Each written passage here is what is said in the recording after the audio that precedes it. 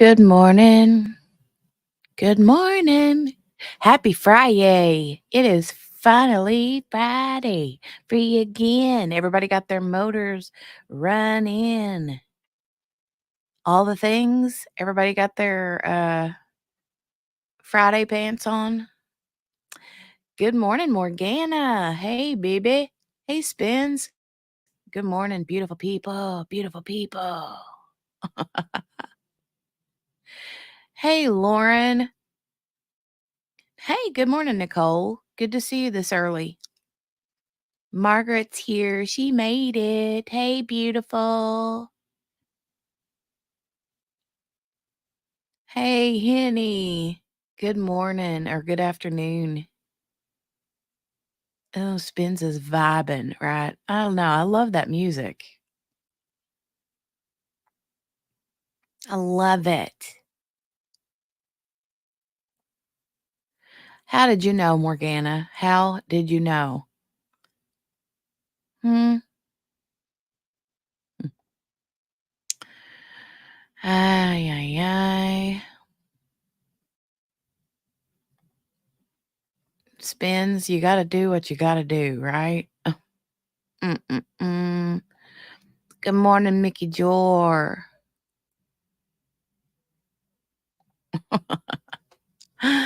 Oh, Margaret. Right, Nicole? I've got a couple left, not very many. I'm saving them for later. I literally have like 2 left in that pack. Oh. Oh, Spins, wow, she's got a wedding shower to go to tomorrow. Oh, hold on a minute. Thank you. Good to see you. Close the session. 22117 Commonwealth. Hold on a second. Hold on. Let's get through these, hellos and good mornings. But Spence has a speech she's doing at this wedding shower tomorrow. Have you done it yet? No. Because you're a procrastinator? Yes. Uh-oh. Do you need help? We can help you write your speech.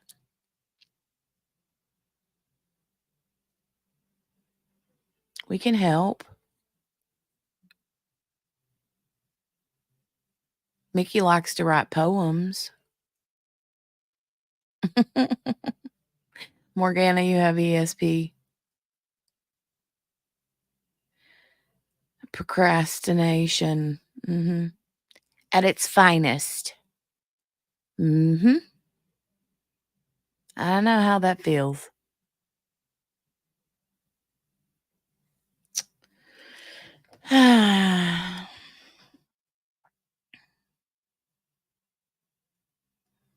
Spin says, my problem is I've been friends with the bride for 20 years. How do I condense that into a small speech? Well, here's the thing. Tell us 3 things about her in the chat. Tell us 1 thing about the husband to be. And give us 1 memory of you and her, your best memory ever. And we'll come up with a speech for you.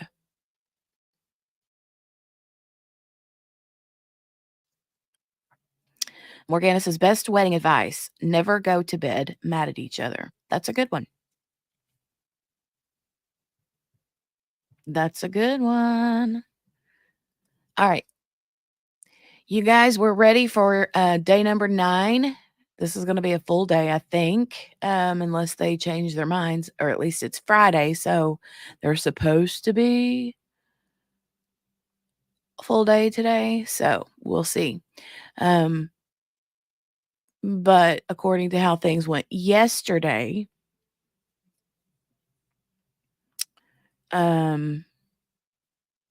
today might be a good day too. Lots of like booms, right? So let's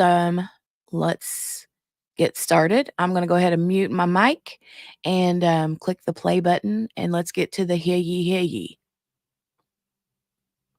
let's do this. This is Karen Reed. Counsel, please identify yourselves for the record. Adam Lally for the Commonwealth. Good morning, Your Honor. Good morning, Mr. Lally. Good morning, Your Honor. Laura McLaughlin for the Commonwealth. Good morning, Ms. McLaughlin. Good morning, Your Honor. Alan Jackson for Ms. Reed. Good morning, Mr. Jackson. Good morning, Your Honor. Elizabeth Little, also on behalf of Ms. Good Reed. morning, Ms. Little. And good morning, Your Honor. David Yannetti for Karen Reed. Good morning, Ms. Giannetti. Good morning, Ms. Reed. All right, did counsel want to see me at sidebar? I had asked, Your Honor. Okay. Thank you.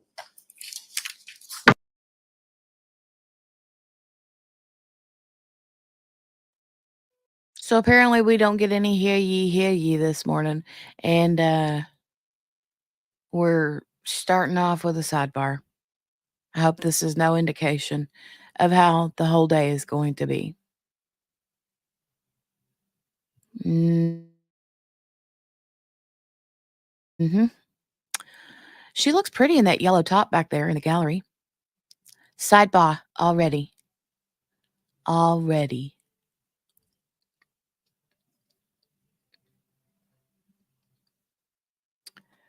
Sidebar City.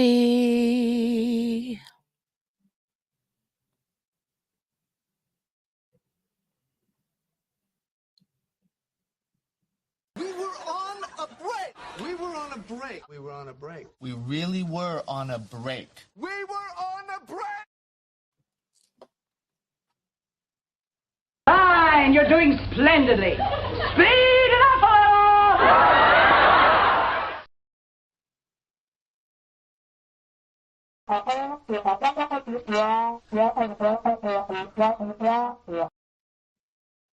Come on. I hate it here. We need all the things. Oh, I think they're coming back.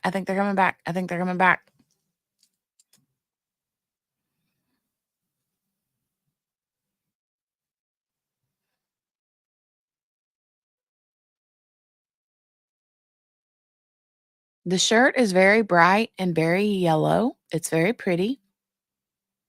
But it's bright. Like, put your eyeballs out bright.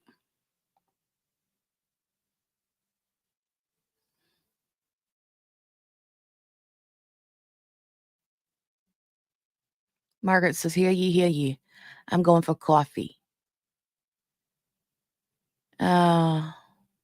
Spins, good deal.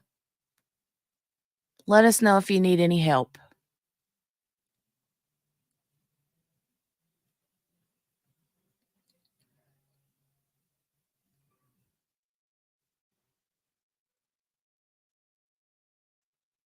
Let us know if you need any help. I thought they were coming back. What happened?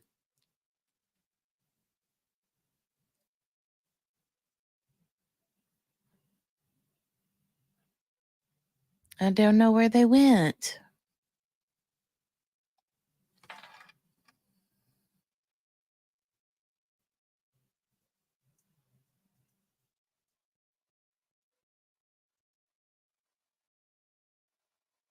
I wonder if they're having a sidebar discussion on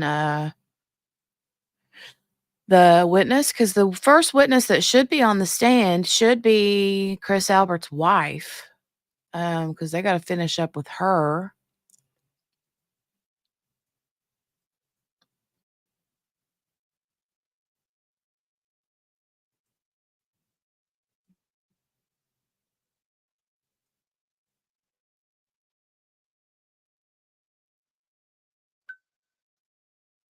No, we're caught up in real time live. So, Morganus's other advice: what's yours is yours, and what's his is yours. True story. Very true story. You guys would be happy to know that I've taken my allergy medicine today.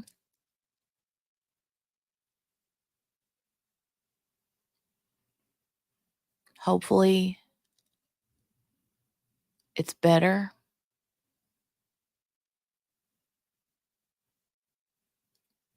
I don't feel as stuffy this morning, so that's good.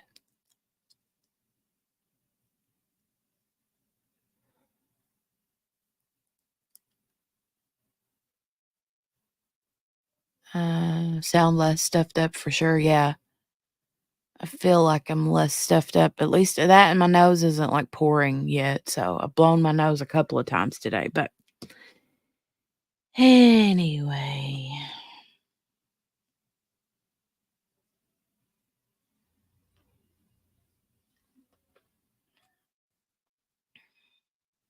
So do you guys have any, let's just have a discussion. Do you guys have any plans for the weekend other than Spenz's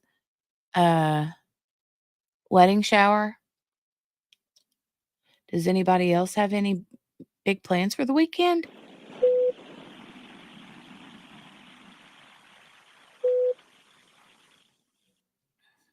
That beeping is definitely the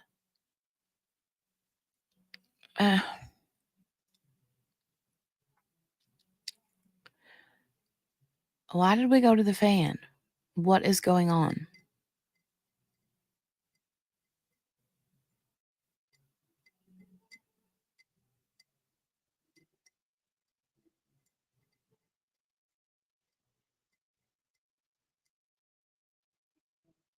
What is going on? Who was it in here one day said, "I'm not a fan of the fan"? Was that Patricia?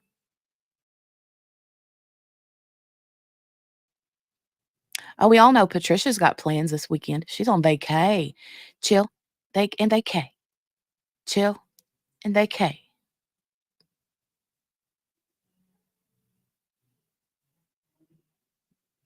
I have a couple really cool things coming today. From Amazon, I have my stamped cross stitches coming in today. I'm so excited. And then I also have a new, is it a 40-ounce tumbler that's coming in today? It's not a Stanley. It's like a Stanley-esque, but it's got a print on it. It's so pretty. It's like turquoise or teal, with silver holographic like cheetah print. It's so pretty. Pretty. So while we were at the retreat, I used one day I used Mickey's Stanley. Nikki's got a real pretty one, and she's got all the like fun charms on it, you know. Oh, I hear him again. You are unmuted. Okay. Well, now that they're going to start while I'm in the middle of a conversation, they're going to have to wait on me. So, anyway, Mickey's Stanley cup has all the cute little, she's got some cute little charms on it, right? And I was like, you know what? This is nice having a cup this size. Cause like I only had to fill it up a couple times all day. And I like that because I use a 20-ounce tumbler for my cold drinks, like water or iced coffee or whatever. And yeah, I'm like always having to refill it, especially because I fill it to the top with ice. So it can't hold as much liquid, right? So anyway, I'm excited. Yeah, it is heavy. They are heavy, Mickey, but I mean, they're 40 ounces. That's a lot of liquids. I like it. I liked it a lot. It does stink because you have that weakness in your right hand, and that's your like hand that you would pick the cup up with. But you literally have to use two hands to pick it up, right?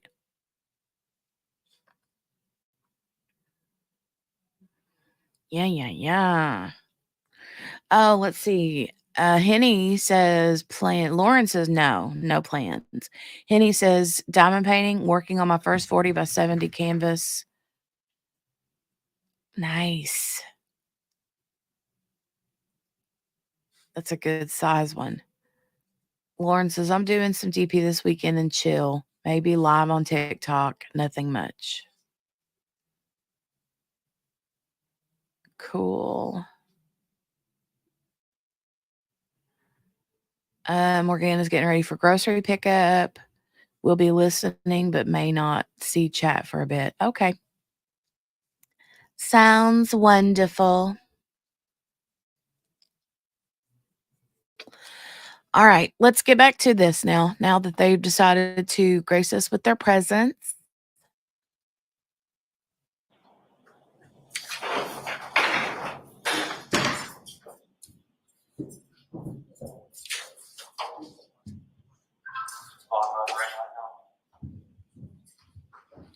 Hear ye, hear ye, hear ye, all parties having anything to do before the Honorable First Justice Beverly Canoni, now sitting in the Dedham Superior Court within and for the County of Norfolk. Draw near, give your attendance, you shall be heard. God save the Commonwealth and this good court. Thank you, may be seated. Morning, Your Honor. Morning. All right. Good morning again, counsel. Good morning again, Ms. Reed. Good morning, jurors. Happy Friday.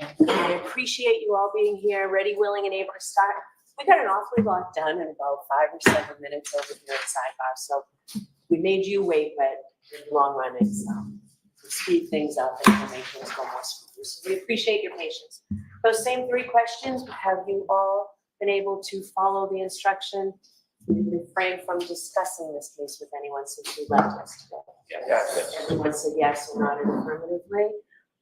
Were you all able to follow the instruction and refrain from doing any independent research or investigation into this case? Yes. Everyone said yes or nodded affirmatively. Did anyone happen to see, hear, or read anything about this case since we left yesterday? No. One thing I did want to say to you folks is, if you can't hear a witness or a lawyer, or you can't see something, I don't know that unless you raise your hand. So if you raise your hand, the court officers don't have the power to say to the witness, please answer that again and speak louder, but I do. So if you raise your hand, court officer will come over and let me know, and we can make sure that happens. All right, so I remind counsel to keep their voices up, and you've been doing a great job of moving out of the way of the jurors toward the end there, so please continue to do so. All right, is Ms. Albert here?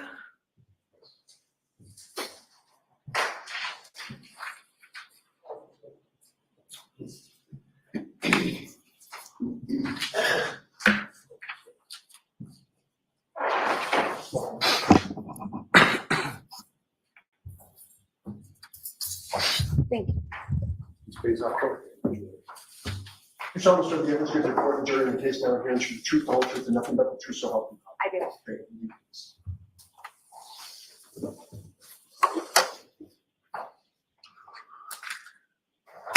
Okay, I'm just going to remind you, keep your voice up, please, Ms. Albert, I will. okay?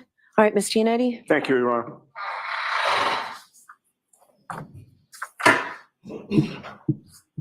Good morning, Ms. Albert. Good morning. Ma'am, you will recall yesterday, I broached the topic with you of how often you and Courtney Proctor speak to each other over the phone. Do you recall that line of questioning? Yes. And when I asked you to describe the frequency of those phone calls, I didn't put any words in your mouth, did I? I didn't suggest how frequently they were. You came up with the word. I don't really. Well, let me put it this way. When I asked you how often you talked to Courtney Proctor, you could have chosen any word in the English language to answer that question, correct? Correct. What was the word that you chose? Not often. I don't remember, How about honestly. rarely? Rarely. Yes. That was your word, correct? It could have been. I don't really recall. I don't recall.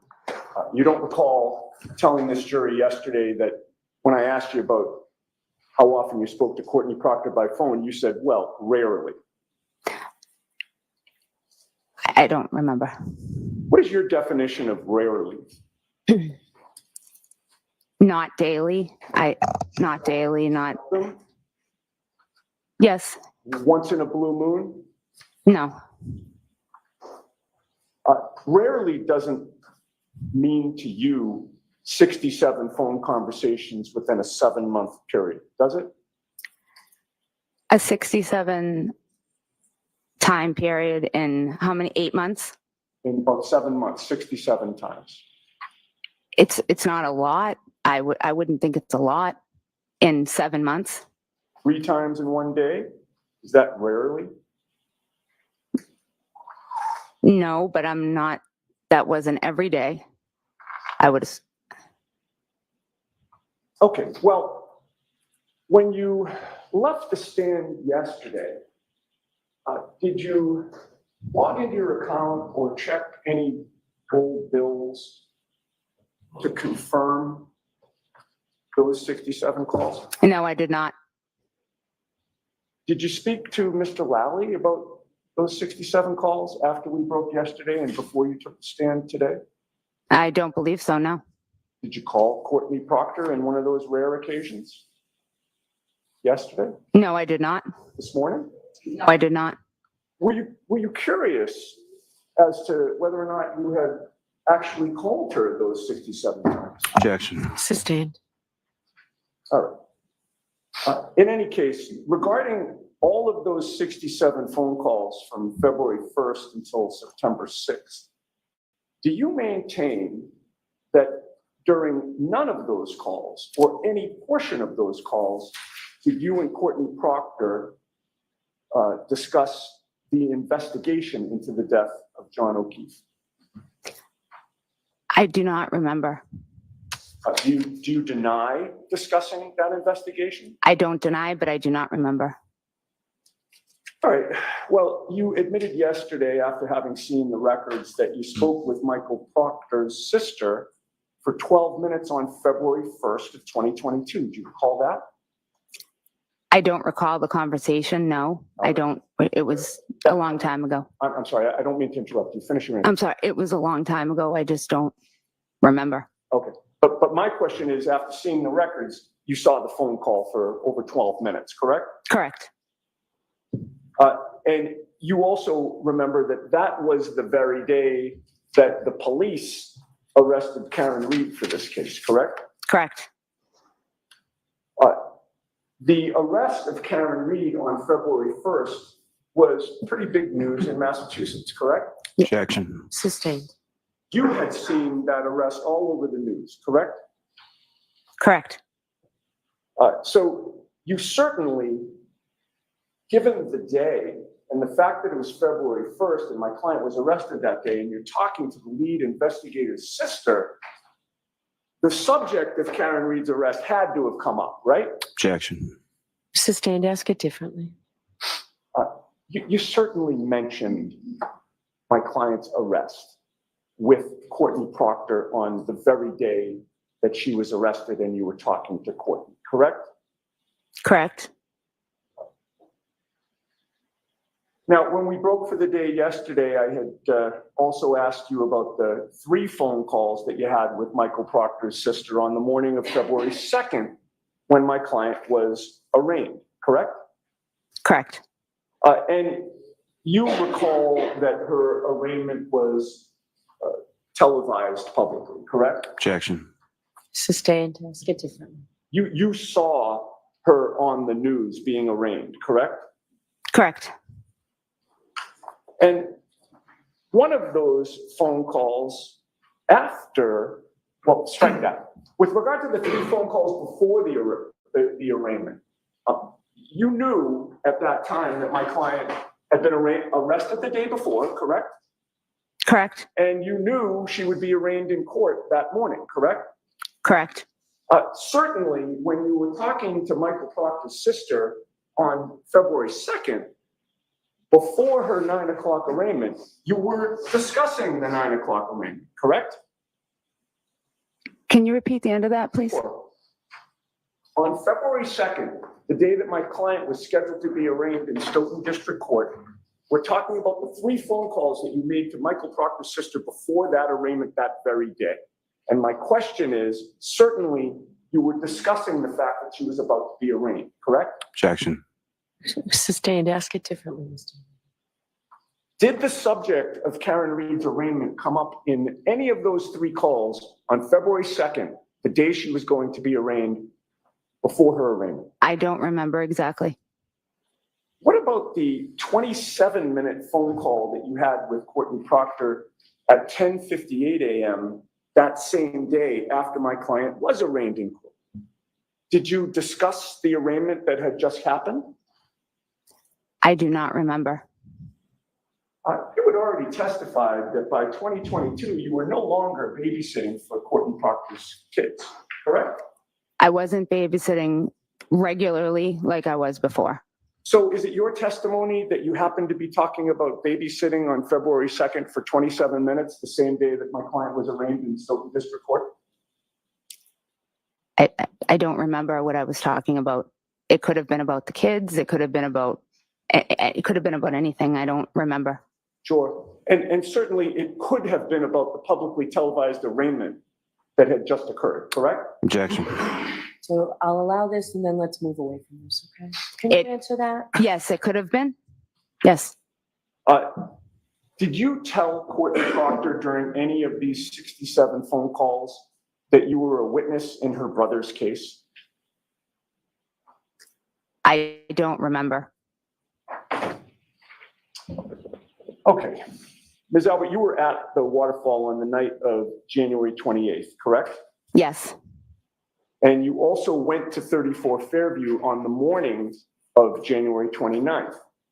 Yes.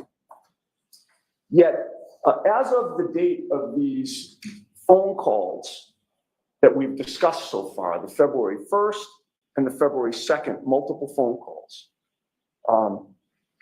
Trooper Proctor still had not interviewed you, correct? Correct. You were finally interviewed by Trooper Proctor on February 10th, about 13 days after John O'Keefe was found dead on Brian Albert's lawn, correct? Correct. And you told Courtney Proctor that you were nervous to speak to her brother, Trooper Proctor, about this case. Do you remember that? I do not remember those exact words now. All right. But you were nervous to speak to him, correct? Of course, I was nervous in general for a police interview. I mean, I don't know someone who wouldn't be. Were you worried that one of Trooper Proctor's colleagues might ask to speak to your son, Colin, about what had happened on the 28th and the 29th? Objection. Was I nervous they would ask my son? Yeah, were you nervous that one of the investigators in this case might approach your son to ask him about his whereabouts? No. All right. In any case, you were interviewed at 5:30 p.m. on February 10th, correct? Correct. Where did that interview take place? At my home in Canton. Who was present for that interview? Me, my husband, Trooper Proctor, and Trooper Bukaki.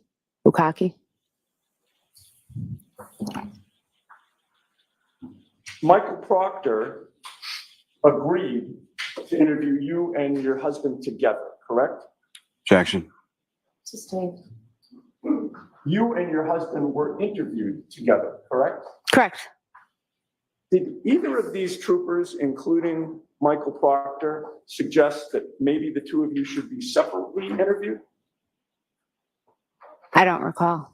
I don't remember. What did take place within your home? In my family room? Were you sitting on couches? Yes. You're comfortable? Yes. You were not in a police interrogation room, correct? No, I was not. And it wasn't particularly lengthy, correct? What do you define lengthily? I don't recall. I don't remember how long it was exactly. It didn't go into the evening, correct? No. And then Michael Proctor and the other trooper left, correct? Correct. Then at 6:17 p.m. that same night, shortly after you had been interviewed, you called Michael Proctor's personal cell phone number, correct? I don't remember.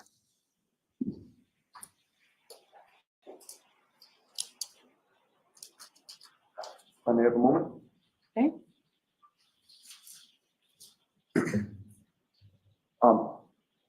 You didn't bring your cheaters today. Oh, you did? Good. Okay. May I approach, Your Honor? Yes. This is the same document. I'm going to hand you one document. There's an orange sticky on it and you can ignore. Okay. But right above the orange sticky, there's a date of February 10th. That's what I'm directing your attention to. You could look at those 2 phone calls, ma'am, and look up at me when you're done.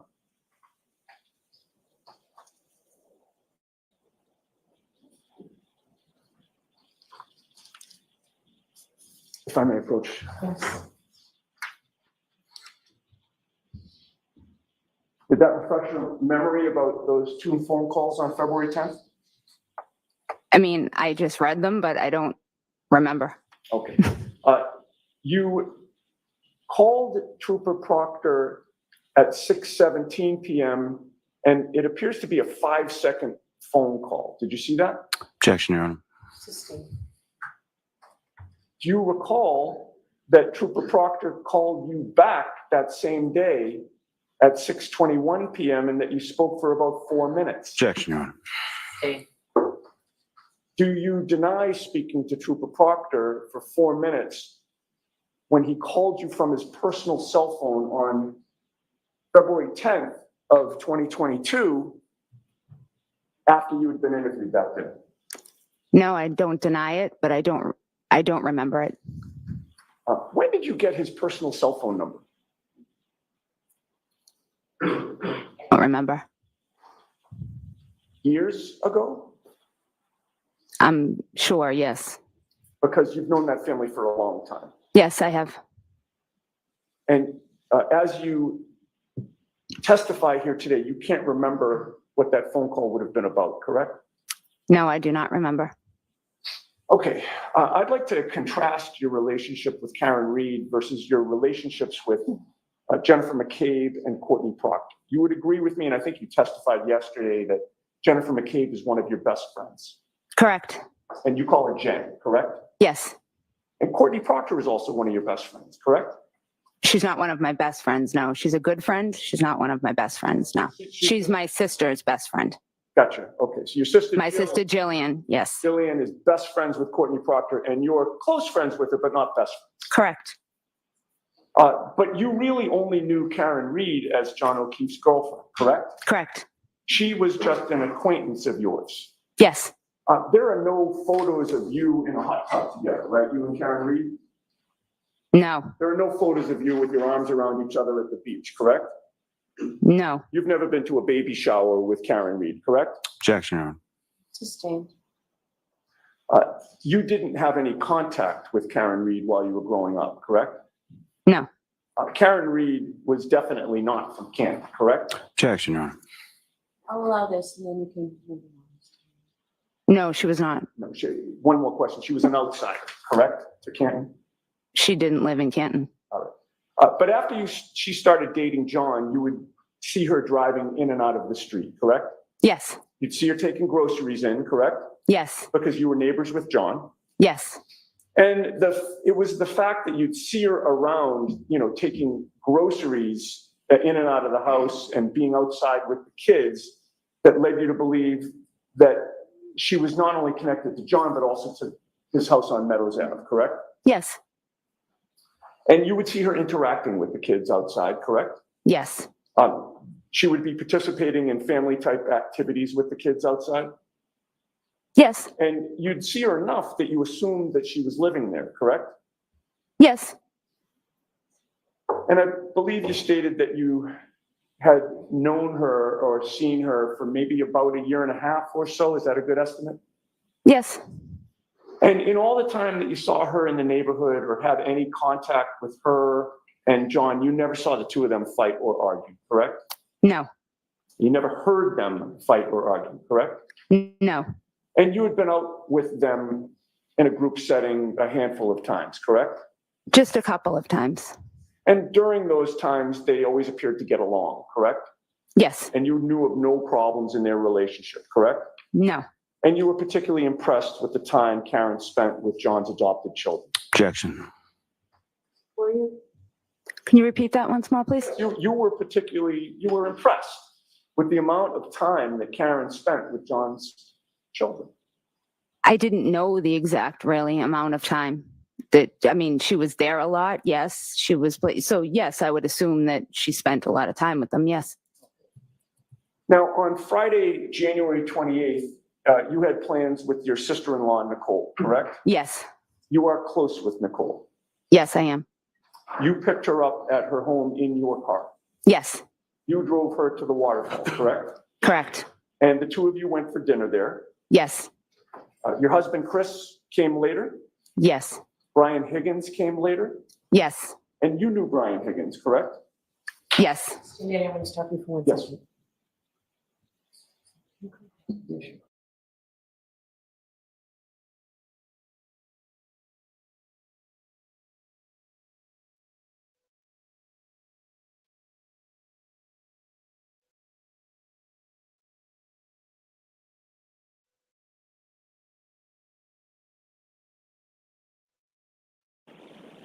All right, thank you, Mr. Mayor. No, thank you, Ron.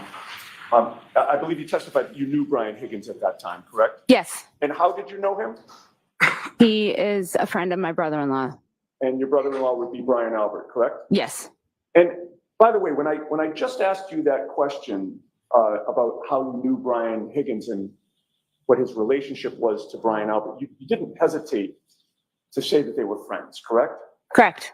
It was very clear that they were friends, correct? Correct. In fact, the two of them arrived at the bar together, correct? Yes. And it didn't surprise you to see the two of them together, correct? No.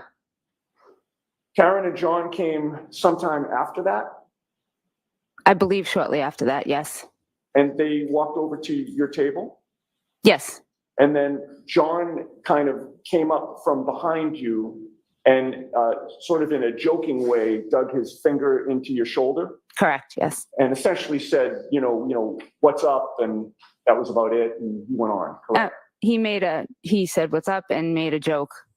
And And the joke was, given the fact that you and your husband moved from the neighborhood, they decided to hold a block party. yes. And John was the same jokester he always was, correct? Correct. Yes. And you had some contact with Karen while you were at the bar before you had to leave because of the migraine, correct? Correct. And she was just very bubbly that night, correct? Correct. That's just her personality as far as you could see, correct? As far as I knew, yes. You didn't know her that well, but that's how she always was, correct? Correct. And you left the waterfall at around 11 o'clock, your best memory? A little after 11. And it was a particularly bad migraine that night? Yes. And the loud music didn't help you out at all? Not at all. And you drove home? Yes. Now, when you got home, your son Colin was not there, correct? Correct. He was not out with you at the waterfall. Correct. He was out that night, correct? Yes. And you knew that he stops by your sister-in-law Nicole's house quite a bit, correct? Yes. He's very close to Nicole and Brian's kids, correct? Correct. He's also very close to his aunt and uncle, Brian Albert and Nicole Albert, correct? Correct. So you would have gotten home maybe shortly after 11:10 p.m. approximately? Around 11. Yep. Around that. And that was when you entered an empty house, correct? My son Dylan was home. Oh, Dylan was home. Yes. But Colin was not. He was not. And Colin did not come home at 11:30, correct? Correct. He did not come home at 11:45, correct? Correct. And when the clock turned midnight, he still wasn't home, correct? Correct. Now, at some point, your husband Chris came home, correct? Yes. You testified on direct examination that Chris came home at 12:10 a.m. on January 29th. That's what time I believe he did. Yes. Oh, that 12:10 a.m. time, did you discuss that precise time with anybody prior to taking the stand yesterday? No. Was that coordinated with anybody such that your husband and you gave the same time at 12:10 a.m.? No. With the court's permission, I'd like to play the waterfall bully video. I think it's exhibit 53, just that portion of the 12. Okay.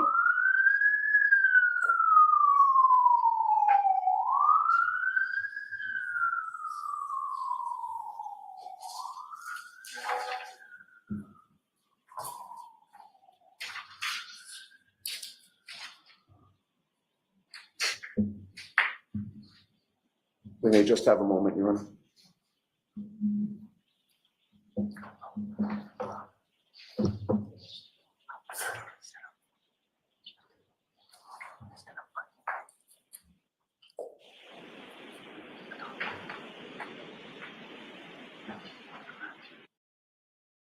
I'm going to allow my colleagues some time to find this, and I'll move on with my questioning in the meantime. We can have the lights on again.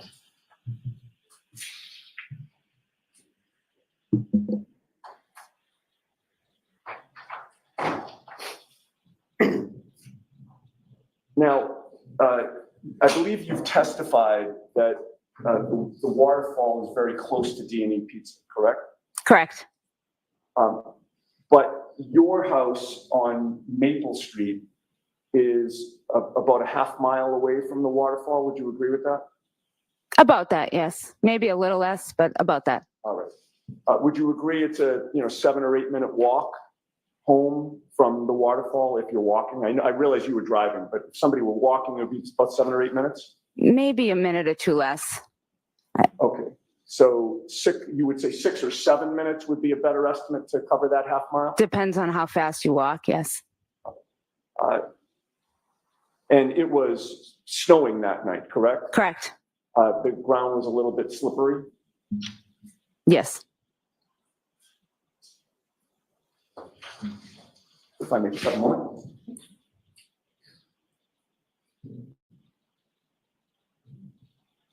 If I could have the lights dimmed again. This is the exhibit I'd like to show you, ma'am. And if you can pause for 1 second. Do you recognize what's depicted in that video? Does that appear to be the waterfall? Yes. Okay. And do you see the time?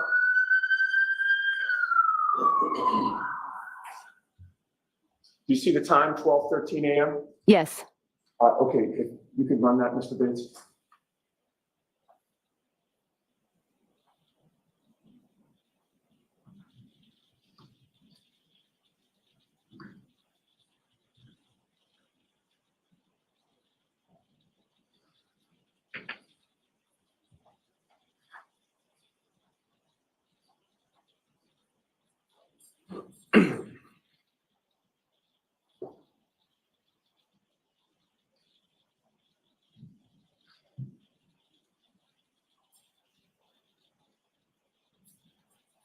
All right, so you pause it there. I am going to direct do you see where it says CH3? Yes. And you see the timestamp up the top, correct? Yes. Between those two markers on the video, you're going to see somebody walking by. I'd ask you to pay attention for the next, 6 seconds or so. Right.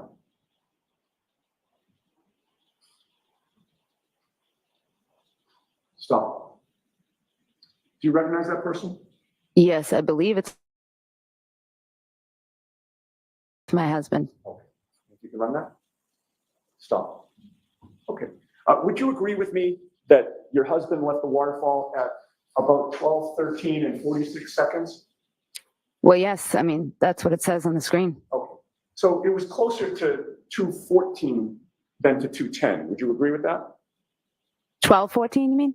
Two? You know what? You're right. 12:14 than 12:10. Yes, that's what I'm seeing. Thank you. So if he's leaving at around 12:14, and by your testimony, it would have taken him he was walking home. You knew that, correct? Yes. He didn't have a car that night. He did not. And if it took him 6 or 7 minutes to get home, and by the way, let me strike that question.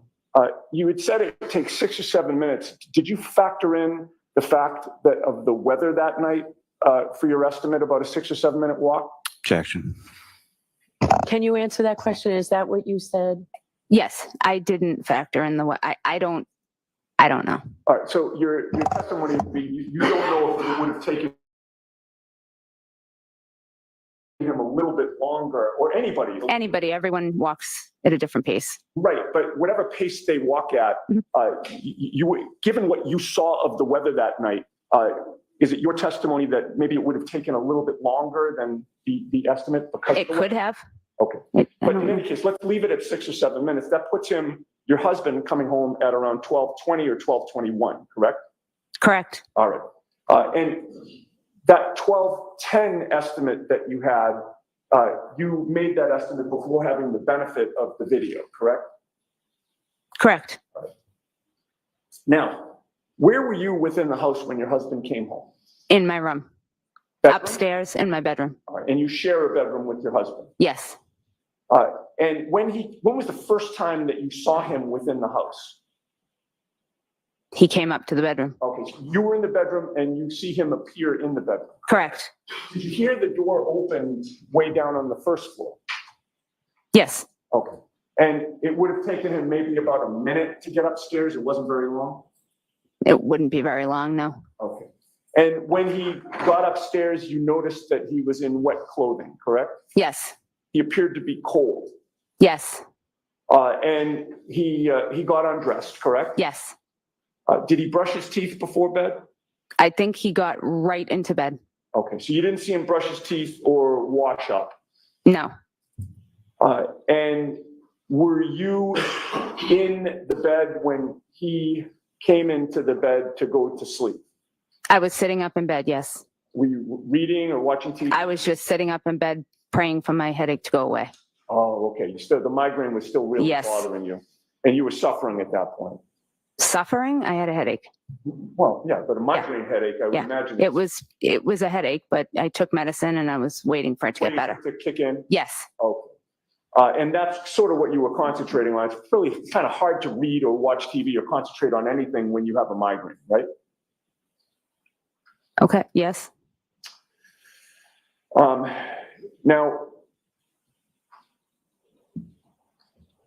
you would agree with me that your husband Chris was asleep when Colin came home, correct? Correct.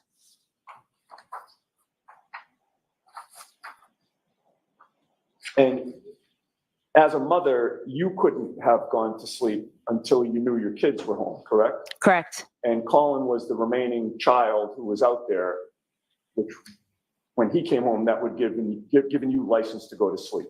Yes.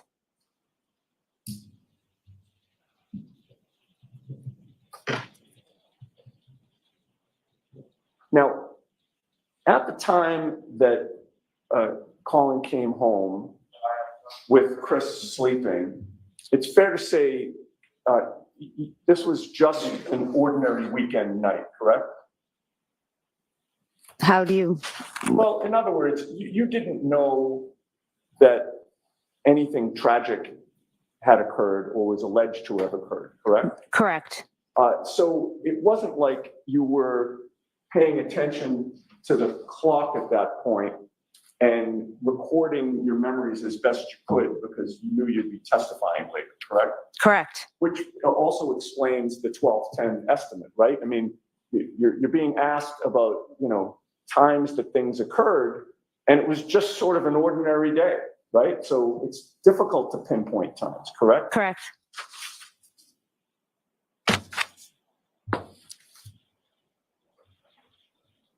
Okay. Now, directing your attention to the next morning, you missed a phone call from your best friend, Jennifer McCabe, correct? Correct. And you believe that phone call, I think according to your memory, yesterday came in at 5:55 p.m., correct? I'm sorry, 5:55 a.m., correct? Correct. That was the time that you gave Mr. Lally when he asked you the question on direct examination, correct? Correct. And you were able to recall that time nearly 2 years later, correct? Yes. But regarding the 67 phone calls between you and Courtney Proctor that happened after that, you're not able to recall any of those, correct? I just don't remember them. All right, in any case, January 29th was your nephew Brian Albert Jr.'s birthday, correct? Yes. That's why you went to 34 Fairview at 8:30 in the morning, correct? Yes. And when you pulled into the driveway, there was nothing unusual to you, correct? Correct. This was just your brother-in-law Brian and your sister-in-law Nicole's house with snow around, correct? Yes. There were no police on scene? No. There was no tent protecting the front lawn, correct? Correct. No crime scene tape stapled anywhere or taped anywhere, correct? Correct. Nobody appeared to be standing guard over the front yard, correct? Correct. You didn't see any shard of glass, right? No, I did not. You didn't see 45 pieces of tail light strewn about the lawn, correct? Correct. In fact, you didn't see any pieces of tail light, correct? I don't recall seeing anything. And you didn't suspect that 34 Fairview was a crime scene, correct? Objection. Sustained. There was nothing that prevented you from walking all over that front lawn, correct? Correct. It was still snowing out? Yes. Brian Albert, when you approached the house, he opened the door, correct? I approached the car, not the house. Oh, okay. You approached, whose car was it? My nephew Brian's Brian's? in the driveway. Yes. All right. And then Brian Albert opened the door of the house. The side door of the home. Yes. All right, so can I have exhibit 8, please, with the court's permission? Yes.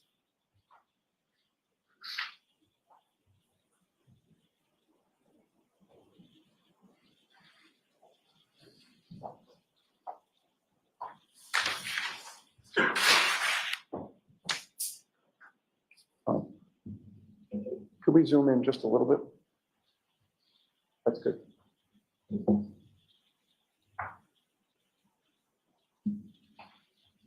I am so bad at this. Jeez. Oh, thank you. You're welcome. All right. That I'm highlighting now is the front door to the house, correct? Yes. And if we move along Exhibit 8 to the right, is that the side door? Yes. And that's the door that Brian Albert appeared from? Yes. And you were able to see him from the outside of the house, correct? Yes. And you were over to this area? Yes. Do you recall, is it one of those 2 cars that's in Exhibit 8 that you approached with the Dunkin' Donuts?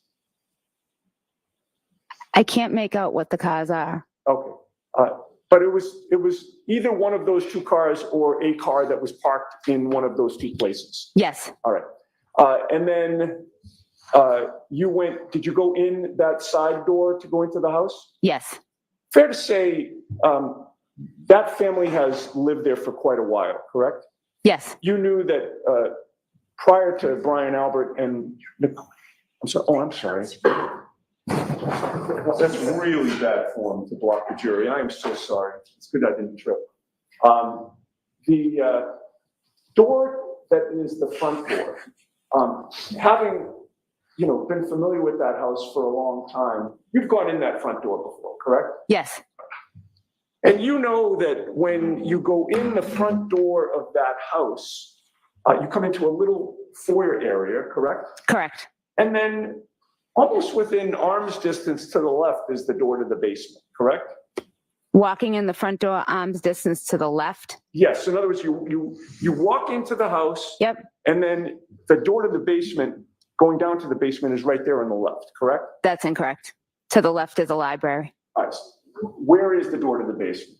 You walk in the front door, you step to the right, walk a few steps towards the kitchen, and the basement door is on the left before you enter the kitchen. All right. But the kitchen's off to the left, correct? No, when you walk in the front door, the library is on the left. There's another room on the left. Okay. So you walk in, you immediately see a staircase in front of you. Yeah. And to the left is the library. Right. If you go to the right, I'm sorry, go ahead. if you go to the right, you can go into the part of the kitchen where the kitchen table is, or you can not go to the right, you can walk straight. And as you're walking, there's a door on the left, and that's where the basement door is. Okay, so I think we're getting to what I was getting at. If you walk straight ahead, there's a door to the left that goes down to the basement, correct? Correct. Yes. We can have the lights on.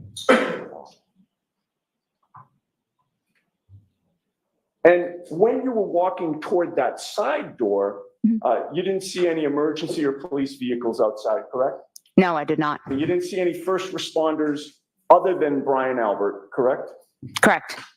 There were no lights flashing outside the house, correct? Correct.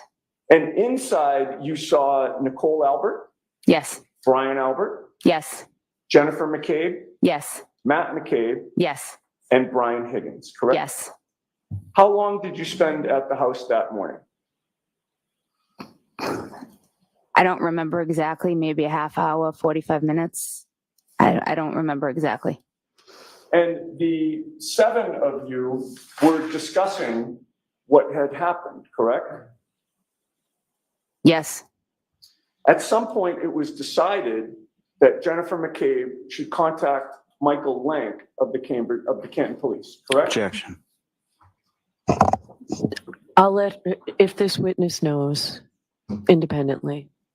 Can you repeat that once more, please? At some point, it was decided among the 7 of you that Jennifer McCabe should contact Michael Lank of the Canton Police Department.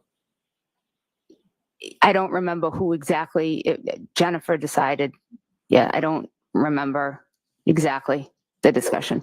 You knew Michael Lank, correct? Yes.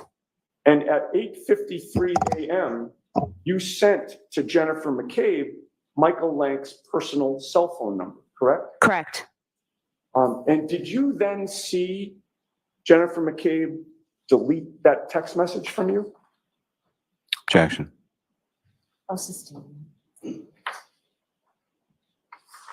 You were contacted by the Massachusetts State Police this year about your phone, correct? Correct. They left you a voicemail on March 21st of 2024? The state police Yes. about my telephone? Well, they left you a voicemail on March 21st of 2024. You've had contact with the state police this year. Yes. And they left you a second voicemail on March 25 and then called you again on March 28. Yes. You told them that you were sick and you would speak to them on April 1st, correct? Correct.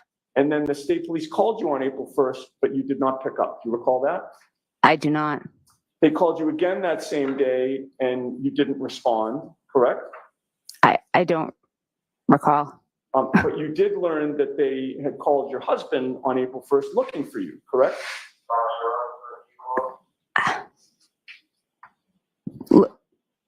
I don't recall. All right. After speaking with your husband, you texted the Massachusetts State Police on April 1st, correct? I think around that, I don't know the exact date. All right. And you finally met with the Massachusetts State Police on April 3rd of 2024, correct? I would assume, I don't know the exact date, but yes. And during that meeting, the state police looked through your phone for contact that you would have had with Michael Proctor, correct? Correct.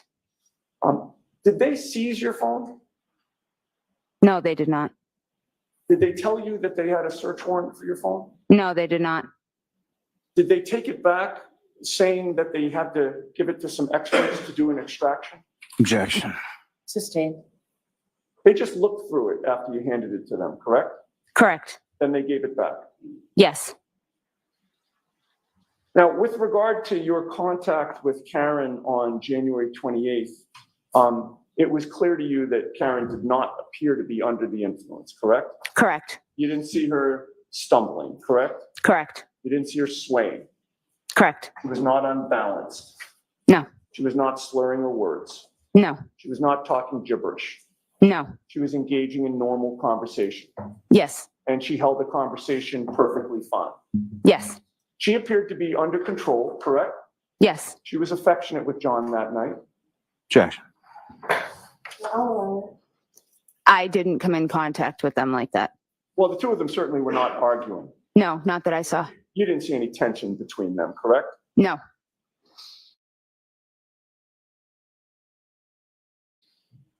And I mean, given your family's connection to law enforcement, you would not knowingly let someone drive a car if they were under the influence, correct? Objection. Sustain.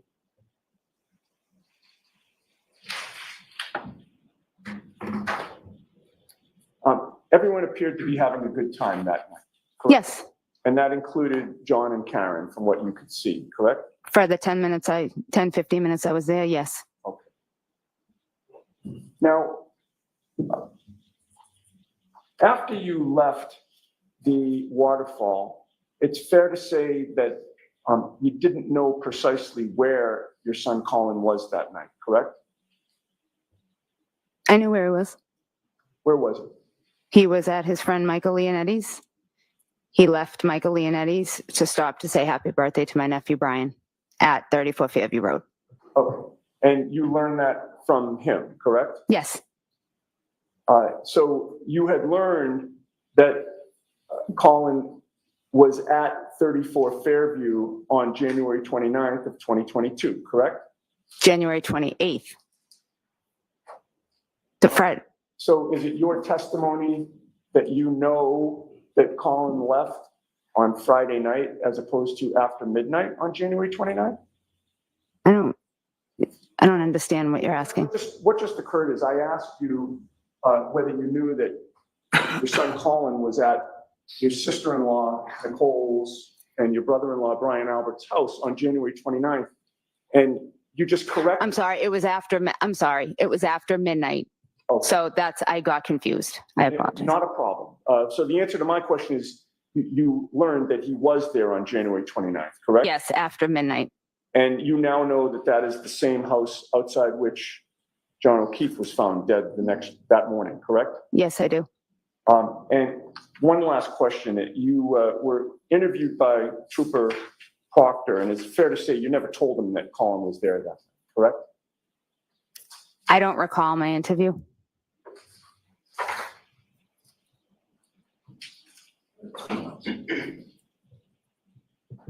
I have no further questions. Thank you. All right, Mr. Riley? Just briefly on.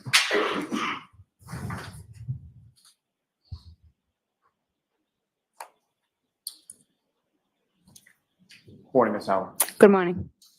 Now, with reference to, you were asking a question about 67 calls over a period from February to September, correct? Correct. That's about 7 months, is that right? Yes. And roughly about 210 days or so? Yes. Do you have other friends besides Ms. Proctor? Yes. And versus some of your other friends, as far as those phone calls, 67 times over 210 days, is that more so, less so, or on average with? Less so. And at no point in time did you speak to Ms. Proctor that you recall about this case or talk to Mr. Proctor outside of that interview? Correct. In the interview that you had with Trooper Proctor, there was another trooper present, correct? Yes. And you would just ask some questions about meeting with some other troopers this year in 2024, correct? Correct. Fair to say none of those troopers was Trooper Proctor, correct? Correct. It also wasn't the trooper that was with Trooper Proctor when you spoke to him. Correct. And they asked you questions. You had at least 2 interviews with them, is that correct? Correct. And you voluntarily went to those interviews? Yes. You answered their questions? Yes. They asked for your phone? Yes. When I was sitting there, they looked at my phone. Yes. So they asked for your phone, you provided your phone? Yes. Voluntarily, nobody threatened you with a search warrant or anything like that? No.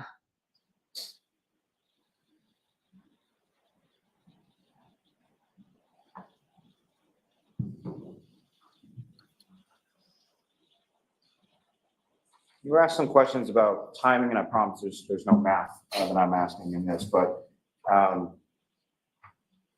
you've had to walk outside when it's cold outside, correct? Yes. You tend to walk faster or slower when it's cold outside? Faster, me personally.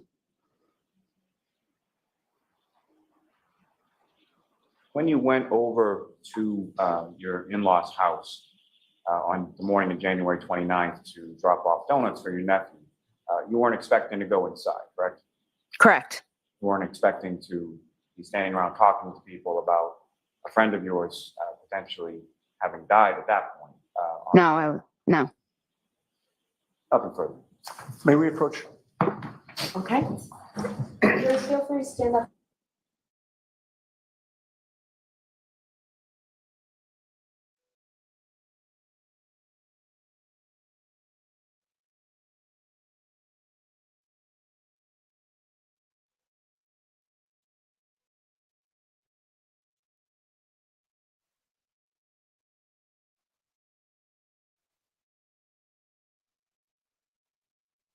let the jurors go first, because we're testimony. Morning recess, you're actually,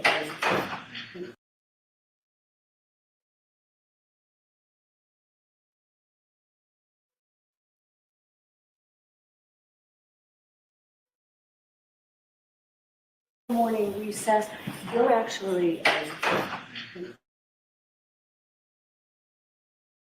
your testimony was up. Thank you. All right, so, but let's let the jurors go first, because we're doing something that may take a little while, so we got you coffee and bagels. So it'll be a little bit longer break, are you okay? Keep right to the jury. Just fold your notebooks up, please. Fold your notebooks and leave them on the chair, please.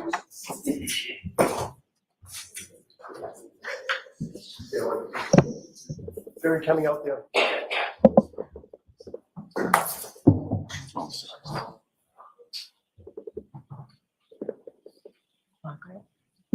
You can step down. You can just fall. You can just fall.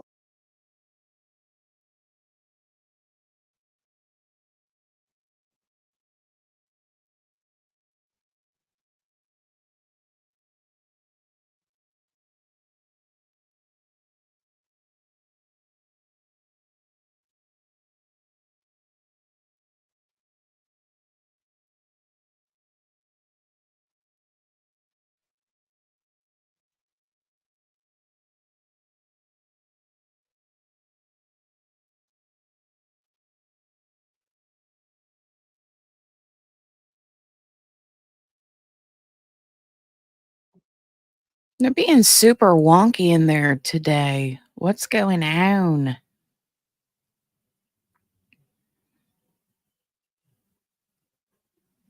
Hey, Kel, how are you doing today? Oh, I see Turtle Boy.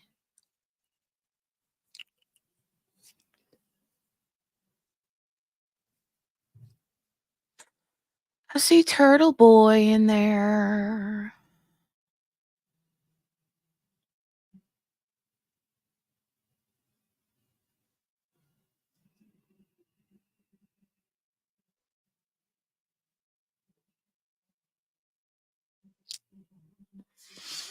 I'm just watching. I'm being a spectator here. That's him right there in the light colored jacket.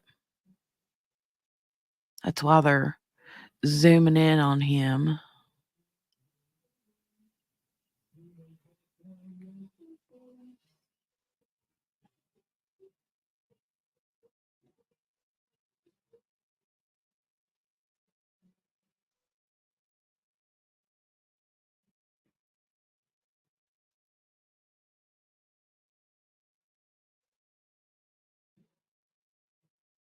That dude right there with the stickers all over his computer, he's like, it means business, man. He's got his mouse, he's got his this, he's got his that, he's got his, all of his things.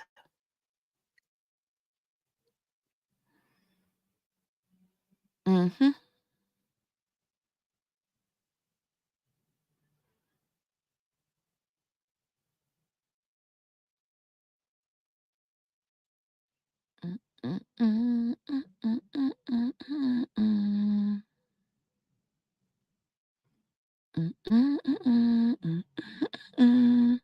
Oh, I got to tell you guys something while I'm thinking about it.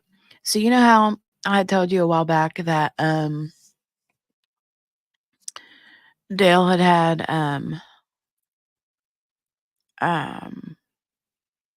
dental stuff done. Well, he's got a full set of dentures now, tops and bottoms, and so it's been a couple weeks, and he's still struggling with the whole learning how to eat with them and talk with them and all that kind of stuff. And his speech is so different right now.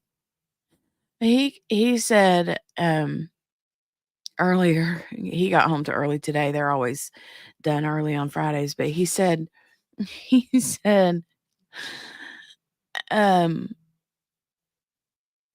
he said, I don't know what the deal is. He said, I know it's just because I'm trying to get used to talking with these, but he said, I don't know if everybody hears it or if it's just me hearing it like in my head.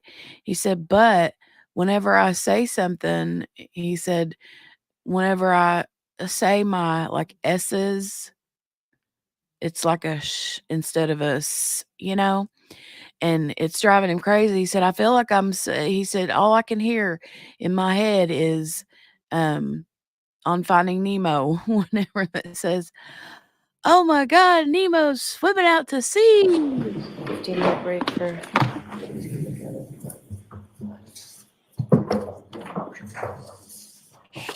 Swimming out to sea.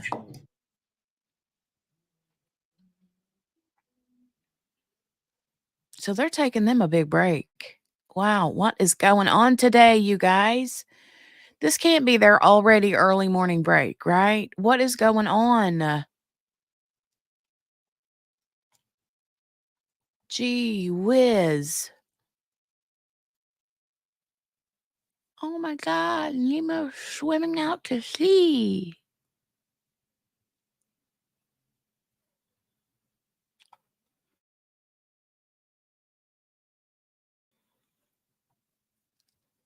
Oh my goodness.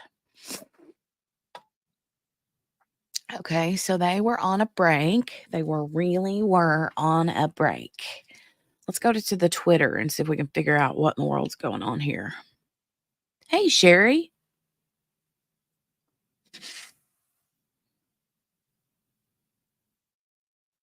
Um,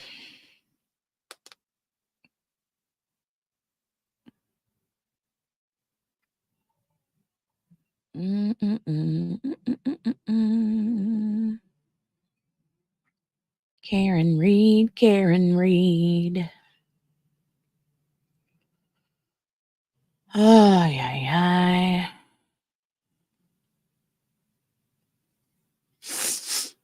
Mm.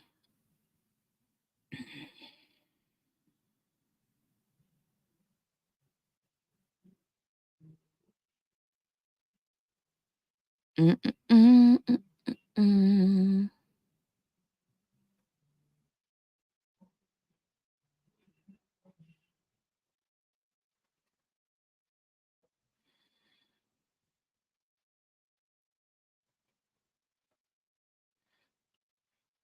I'm looking to see if there's an update on Twitter.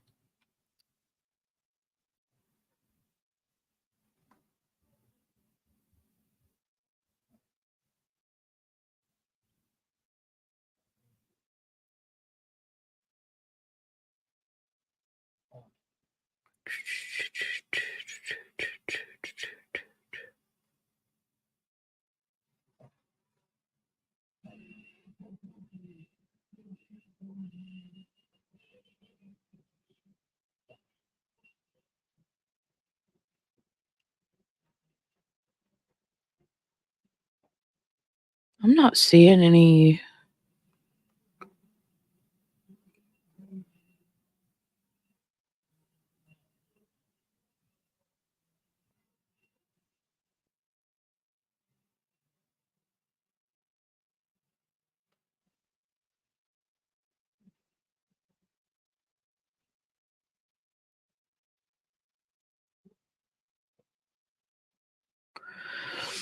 I'm looking, y'all, and I don't see any.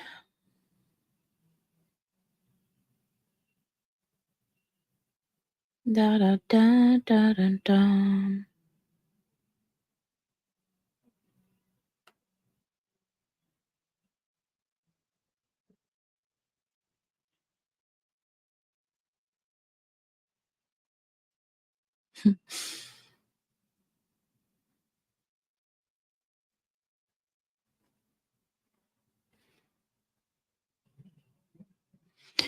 All right, I can't find anything that explains why they would be on a break. How are you this morning, Kale? Ooh, you're going to visit Chris today? Yay! Things are winding down at work, so I have a little free time before I find my new job. Aw. Are you guys going to do some filming today?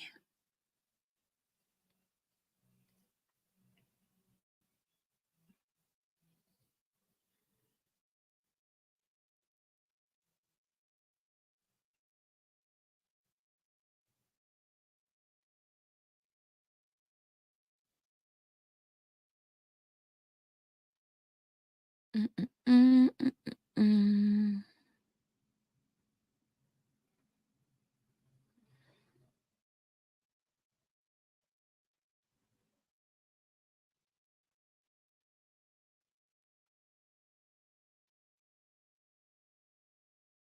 Yeah, I don't know. I don't know what's going on.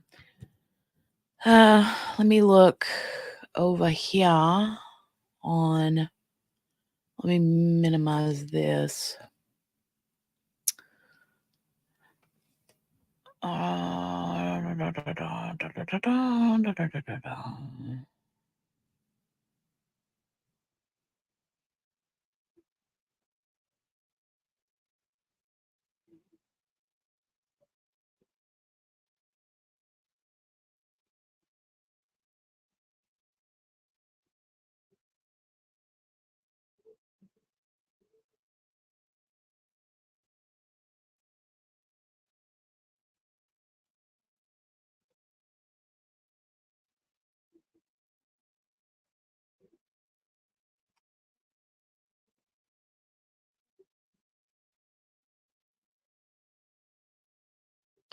I'm not seeing anything. I don't know. Did anybody hear?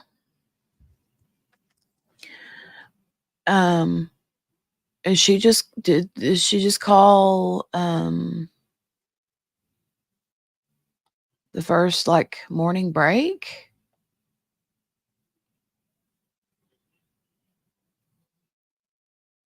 Da, da, da, da, da, da.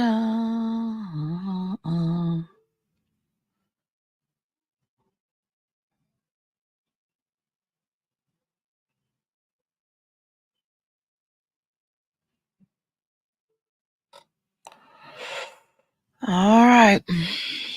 I don't know, folks. I do not know.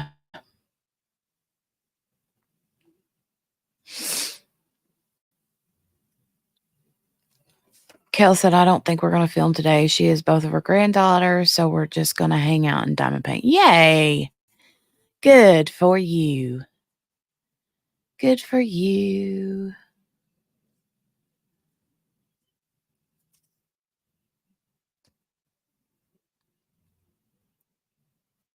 Good, good, good.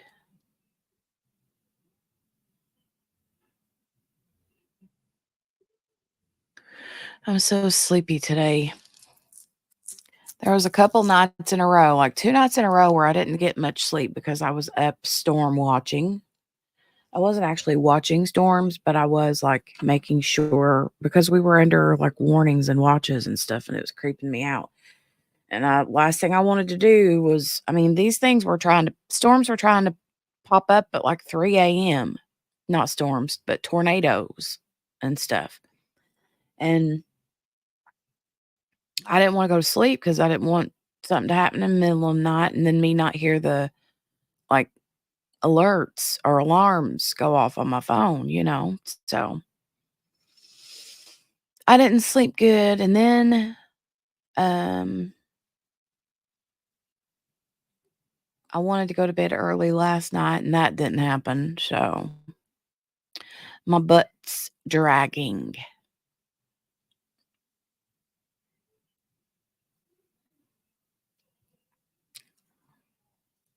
Dragging.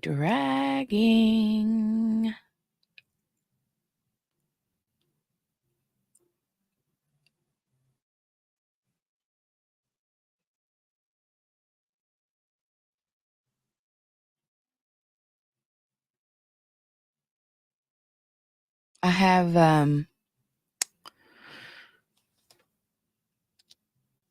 I mentioned yesterday that I thought about streaming over the weekend to catch up on Daybell.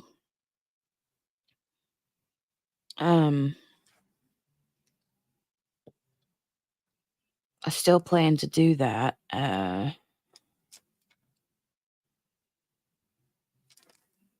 remember at what part we ended yesterday. I think it was right around a lunchtime in Daybell on day 19. So we'd have a little bit of catching up to do. And I hate to get too behind because you know, things are ramping up trial wise. And,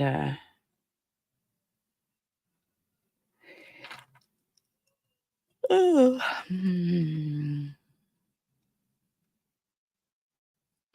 thanks, Lauren. I'm sure I will.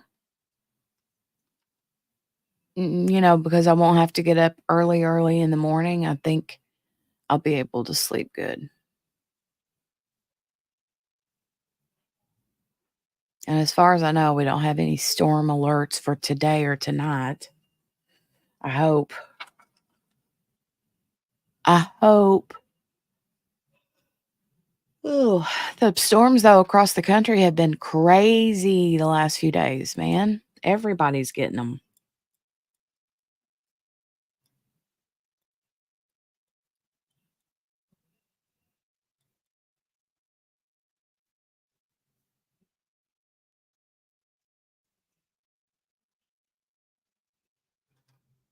Mhm.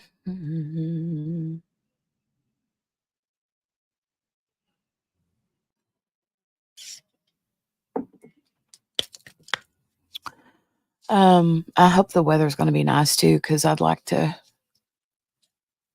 maybe get outside this weekend and hang out with kiddos. We've been promising to have a little picnic with Jolie. She loves that kind of stuff. So, plan on having a little picnic with her and getting some stuff done around the house. Since the retreat last weekend, I came home from the retreat and it took me a couple days to recover from that, right? And so I got a lot of housework to do. Housework. My husband was like he rarely, well, I don't want to say rarely. He does laundry, okay? Not often. Yes, Henny, Sunday is Mother's Day. If the weather's nice, I think that's what I'll do is wait till Sunday and have a picnic with her. Yeah. That would be fun. Um, but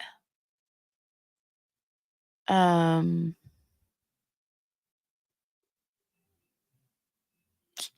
what was I gonna say?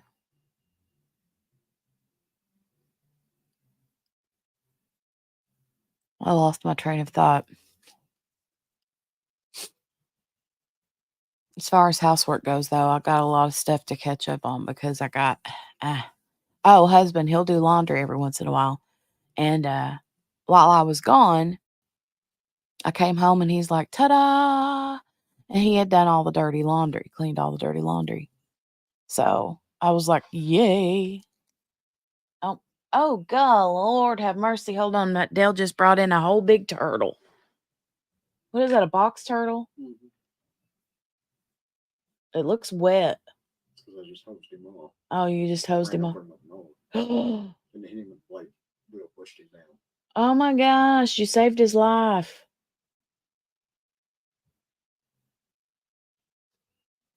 Oh, Dale just saved a little box turtle out in the yard. It's not little. I mean, he's fills the palm of Dale's hand, so. Anyway, he said he had to hose it off because he'd like ran over him with a lawnmower, but the blade didn't hit it, thank God. He said the wheel on the mower smashed it down. So he had to dig the turtle up and then go hose him off. And he brought him in to show me.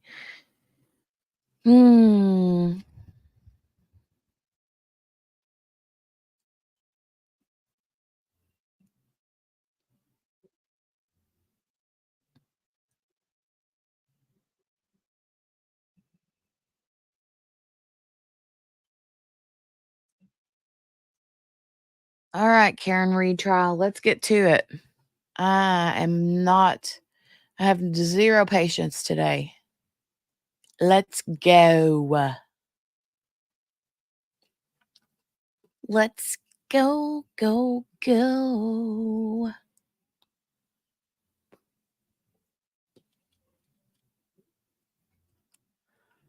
Wake me up before you go, go.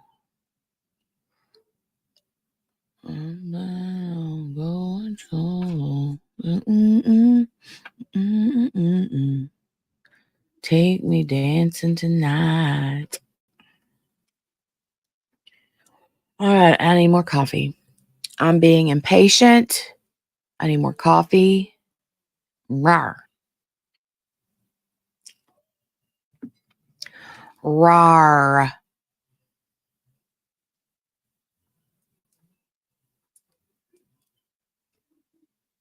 Oh, I'm gonna tell you guys too. I found a new I logged back into my Weight Watchers app, this week. And I was like scrolling around through some Mickey, he saved it because he ran over it with a lawnmower, but the blade didn't hit it. The wheel hit it. He when he got off the mower to pick it up, he didn't know for sure. But yeah.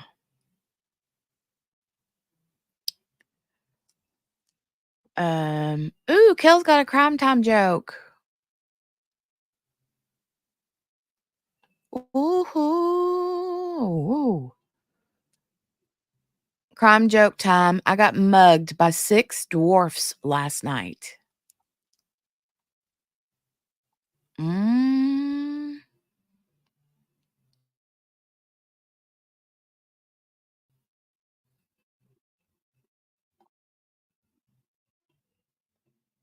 Not happy.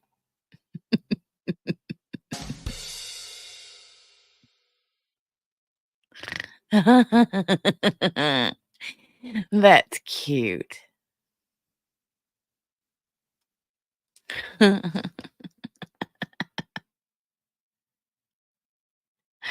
I got mugged by 6 dwarfs last night. Not happy.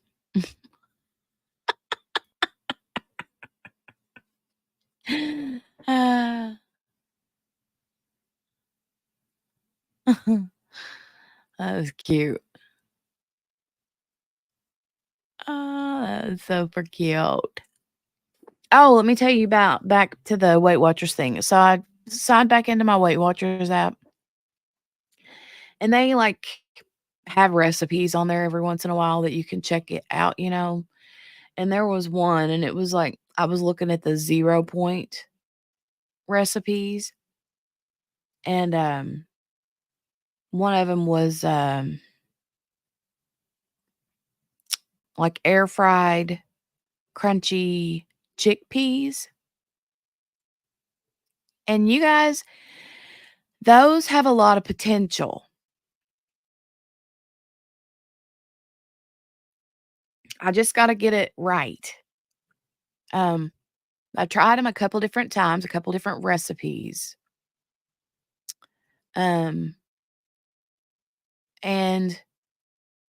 But basically what you do is you just get a can of chickpeas, you rinse them, you drain them, and then rinse them really good, and then let them dry them on paper towels.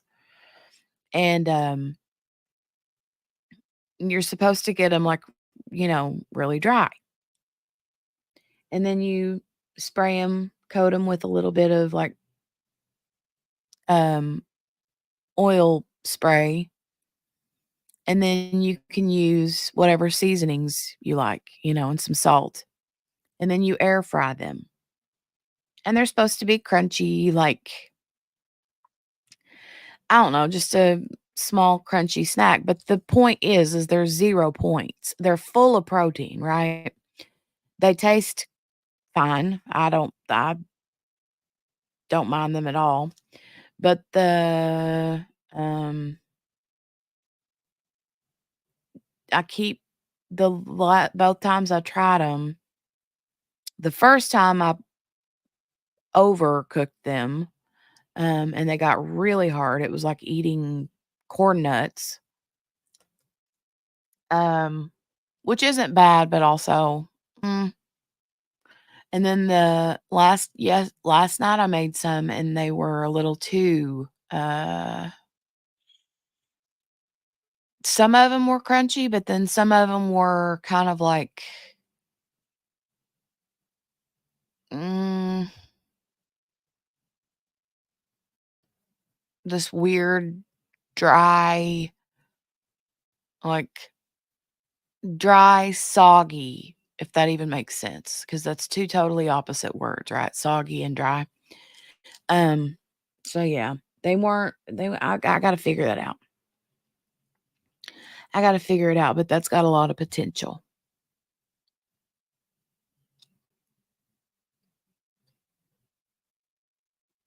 Morgana says, not me sitting here having to explain the joke to my mom.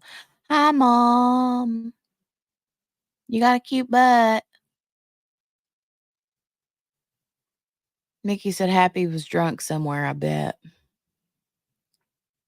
Probably. That's why he was happy. And that's why he was happy, happy, happy.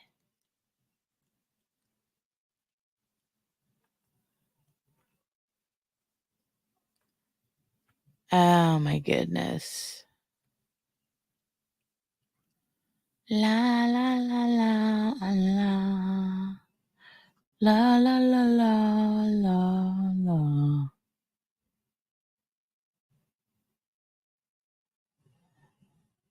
Uh-huh. Did she finally understand it though after you explained it to her, Morgana?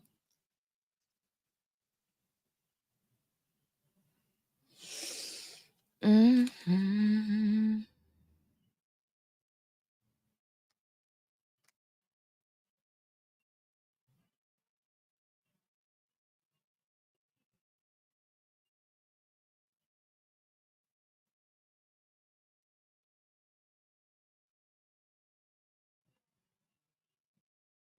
Um,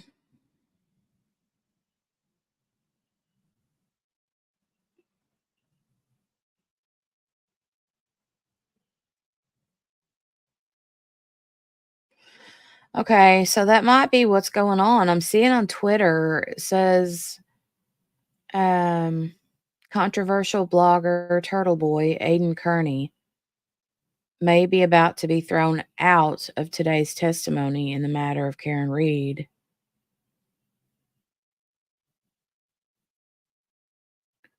Kearney's lawyer, Tim Bradle, will be here in about 10 minutes to be heard alone in court. Parties are excused. Bradle is going to get his chance to be heard. He will have 10 minutes or so.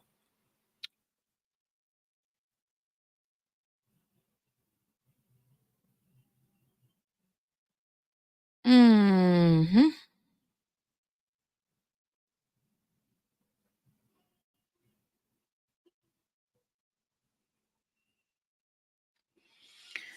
Lawyers are coming back into the courtroom. 2 minutes until Kearney's lawyer is here. Get ready for the fireworks, folks. That was 5 minutes ago. And then 56 seconds ago, clerk confirms the media will be able to stay in the courtroom as this goes down. 2 extra media members come in as Karen and her family / lawyers are not here.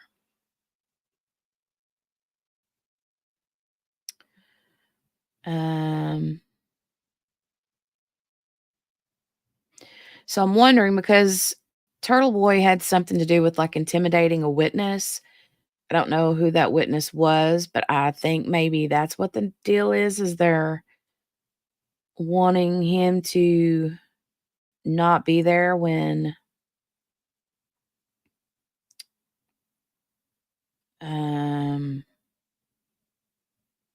somebody takes the stand. I don't know.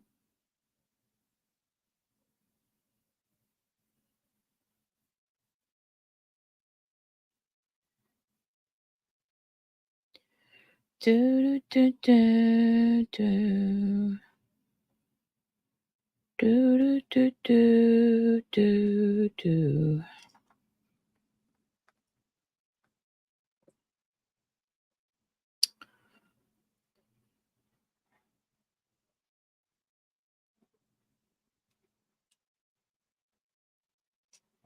Front door 34, Fairview to the left, and the basement door is right there. Why does the defense show photos there online?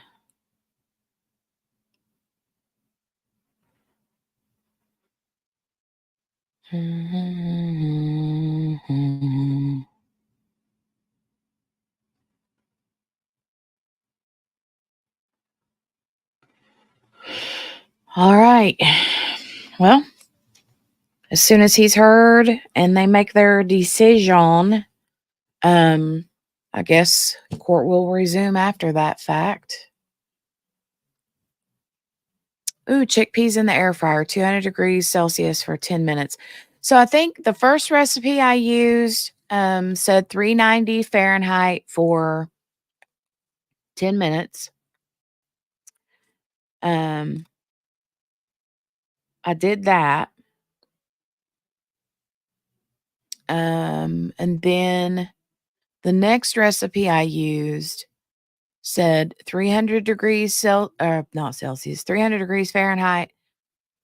Put them in at 300 Fahrenheit for 14 minutes, and then take them out and season them, and then put them back in for like 4 minutes on 400 degrees Fahrenheit. But the 14 minutes Fahrenheit the 14 minutes at 300 was to basically dry them out, because you have to like rinse them and all that. So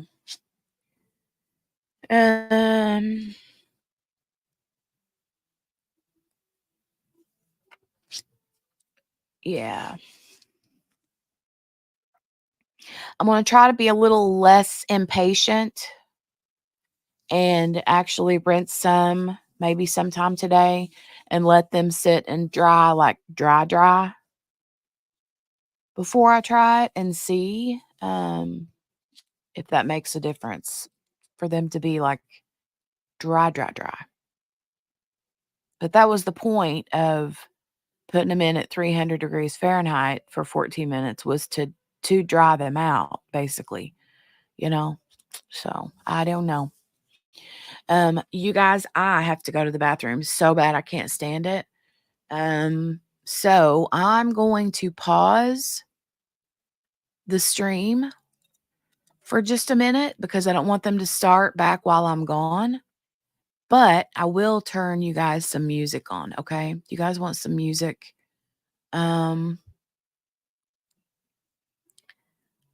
Yeah, let me turn you guys some music on, and I'll be back momentarily. Hold you on just a minute.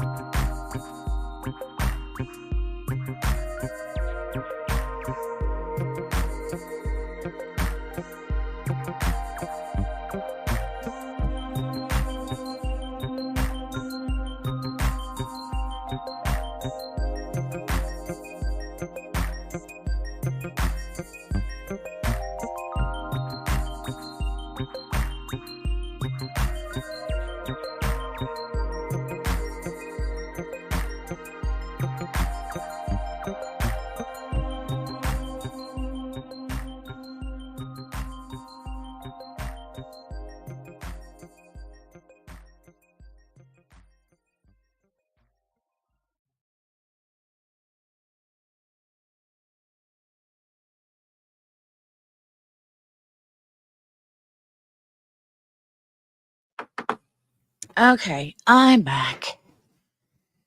Oh, goodness. Used the potty, made some more coffee, checked on a couple things. I got the bug people coming to spray today, mosquitoes and fleas and ticks and all that junk. Yeah. So, I was checking on that.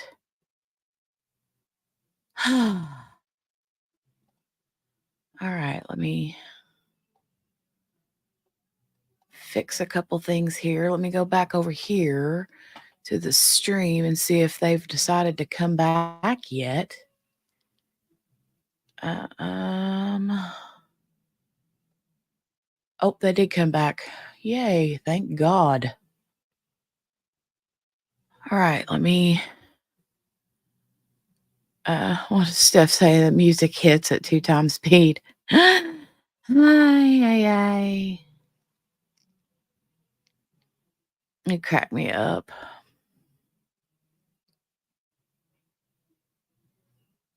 All right, let's go. Let's see what happened to Turtle Boy. If they even say anything about it, who knows?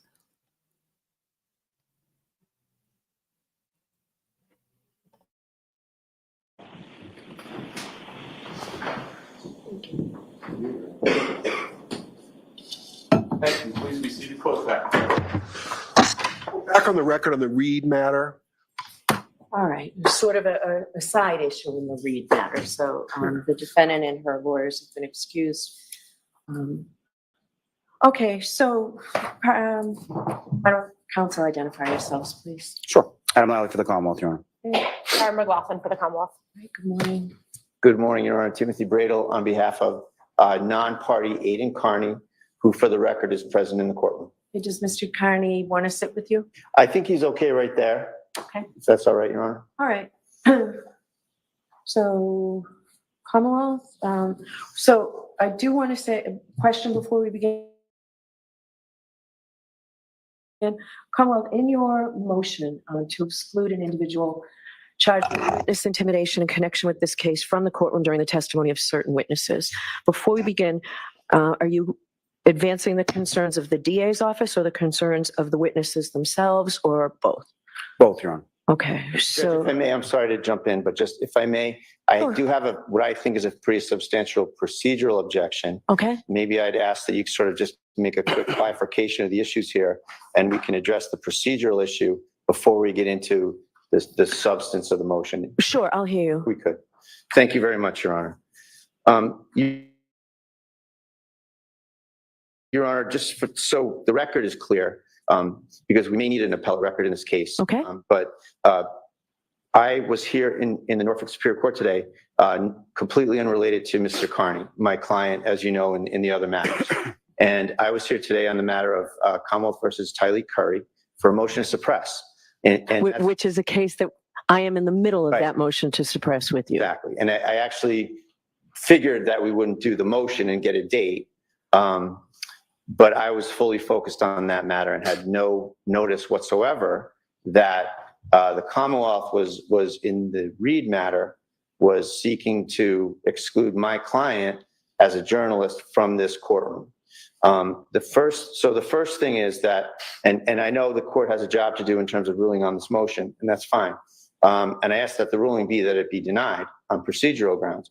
The procedural grounds are, Judge, that there's been no service of process whatsoever on a case where the government is seeking to essentially trample all over my client's First Amendment rights as a journalist. On 15 minutes notice. I know you gave me the thing 15 or 20 minutes ago. And it's more than a half an hour, but I understand. All right, well, you get the point. So, this is not something that I can process and absorb and make any sort of cogent arguments on the merits of the motion on that time period. I'm sure that the court respects that. I'm trying to address it as best I can, but I think that the procedural issues here should control. And here's the procedural situation, Your Honor, that the government filed this 6-page motion. There's a footnote 2 that refers to them serving this motion on May 8th to the Associated Press. Why they couldn't just pull up my email and serve me is an open question that I'd like an answer to in open court. So they can serve the AP 2 days ago, but they can wait and not even serve me with the motion when I get here to court today on a completely unrelated matter, I might add. So there's some funny business going on here, and there's been nothing but funny business from where I sit from the Commonwealth on Mr. Carney's matters. And here we go again. So I don't appreciate that from counsel, from the Norfolk County DA's office, number one. Number two, Your Honor,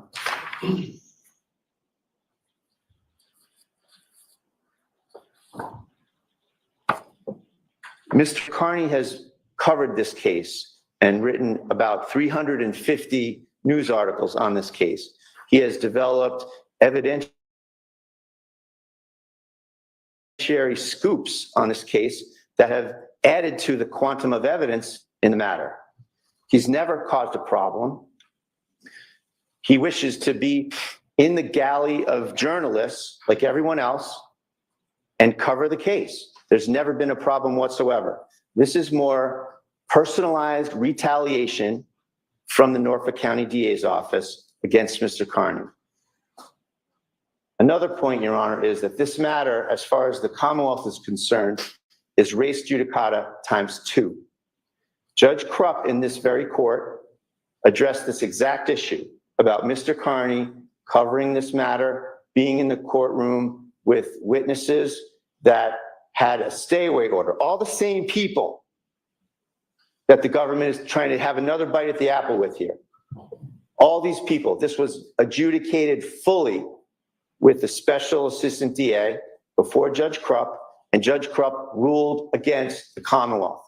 Judge Krupp said that Mr. Carney was able to be in the courthouse covering this case regardless of any of these witnesses in the stay-away order. The stay-away order was exempted from Mr. Carney's presence in the courtroom, rather, was accepted from the stay-away order. Okay. So this is done. This has been adjudicated. It's been adjudicated again, Your Honor, by Judge Pomeroy across the street in the district court. One of these people associated with Mr. Carney's detractors, Ms. Gattani, has taken up with the Commonwealth and sought charges and sought a restraining order against my client. And Judge Pomeroy recently, as recently, I think it was a couple of weeks ago, we were across the street, Your Honor, seeking to vacate the order under the doctrine of unclean hands because this plaintiff keeps trying to contact my client while under a restraining order. Putting that aside, the ruling in that matter, Judge, was another ruling in support of Mr. Carney's First Amendment rights. It was another ruling that said Mr. Carney was not subject to the restraining order in any court of the Commonwealth. And the reason we brought that motion, Your Honor, was because these same witnesses that the government here is again trying to advocate for their own personal issues, those same witnesses somehow took up with this plaintiff across the street, Ms. Gattani, brought her to court here in prior Reed proceedings to kick out Mr. Carney, because at the time she had an operative order against him. And Mr. Carney, to his credit, got up and left and got out of here. And that situation was what we addressed across the street with Judge Pomeroy. He agreed with us and said, you can go to court, you can cover this case. So number two, litigation number two, this has been established. Mr. Carney followed all proper channels. We worked with the SJC media office. He has a press pass. He's doing everything in accordance with all of the rules and regulations that are in place. He's been harassed, and we have it on video, by other so-called journalists on this case at the steps of the courthouse. And he just wants to be here. He doesn't want to be an issue in this case. He wants to sit here and cover the case. He's done his job. He wants to watch the trial unfold. and he has an absolute fundamental First Amendment right to do so within the confines of this courtroom and within the confines of time, place, and manner restrictions. He's followed everything, and he's here. We've gone through all of these hurdles, Your Honor, and Mr. Carney triumphed, as he should, because it's the First Amendment that needs to triumph here, not any particular person. And that's what he's doing. And there's absolutely no reason for the government to sneak behind my back to interfere with his First Amendment rights. It's outrageous. And on procedural grounds, I ask you to deny the motion for all of those reasons. And if the court has some hesitancy to do so with respect to these procedural issues, I ask that you set a date give me 7 days or so that I can properly respond to this motion on the merits of whatever's in these 6 pages of the motion that I haven't been able to look at. So thank you for hearing me, Your Honor. All right, sure. And you wanted a response to your question from Mr. Lally on why you were not served, but the Associated Press was served. That's correct. So if you talk about that in the procedural part of this, Mr. Lally.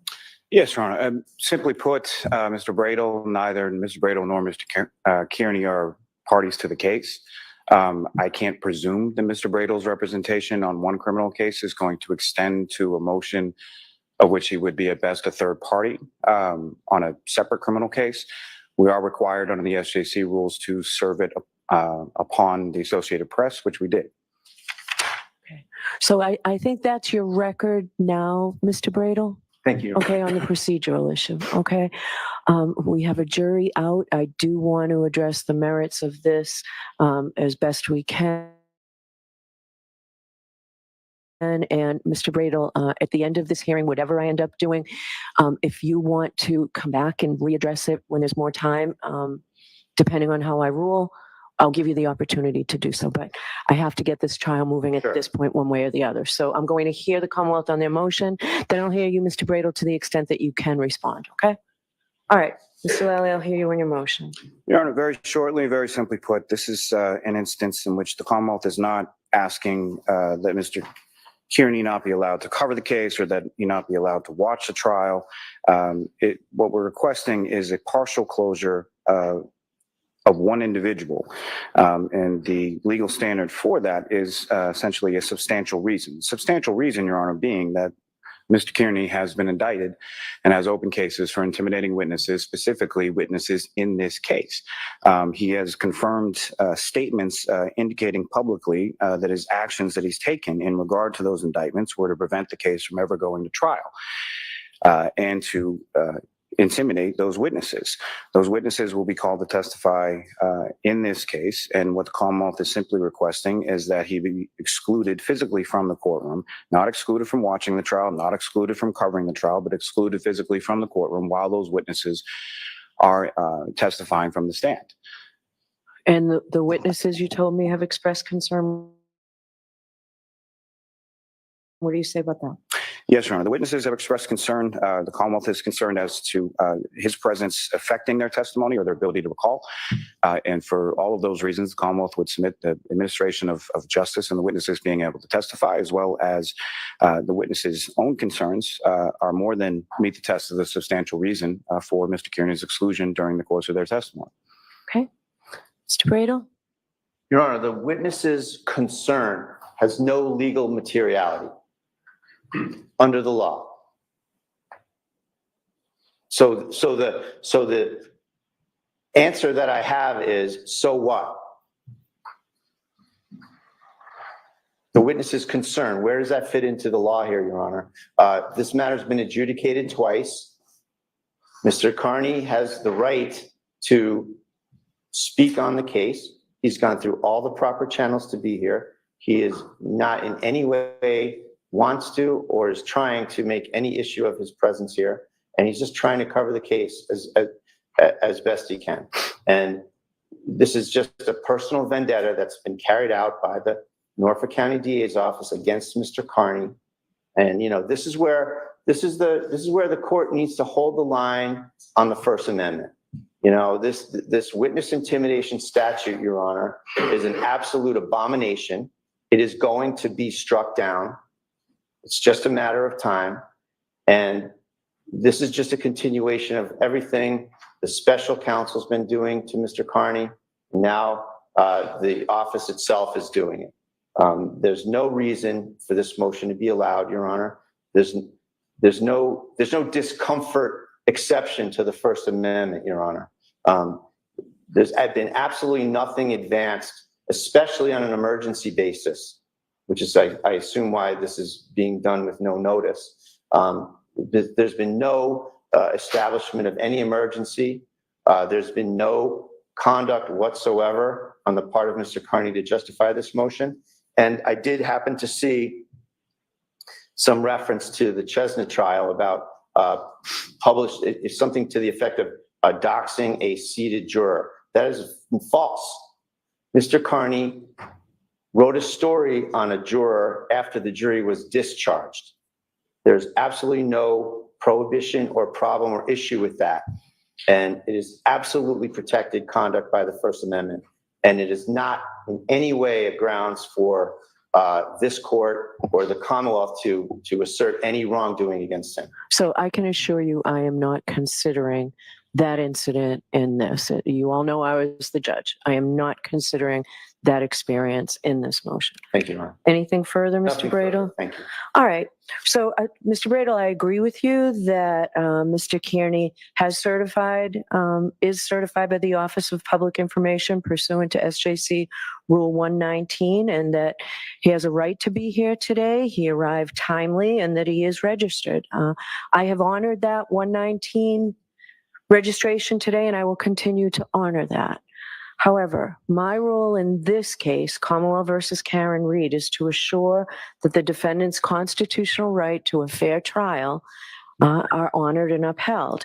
And because of the chilling effect that Mr. Kearney's presence, I find, will have on the witness's testimony, I'm going to excuse him while the named witnesses in the Commonwealth's motion, Julie Nagel, Christopher Albert, Colin Albert, Michael Proctor, Jennifer McCabe, Matthew McCabe, Brian Albert, and Yuri Buchanan.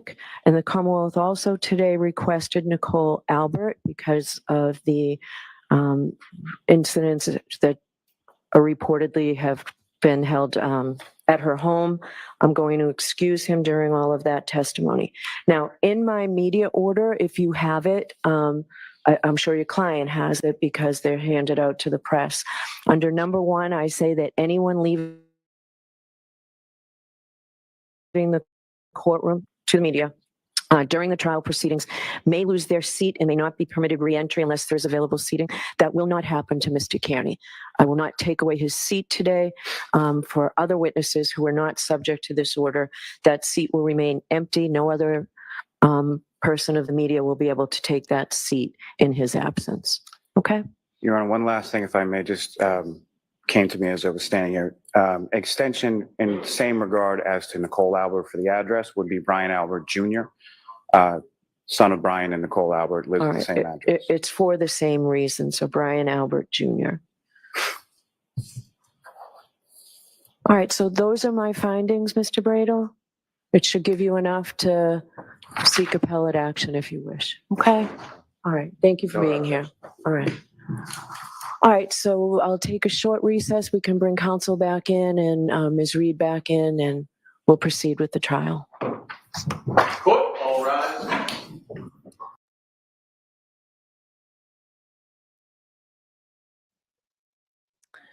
Yeah, I agree too, Kel. I mean, that can be a big deal. So, I mean, it sucks, but I agree with her. So Margaret, what happened was there is a journalist in the courtroom today who has really, like, I don't know, for lack of a better term, inserted himself into this case. And his name is Aiden Kearney, Carney. I don't know how you pronounce the last name, but otherwise known as Turtle Boy on YouTube and other social medias. But anyway, he was charged with witness intimidation. And so the people that are taking the stand, yes, him, Margaret. So he was there today, and the prosecution made a motion to have him be excused during their testimonies. And it's basically everybody that, like Kel said, basically everybody from the house. Colin, Brian, Nicole, Brian Jr., there was a few other people he listed, but or she listed, but yeah, that's, and she, said, he's allowed to stay except for when they're on the stand. So, and his lawyer was there trying to fight to get him to be able to stay as a seated journalist to cover the trial. And so that's what that was all about. That's what that was all about. All right. I'm going to speed it up because we were intermissioning earlier, jamming to some music while I was doing some other things. Let's see.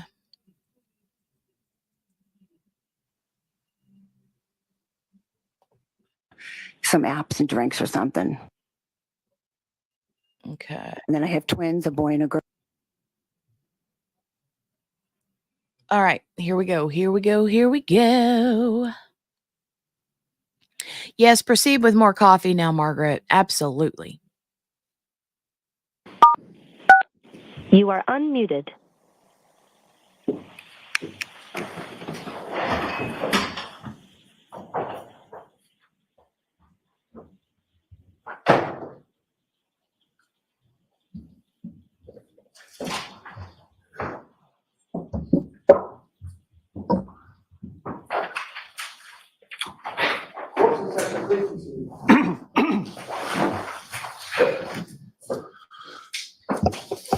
All right, jurors, once again, thank you very much for your patience. Your next witness, Mr. Lally? Yes, Your Honor. The call Ms. Nicole Albert to the stand.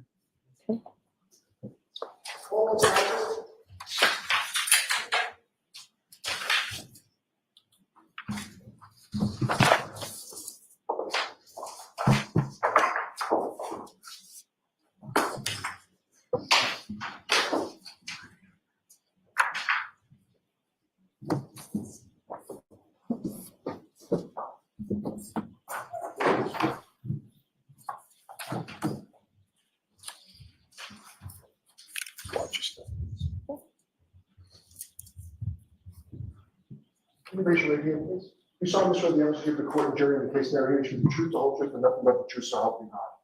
Thank you. I just need you to speak nice and loud into that microphone. Okay. Thank you. Yep. All right, Mr. Lally, whenever you're ready. Thank you, Your Honor. Good morning. Good morning. Could you please state your name and spell your last name? My name's Nicole Albert, Albert. And where do you live? Norwood. And about how long have you lived in Norfolk? About a year. And prior to moving to Norfolk, where did you live?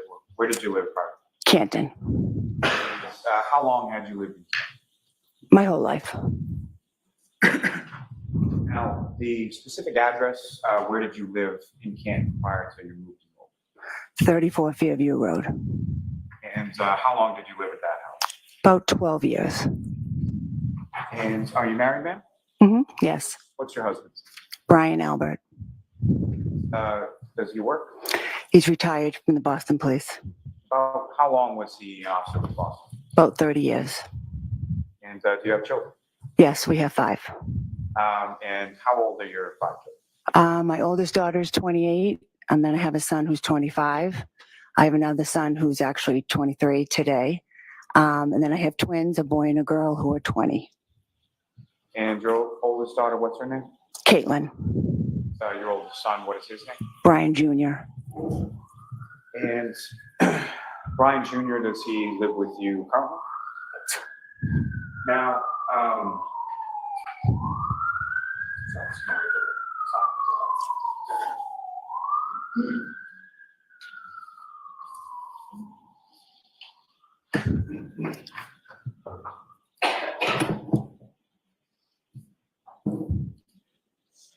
your other children, do they live with you as well? My oldest daughter lives with her boyfriend in Easton, and my son Brendan lives with us. He's just finishing up college, so he's graduating this month from college, so he's back with us. My twin daughter, goes to college, so she's home now for the summer, but she has an apartment in Bridgewater. And then the twin boy is in the military. And which branch is he? The Marine Corps. Now, if I could turn your attention to January 28th, 2022. Recall that day? Mm-hmm. And do you recall what day of the week that was? It's a Friday. And at the time of January 28th, 2022, did you work? Yes, I've been a part-time lunch lady for about 9 years. And you've since retired, is that correct? I'm sorry? You've since retired from that? I haven't retired. I just didn't go back this past year, but. And around that date, so January 28th, 2022, what, if any, significance was the next day of January 29th? January 29th was my son Brian Jr.'s 23rd birthday. And over the course of that week, sort of leading up into the weekend, what, if any, plans did you make with reference to your son and his birthday? He had mentioned he was going to get together with some friends on the Saturday night, the 29th, for his birthday. And I had said, okay, well, maybe Friday night, if anyone's around, any of our aunts or uncles or anyone, maybe we'll take you out, just local for some apps and drinks or something. And coming up to that day of Friday the 28th, what if anything sort of changed in reference to those plans? Well, they were, the forecast was saying a big snowstorm was coming in, and it looked like it was going to be late Friday into all day Saturday. So I had said to my son, well, obviously, doesn't seem like anyone will be able to go out on Saturday night. Why don't you just do something with your friends Friday night? And had you, at that time, already made some plans with friends and relatives in regards to going out Friday? Yeah, I had just mentioned to my daughter Caitlin and my sister-in-law Julie, and just had mentioned it to them about possibly getting together Friday. And just to be clear for the record, when you say your sister-in-law Julie, how is she sort of related to you? She's my husband's brother, Chris's wife. And your husband has a number of siblings, correct? Yes, he's the oldest of 7. And yourself and Julie Albert, you guys are friends? Yes, we're very close. And so, also just one last question, sort of leading up through the course of that week, where did your husband Brian go? Sort of last minute, I believe it was Thursday of that week, he went to New York for a funeral. And do you know who the funeral was in regard to? It was for a New York police officer who had just been killed in the line of duty. And do you recall how he got there as far as how he went from Kansas to New York? I believe he may have flown Thursday to New York, and then the plan was to fly back Saturday, but that changed with the weather, and they didn't want to get stuck there. So after the funeral Friday morning, they drove home. A friend of his had driven, so he got a ride back with them on Friday. And only if you know, but as far as that friend that he drove back with on Friday, do you know who that was? The friend who I believe had the truck there and drove was Brian Higgins. And is that someone, Mr. Higgins, that you were familiar with prior to that date in January? Yes, he was a friend of my husband's. Now, on that evening of the 28th, can you explain to the jury sort of how it was that you where did you decide to go with your daughter and your sister-in-law? We just decided to go to Waterfall, a local place, 5-10 minutes down the road from our house. My sister-in-law Julie picked me up at my house maybe 7:30, 7:45, and we went to the waterfall, and I believe my daughter and her boyfriend Tristan were already inside at a table. And when your sister Julie came to pick you up the house, in addition to yourself and your son Brian Jr., who, if anyone else, were one of his friends there at that I time? believe 2 girlfriends may have already had come, and they were just sitting in the kitchen when I left. And so you go out to the waterfall.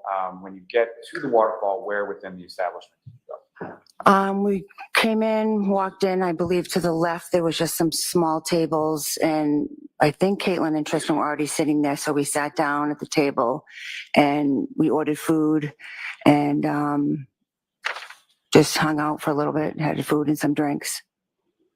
And as far as drinks were concerned, do you recall sort of what you were drinking that night? I was probably drinking White Claw. God bless you. Now, later on in the evening, was there any sort of live entertainment there? Yes.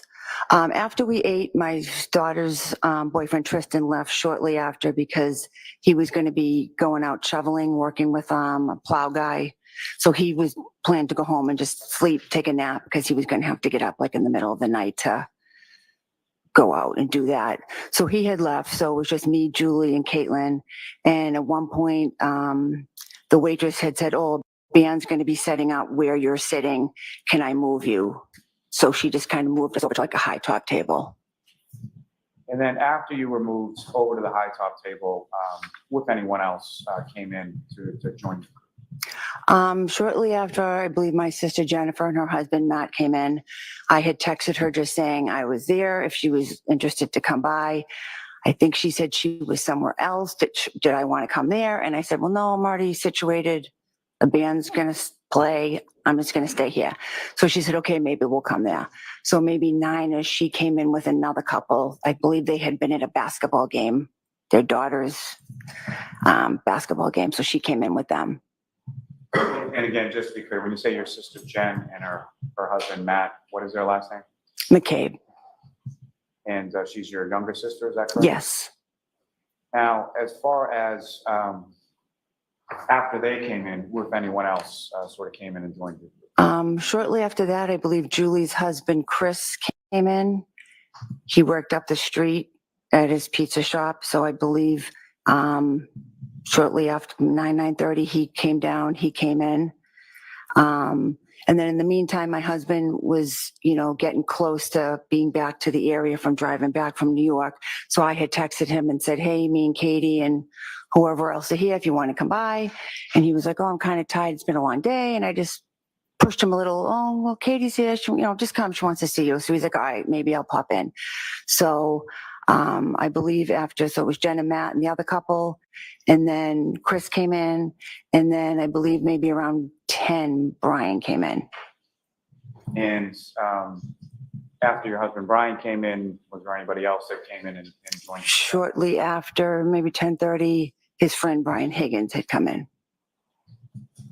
So your husband Brian and Brian Higgins came in separately about a half hour apart? I think so, yes. And following that, who, if anyone else, came into the establishment and sort of joined your group at the high top table? A little bit later, I think approximately 11, John walked in with his girlfriend. And when you say John, who is John? John O'Keefe. And how did you know John O'Keefe prior to that night? I didn't know him that well. I think I had only met him once, maybe twice through my sister. Brief interaction. I think when he first walked in, actually, I didn't recognize him. I think I said to someone, oh, who's that? Because they were kind of walking towards our table. And they said, oh, it's John O'Keefe. I said, oh. So they came in and they just kind of went to the end of the table where like my sister Jennifer and Matt and Chris and Julie were, because they knew them. I had never met Karen and I'd only met John once or twice. So they kind of just went to the other end of the table where Jen and Matt were, who they know, and Chris and Julie, who John had been neighbors with for a couple years. So they were all just kind of at that end talking. And probably pretty well understood, but just to be clear, as far as the sister that you knew of John through, that was your sister that was there, Jennifer? Yes, Jennifer. And as far as you referenced his girlfriend, had you ever met his girlfriend before that night? No. Had you ever, so you had never met Karen Reed prior to that night, as far as you recall? No.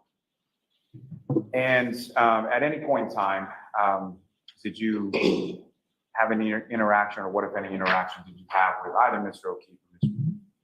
At one point, John walked, towards me and my sister, my daughter at the table, and said, "Hey, I'm going up to the bar. Did you guys need a drink or anything?" And we said, "No, thank you." I think he then kind of stopped and spoke with my husband for a minute, probably was asking him the same thing. Then John went back up to the bar, and then he went back down to, where he'd been standing. And that was the only interaction I had with him. And as far as your understanding or your knowledge of Mr. O'Keefe, did you know what he did for a living? Yes. And what did he do? I knew he was a Boston policeman. And was he somebody, if you know, that worked with your husband? No, I don't believe he ever worked with my husband. I don't believe they ever crossed paths at work. I think they were in different areas of, the job. Fair to say Boston Police Department is a relatively large department, correct? Yeah, it's like 3,000. Now, with reference to Ms. Reed, what, if any, interaction did you have with her that night? I had none. I don't believe we spoke or we were introduced or anything. I don't think we spoke at all. Now, turning back to Mr. O'Keefe just for a second, if you recall, what, if anything, do you recall him to be wearing as far as clothing was concerned during your interaction? I believe he had a hat on, some sort of just sweatshirt, jeans, and sneakers. At any point in time that you saw him or while he was talking to you, did you see any sort of like winter jacket or big coat or anything like that? No. And as far as his clothing was concerned, did you observe it to have any sort of tears in it or any dishevelment, anything like that? No. And as far as his face was concerned, or any sort of outward part of his body, did you observe, or what, if anything, did you observe with regard to injuries on him or anything like that? Nothing like that. Now, as far as your home was concerned, was that somewhere that either Mr. O'Keefe or Ms. Reed had ever been to before? No. And over the course of the evening, what, if any, discussion was there that you heard or were a part of in regard to sort of what was going to do or where to go after leaving the waterfall? Well, after the band wrapped up, I was getting ready to leave, and I just kind of leaned over to my sister Jennifer and said, "Hey, Brian Jr.'s at the house. I think he just has two friends there. He's going to be turning 23 at midnight. If on your way home and you wanted to swing by and say happy birthday, if you want to do that, come by and do that." And she was like, "Okay, And then I was just kind of gathering up my stuff, and I got ready to leave. It may have been mentioned at the table, but I had no idea, if anyone else was interested in doing that or wanted to do it. I had just said it to my sister. And if anybody else had wanted to join or come along, would that have been an issue? Oh, no, I would have had no problem if anyone sitting with us had come. But as far as you knew, you just communicated that to your sister Jennifer, and whatever happened after that happened? Yes. And when you say sort of the band was wrapping up and the bar sort of winding down, is that correct? Yes. Okay, about what time was that? Like 12:45. And about what time was it, if you know, about what time was it that you left the bar? A little before 12-ish. And who, if anyone, left with you? It was me, my daughter, Caitlin, and my husband. And how did you get from the waterfall back to your house on this? My husband drove the three of us back to Fairview Road. And when you came outside of the waterfall and were sort of getting into your car and about to drive home, what, if anything, did you observe as far as the weather or what was going on at that point? It was just starting to snow a little, nothing major.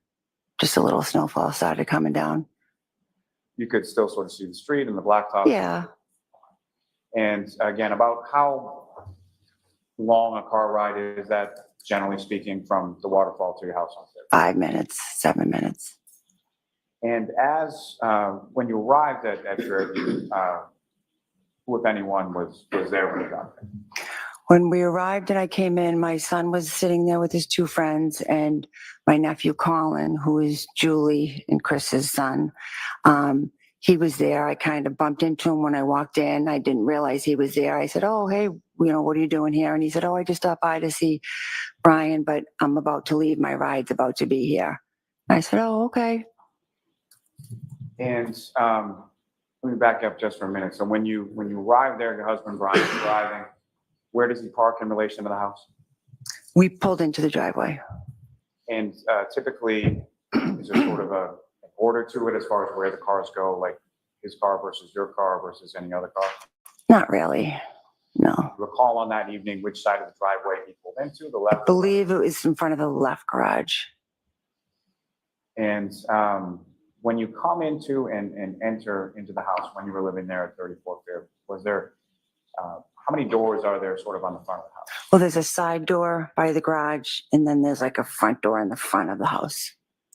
And is there any sort of particular rhyme or reason as to which door you would be entering? We usually use the side door. Initially I didn't like that because the side door walked right into the family room. So I kind of like the other door. You could walk into a foyer you could take your shoes off, stuff like that. But eventually the people just didn't want to, it was, quicker to walk in the side door for the kids, I guess. So they would just go in the side door. But I think that night, because of the weather and it was wet out, I think I went in the front door so I could walk into the foyer and take my shoes off or wipe my feet or whatever. But some of the other people still may have gone in the side door. And when you sort of come into that front door where you were going in to sort of take your shoes off in the foyer, is that when you ran into your nephew Colin? Yes. And about how old was Colin around that time? It was 17. And you mentioned that he had a ride. Did he give you any indication as to who that ride was? He didn't mention at that time who the ride was. And that sort of interaction that you had with Colin in your house prior to him leaving and walking out, about how long a period of time was that? Couple minutes, not even, just a quick interaction. And then he left the home. You didn't see him for the rest of the night. No. And then you come into the home, and again, I'm sorry, who was there sort of initially when you So my son Brian and his 2 friends Julie and Sarah were just kind of sitting at a kitchen table in like the dining room area of the kitchen. If you could explain to the jury sort of the layout of your home at Fairview. So you walk into a foyer, and then where is the kitchen related to that? Well, if you walk in, if you go to the right, it's like an open doorway, and that's kind of like the dining room part of the kitchen, but then it extends to the back of the house where it's like an island and like the sink and the counters and the cabinets and all that. So it's just like long. So as far as the dining room and the kitchen, is there any sort of like wall or structure? or anything No, it's separate? open in between the 2 of those things. And then if I were to go sort of further back within that home beyond the kitchen and the dining room, what's back there? Well, to the right, there's like the family room. And is there anything as far as a wall? Can you see into the family room? You can. It's like an opening. Yeah, it's not completely open, but there's an opening. So if someone was standing in the family room and you were standing in the kitchen, you could see them, converse with them, that kind of thing. Yes. And when you come in and your son Brian Jr. is sitting around the table with 2 girls, Sarah and Julie, what are they doing? We're just sitting there. Was there any sort of music playing or anything like that going on? There may have been. I'm not sure if there was music playing at that time, but there might have been. When you say at that time, was there anything that happened later on? Well, later on, I remember that we had music connected to like a little speaker that we were playing. Radio, Yeah, but when I first walked in, I don't remember if they had music going or not. And you get back to the house and what is it that you're doing sort of when you come back? So I come in, I assume I, said happy birthday to my son, said hello to his friends, and then I just kind of went to the kitchen area and like they had ordered food. And so I just did my usual thing. I just was picking up,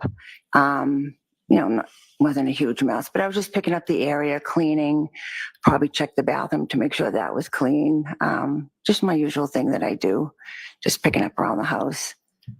And I don't mean to minimize this in any way, but you basically, you did the mom thing where you go around and start cleaning up, correct? Yeah, yep. And is that something that you did sort of continuously throughout the evening, or? Yeah, that's kind of what I do. Now, after you arrived home, who, if anyone else, came by your house?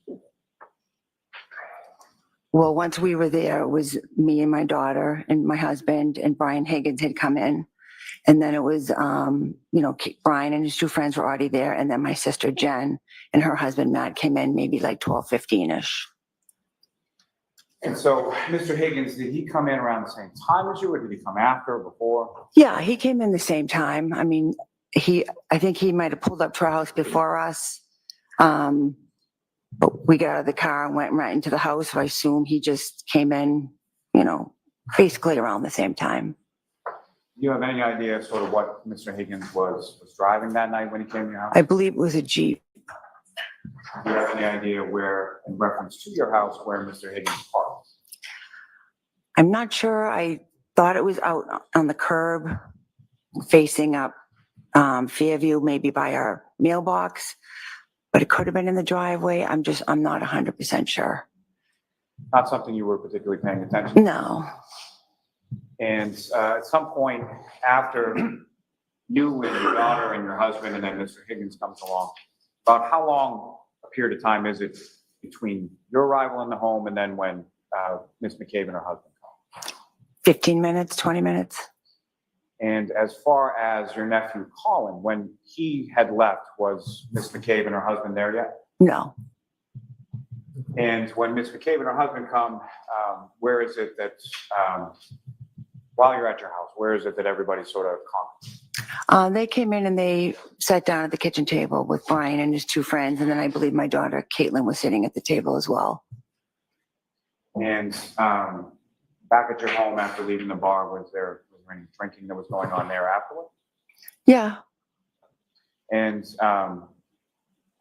about how long, skip forward to a little bit, people had left your home. About how long a period of time was it that people, from the time that you arrived back from the waterfall to the time that people sort of left and you closed down? By the time everyone left, it was probably close to 2.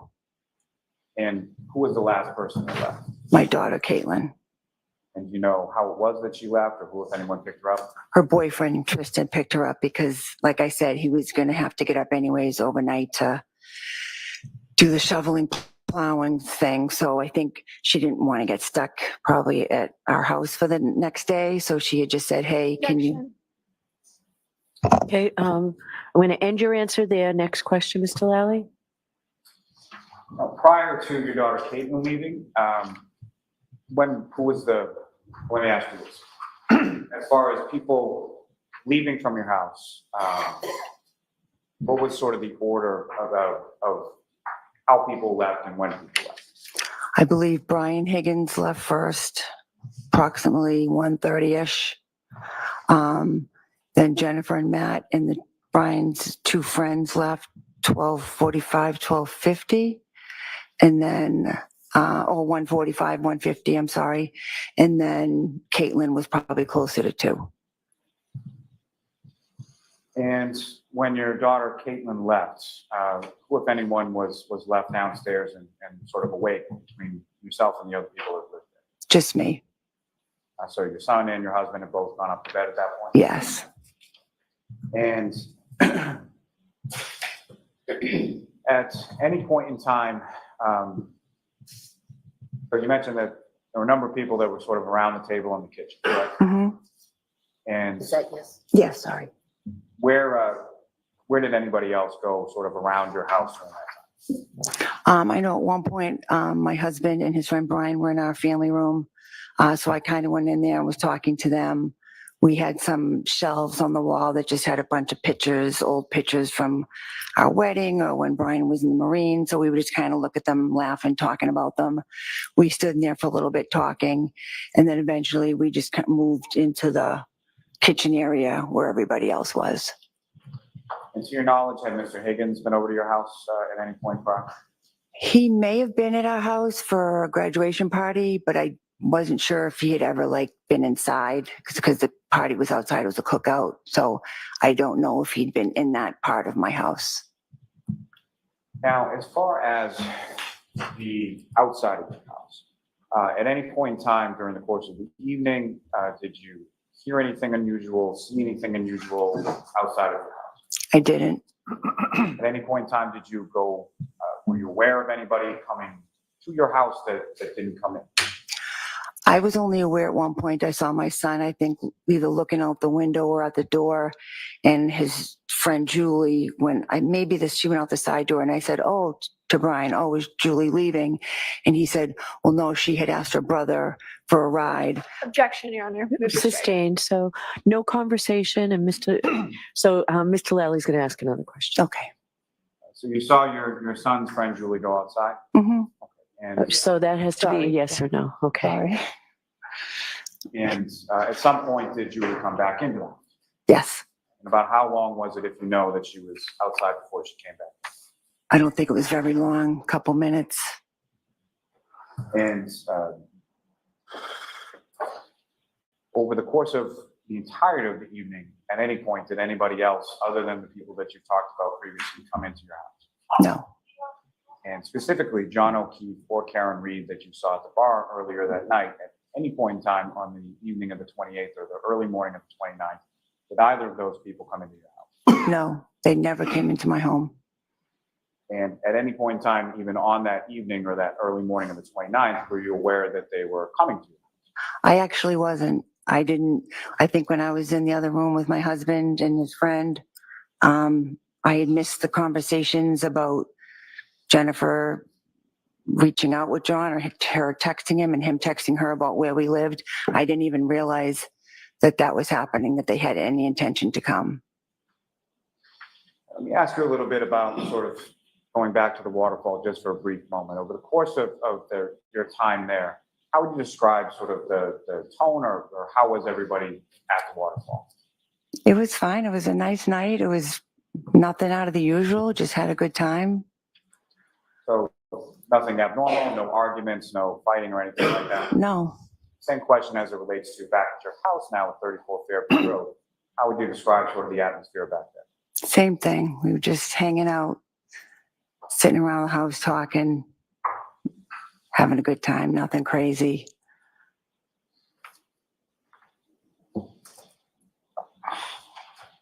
Now,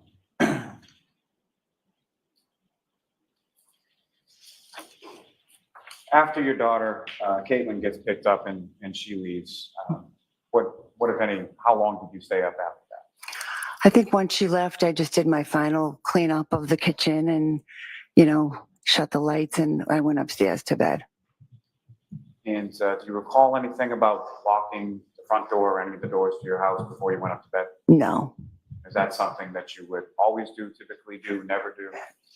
It was type of thing where we have 5 kids, everyone's coming in and out at different times. Like the last person in was supposed to lock it, but then, we changed the doorknobs and immediately the keys got lost. It was just always a disaster so a lot of times the door was just kind of left unlocked. And when you went up to bed, you share a bedroom with your husband, Brian, correct? Yep. And was he awake or asleep? He was awake. He was just lying in bed watching TV. Now, as far as over the course of that evening after you come up to bed with your husband, do you recall anything about him talking to anyone on the phone or any phone conversations or anything like that? I do not. At some point you fall asleep and then you wake up the next day, is that right? Yes. And turn your attention to later on that morning on the 29th. So you had gone to bed about what time? Probably 2:30ish, somewhere around there.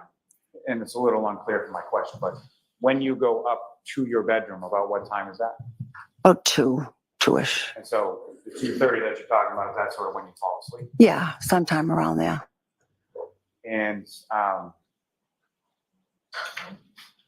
from that next morning, how is it that you wake up the next morning? Well, at some point between 6 and 6:30 that morning, my sister Jennifer came bursting into my bedroom. And comes bursting into your bedroom, is that correct? Yes. And what, if any, how would you describe your sister Jennifer, and how was she sort of acting at that point? Well, she came in, my husband and I just kind of sat up in bed, and she's saying, he's out in the snow. We found him out in the snow. We don't know if he's okay. And my immediate thought was just that something had happened to one of my children, something had happened to one of her children. I couldn't imagine why she was in my bedroom at this time in the morning. And I'm like, Jennifer, what are you talking about? And she's like, Objection. Your sec. All right, next question. Karen, if I may? Can we approach? Okay.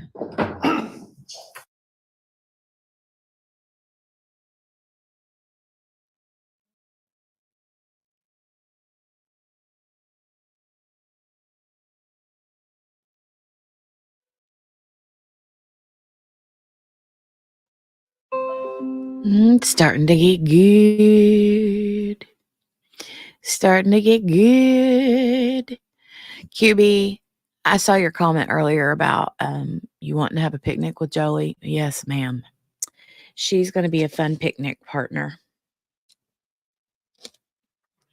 Thoughts on Mrs. Albert? I have a question, though. Chris Albert, that was on the stand yesterday, he said that he grew up in that house. So that kind of tells me that was sorry for the loud clanging banging. That tells me that was like the family home. So not that people shouldn't or can't sell their family home. I mean, situations come up. I get that, right? But what was their reason for moving? If they just moved because, we think we want to change. I don't see them doing that for if it's a family home, right? Thoughts? Is it just me? Am I being too sentimental? I don't know. Okay, let's go. Sorry, one moment.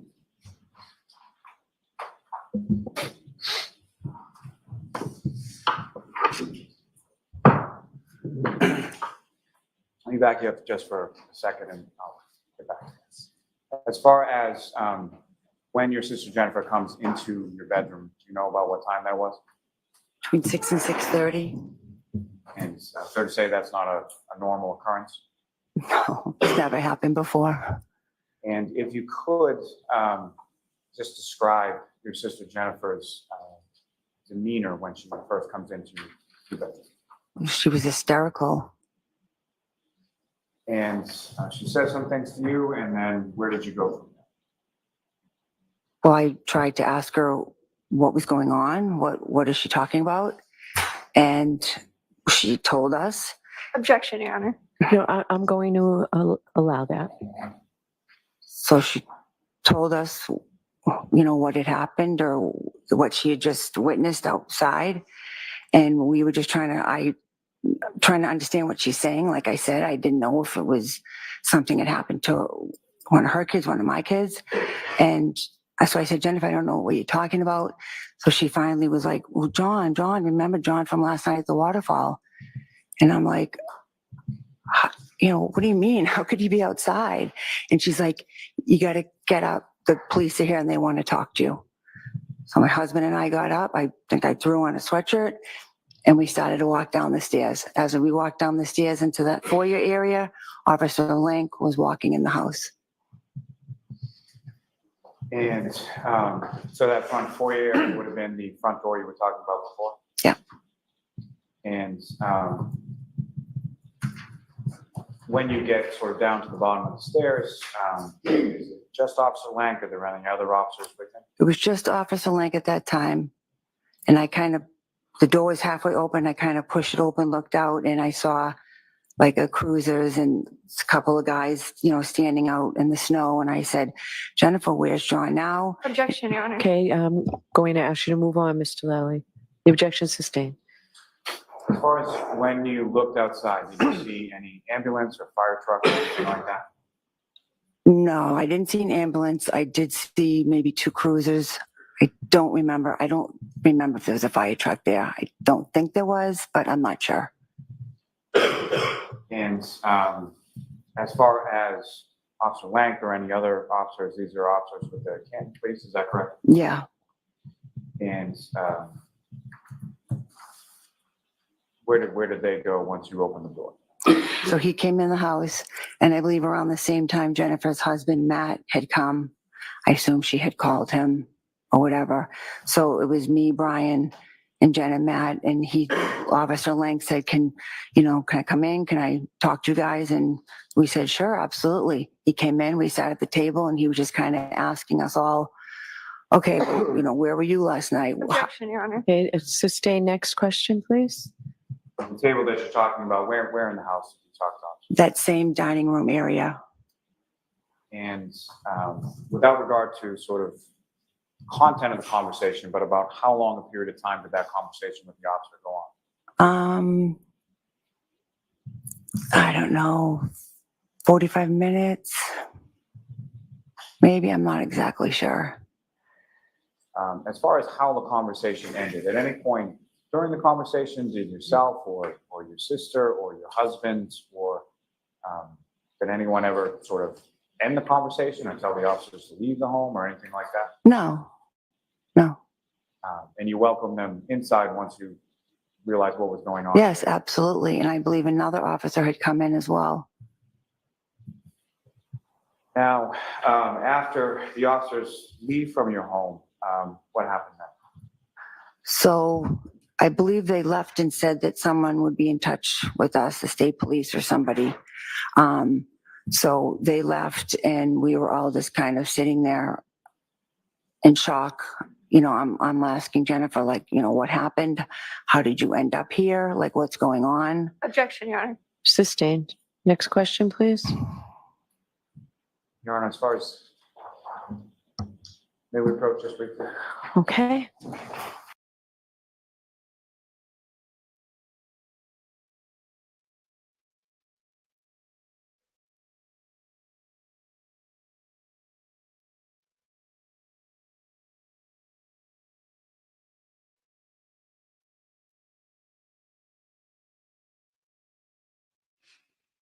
Chick is on the defense. The Elizabeth Little, what's her name? I can't remember. She's quick on the objections.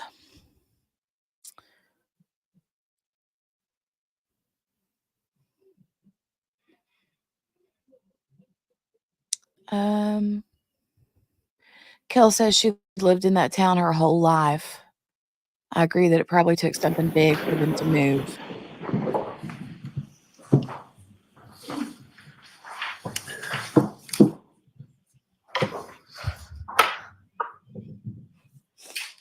So, Ms. Albert, without any sort of specifics of your conversation with Ms. McCabe, you had a conversation with her, is that correct? Yes.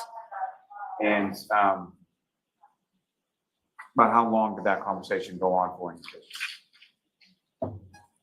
With just her? I mean, we were all just kind of sitting around the table talking.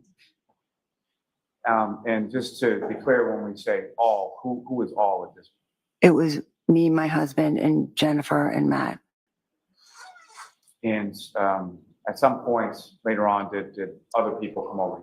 Yes, at some point, my husband's friend Brian Higgins came over.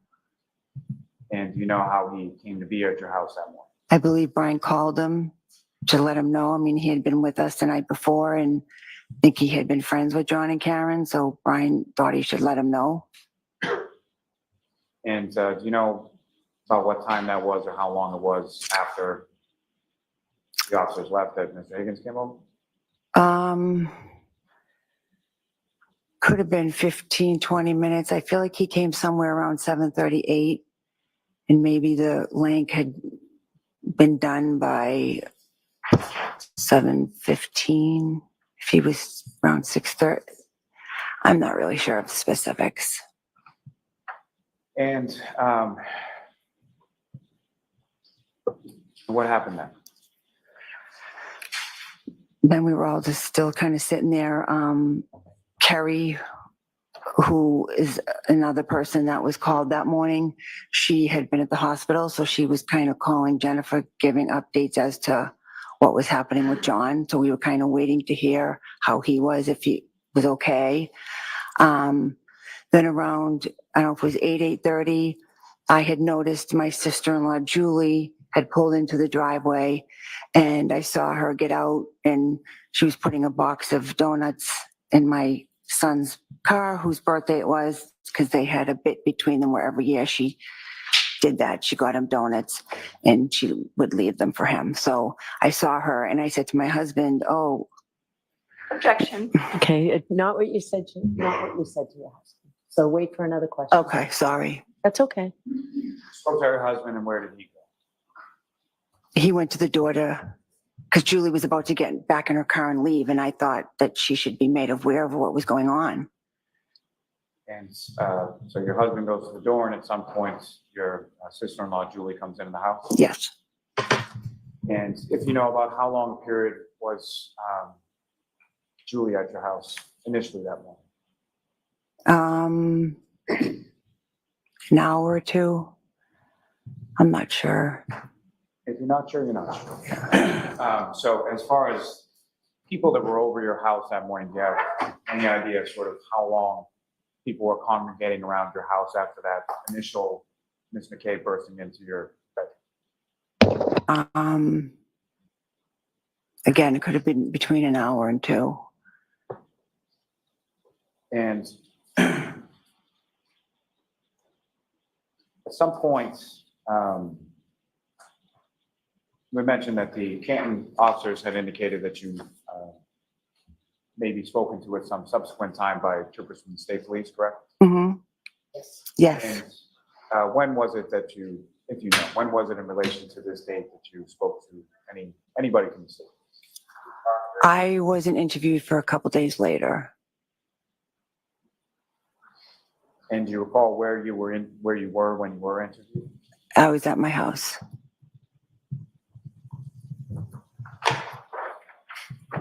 Now, with reference to, you indicated that on the way back from the waterfall to your house at Fairview on the night previous, on the 28th and the 29th, it just started to snow, is that correct? Mm-hmm.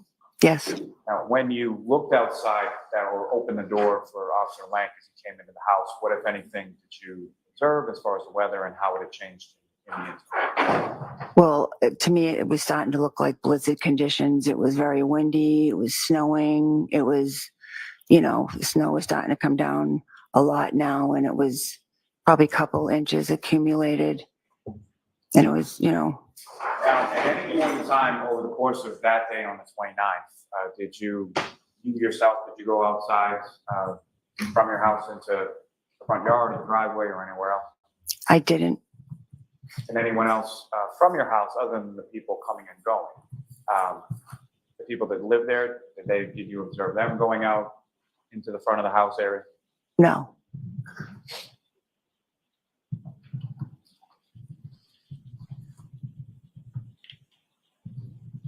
May I approach the witness? Yes.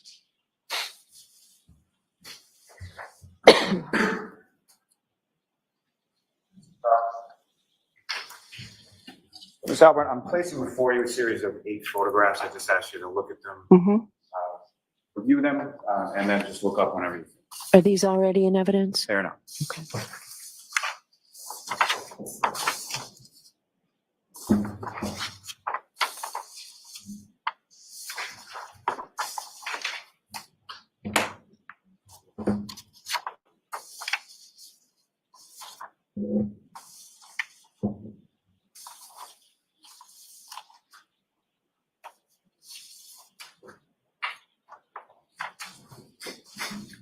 And just to ask you, ma'am, in general, in those photographs, do you recognize what's in those photographs?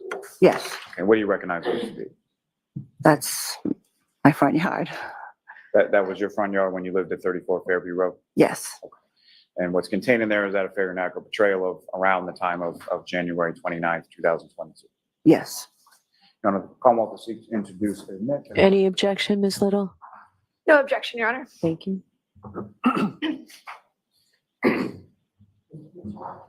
Yes, please.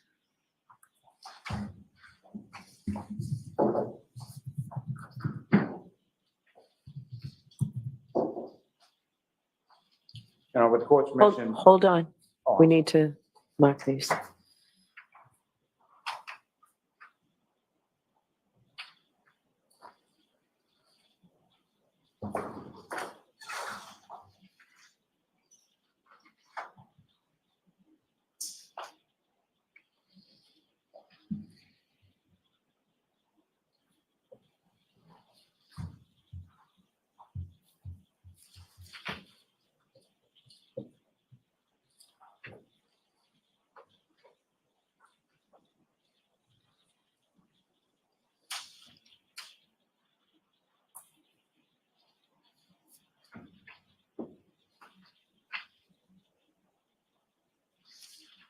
How many were there, Mr. Lally?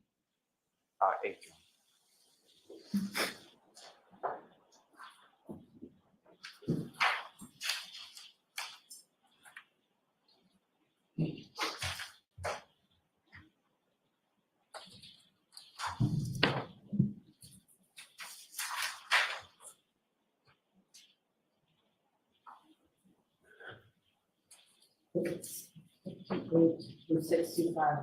Thank you.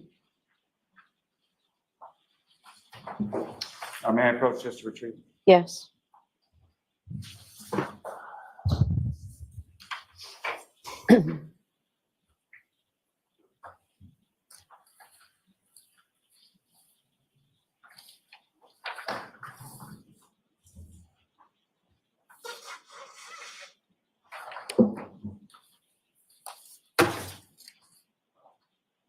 Just one moment, Your Honor.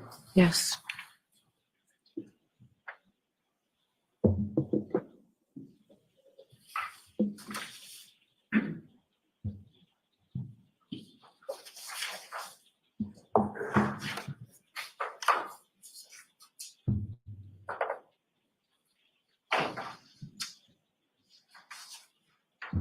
Jurors, feel free to stand up and stretch if you'd like, okay?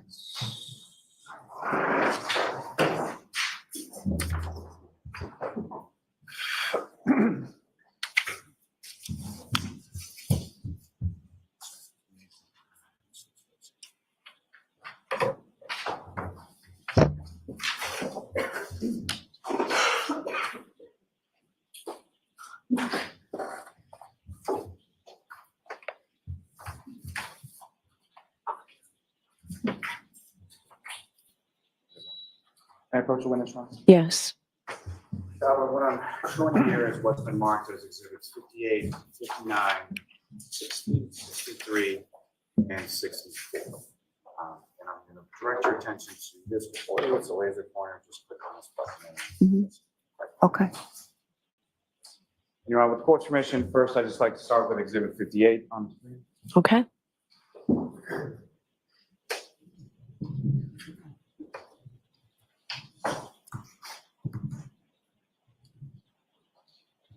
And again, Ms. Allen, do you recognize what's up on the screen there?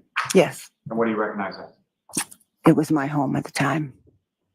And from this photograph, do you see that front door area where the foyer is and the side door area that you were talking about on your house? Yes, If you could, using the laser pointer in your hand, just direct the jury's attention to where each of those are and indicate where they are. that would be the very front door, and then the side doors over here in between. And as far as the sort of what's in the front portion of this photograph, do you recognize that as if I'm standing and facing as this photograph is your house, Mhm. where you lived at 34 Fairview Road? What, if anything, do you have as sort of a landmark or an item that you observe in that sort of left area of the yard? Flagpole? Is there a fire hydrant there as well? Yes. And do you see anything as far as like a box or something like that? Yeah, I believe there was some electrical box that I don't think we ever actually knew what it was or what it did. So fair to say all the years that you lived there, it's not something that you utilized or even knew what it really did? No. Now, this particular area of the yard, in its relation to the house, was that a part of the yard that was used or utilized by the family all that much when you lived there? No. And that part of the yard where the fire hydrant, flagpole, that is, how close is that to sort of the next door neighbors abutting of the property? It's pretty close. It's almost, I would say, on the, close to the property line. Now, as far as from the side of the road, in between sort of the curbing from the roadway and your front lawn, there's nothing there as far as a sidewalk or anything like that, is that correct? Right. And the curbing that's between sort of the roadway and the front lawn, how would you describe that? Is it a sharp curb, rounded curb? It's kind of a rounded curb. Now, with reference to your driveway, do you see that depicted in this particular photograph? You can't really see it in the picture, no. But I mean, it's would be over here. Thank you. Yeah. If I could direct your attention to the next photograph that you have before you. Mm-hmm. Gentlemen, if I can have that one up on the screen as well.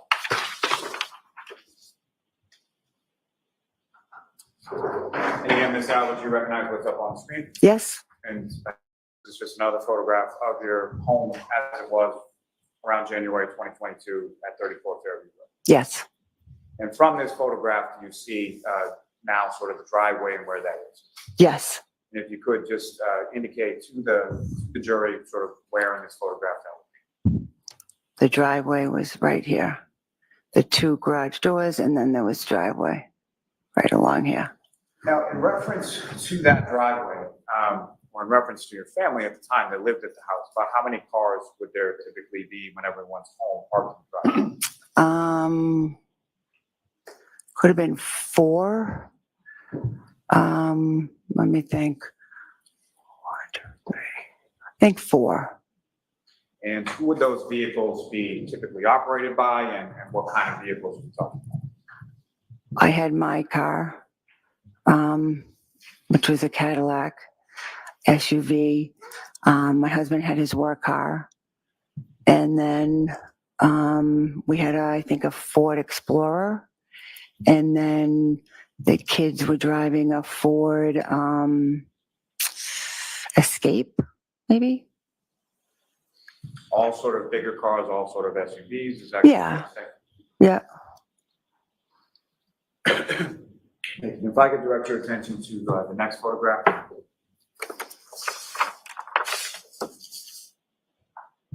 And again, what's up on the screen, is that what you have before you as the next exhibit? Yes. And just for the record, if you could read the number that's on that photograph now. 60. And again, what's up on the screen, is that just another depiction of your home at that time? Yes. Now, when you open that door and Officer Lank is there and you invite him into your house to talk, you said that you saw some cruisers, correct? Mm-hmm. Where in relation to your property were the cruisers when you opened the door and saw them? If you could direct the jury's attention to this photograph. I believe they were right here. Somewhere here. If I could direct your attention to the next photograph that's in there. Yep. And again, the photograph that's up on the screen, is that what you have before you? Mm-hmm. And again, I'm sorry to keep asking Yes. you this, but Yes. if you could read the number that's on the photograph. 63. And so exhibit 63 up on the screen, if you could describe to the jury sort of what part of your property or budding property are we looking at? believe our property ended, somewhere along here. So right about in the general area of the electrical box and fire hydrant you were talking about? Yeah, yeah. And that next door residence there, do you know offhand what the number was for that? I don't. Maybe 36? I'm not sure. Somewhere in the vicinity of your number 34. Yeah. And if I could direct your attention to the next photograph. Mm-hmm. 64? Thank you. Yeah. On face.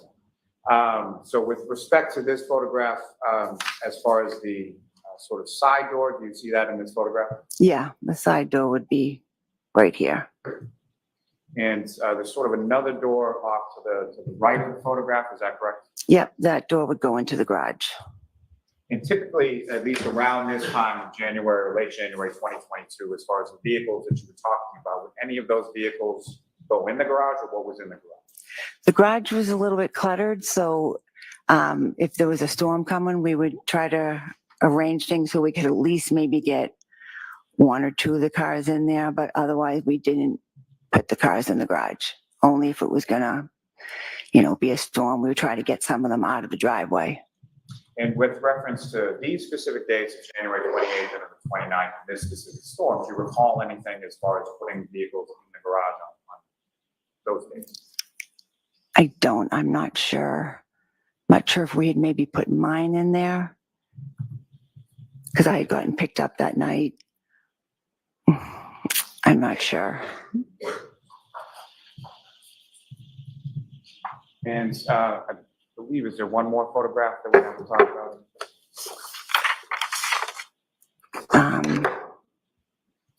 58. May I approach, Ron? Yeah.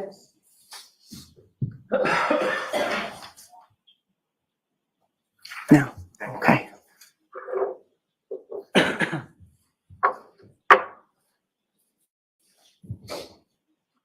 Now, in addition, let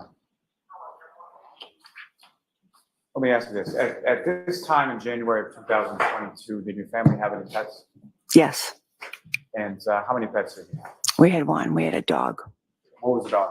Chloe. And what type of dog was it? She's a German Shepherd mix. And how long had you had the dog at that point? About 6 years, I believe. And do you recall sort of when you got the dog, how you got the dog, or where you got the dog from? We got the dog from a shelter in Texas.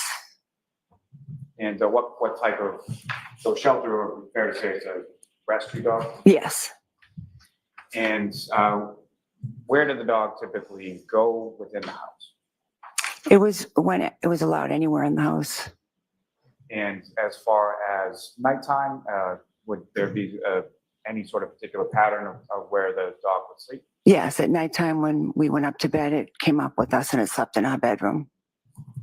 And at any point in time, during the time from when you returned from the waterfall to your home, where was the dog at that? Well, the dog had been up in the room, and I believe my husband, when we first got in, brought her down to let her out to go to the bathroom. And when the dog went out to go to the bathroom when you lived at 34 Fairview Road, where would the dog go? How would that?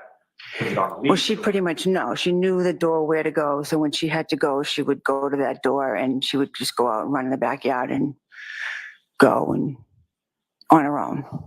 So on her own, and someone would sort of stand at the back door? Yes. And the back door that we're talking about, what kind of door is that?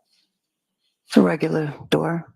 I mean, is it a door that opens? Is it a sliding door? Oh yeah, no, just a regular door, and it had, I think, a storm door, behind it. And the backyard area of your home at 34 Fairview, when you lived there in around January 2022, how was that enclosed at all? It was fenced in. So dogs couldn't get out if everything's closed up in the back. Yes, as long as the gates were shut. And as far as that particular evening, after you returned from the waterfall, you indicated your husband let the dog out. About how long a period of time was the dog outside? I believe it was pretty quick. She went, did her business, and came back in. I think she might have walked around the kitchen for a minute or two, and then I think you just brought her back upstairs. And to your knowledge, did Chloe the dog, did Chloe go outside at any other point over the course of that evening? No. Now, at some point, obviously you've moved from 34 Fairview to North, correct? Hmm. And when about was it in relation to this incident of January 29th, 2022 that you We moved in April of 2023. and what, if any, plans or discussions were there in reference to moving prior to January 29th? Objection, Your Honor. So not the specifics, but generally, not the conversation. We had always planned to move, but it was in our plans that, what kids were starting to get older, we were looking to possibly downsize. So at the end of 2021, my husband's brother had sold his house. Objection. No, I'm going to allow that. My husband's brother had sold his house and got a good deal for it. It sold pretty quickly. The market was really good at that time. So we just started thinking, hey, the kids are getting older. A couple of them had already moved out. We weren't going to be able to stay in that house. It's like a 5-bedroom house. Once our kids were gone, my husband and I wouldn't have been able to maintain that. Needed a lot of work. We couldn't afford it.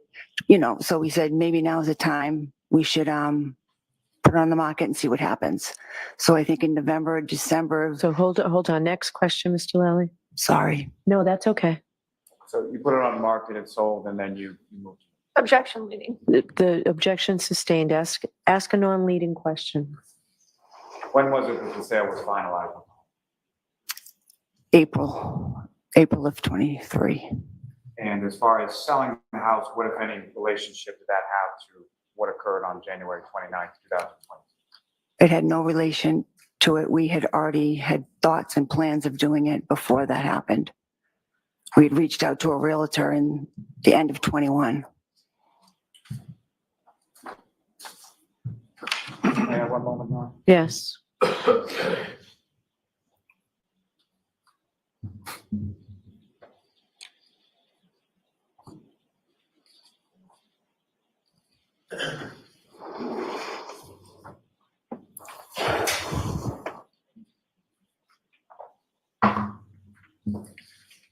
I have nothing further for this witness, Your Honor. All right, Ms. Little. Thank you, Your Honor.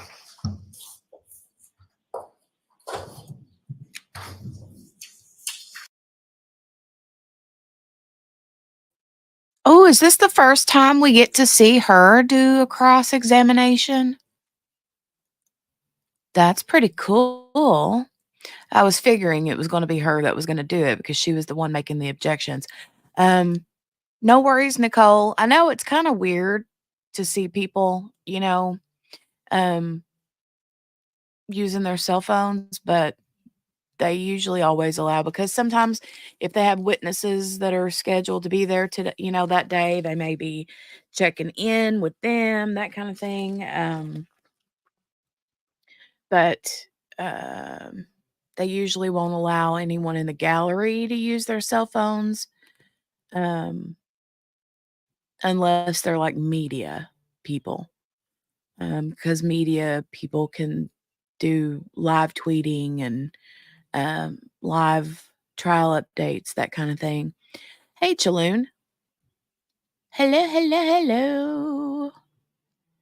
All right, let's get back to this. Oh, I do want to know, though. Hey, Miss King.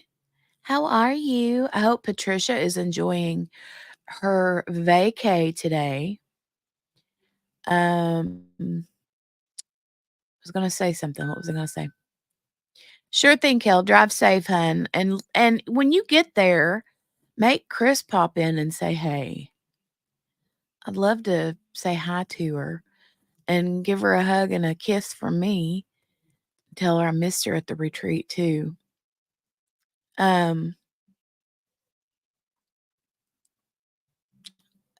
She said something about that they had reached out to a realtor in 21. I'm wondering if there's like verification of that, or if she's just saying that, All right. let's get back to it. Steph is on the road. Steph is on the road too. Be safe, Steph. Seatbelts. Seatbelts. Watch for deer.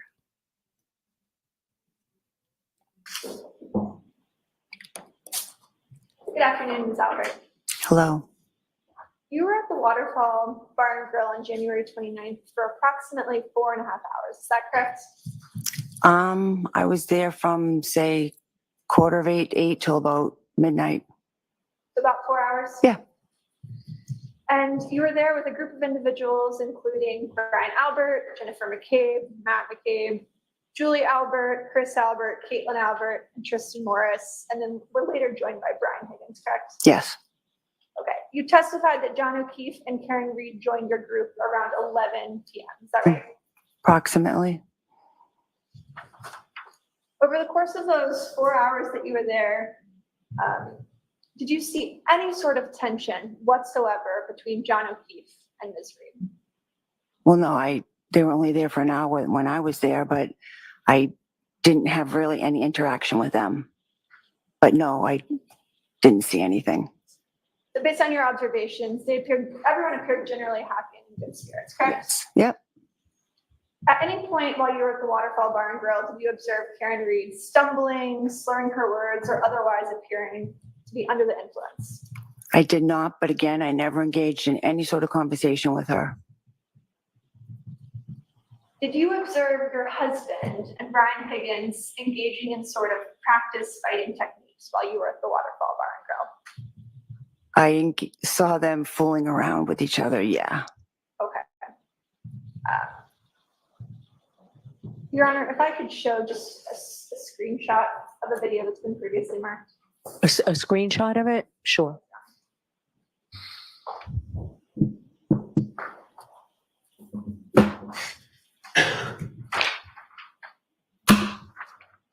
May I approach you for the recording? Yeah, so can you take this down just until the witness has it, please? I thought you were just showing the screenshot. You want to show it up here? Yes. If that's Okay. So what are you doing Should with we it? mark that as an exhibit? Or I don't think there's a need to. I thought you were showing something to the juror that you were just going. Okay. if I could show you this photograph. Mm-hmm. All right, so we will mark it for Oh, identification. sorry. Ms. Albert, do you So hold on, we need to, so we'll mark it for identification. So we'll take it from the witness for a minute, please. Sorry. We'll mark it for identification, but this is incorporated in what exhibit number? I believe it's exhibit 53, Your Honor. All right, just so our record's clear. Thank you. One screenshot is W for identification. Thank you. All right, so now you can, Your Honor, if I may, I haven't seen what the witness is looking at. okay? Thank you. Okay. Thank you very much. Thank you. All right, so you want to display it on the screen now, Ms. Little? Yes, Your Honor. Okay, sure, go right ahead. Ms. Albert, do you see the two individuals sort of in the closest frame to us with their backs turned to us? Two males? Yeah. I know it's kind of hard to see. Yeah. Who is the man that has just been zoomed in with the logo on the back of his sweatshirt? I believe that's Brian Higgins. Okay. And then the person with that sweatshirt is, you said Brian Higgins? I think. Yeah. It's a little hard to tell. Over the other individual who's sitting right next to him. I know this is kind of hard to see because the number's blocking it. Yeah. But does that appear to be your husband to the left, kind of in a fighting stance? Yeah, I think so. Okay. Ms. Albert, when your husband drinks, does he often? So I'm sorry, are we taking this down or keeping it up? Yes, Your Honor, you can take it down. Okay, thank you. Ms. Albert, when your husband drinks, does he often get into sort of these practice sparring, practice fighting stances? Is that common for him? Objection. No, I'm going to allow it. No, I don't think so. So this type of behavior was unusual for him. No, I think they were just fooling around. I don't think there was anything much to it. My question was, Is it unusual for you to see him sort of practice fighting? I wouldn't call that practice fighting. I think they were just fooling around. And yeah, maybe I've seen him do that other times, but it was fooling around. They weren't practicing. Let me put this a different way. You do know that your husband is a highly trained fighter, correct? Objection. I'll allow that. Absolutely not. Your husband has no fighting experience whatsoever? A highly trained fighter? No, he's not. He has boxing experience, correct? Objection. So I'm going to see you at sidebar on this, please.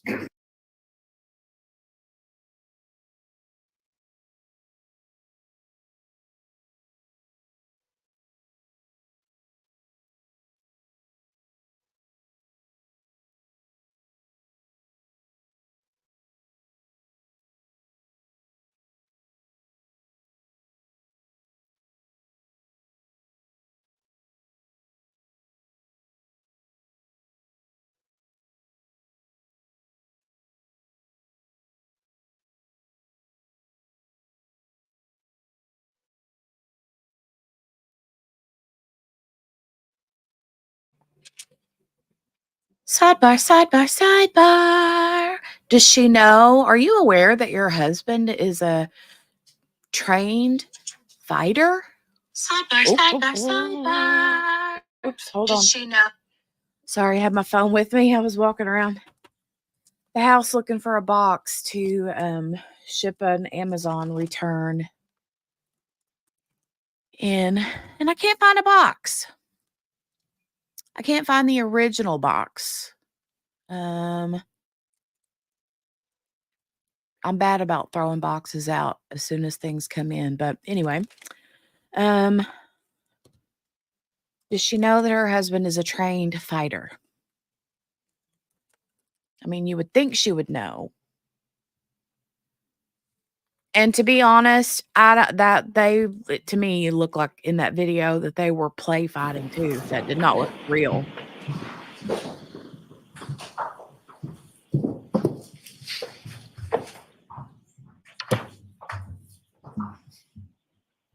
Ms. Albert, your husband has boxing experience, correct?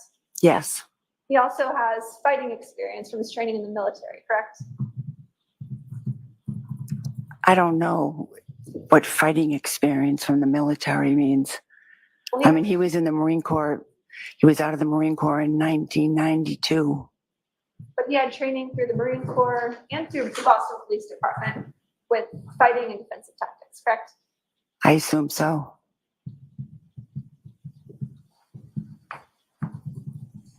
Ms. Albert, you testified earlier that you left the waterfall around, I believe, 11:45. Is that correct? No, I said I think closer to 12. Okay. Could I show you what's been previously marked as Exhibit 53? Your Honor, could I have permission to publish Exhibit 53? Okay. And Mr. Bates, if I could have you start the video at 5:14.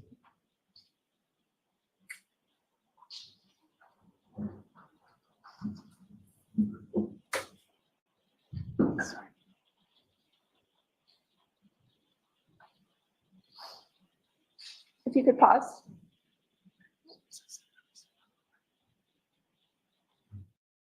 This video? No, I don't. Do you see the woman that's in the lower quadrant? Do you recognize that individual at all? I don't. It's so I can't tell who that is. I know this is not the best video, so I'll play a little bit more and see if you might be able to recognize it. You don't recognize who that individual is?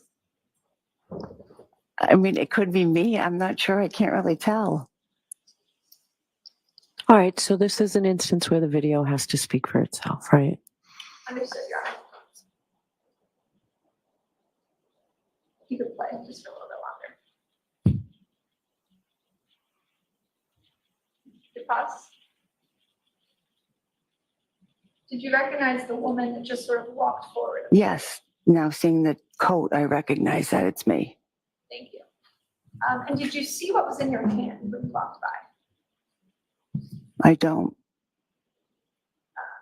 You could play just a little bit more.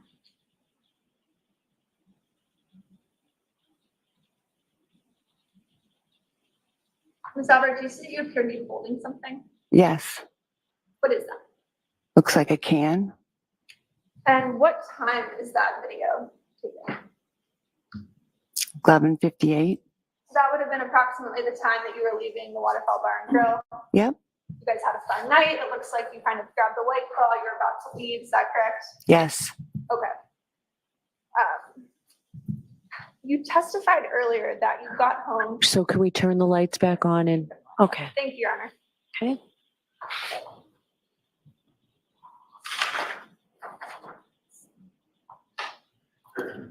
Let me switch gears a little bit. You testified earlier that there are 4 cars that are usually parked in the driveway at 34 Fairview, correct? yes, And you listed at least the make and model of about 3 of those vehicles. yeah, Do you recall that? yep, You said there's a Cadillac that usually is parked in your driveway, there's a Ford Explorer, and there's a Ford Escape, correct? Yeah. But you also said there's a 4th car.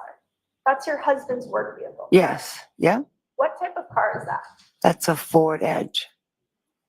A black Ford Edge. Yes, yep. Is there a reason that you didn't want to state or commit to that in front of this jury when you originally testified? No, there's no reason. I was just trying to think of all the different cars. We have 5 kids. We've had a lot of different vehicles. I was just saying it as I remembered it. News coverage in this case has revealed the importance of a Ford Edge. Objection, correct? Your Honor. Sustained. In your mind, a Ford Edge has significance to this case, doesn't it? Objection, Your Honor. No, can you answer that? Does a Ford Edge have significance in this case to you? I've heard it talked about. Yeah, And what you've heard talked about is that an eyewitness saw. Objection, Your Honor. I'm going to stop you on that. The objection sustained. Ms. Albert, you know there's significance to the Ford Edge, and that's the one Objection, Your vehicle Honor. that you did not mention in your initial testimony, correct? So I'm going to allow that question. Can you answer that? I just was trying to think of all the different makes and models. I did not purposely say that.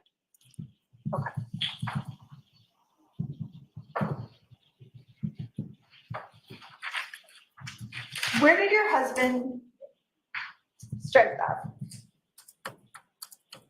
You testified earlier that you weren't sure exactly where Brian Higgins parked that night when he arrived at your house, correct? Right. And you said, I'm not sure, but then you gave a pretty vivid description about him being parked, you think, in front of the house by the mailbox facing away from your residence, correct? Right. Yep. Is that statement something that's from your personal recollection or for something that you've discussed with other witnesses in this case? No, it's from my personal recollection of what I'm pretty sure I remembered. He pulled in first, he backed out so we could pull in, and then I'm pretty sure he pulled out and parked along the curb where the mailbox was. So you haven't discussed that statement with any other witnesses in this case? I don't remember. I don't think so.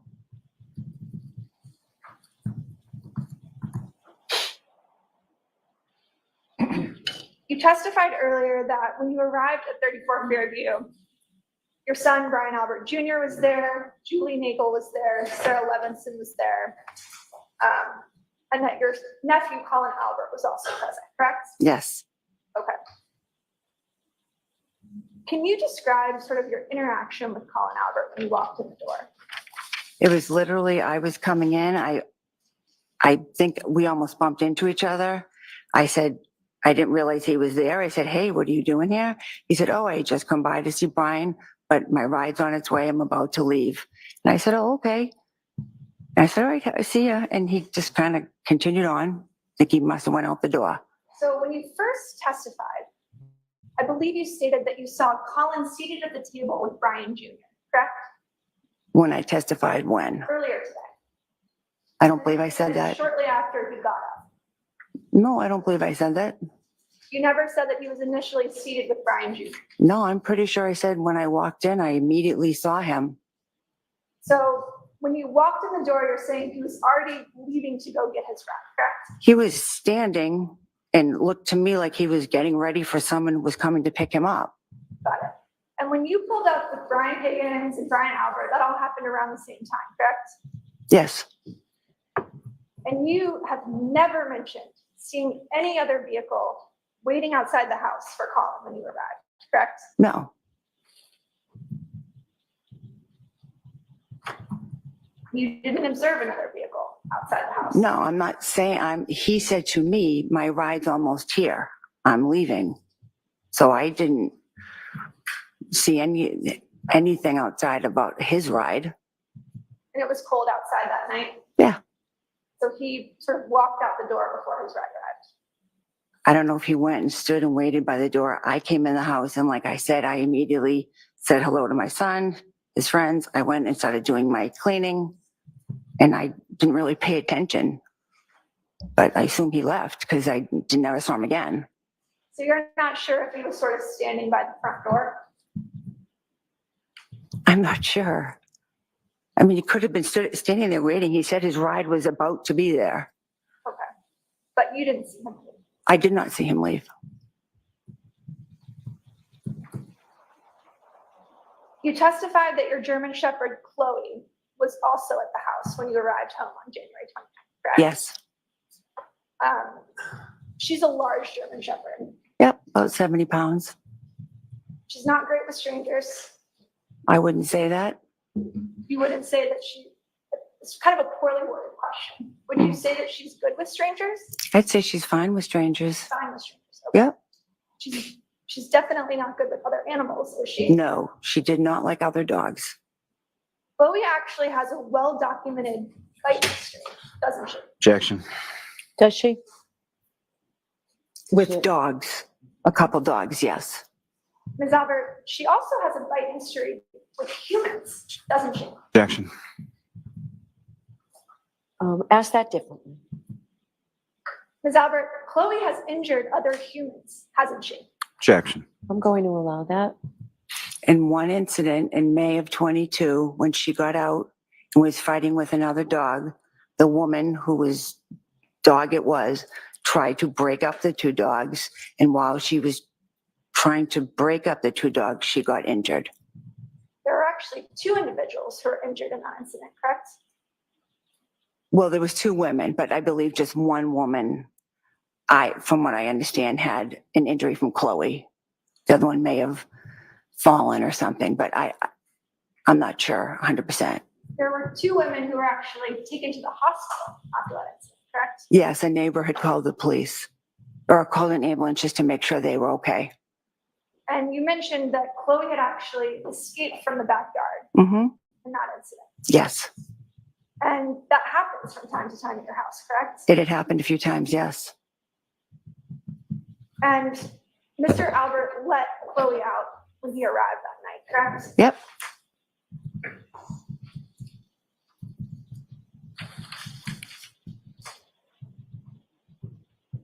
Ms. Albert, you don't have Chloe anymore, do you? Nope. In May of 2022, 4 months after Mr. O'Keefe's death, you got rid of your family dog of 6 years. Objection. So is that true? Is that when you got rid of your dog? I did not get rid of my dog. I rehomed my dog.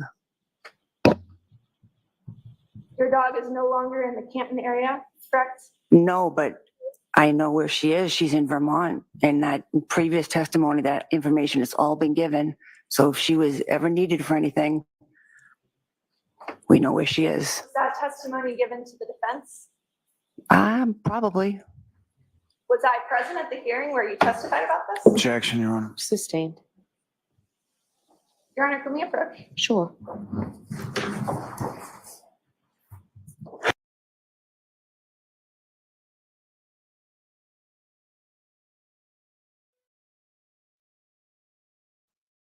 Ooh, I didn't know that they actually had information about where the dog had been rehomed.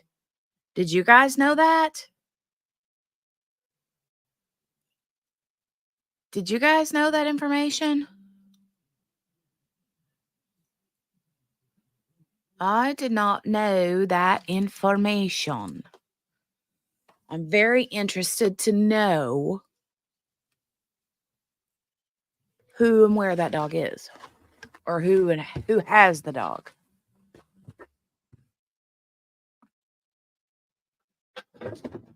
I just got my beautiful mug. My beautiful new cup. It's so pretty. And my cross stitch arrived too. Yay! Bum bada bum bada bum bum bum bum bum.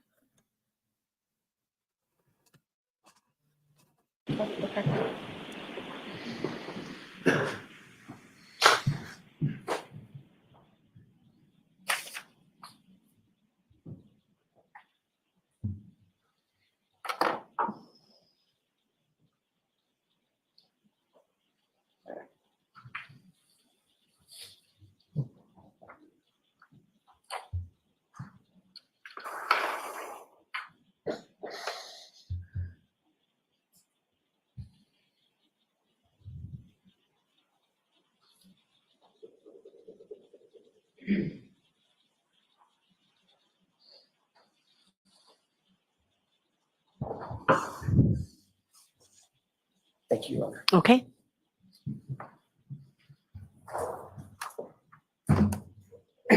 Ms. Albert, you're aware that we actually sought records regarding Chloe and her bite history, correct? Objection, Your Honor.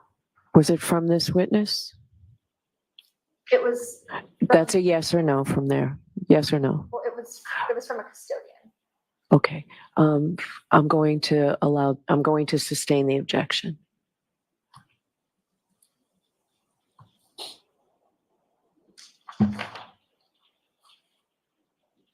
All right, Ms. Albert, I want to direct your attention back to the early morning of January 29th. Mm-hmm. You testified that everyone who arrived at your house just after midnight was sort of generally gathered at the table in the kitchen area, correct? Yes. And over the course of that evening, you had never heard any sort of disruption inside, correct? No. You didn't hear a crash? Certainly There never needs heard- to be an answer. Sorry, no. You certainly never heard any screaming or yelling? No. And you never heard the screech of any brakes outside, correct? Correct. Okay. On July 20th, 2023, you testified before a grand jury, and Mr. Lally was not there, correct?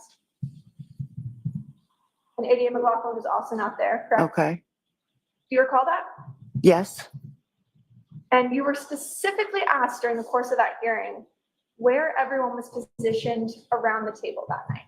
Mm-hmm. You remember that sort of line of questioning? Yeah. And you explained that your sister Jennifer was seated next to Brian Jr. Objection. Is there a question? We're getting that question, so go ahead. You were very specific about kind of how people were seated at that table that night. Do you remember that testimony?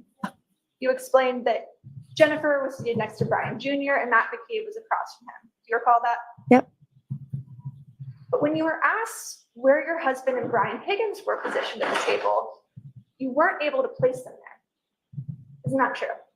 Because I don't believe they ever sat at that table.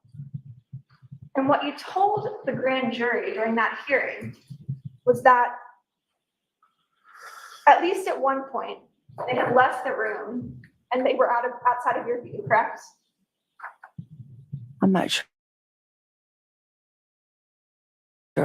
I said that. Told the jury that you were cleaning and you weren't sure where they went, correct?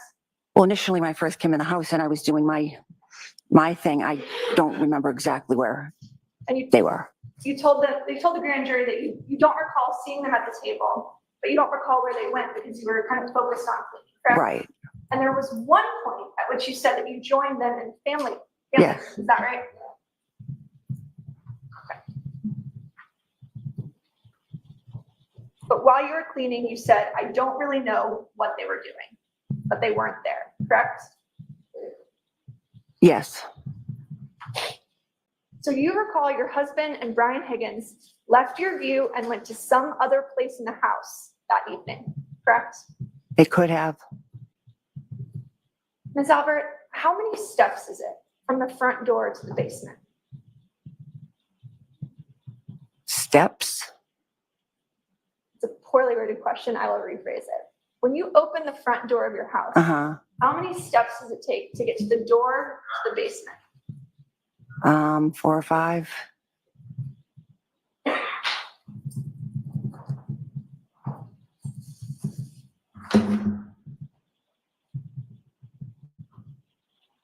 You testified earlier that Brian Higgins left 34 Fairview first, correct? Yes. Then Matt McCabe, Jennifer McCabe, Sarah Levinson, and Julie Nagel left together, correct? Yes. And the very last person to leave your house that night, you said today under oath, was your daughter, Caitlin, correct? Yes. And you said she left your house close to 2 a.m. Is that right? Yep. Ms. Albert, that's not what you told Sergeant Lank on January 29th, 2022, is it?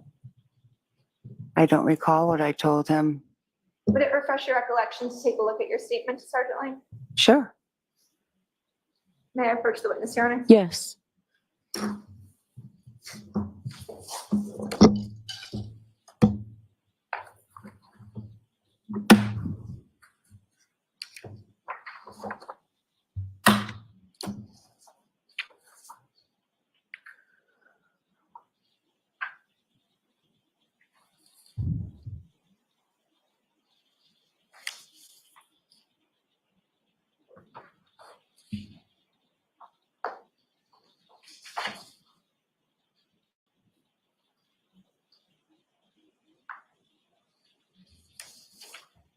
Okay, I'd like to direct your attention to page 2 of the supplemental. Would you show the prosecutor, please? Yes.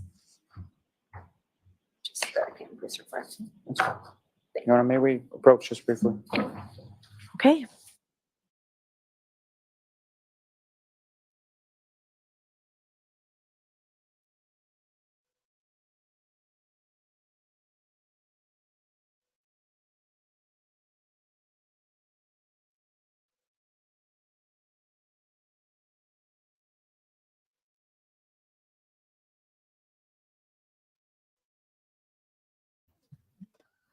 It's getting better and better and better and better.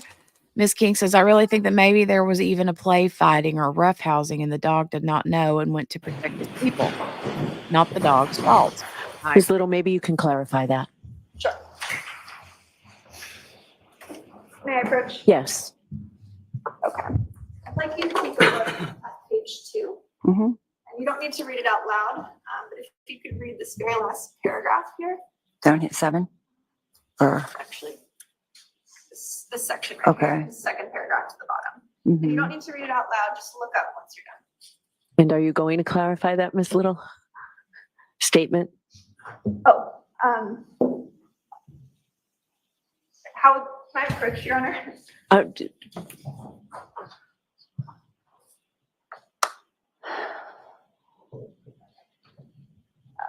Ms. Albert, this is just a police report containing an interview that was conducted, correct? Yes. With Sergeant Lank on January 29th, is that right? Yes, the morning of. Thank you. Have you had a chance to? Yes, Is your yeah. recollection- Is your recollection refreshed? Yep. Isn't it true that you told Sergeant Lank that your daughter left at 12:15 on January 29th? I do not recall saying that. I've maintained in every interview testimony I've had that she was the last to leave. So I don't know, it was very confusing that morning. Officer Lank was trying to ask everybody, where had you been? Where had you been? When did you get here? When did you leave? I don't know if somehow it was misconstrued, but I've always maintained that Caitlin was the last to leave. Understood. And that's because Sergeant Lank was talking to everyone at the same time, correct? Yeah, I mean, we're sitting around the table. It was a little, everyone was, we're all in shock and it was a little confusing. Sure. It was more of a conversation than an interview. Is that right? I guess you could say that. May I approach? Yes.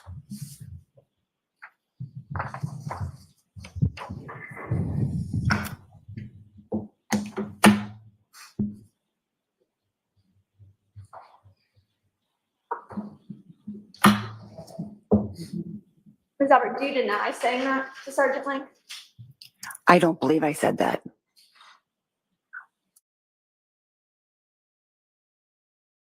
I think maybe someone was saying, oh, Jen and Matt got there 12:15. He misunderstood it, got misconstrued later in his notes. But I've always said, and any other time I was questioned, that my daughter was the last one to leave.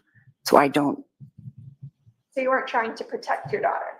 no, You were forthcoming about always providing the troopers with information about the individuals who were present that night? yes,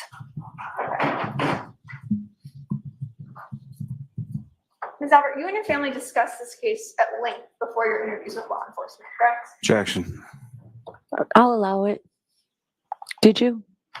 of course we discussed the case, but just everything that was going on, we were trying to figure out what happened.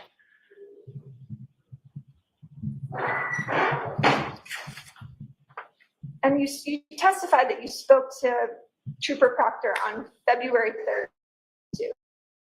Yes, That would be 6 days after this occurred. Is that right? yep, And that's the very first time that you were ever interviewed by Massachusetts State Police. yes, yep, Aside from that sort of conversation you described with Sergeant Lang. yeah, yep. When you spoke to Trooper Proctor on February 3rd, 2022, you left a lot of names out of individuals who were present at your house on the morning of January 29th, 2022. Isn't that correct? I'm not sure who was left out. Did you tell Trooper Proctor that your son, Brian Albert Jr., was home that night? Was home the night of his birthday, or what do you mean? Yes, the night of his birthday. Well, yeah, he was home with his friends. Did you tell that to Trooper Proctor? I assume I did. So if it wasn't in his report, that would have been his mistake? Objection, Your Honor. Sustained. Did you tell Trooper Proctor your daughter, Caitlin Albert, returned home with you after the waterfall? I believe so. Did you tell Trooper Proctor that your son had 2 female friends at your house when you arrived? I believe so. And notably, did you tell Trooper Proctor that Colin Albert was present at your house? You know, I probably didn't, because anytime I was questioned about who was there, to me, it was who was there afterwards, hanging out from like the 12:15 point on. I didn't consider Colin as being there because I literally crossed paths with him. He left, and I didn't consider him being a part of the group that was there. Were you asked who was at the house that night? I assume he asked that, but I also didn't mention the people that my son had previous, because I didn't consider them as part of the people that I was with when I got home. You never mentioned Colin Albert to Trooper Proctor, correct? Correct. And you never mentioned Colin Albert to Sergeant Lang. Correct.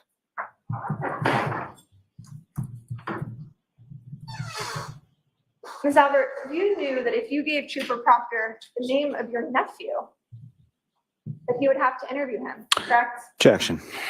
All right, I'm going to sustain that objection. You didn't want your kids or your nephew to have to tell the police what they saw, what they heard, and what they did that night. Objection. I'm going to allow that. Is that true? That is not true. But you never told Trooper Proctor about Colin Albert. I didn't mention Colin because I didn't consider him as part of the group that we were hanging out with after the waterfall, because he left as soon as I walked in. I didn't even think of him. Didn't even think of him. No. Didn't think it might be important for the state trooper who was investigating this case to know the individuals who were leaving at the precise time that Mr. O'Keefe and Ms. Reed arrived at the house. Objection. Sustained.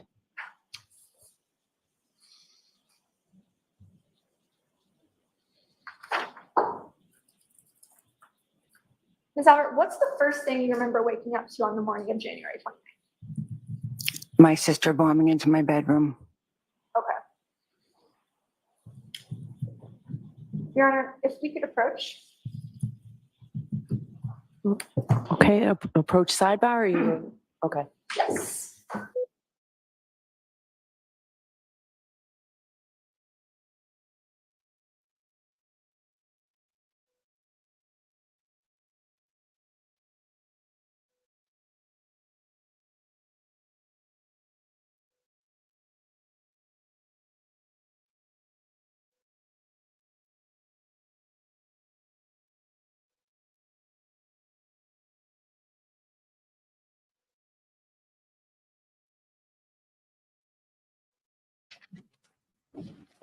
Another sidebar. Sorry, I got 50 million things going on all at once. I'm printing emails for the husband. I'm printing shipping labels for the husband. Packaging thing. Okay. Sidebar city. I'm going to mute myself because I have husband and child in here. I think we're a couple minutes behind too, so I can speed it up a little bit. Hopefully they'll get back through their sidebar soon.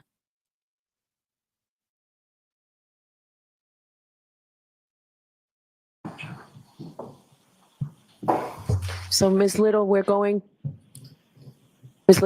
to mark what you have in your hand for identification. Thank you.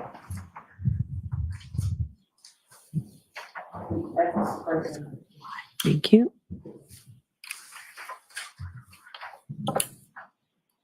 Robert, I'd like to show you a photograph which purports to be. Just show her the photograph. Ms. Albert, do you recognize that photograph? Yep, What is it? it's a picture of my house. Does it appear to be generally to scale? Yep, Do you recognize sort of the flagpole in the yard, yes, the house, yep, the driveway? mm-hmm, And that looks yes, accurate. And that looks accurate in terms of scale, correct? yes. Permission to publish? Sure.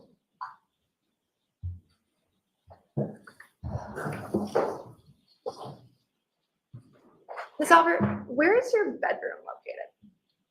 Do you want me to show it? Yes, if you could explain. Right up here.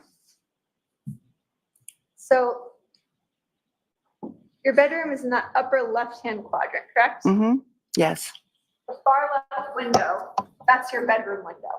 yep, Is that right? yep, the two of them.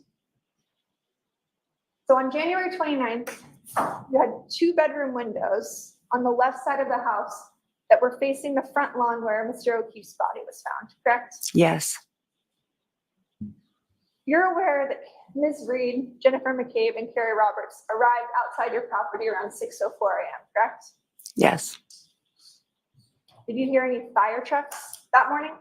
I did not, Did you hear any ambulances? I did not, You didn't see the flashing lights of emergency vehicles outside your bedroom window?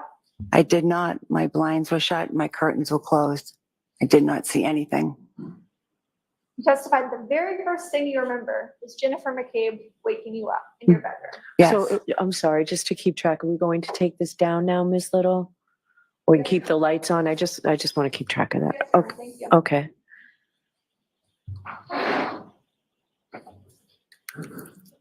What time was that? I thought it was somewhere between 6 and 6:30. May I have a moment? Sure.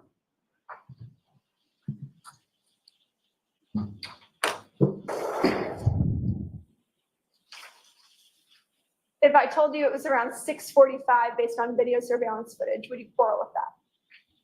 If that's what you say. Okay. Does that sound about right to you? Yep, I initially from the beginning just said 6:30. I wasn't quite sure. Ms. Albert, what about the two calls that you received from your sister at 6:07 and 6:08 a.m., which were answered? I never answered any phone calls from my sister that morning. You're aware that the Cellbrite records indicated that you answered two calls from your sister. Objection, Your Honor. And 6:08 a.m. The objection sustained. Your Honor, may I approach the witness? Okay.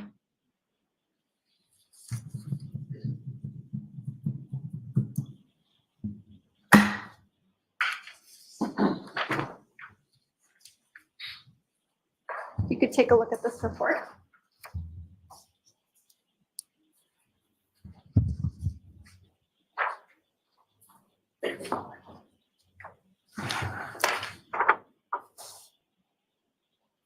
Ms. Albert, you received. If I could just see what's being shown to the witness before. Thank you. May we approach? Okay. I'm going to take that, please.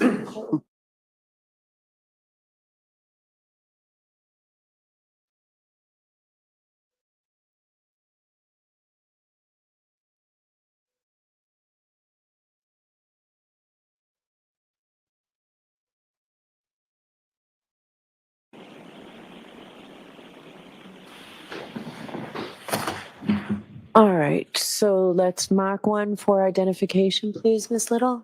Thank you.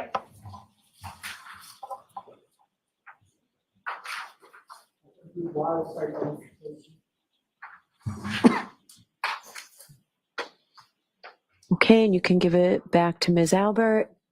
Thank you. And you can go back and ask a question, and let's see where we go with this, okay? Ms. Albert, do you recognize this document? Recognize it? Do you know what it is? Well, yeah, I see what it is. Does it refresh your recollection as to the 2 calls you received on the morning of January 29th? It says here 2 calls were placed. Okay, don't read it, but you were asked a specific question. So if you could answer the question, please. Does that refresh your recollection to the 2 calls you received from your sister on the morning of January 29th? She may have placed those phone calls to me, but I never answered them. You received a call from Jennifer McCabe on January 29th at 6:07:42 a.m. that lasted for 9 seconds, correct? She may have placed a phone call to me. I never answered it. I never spoke to her that morning. You also received a second call from your sister at 6:08:17 a.m. that lasted for 7 seconds, correct? Objection. Go ahead and answer that. It says that, but I never answered a phone call from my sister Jennifer that morning. You're aware that cell phone companies have what are called tolling records, correct? That show if there's a voicemail or something of that nature. Objection, Your Honor. Sustained. Ms. Albert, it's your testimony here today that you never spoke to your sister that morning. I never spoke to my sister on the phone that morning. Who else was in your bedroom that morning? Me and my husband. You and Brian Albert were the only 2 individuals who could have answered those calls that morning, correct? We're the only 2 people in the room, besides the dog. And at 6:07 a.m., someone had a 9-second call with Jennifer McCabe, correct? Objection. All right, sustained. And you've got more for this witness, I imagine, Ms. Little? Yes, Your Honor. Okay, so we'll take the luncheon recess, folks. It's 1 o'clock.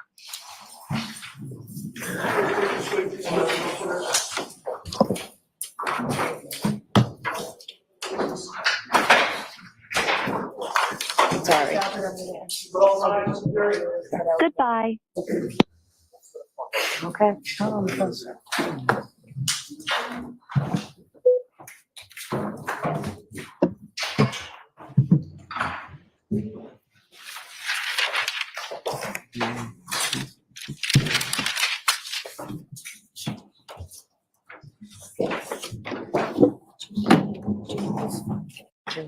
Sorry, evidence. Me for anything?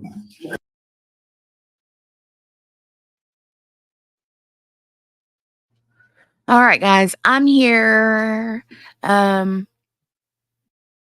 Looks like they're taking their lunch. So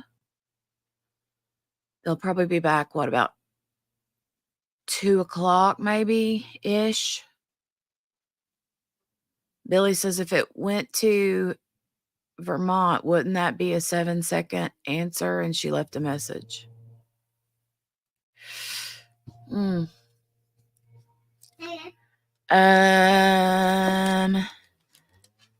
And now the bug people are here spraying. I can hear it outside. Yeah. Oh, voicemail. I'm sorry.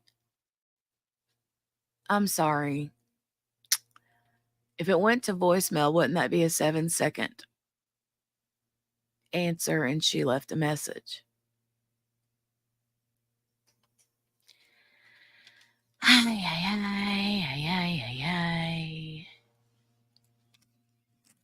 QB's behind says, hi, Dale and Jolie. Jolie said, hi, Mom. Ay. Oh my gosh. Steph said Vermont. Stop it, Steph. Stop it.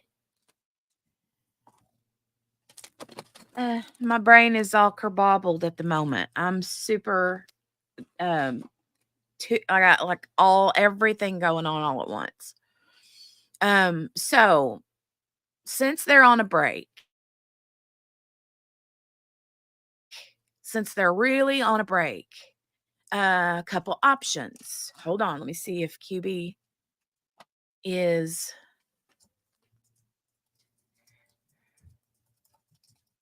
a lunchtime show. Let's see if QB's up for a lunchtime show. If she is, that'll be great.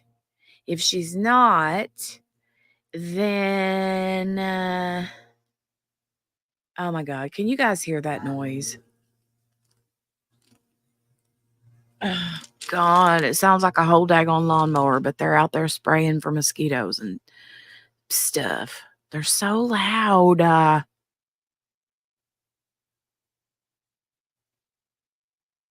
Dale was needing emails printed off and a shipping label and packing tape, and I was trying to package something up for a Amazon return. I was not. I'm told you guys I cannot multitask. I can't do it. I don't want it. Like Margaret says, I don't want it.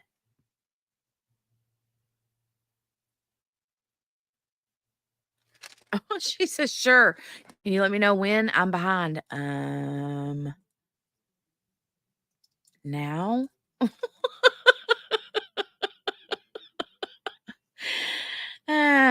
Trademark that, Margaret. Yeah. I don't want it. I don't want it. I don't want it.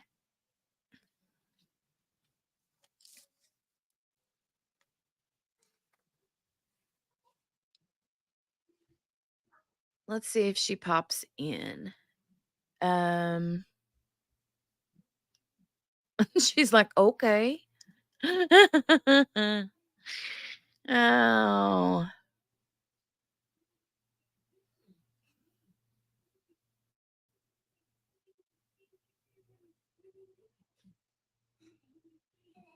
Oh, Lord. Mickey said me when Jenny said, do you hear that noise? I just had turned on my new mini cordless TikTok fan I got today, and I thought for a split second she had ESP. I do have ESP. Somebody else in the chat said something about ESP earlier. Okay.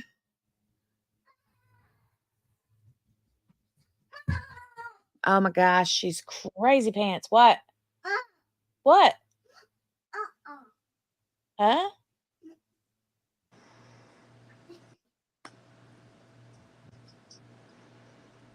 Oh, I see a QB, but it's got my picture in it. Oh, dang. Hey. Can you hear me? Hey, I can hear you. Clearly, I came in on the wrong thing. Stand by. I'll be back. It's got your name on it. It says QB. I know, but I came in under your thing because it was just stand by. Well, hey, wait. You can stay on my thing. Okay. I mean, if it will it let you change your picture though? I just stand. I'm a whole hot mess. I swear. You think you are a whole hot mess, ma'am? I You should swear. see me right now. Also, is it day 9? Yes. Oh, okay. Stand by. Stand by your man. Stand by me. Oh, yeah. Okay, hold on. All right, I'm fixing to mess things up. Just stand by. Well, I'll tell you one thing. Hi. It has been a marathon stream day yesterday, and today is a marathon hot mess express in my house. In? Margaret. Am I in? I hear you. Hi. Hi. Oh, nope. Wrong one.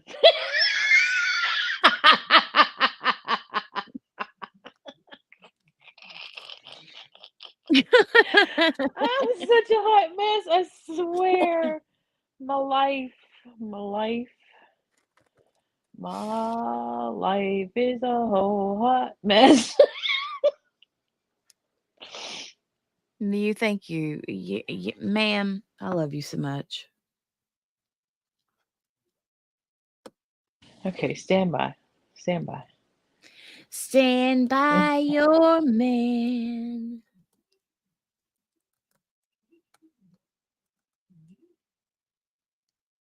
Spin says, wow.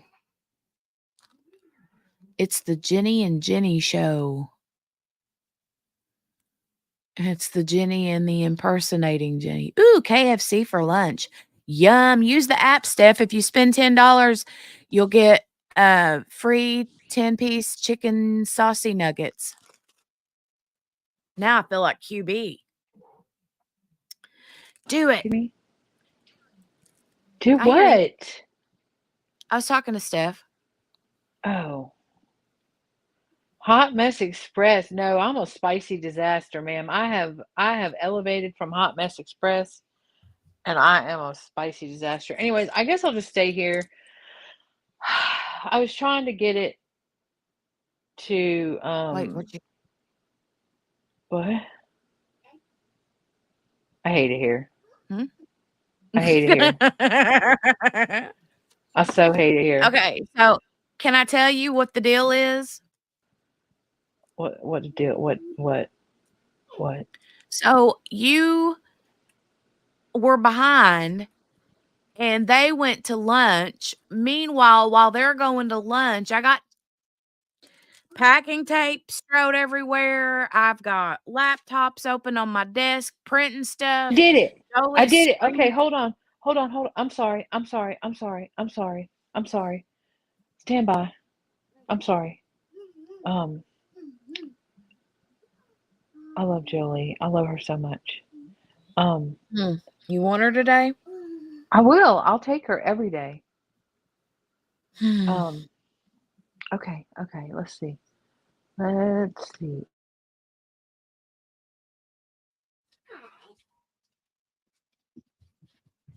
She's still trying to figure out which personality she wants to be today.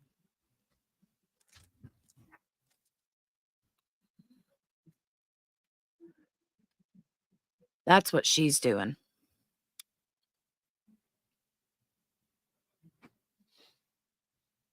QB,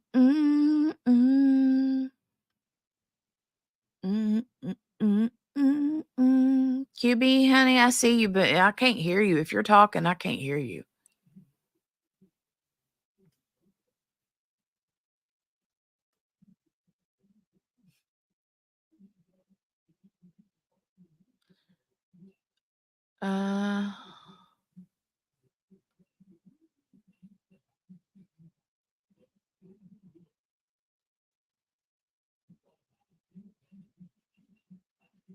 She's still trying to figure out which personality she wants to be today.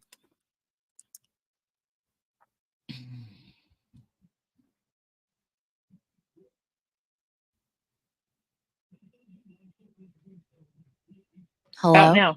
About now. Hi. Yay! I'm sorry. Okay. No, don't be sorry. I sprung it on you. I know you weren't expecting because you were Well, behind, right? And so right. whenever you said when, I was like, now. Right. No, that's fine. I just okay. My brain is not good today. Not that it's good any day, but it's less good today.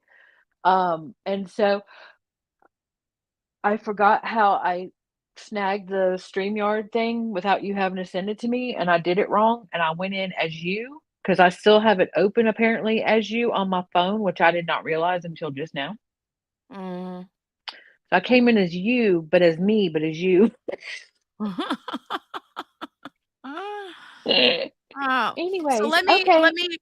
me explain the situation. Thank you for joining at last minute notice, especially considering you were behind.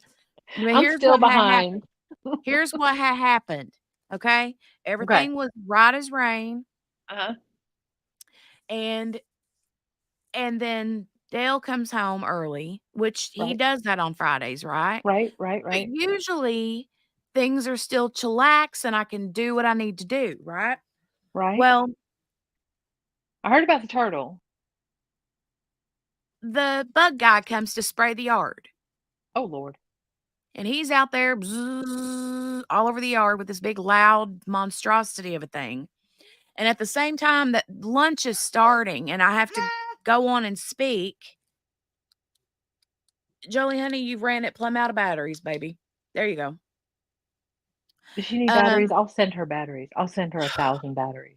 Jolie is in here screaming, wanting a flashlight. She's momming me every single second.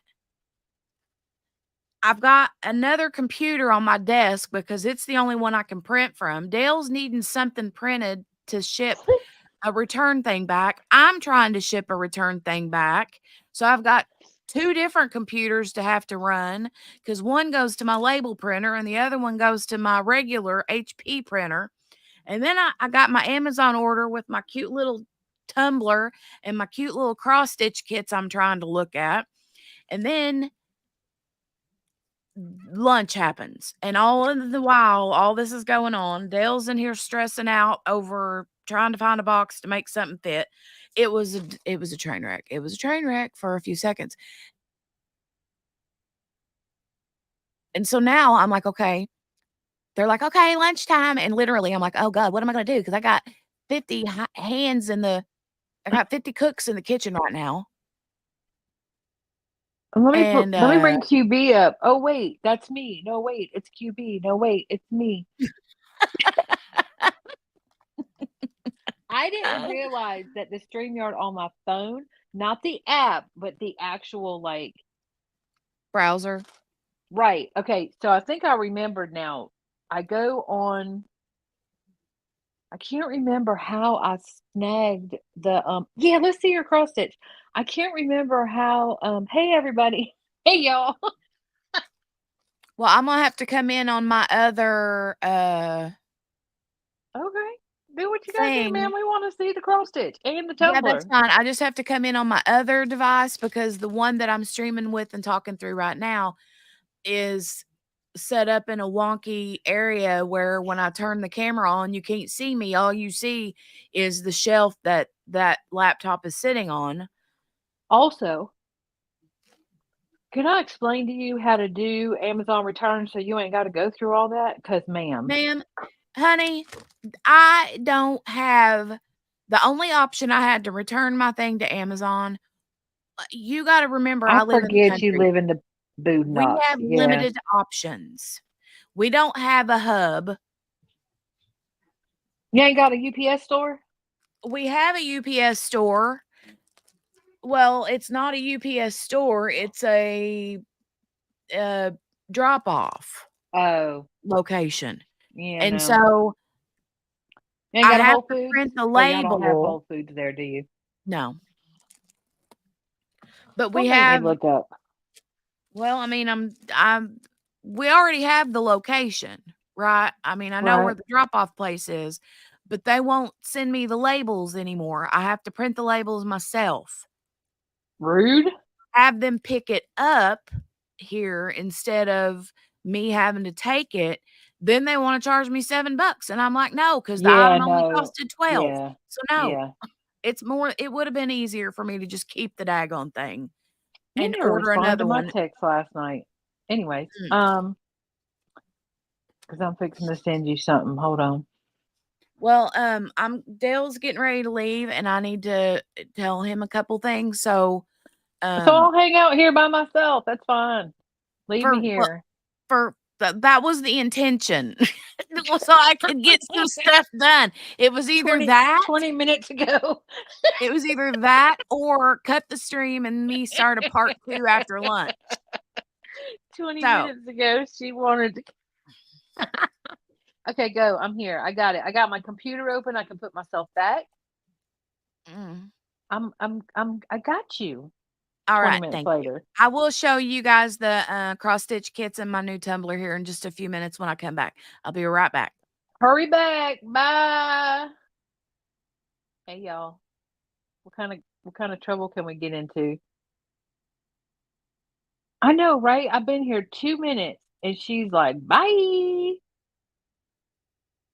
BFE, you are right. Oh, I got a funny story about that. Okay, okay, story time. So BFE, does everybody know what BFE is? Bum F Egypt. It's like really, really far. So we used to say when we were younger and we were not allowed to, no, QB gonna be getting into things and y'all follow along. That's how this works. Especially today. I don't know, y'all. I'm not okay. So BFE. So oh, Chilling, really? Okay, so it's bum F, you know what, which F, you know what F is. And so it's just really, really, really, really, really, really far. So we used to say BFE.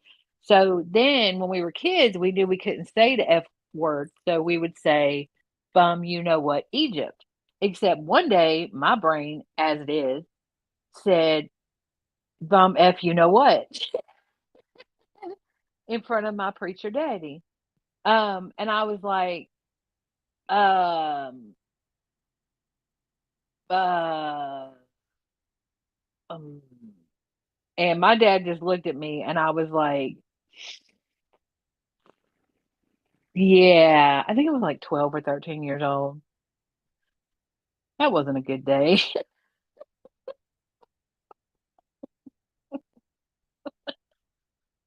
It was bad. Also, does anybody know what Fuddruckers is? Anybody in the chat? Anybody in the chat? We haven't done a poll today. Margaret, come back one year. A poll for you. You are a PK. I am by proxy. Yes. My dad is not by trait, but is ordained. And so, yeah, I'm a preacher's kid. You know what they say about that. Okay, so you know what a Fuddruckers is, right? Well, my when my siblings and I were younger, we thought we were funny and we would call it Rudd Effers, right? But we only did it with us, right? But CQB ain't got no switch. So one time my dad was like, where y'all want to go eat? And I was like, let's go to Rudd Effers.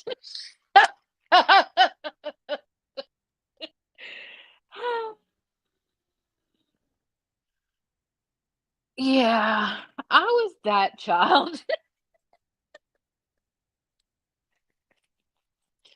Oh Lord. Bum F, you know what? What? Wait, who said that? I did too. I looked around, looked behind me. I was like, did y'all hear that? Who said that? Whew, spicy disaster. That me. I missed y'all. How y'all doing? How's everybody? I've been reading chat as I've been trying to catch up with this just this train wreck of these people. I still am that child. And you know what? I'm just gonna say that there's 8 of us and I am my daddy's favorite. Just saying, he won't tell nobody, but he will to me, but he won't tell nobody else. But it's okay. And yes, I am still that child. I'm just a little cleaner now. Not much, but a little bit. I didn't know what that word. I knew. Okay. All right. All right. Who knew what that word meant? That's like when I gave my dad the middle finger and I asked instantly, what does that mean? Right? Like but see, the thing is, we knew, and it was I'm just gonna say it was all my brother's fault. Okay, they were always getting me in trouble, always getting me in trouble, always. Um, no, you mean wait a minute? No, the word that that Julie Albert said was the guy's name, the trooper's name. Margaret raised her hand, like, I know Spins knows, ma'am, ma'am. Oh, it's always the brothers, and that's probably why we don't speak. But anyways, enough about me. So yeah, I know what that is, but I did not know that, I did not know that that's what they called it. And I'm deceased, and she will never. I know you knew, Steph. She will never live that down. And if y'all haven't seen it, yeah, same here, Mickey Jor. That we, yeah, yeah, yeah, yeah, same. So we were always, behind the scenes saying dirty words, right? And then every once in a while they'd slip out because I have no filter, and it's not okay. Is it 1:30 already? Lord have mercy. I got up really early and I decided to lay back down, and that was a whole mistake. It was a whole mistake. My day is all messed up. I don't know if I'm coming or going. I'm behind. I ain't done half the stuff I was supposed to do. I ain't doing half the stuff I was supposed to. I ain't doing half the stuff I need to do. I just marked it off my list and said we'll do it another day. I'm done. I'm gonna go play with M, and that's it. She been gone a long time. Where's she at? Also, I want to have a picnic with Jolie. Also, if that baby needs batteries, I'm gonna send a whole truckload. I didn't hear the gallery react, but I was like, ma'am. I didn't hear them react. But they all looking it up. And if you could hear Bob and Jay reaction.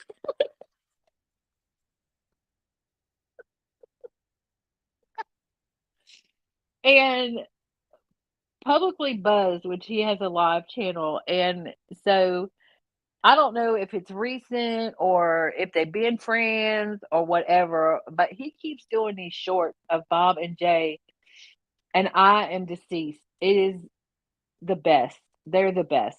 They are the best. So what's everybody thinking so far? The Alberts are a whole lie? Have we decided they a whole crap? No, go on the Twitter. Go on the Twitter. It's on their Twitter. They did a short already. It's already up there. It's freaking hysterical. Um and uh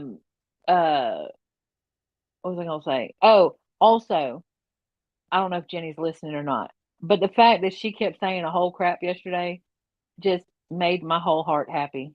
It just made my whole heart happy. I was laughing. I was driving, and it was it was it was fantastic. It was fantastic.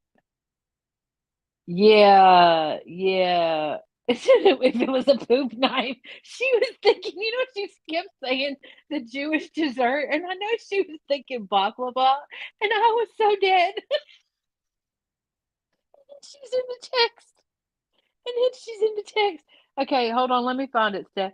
And she's in the text, our text, and she's like, I'm pretty sure it's a dessert. I don't know, and we're all like, Lord, Lord. She said she was thinking baklava, right? She was thinking baklava. And I was dying, y'all. I was back here dying, trying to catch up, and I could not. Um, Let me see if I can find. Also, I didn't get to talk to y'all yesterday. Anybody feel like Chris Albert? First of all, I made a whole comment on that post. First of all, his eyebrows made me very uncomfortable. Second of all, did anybody think that he was like fiending? Like he was acting like he was fiending. She thinks I know because we're not telling her what it is. We're not telling her what it is. I'm not going to be the one to tell her. I was leaving it up to Steph. Steph is in charge of that department. Um. So yeah, no, y'all can. Steph in charge of that. Let's see where they at. I got the hiccups, y'all. That's not good. Let's see, where was it? Here it is. Oh, Jay posted. Steph, I'll text it to you. Um, it was so good. It was so good. Let me see. Oh, Spin said I'm being summoned. Yeah, I'm here. Thanks. I just saw that. Here, Steph, it's in the group. It's in the group. Whew. Where Jenny at? Yeah, she didn't. Morgana's like, I'll tell her. Okay, so somebody pointed out, I was having this discussion with somebody last night, and that they think that there's a mole above his left eyebrow, but I swear to you, and then they started talking about Wooly Willie. Do y'all know who Wooly Willie? Do y'all know who Wooly Willie is?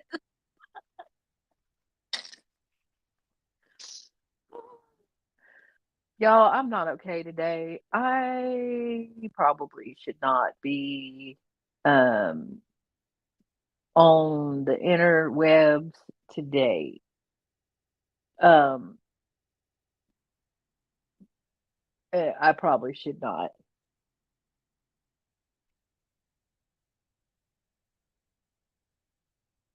Oh gosh. Wait a minute. I live back when they hid crazy. I told mom when I was 10. Oh Lord. Um, it is cute. Jenny is the cutest thing ever in life. Let me share with y'all my screen real quick. Um,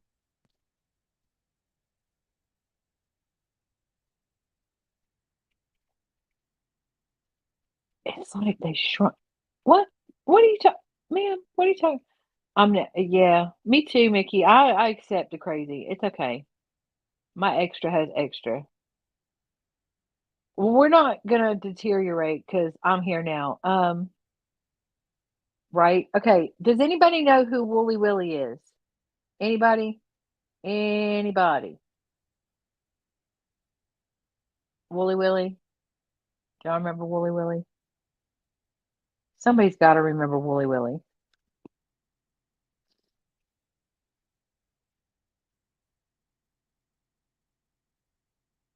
Yeah? Julian's like, eh?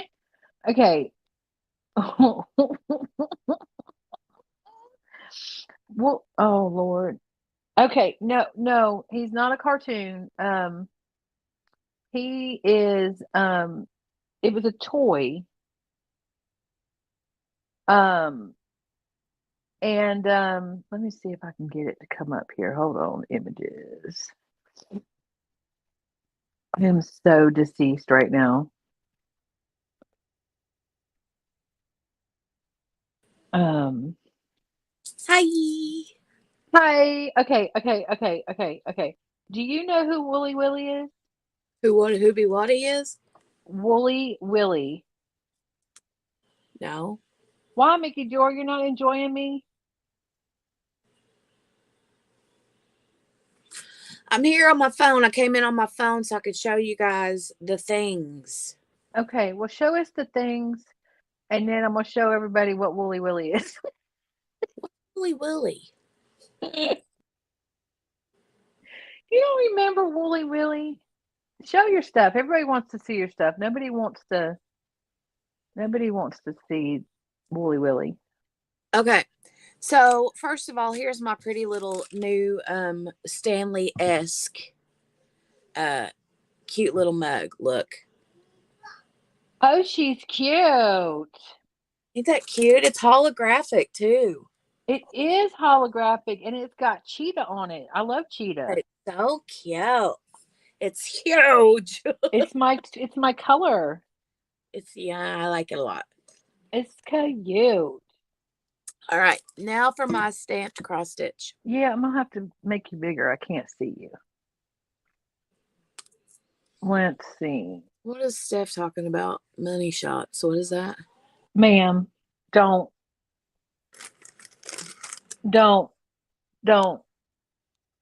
It's okay. Just where's your cross stitch? Show us your cross stitch. Oh, increase the screen. Yeah, make you bigger. Oh, hold on. Let me figure this out.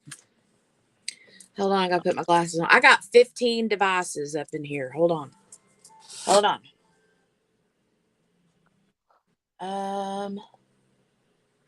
Yay! Is that better? You're bigger. Ma'am, your eye holes are still puffy. You look beautiful, but your eye holes are still puffy. See, look. I love it so much. I need a link to that, ma'am. It was on Amazon. Amazon. Amazon. For I don't like something. It was like 17 something. I don't like the handle. Why? What's wrong with the handle? I don't usually like a handle on my things. You have to have a handle on this. I have a 40 ounce that I just carry because I'm cool like that. I don't. How? I can't. With my left arm, not my right arm. With your arm, your whole arm, like this. You can, baby. You're so cute. It's so good to see your face. Oh, your face. What? Hey, are they my glasses? What glasses are those? These are my progressives that I'm trying. Ma'am, those are the exact ones I think I picked out. Are they teal on the inside and black on the outside? No, they're all teal. Oh, they're all teal. Okay. They look just like. Are you wearing them? Are they working? But I think what the problem was is that they're too big for my face, and I had to. I need to go take them in and have them like adjusted, like bent the arms. Yeah, because the progressive has to be in the right spot. Show the cross stitch before. I told him in the live yesterday. I was like, I need them up and back. Like if I do this, they're perfect, right? I don't know. Anyway, you have to train your eyeballs where to go. Yeah, my. Okay, show the cross stitch because Margaret's going to lose her ever loving mind. Eyeballs to work. Okay. Some places can add nose pads. That I think would be very helpful because one, it would push them up, and two, I think it would keep them from sliding down my nose. Yes. I might look into doing that. All right, so here I have to take them off though right now because I'm still trying to adjust to looking up close at my phone. It's a I did not say a-holes. I said eye holes. Eye holes.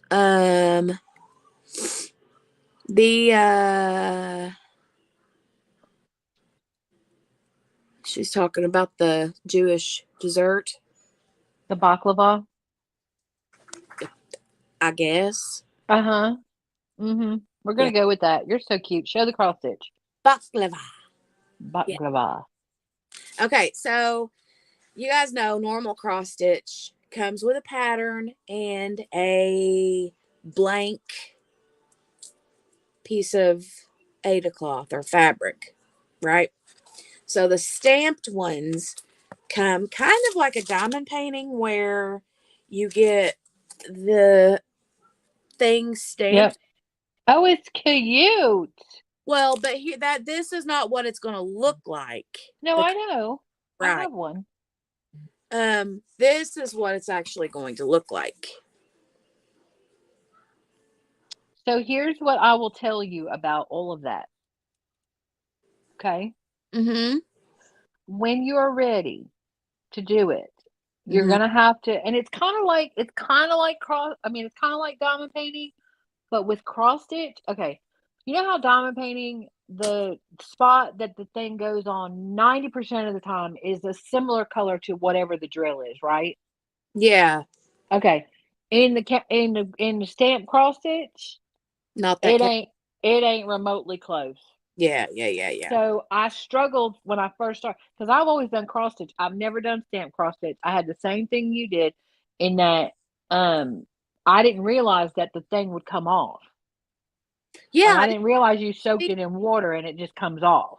Let me explain that to these people. Yeah, so tell people and show them the rest of the things because they're going to lose their minds.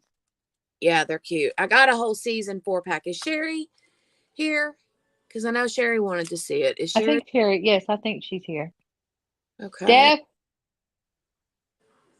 Hit the where is it? I can do it. Hold on. Let me do it. Let me do. You need a crane for that tumbler. Behave yourself. Behave yourself. Behave yourself. I had to hit it a couple times. You do, because it's so short. I know. Well, and I can't unloop it. Why can't you unloop it? Because I'm not in yours, I'm in mine. Oh. So, okay, what I was going to say is these, so cute, Jenny. Whenever you cross stitch this, you get your thread, right? Here's the color palette. How big are they? How big are, this is a nice size. I mean, it's, yeah, it is. And that's one of them? Yeah, this is just one. Okay, go ahead. Sorry. So, I mean, what would you say that is? It's like a... Looks like a 20 by 30-ish. Something, I don't know. But yeah, I mean, it's... That's good size. Bigger than my head, you know. It is bigger than your head. Anyway, I was expecting them to be like this big. But they're like this big. So, anyhow, it comes color coded, and you get these little things here on the side that you're like legend symbols thing that tells you what colors goes where on the thing. And you can tell the colors are way different. Like here's what this looks like, and then here's what the thing, right? So it's way different. And after you get it all cross stitched, then you run this under hot or warm water. I think you have to soak it. And all the stuff. Oh, you soak it? I think it said I don't know. 30 minutes or something. Yeah. I think it's got to be a minute, which scares me with the thread, but supposedly it's okay. Oh, here it says after finish the whole pattern, put cloth in water below 30 degrees Celsius. I don't know what that is Fahrenheit for more than 3 hours till all the pattern disappears. Wash it with clean water. Again, dry by leaving in a flat ventilated place. Yeah, Sherry, I love the Joy Sunday. They're nice. Now, I'm going to tell y'all, there's some question as to whether they have it licensed or not. Oh, great. I know. So don't wet it till you're done or you ain't finishing it. Right. My Stanley. Don't spill your tumbler. Tumbler better not tip over while I'm working on it, or I'll be. So, so show the other ones, and then I'll say the things that I have. Your ceiling is beautiful. Holy crap! Who did that? Who did your tray ceiling? Oh, a friend of ours, a family. It's beautiful. Yeah, it's wood, and it is a tray ceiling. I know it looks flat, but it's... No, I can see it.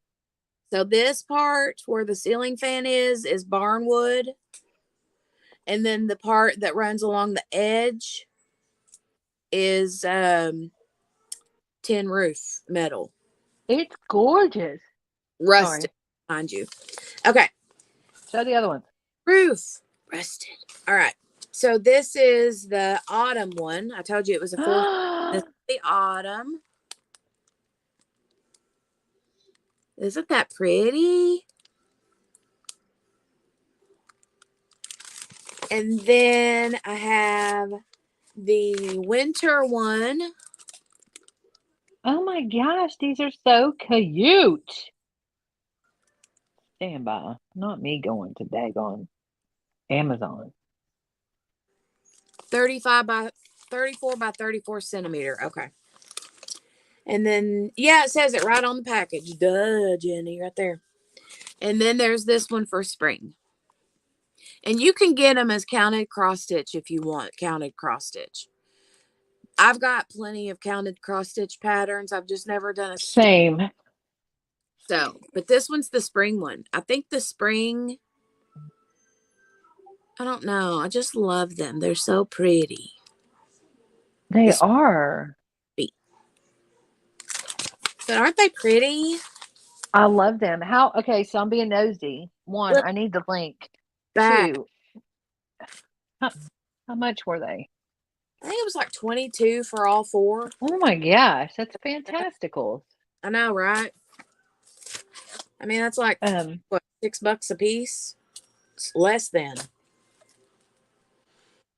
So I'm eager to try it. I just wanted a cross stitch kit to do. I've been wanting to get a stamped one for a long time, but I kept putting it off because I was like, I don't know if I'm going to like that. If you can see, because sometimes my tension's a little. Yeah, that's why I never did it. Yeah, and I was afraid because my tension's tight, and sometimes you can see the cloth behind my stitches, and I didn't want to see that wonky color. Right? Anyway. Do you want to see the one that I got? Yes. Let's see if I can make this work. Present. Trying to get a headache. Don't get a headache. I don't want one, but I'm trying to get one. All right, let's see. Amazon. Share. Oh, that's cute. Isn't he cute? I love him so much. But let me tell you, okay. So when you do it, You need to close that. You need to close it. Oh, sorry. Stop. Yeah. Okay, there you go. So when you do it, triple check your color and your thread because I struggled when I first started, especially with you saw all the rainbow colors and stuff in it. Mm-hmm. So like like it would be blue was the thread color, but bright green was on the canvas. And I'm like, I don't understand. So it's hard. It's not hard. It's just how my brain works. And y'all storms, you need to come get your storms. They're lost. Okay. Y'all need to come get them. Because my phone is going crazy with alerts and I'm not a fan. So can we go back to Woolly Willy real quick? Yes. I'm gonna get out of here though and go back to my computer because I need to plug my phone in before it like starts getting hot or something stupid. Okay. So Woolly Willy was a toy. It was a cheap toy. And I know as soon as I show you, y'all are gonna be like, where did Jenny go? She's not talking at all. I know as soon as I show y'all, you're gonna be like, oh, I know. Lord, she was gone. Um,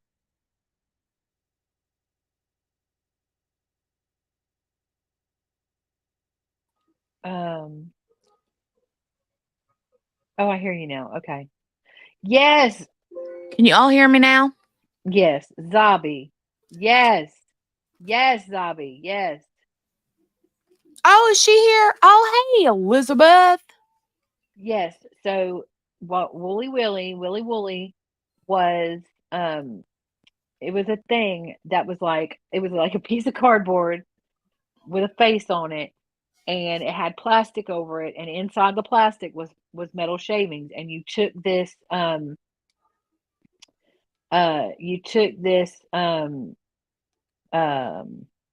magnet and you moved everything around, you made his face.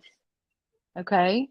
Hold on. Let me pull them up real quick. Oh, I know what you're talking about. It's like the little 99-cent store toys. Yes. Well, now they are, but yes, but back in the day they were all the rage. This thing says $8.50. They done lost their ever loving mind. Okay, I remember those. So stand by. Let me see. I'm so cool. Hang on a second. Let me see. I don't remember it being called a Woolly Willy though. Willy Wooly. Woolly Willy? Woolly Willy. Woolly Willy. Woolly Woolly. Woolly Willy. Back then they didn't know the connotation. But so here. Okay. I didn't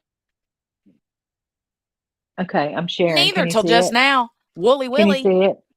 You see him? Tell me that don't look like Chris Albert. Yes. I'm just saying. Tell me that It don't look kind of like. does. It looks like Chris Albert. I can't. Okay. Okay. Okay. Okay. Did you like my commentary on your video yesterday? I did. I love that.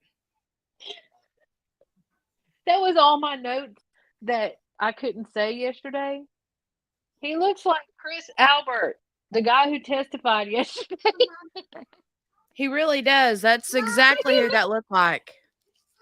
What? Oh, did I dox myself? Yeah, 2 Sorry. times. Yay! Why? How? No, I didn't. You talking about the address that's on the top? Yeah.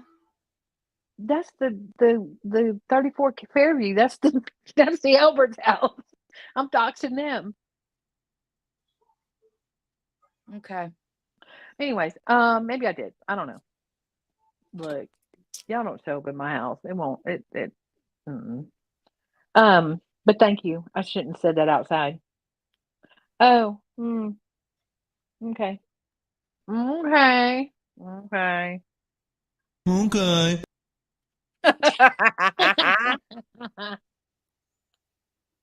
Where does it say that? I don't see it.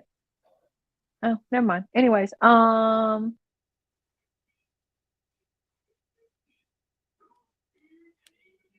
okay.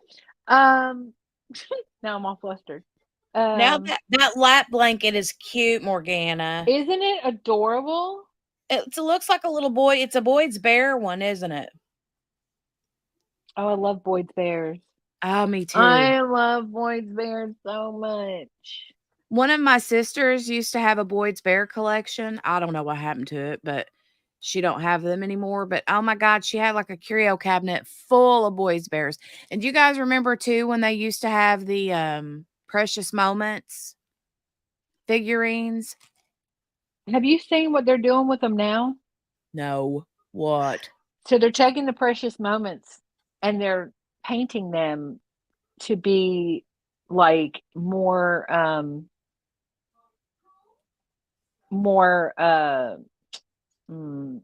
ethnic. Well, yeah, that, but no, current. That's the word I was looking for.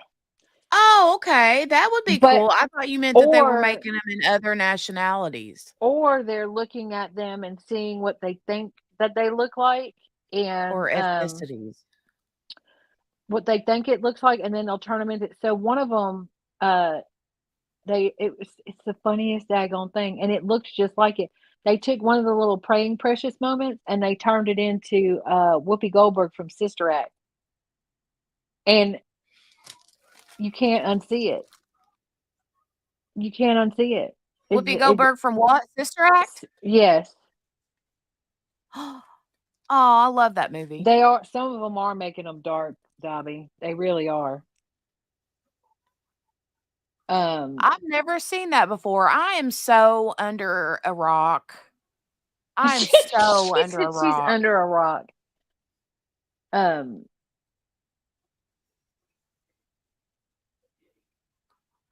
One Lydia and Beetlejuice. That would be cool. Yeah. The Sister Act one was really cool. Oh, it does? Oh, I see where you're talking about. Okay. I'm 10 love minutes that. behind. I love Sister Act the movie, and especially the part where I will follow him. Follow him wherever he may go. I loved it, loved it, loved it. Bye, Elizabeth. Love you. Bye, Zombie. Love you. I don't remember Dreamsicles, or do I? I like the Willow the Willow. They look like they're hand carved without faces.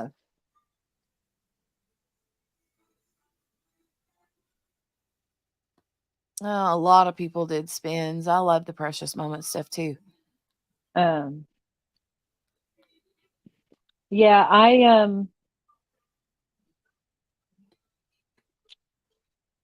I didn't collect none of that. Didn't quite My know mama what. said, I said I didn't collect none of that. All that stuff my mama said was dust collectors. Well, they are unless you have a curio cabinet.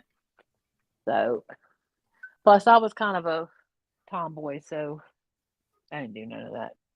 We didn't do none of that. Spence is now singing Sister Right? Act in her kitchen. Yay! Now it'll be stuck in your head That all little day. mousy. Remember in the movie there was that Oh little, like, yeah, very timid and quiet redheaded nun, the older and one.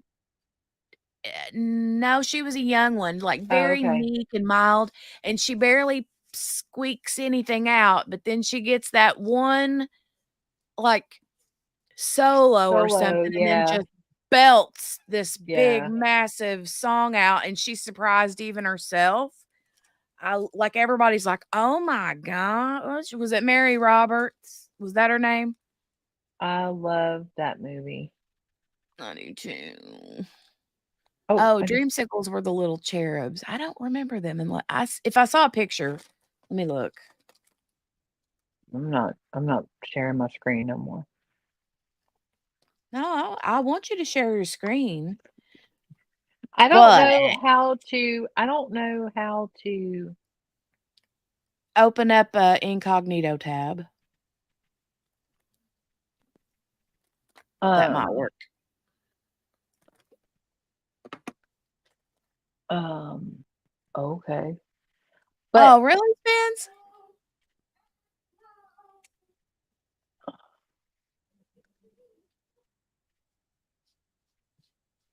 Dreamsicles. Hi, baby. Flashlight. did did Dreamsicles. you hear me say, Oh, I do um, remember those. "Hi, Jolene"? Um. Did you hear me say, "Does that Say baby hi, need kitty. batteries?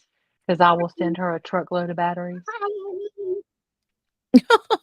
I'm telling you what, she found one of her daddy's flashlights, and she's like, it's like just her size, you know what I mean? And so she's all over it. She does that. She'll get in Truckload. spurts.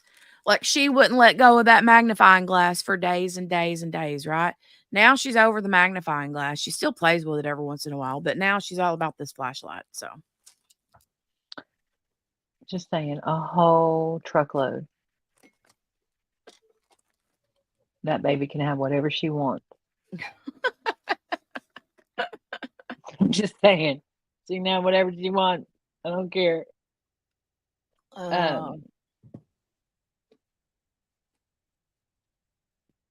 but I need to check so if they're back yet.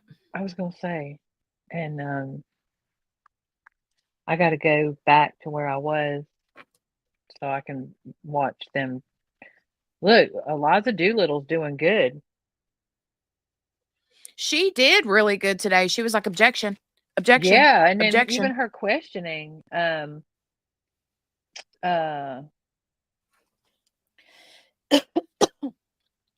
even her questioning was good, and she's like, you can see she's getting defensive, more defensive, and more defensive, and more defensive. They a whole lot, and oh, I don't know if you heard this or not because you were running around doing all other things, but the fact that you kept saying a whole crap yesterday Oh, yeah. was tickling my heart so much. I was Oh, driving and I was laughing. I said, "Look at her saying a whole crap." a And look, whole that just came out of my face. Like, I have no idea where that came from. I'm like, they a whole crap. I don't know, but I was using my inner QB. You were. I was like so like I was loving it. I'm loving it. I'm loving it. Also, you may have a box coming tomorrow. Ma'am, what's a box What? for? It's just a Are box. you really sending me Kleenexes? I saw you said that, and I was like, surely not. Right? Surely not. Shirley. Don't call me Shirley. Um, My husband always says that. He'll say, "My name ain't Shirley." Every time I You know say what that's Shirley, from? blah, blah, blah. That's from Airplane, the movie. What, baby? Okay, I'm gonna need them to stop with the severe thunderstorm watch.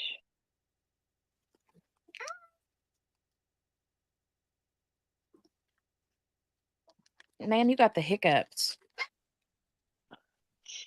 I had them earlier. I must have gave them. You did. You gave them to her because she's got the hiccups. We call them the I heard you say hickamamuppers. you had the hiccups too. We call them the hickamamuppers. Hickamamuppers. Yep. What? Hail and damaging winds. Y'all come get your dang weather. Mm. Come get your dang weather. I don't want it. Are they back? What are they doing? I don't know. I've got it live right now. I did pause it for a little bit in case they decided to play that. I saw his brains part on the Alex Murdaugh thing, but yeah, you saw his brains Oh, because you brains. shot him, Dad. Dad. Trash. Yeah, Dad.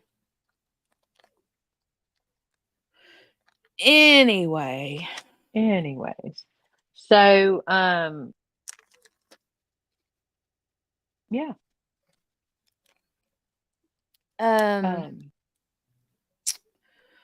So I said to Steph earlier, or I said in the stream earlier, she said she was having KFC for lunch, and I said, "Oh my God, do the app."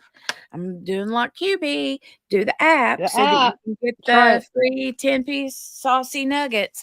And she said she did, and she got the 10-piece nugget, and I got the same sauce, Steph, the chicky sweet and sour sauce, and it was really yummy. Ooh, I love sweet and sour. Have you had the spicy chili sauce from McDonald's? No, I don't like hot. It ain't spicy. No, it ain't spicy. Yeah, but It you're ain't way spicy. southern for me, and the further No, south you get, the more. no, it's not. It ain't even got a tinge to it. It's so good. I know. I'm so hungry. I gotta call Em and see if we're gonna eat. Or we got this thunderstorm coming. This a whole crap. It's a whole crap, not a It's half a a whole crap, crap. not Not a even half a a crap. little, not even a little rock turd. It's a whole crap. Not a rock turd. You Is that know, what Steph was doing yesterday? no, Steph and Morgana yesterday was doing the most with the poop knife conversation. I don't even know what a poop knife is. I don't understand any of that. Well, now So I do because they explained to me what it's for, yeah, I know. but I had no idea. I don't. Margaret's still not over it, and she's like, she's still not. also like, oh wow. Margaret says that sounds good right now, but I think she was talking about. Yes, she was talking about the KFC, not the poop knife. I'm not even. Y'all were doing the most yesterday. For real. I did say though towards the end that it couldn't have been a better live stream to have had the poop chat on than the Adam Montgomery sentencing because he's a whole crap. He is a whole crap. He's a whole crap. He's And such a let me big tell piece of you, crap that you do need a poop knife. I have words from yesterday, by the way, because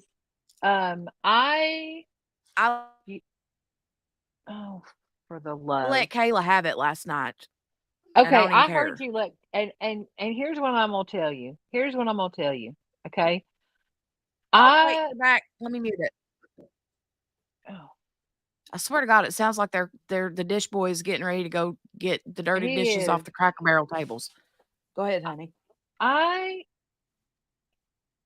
was on her side. Okay? People were. I was sticking up for her. Not that she didn't, help that baby or whatever. None of that. I wasn't covering her for that. But I was sticking up for her as a DV victim, okay? Mhm. But she been gone long enough, okay? And that is your impact statement? That's your impact statement? No, homie. I was done. I was done. Yeah. I was Yeah. driving and I was screaming at my phone. I Mhm. was so mad. I was like, mm-mm, no, mm-mm. I'd like to give her an impact statement. I'd like to give her an impact wrench, okay? Right. That's what I'm saying. A ranch, That's exactly what I'm an saying. impact ranch, A okay? ranch. I was so mad. I was so mad. I was so mad. I was so mad. Hey, Lisa. Did I mention Hey, I was mad? Lisa. I was mad, y'all. Oh, I didn't even notice. I didn't look, Margaret. Margaret said Twitterverse had it Oh, out they for were they losing their lost it. mind. After. Yeah. Well, They were good. losing their Good. mind. Yeah. Good. It nope. You get nothing from me, ma'am. Nothing. Nothing. Maybe I'll see you later. Right. What, when you're back in jail? What? Yeah. Ma'am, no. Remember that one part during the trial when she said something like, what she wanted to be able to see him one more time before Right. he went to Yeah. jail or she went to jail or something.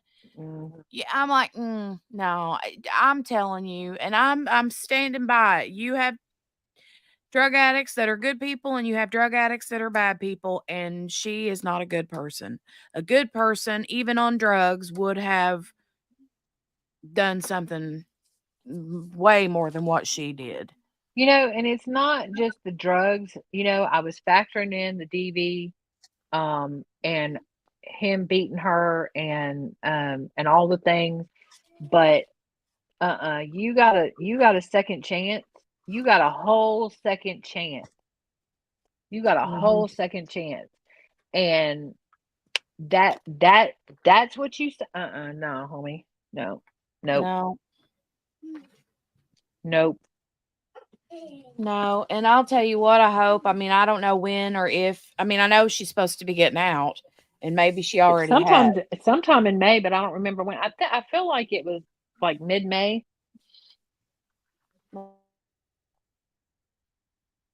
Well, I'm just gonna Mickey Joy's say, talking I in know emotes, I and I said don't this know what yesterday she's about the saying. passport. She's wanting to see, I think she's basically trying to tell you she wants to see your cat thing, but she's gonna have to private message it to you, or you're gonna have to rewind it and watch it, Mickey, because I don't know how to do it right. no, you do, but you also know how to do everything else right too. So I'll send it to. One of these. Actually, speaking of which, I'm supposed to have Mickey George. I'm supposed to Okay, have her number okay, I will. in case something happens, ma'am. Okay, QB. Okay, ma'am. All right. All right. All right. All right. All right. Lord, Margaret, there's no telling how many times I doxed myself in those 3 days. Oh, Lord. Look, it is what it is. Well, I'm just saying, anytime you show a screen that has places where you've shopped, 9 times out of 10, it's going to have your stuff in it. So, But I don't think about that because I don't stream. So, I know. anyway, look, let them come here. Mm-hmm. You'll chop them you'll give them a big old QB chop right in the neck, huh? Whack! Whoppa! Use my poop knife. Don't make me use my poop knife. So, and like Spence said, we got them snakes down here. So Mhm. go ahead on. Go ahead on. Jolie, All honey, right. don't hurt yourself, baby. Did you hurt your knee? Hi, Jolie. Oh, Jolie, I need you to put all them bows back in your hair so mommy can take a picture. Oh my God. Did she hear me? Yeah. Yay, Jolie, go put all the bows back in your hair so mommy can take a picture. You're never going to let me play with her. She's gonna, I don't know how she got them bows out of her hair. I didn't take them out of her hair. And those kind of bows, if you don't push the clip, it's kind of like a clothespin. You have to Right. pinch it to Right. slide it in. And I know she probably pulled every hair in her head out getting them bows out of her hair. I don't know how she did, because every I'm time she came saying, back in here, she'd have a different one in or out or whatever. if she puts all them bows back in her hair, you better send me a picture. I will. I will send a picture because she's so cute, and I know. I'm telling you, they covered up her whole daggone head. I bet they did. The visual I have is. Well, some of those bows are bigger than her head. I know they have to be. They have to be. Them cheer bows are huge. They are massive. You were talking about JoJo Siwa. Swoop did a whole thing on her. I saw that. That was weird. Right? I I saw don't know nothing about her. Like I know some the about her, video. but Yeah, not I didn't like watch it, but I saw she had done a video. she did. I'm gonna have to watch it because I don't know like the DL at all. Oh my gosh. these Yeah, I people don't upstairs. either. But she's growing up. She's not She a is grown up. teenage kid anymore, She's not. But anyways, okay. Well, thanks for having me. What are you And leaving? well, no, but kind of. So I'm sure they're back on. Mhm. I can stay on in the background, but oh no, I can't do that. I'm gonna jump off because I want to go back. I need to see what these whole live people are saying. Oh, okay. Because the You're gonna get longer she mad. talks, well, first of all, I'm already mad because she's called that dog an it. Oh, did I don't she? know I if y'all didn't missed pay that. I attention. don't know if y'all missed that. Yes, she called Chloe an it. And when they said, "Oh, you don't have that dog anymore, right?" Nope. I didn't get rid of the dog. I rehomed it. Ma'am, that's a synonym, please. But yeah, I do want to catch up. And I got to call M because I'm supposed to go there tonight and I need to see if we're eating or what are we doing. Although I did get all the ingredients of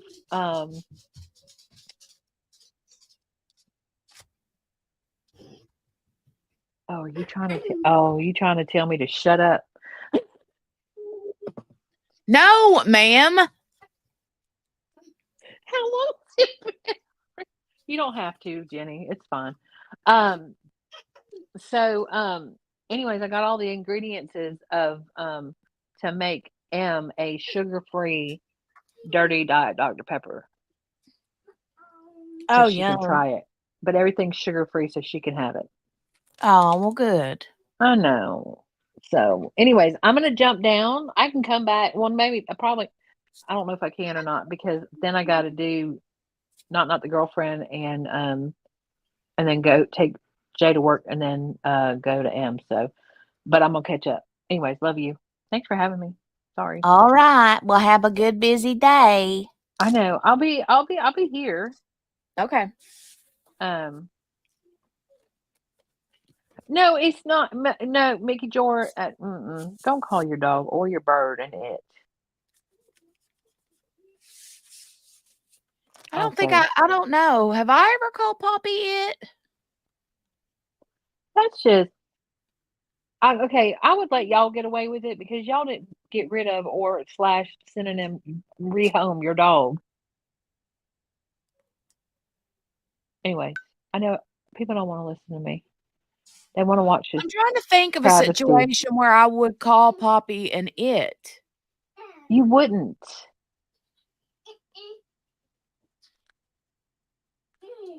Anyway. I always refer to her as she or her, I think. Right. And later she did say she, I but don't know. initially she said it, and I was mad. I don't like her. I don't like none of them. They a whole lie. They a whole lie. I don't recall. I don't recall. I don't recall. I don't recall. Mm.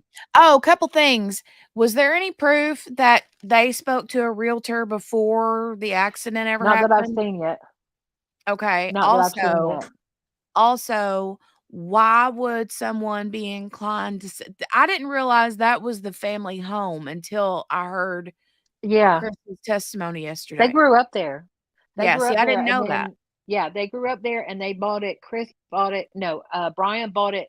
I guess because he's the old. I think he's the oldest. He bought it from the parents.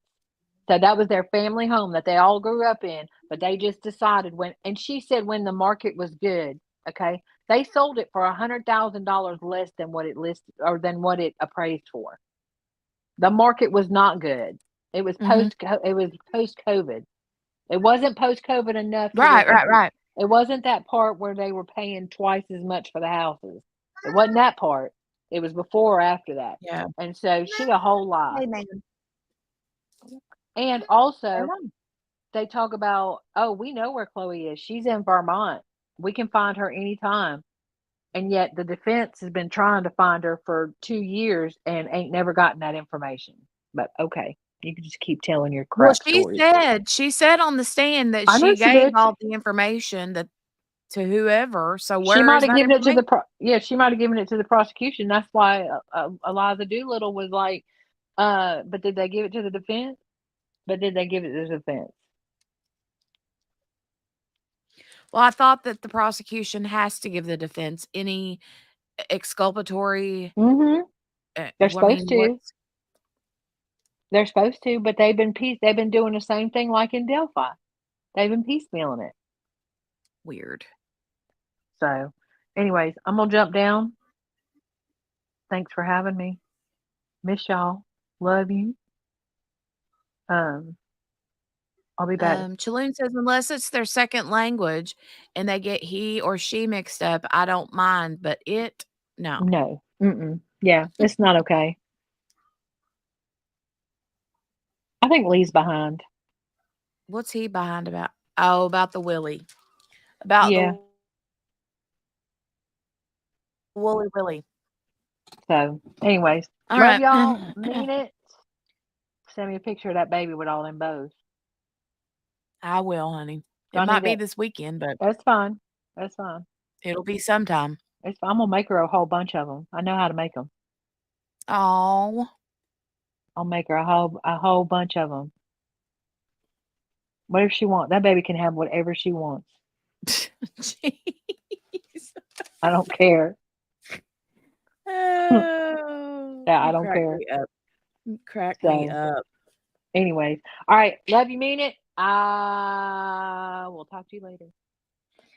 All right. Love you. Thanks for Love coming you. up and having lunch with us. You're welcome. Love you. Love you. Bye. Bye. Or not bye, but well. Okay. I thought she was gonna. She's in the background. I don't know if she'll stay in the background, but anyway. Let me go back over here and share this. We will hit play and we will resume. So thank you guys for asking me to share my fun stuff with you today. My tumbler that's as big as my whole body. The thing is massive. It's huge.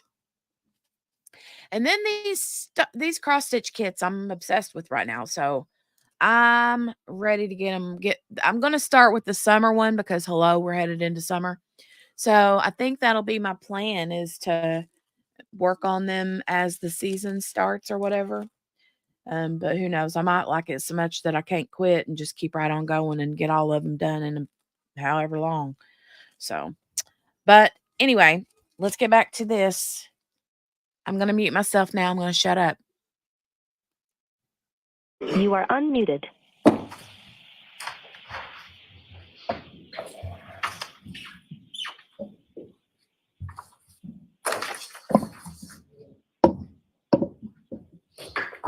Thank you. Please be seated. Goes back in session. All right, can we have Ms. Albert, please?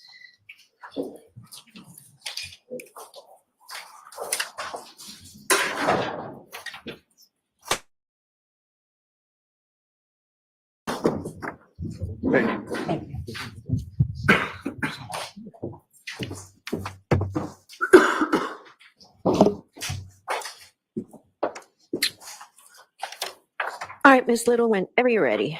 Thank you, Your Honor. Your Honor, before we start, Exhibit S, which was marked for identification, I believe the proper foundation is laid. I'd ask. So let's not do that from there. Let me see it, please. Sure. Do we have S, S is in Sam, or X? Identification. S is in Sam? Yes. Thank you.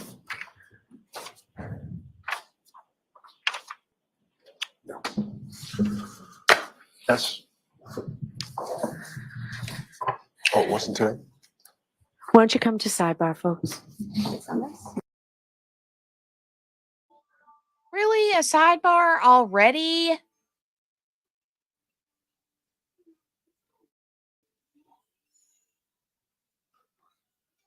Jeez Louise.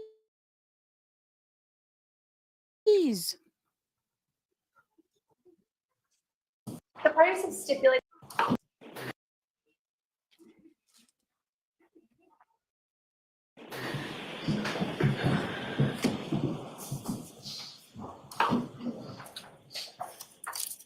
Your Honor, the parties have stipulated that Exhibit X is a graphic representation of 34 Fairview. Yeah, not a photo. Not a photograph.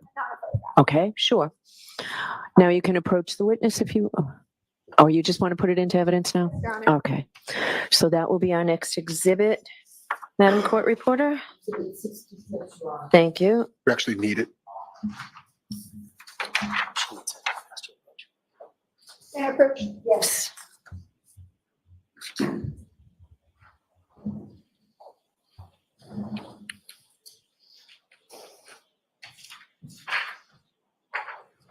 Ms. Albert, you testified that Jennifer McCabe woke you up around 6:45 a.m., correct? I believe I said between 6 and 6:30, but could have been That 6. was what woke you up, correct? Yes, She obviously had access to the house. yes. The door wasn't locked. Nope. That's sort of a typical practice for you. Yeah, it was just sometimes with the kids, the last one in supposed to lock it. They didn't, you know, it just wasn't always locked. And inside your house, you've had plenty of blankets and other items that could have been comfort to a man laying in the snow, correct? Yes. Your Honor. So as to that form, I'm going to sustain the objection. You can ask the question a different way, Ms. Little. Ms. Albert, you had blankets inside of your house that could have helped someone who was freezing outside. Objection. So I'm going to sustain the objection. You can ask a shorter form of that question.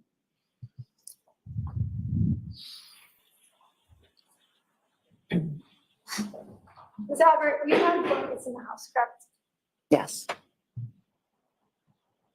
You were also lying next to a first responder Objection. that morning, correct? You can answer that. Yes.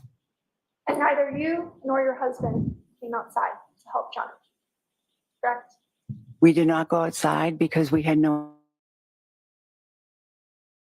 idea what was going on outside. We were sound asleep until my sister came into my bedroom. No further questions. Okay. Stileli? Thank you, Your Honor.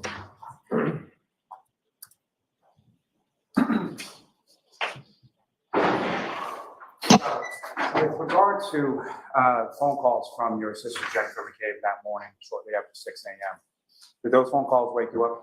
No, Did you answer those phone calls? no, Did you speak to Jennifer McCabe on the phone prior to her, or at any point on that morning prior to her coming into your room? I did not. And you were shown something that's a Cellbrite extraction report, correct? Yes. And not just that specific one, but have you ever seen any Cellbrite extraction report before in your life? No, Fair to say you don't know how to interpret the data that's on there? no, Fair to say that you don't know whether or not an answered call or something that's listed as answered was something that was actually answered or went to voice. Correct. Now, with regard to your dog, Chloe, Mhm. following that incident in May of 2022, what, if anything, did you and your husband do with regard to the person that had been bitten? Well, we had gone over to their house to apologize for what had happened and, offered to pay any bills, that they may have had for any injury to the dog or anything. And then after that, we just decided that we thought the best thing to do would be to try to rehome it because I just didn't want something like that to happen again. And can you explain to the jury sort of what are the steps that you took in the process of rehoming your dog? Well, initially I had called a bunch of shelters and they were pretty much telling me that it would be hard to rehome her. She was dog aggressive and they would probably have to put her down. I didn't want to do that. The family, we love the dog. And so I did not want to do that. So I reached out to the woman in Texas who we got the dog from to see if she could help. And she said, she couldn't take it back, but she would try to help me out. So she ended up finding a woman who lived in Vermont. I think she lived alone. She had big property. It seemed like a good fit. She wanted to take Chloe and we made arrangements. And I went and met this woman halfway and I gave her Chloe. And what, if any, conversations or contact have you had with that woman in Vermont since rehoming your dog? For a few months after I... Objection, Your Honor. So not the substance of it, but. Have you had contact with the woman in Vermont? Yes, I did for a few months, back and forth. Now, with reference to Chloe, when your sister Jennifer McCabe comes into your bedroom hysterical that morning of January 29th, was Chloe in the room at the time? Yes. You were asked some questions about the evening or the early morning when people had come from the waterfall back to your home, correct? Mm-hmm. And at some point, you were cleaning and Mr. Higgins and your husband were out of your line of sight, is that correct? Yes. How long a period of time are we talking? It wasn't very long, a couple minutes. Wasn't watching where everybody was and what everybody was doing. Fair to say, relatively short period of time. Yes. Yeah. I have nothing further. Okay. Briefly, Your Honor. Okay. So you need to take this down, sir. Thank you. There was something that was just up there. Go ahead. Ms. Albert, you never received any voicemails from Jennifer McCabe on January 29th, did you? Not that I'm aware of. You also have never produced, pursuant to our request, any documentation about the whereabouts of Chloe. The objection sustained. I'm going to strike that question. Disregard the question. Well, questions aren't evidence, so we can leave it on the record, but the objection sustained.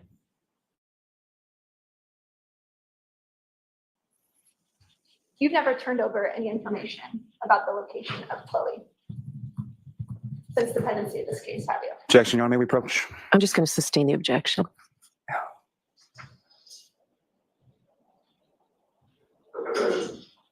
Have you ever provided information about the whereabouts of Chloe to the Commonwealth? Yes, I believe I have. You have. I believe so. When did you do that? Your Honor, may we approach? Yes.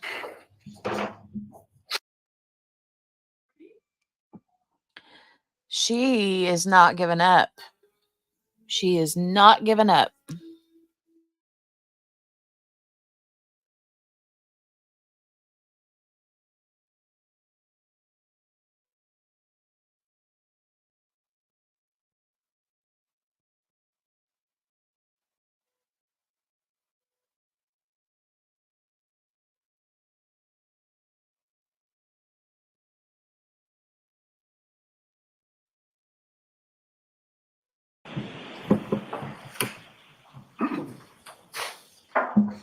No further questions.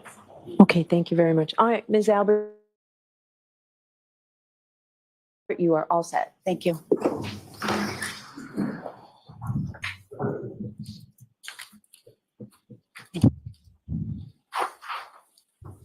Your next witness this time. So Chloe is the German Shepherd kill, and Chloe is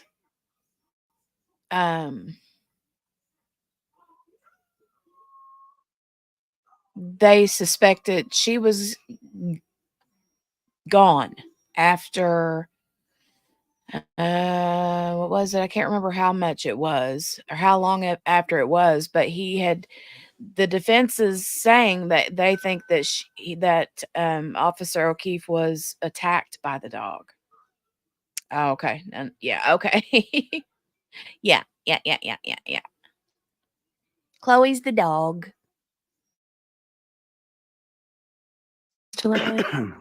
Yes, Your Honor, the Commonwealth call, excuse me, Mr. Brian Albert to the stand.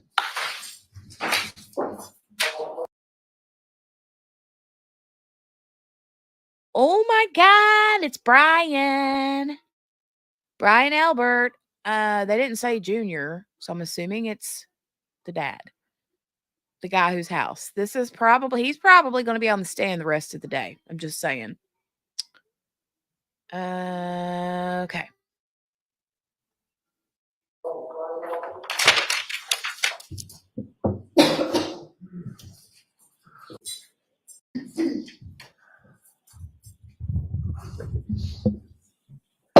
Please step up. Do you solemnly swear the evidence you give the court and jury in the case now hearing should be the truth, the whole truth, and nothing but the truth, so help you God? I do.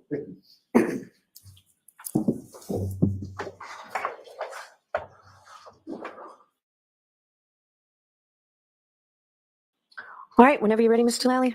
Thank you, Your Honor. Good afternoon, sir. Good afternoon. Good afternoon, Your Honor, and good afternoon to the jury. Good afternoon. So could you please state your name and spell your last name? Sure, it's Brian, last name Albert, A-L-B-E-R-T. And where do you live, sir? I live in Norwood, Massachusetts. How long have you lived in Norfolk? Approximately a year. And who, if anyone, you live in Norfolk with? My wife, Nicole, and my son, Brian, and my son, Brendan. Actually, just a little bit about your family as far as, let me start with yourself and your wife, Nicole. How long have the two of you been married? Approximately 29 years. And were you together for a period of time prior to getting married? Yes, we've known each other since we were 13, 14 years old. And do you have any siblings, sir? I do. And how many siblings do you have? I have 5 brothers and 1 sister.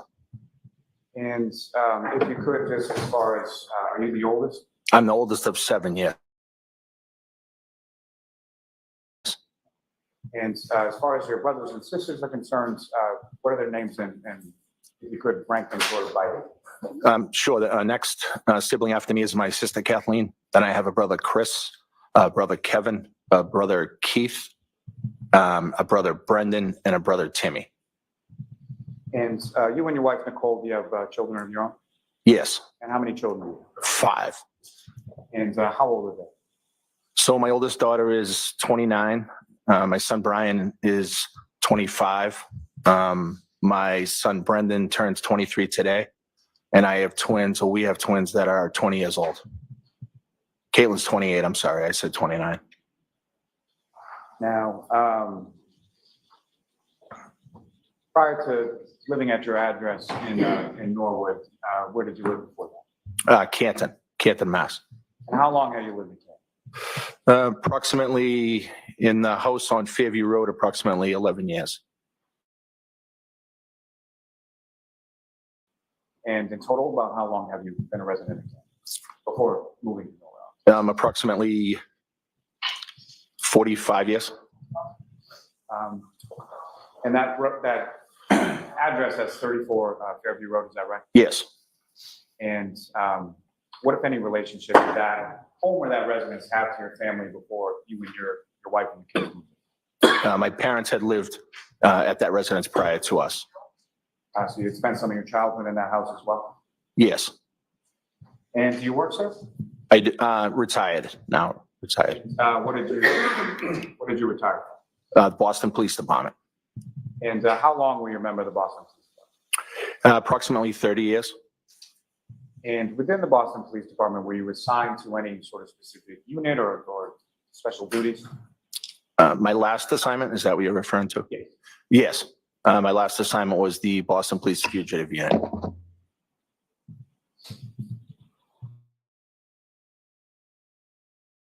Now, sir, if I could turn your attention to January 28th, 2022. Do you recall that date? Yes. And do you recall what day of the week that was? The 28th, I believe, was a Friday. And when you first sort of got up on the 28th, where were you with that? On the 28th, I was in New York City. And why had you gone to New York? So I went to New York for a funeral of a New York City police officer who was killed in the line of duty. And about what time or what day did you go down to New York? We went down the day before, so I believe that was Thursday. Do you recall how it was that you got down there? Yes, I flew to New York. And when you say we, who, if anyone, went with you on that trip to New York? I flew with a friend and a coworker named Eddie Hernandez. So another Boston police officer? Yes. And down in New York at that funeral, were there other members of law enforcement that you knew or familiar with working? Yes, there were thousands of police officers that went to the funeral. And included within those people, you mentioned you have a brother, Kevin, is that correct? Yes, Is he a police officer as well? he is. And where is he? He's a detective in Canton, Massachusetts. And was he down at this funeral as well? He was. And do you know a gentleman by the name of Brian Higgins? Yes. And was Brian Higgins at this funeral service as well? Yes, he was. And how is it that you know Brian Higgins? So I know Brian Higgins initially from work, professional relationship. I've known him known of him for 10 or 15 years. And then the past few years, more recently, we worked together on a closer basis, and I became better friends with him. And fair to say that when you became better friends with him, you also sort of socialized with him outside of work? Yes. Now, as far as your return trip from New York, what, if anything, happened? On the return trip from New York, we drove back. Why did you drive versus fly back when you flew? So that weekend there was anticipated snowstorm, and I believe the flight that we were taking with JetBlue may have even been canceled. And Brian Higgins was leaving in a vehicle that morning, so we ended up driving, or after the funeral, we ended up driving with him. And so it's yourself, Mr. Higgins, and then if anyone else went with you on the drive back to Massachusetts? Eddie Hernandez and my brother Kevin. And when you arrived back in Massachusetts, where was it sort of specifically that you went first? I initially went to the Charlestown to pick up my vehicle. Where was your vehicle parked in Charlestown? It was at a police station, Charlestown Station. It's a satellite station located in Charlestown. And that was in reference to proximity to the airport, is that correct? Yes. So that would have been Logan that you flew out of and intended to fly back into? Logan Airport, yes. And after you were dropped off with your vehicle, what kind of vehicle was that? That was a Ford Edge. Was that a personal vehicle or work vehicle? Work vehicle. And so you get dropped back off at your work vehicle. Where did you go? So from Charlestown, I drove back towards the Canton area, and I met Brian Higgins at a restaurant bar called the Hillside. Is that in Canton as well? I believe so. It's on the Canton-Milton line. I believe it sits in Canton. And what was the purpose of you and Mr. Higgins going? After the drive home, he asked if I wanted to get some food and stop off, and I said yes. And if you know, about what time was it that you got to the Hillside with Mr. Higgins? I want to say around 9:30, perhaps. Not entirely sure. When you arrived there, what did you do? So we went into the establishment and had a drink and hung out for a while. And did you order any food there? I did not. I believe Brian did, though. And while you were at the Hillside with Mr. Higgins, what, if any, communication did you receive from the wife, Nicole? So around that time, I talked to my wife, I think more than once, and she had let me know that her and a few people were at another location in Canton. And she had asked if I wanted to come by and see them. What was that other location? That other location was the waterfall. Is that an establishment you were familiar with? Yes, You've been there before several times? I had been there before, yes. And so you drove then from the hillside to the waterfall? Yes, About how long a drive is that? maybe 7 minutes, between less than 10 minutes. And so as you're going on that drive, the snow that was anticipated coming in, had that anything related to that started yet? No, I at that time, I don't recall any snow. And in relation to the waterfall, where did you park? In the parking lot for the waterfall, which is adjacent to the door to go inside. So it's to the left if you're looking at the building from Washington Street. And when you come into, now, when you left the hillside, Mr. Higgins stayed there? Yes, he stayed. And when you came into the waterfall, who, if anyone, was there? So when I walked in and I saw my wife, my oldest daughter, Caitlin, I saw my brother, Chris, his wife, Julie, my brother-in-law, Matt, and my sister-in-law, Jen. And your brother-in-law, Matt, and your sister-in-law, Jen, their last name is McCabe, is that right? Yes. And if you could just explain to the jury sort of how you were related as far as what year it is. So my brother Chris, his wife is Julie, and then Nicole's sister is Jen, and then Jen's husband is Matt McCabe. And is it fair to say that you've probably known Jennifer McCabe about as long as you've known your wife, Nicole? Yes, since she was a little kid, maybe 6, 7 years old. And you see these people, and where are they sort of situated in the water? So there was a high top table kind of in the front area as you walk in, kind of in the middle of the room. And everybody was just kind of around the high top table. And what, if anything, was there as far as live entertainment at the waterfall that night? There's a band playing there. And with reference to the people that you've just spoken, as far as your wife and your daughter specifically, were they at the high top table closer to the band or further away? So they were on the side of the table that's, I guess, closer to the door as you come in. And then there were other people on the opposite side of the table that was closer to the bar area. And after you came into the waterfall, went up to the group of your family, what did you order anything? What did you do? Yeah, I kind of just said hi to everybody. I don't recall exactly, but I'm sure I ordered a drink. And then just kind of hung out with family and friends. And following your arrival, who, if anyone else, showed up and eventually sort of joined your group? There was another couple at the table. I don't know if they were there initially when I walked in, but there was another couple at the table whom I believed were there before I got there, but I just don't know what their names were. Do you know how they were related to your group? I don't. I think they're friends with Jen and Matt, but I'm not 100% sure. And where were they situated in reference to where your wife and your daughter were? So they were, I believe, to the right of this pretty large high top table. So towards the other end of the table? Yes. And if you recall, what were you drinking then? I don't recall. I usually drink beer, Mick Ultra, but I can't remember that night what I was drinking. Now, following your arrival there and you meet up with your family, were there other friends or family that eventually showed up at this establishment and joined your group? Yes. And who were they, sir? So after I was there, maybe about a half hour, Brian Higgins arrived at the location.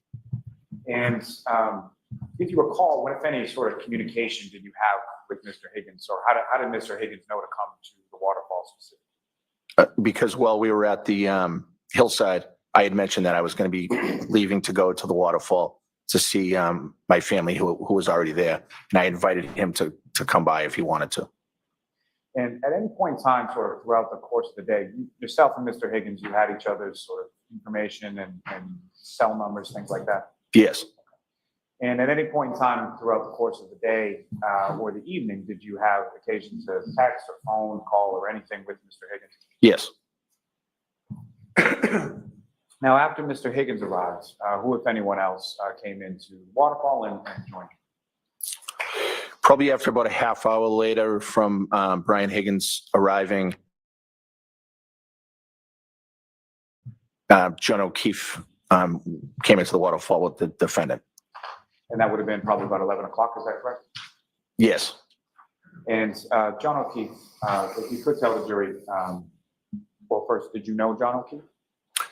So I knew John O'Keefe, but not well. I had only met him 2 times prior to that night. But I knew him to be a Boston cop, and I knew of him, and I knew some things about him. And as far as the Boston Police Department, it's a fairly large department. Would you agree with that? Yes. And about how many members or how many people on Boston? Depending on the year, I mean, sometimes it's upwards of 2,000. And through the course of your work over the decades that you worked with the Boston Police, did you ever work with or have any professional sort of interaction with John O'Keefe? No, I don't remember working with him directly within the Boston Police Department. Were you aware of sort of what his role was or what he did within the Boston Police? Yes, I knew where he worked. And where did you? I believe he worked at the SORI unit, which is the sex offender registry unit.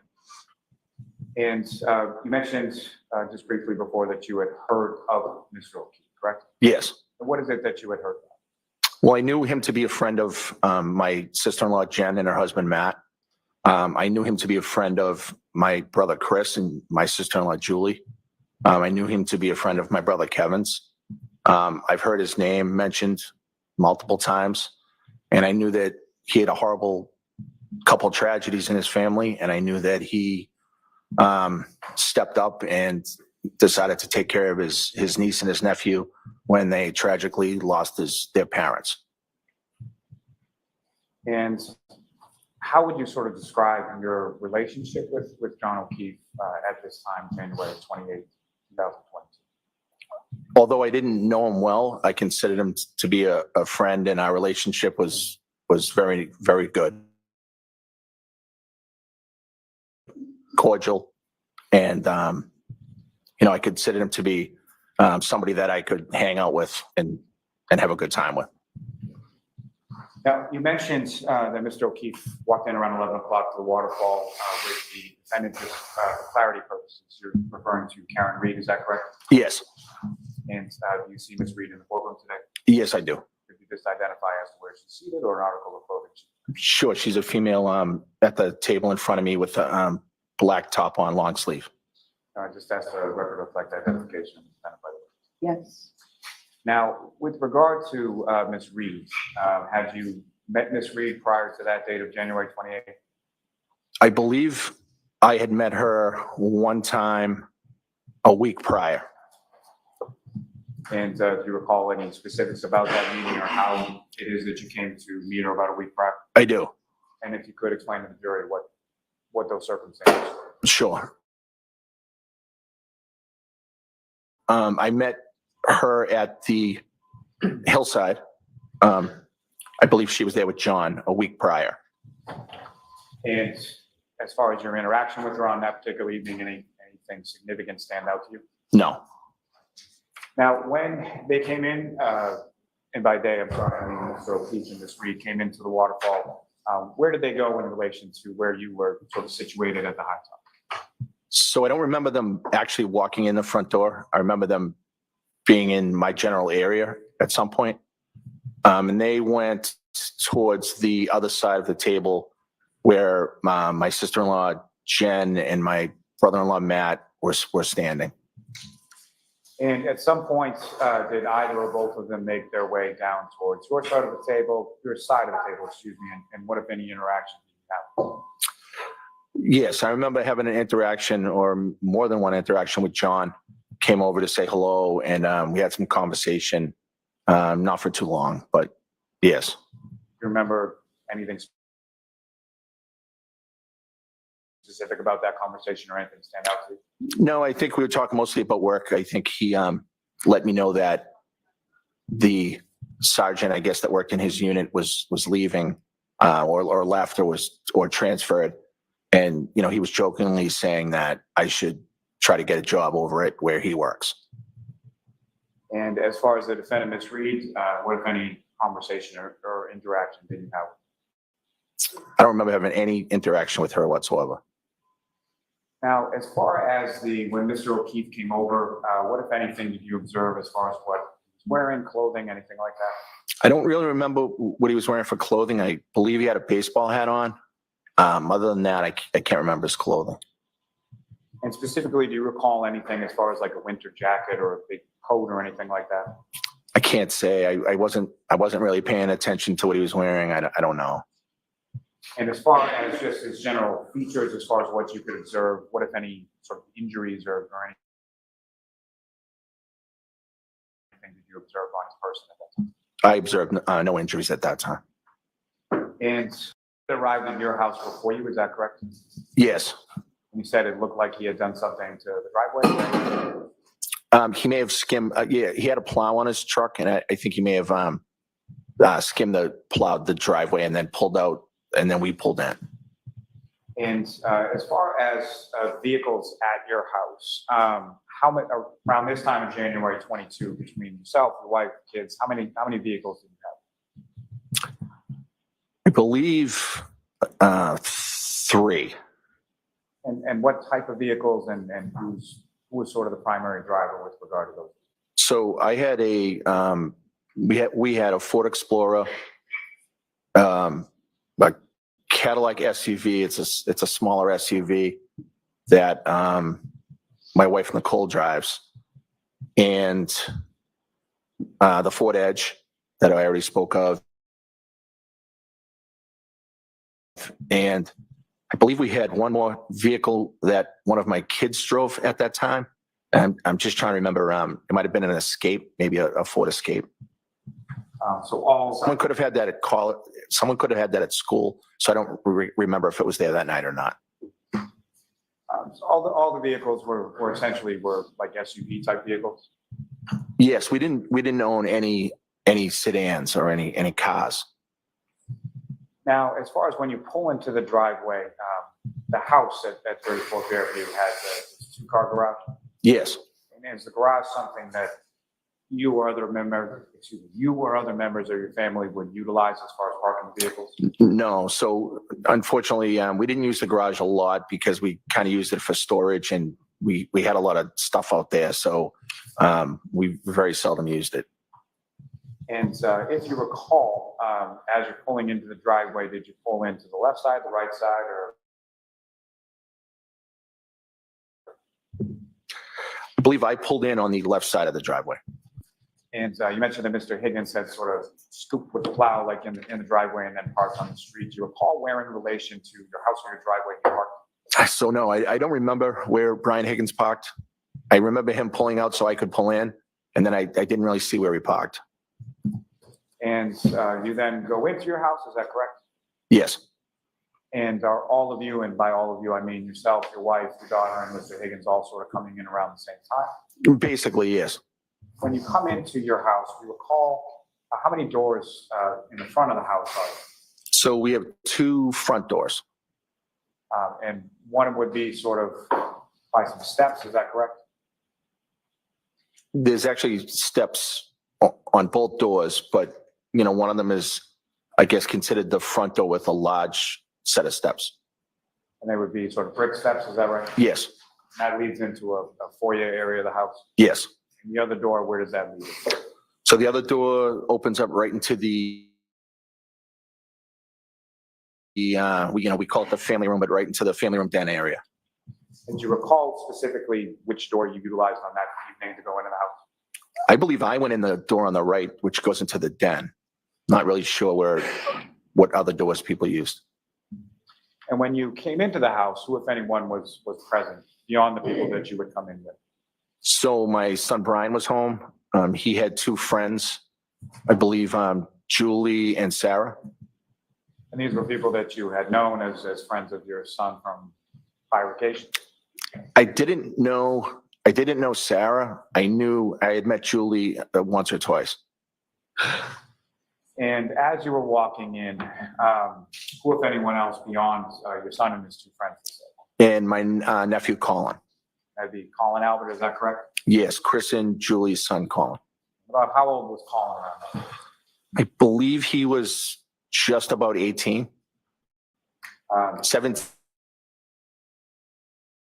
17, 18. He's in high school.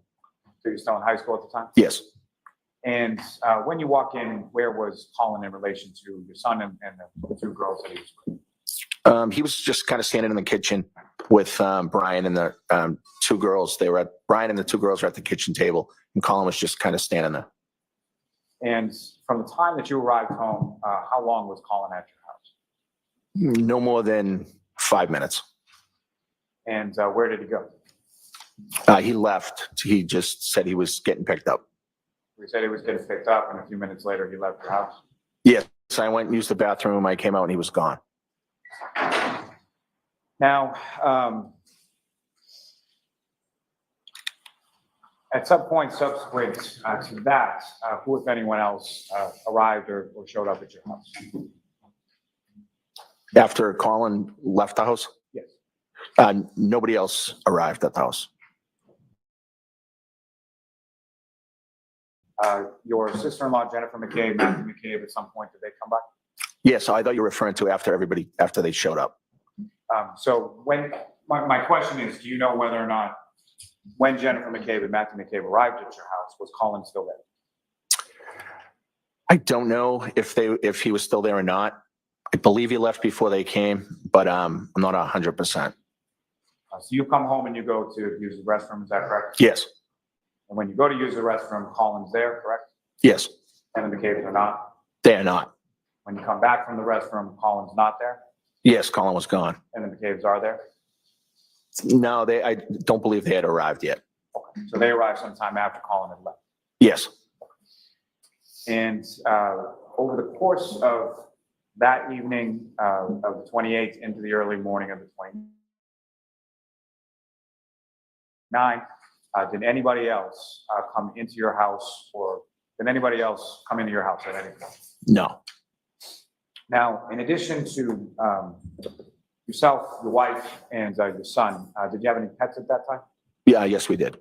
And what kind of pets did you have? We had a dog. And what kind of dog was that? So it was a German Shepherd mix. And what was the name of the dog? Chloe. And how long had you and your family had the dog? We had Chloe for approximately, at that time, maybe 6 or 7 years. Do you recall how you got the dog or where you got the dog from? The dog was from a shelter in Dallas, Texas, actually.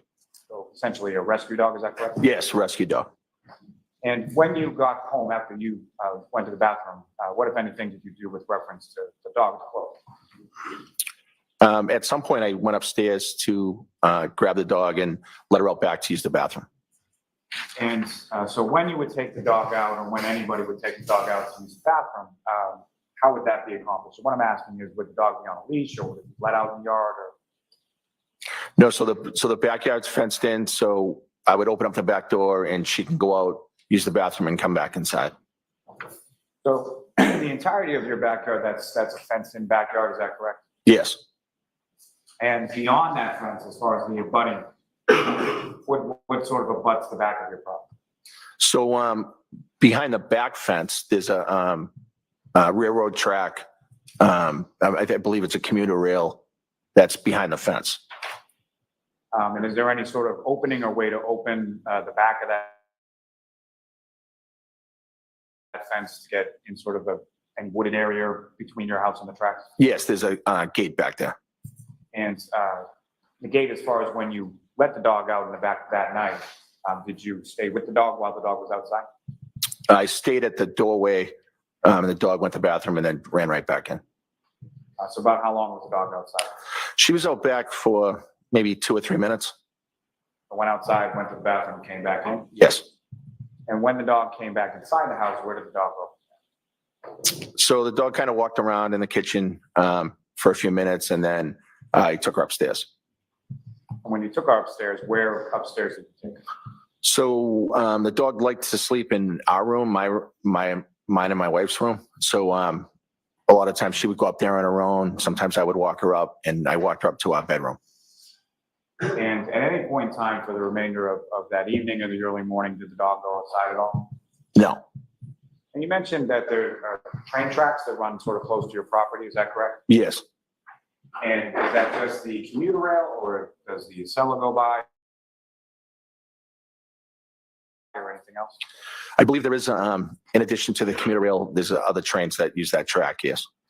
And how often, sort of on a daily basis, do trains go by your house on Fairview Road? So it depends, I guess, schedule-wise, if it's the middle of the week or if it's the weekend.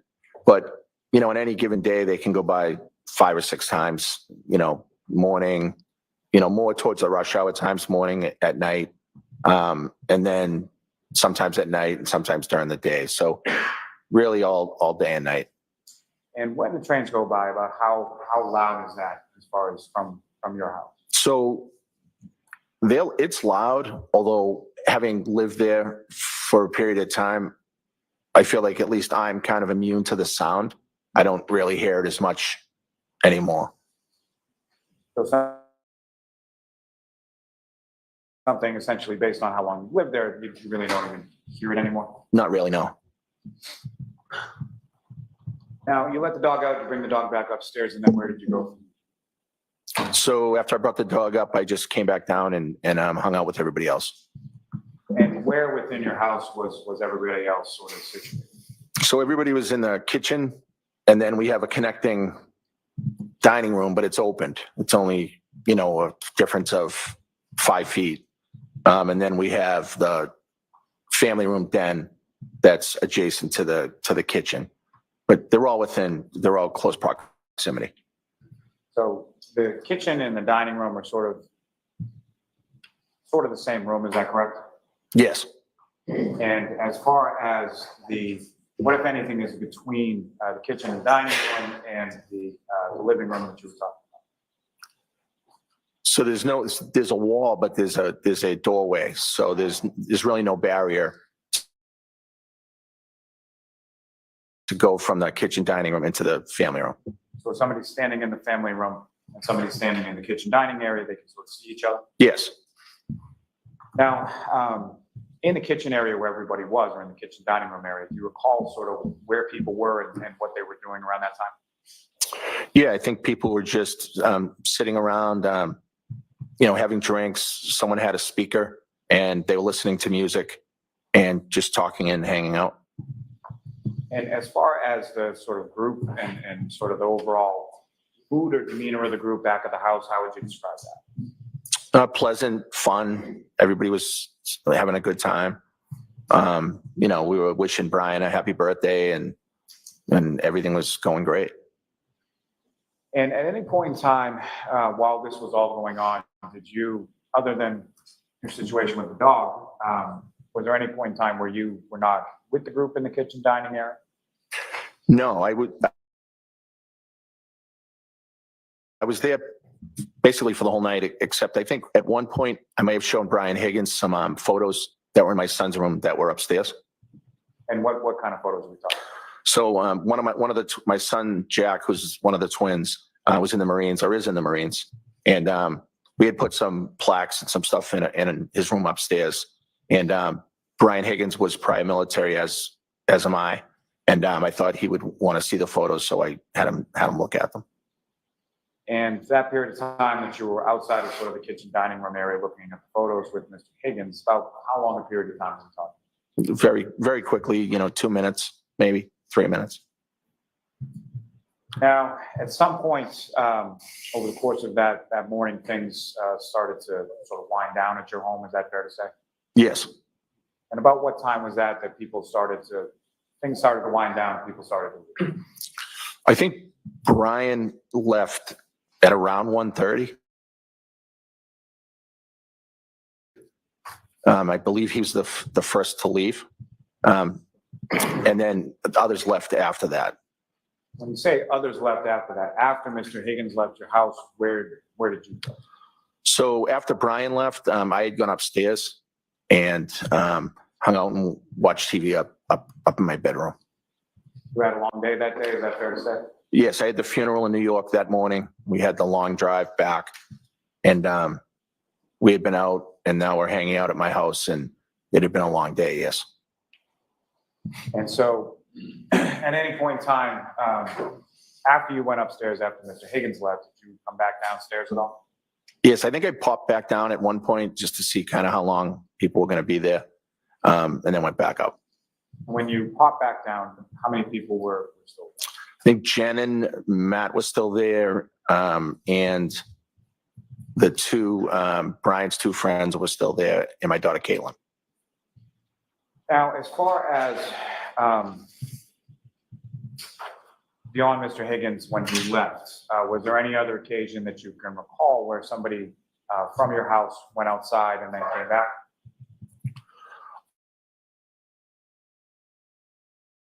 Yes. Who was that? So while we were hanging out, I believe the girl Julie Nagel's brother came to the house. I never saw him, but I could hear them saying that he was out front. And I think Julie Nagel had walked outside to talk to him. And at some point after she walked outside, she came back inside, is that correct? Yes. And about how long a period of time did you know was she outside? I didn't really pay attention to how long it was. I don't think it was that long. And as far as the outside of your house, after you had let Chloe out and back in, what, if any, observations did you make outside of your house? Did you look out? Did you see anything outside of the house? Just that we have windows in the back of the kitchen area. You could just see that it was snowing. Is that sort of like a bay window in the kitchen? Yes, it's a large bay window in the kitchen. When you look out the bay window in the kitchen, what part of your property does that face? So it's the backyard. You can see the backyard. The bulkhead is right under that bay window, and you pretty much have a view of the whole backyard if it's in the daytime. But it was obviously a little dark. So can you see the front of the house at any part of the front of the house when you're looking out the bay window? No. So at any point in time over the course of the evening, did you look out front to see anything out in front of your house? No. Now, at any point in time over the course of the evening, did you hear anything from front of the house, the back of the house, anywhere around the house that drew your attention outside? No. Now, at any point in time during the evening, did you know or did you become aware of either John O'Keefe or the defendant Karen Reed coming over to your house? No.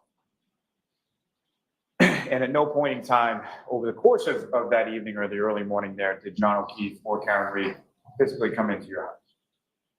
John O'Keefe and Karen Reed never entered my house.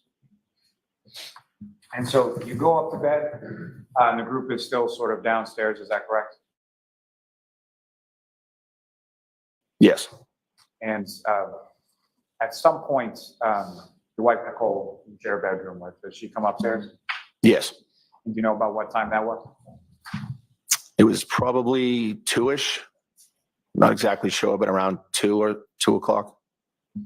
And the doors to your house, as far as the front doors and the back doors, what is sort of the situation with regard to locking the doors before everybody goes to bed? Can you rephrase that? Sure. With when you lived at 34 Fairview Road, there were a number of doors to the house, including 2 doors in the front, correct? Yes. Okay.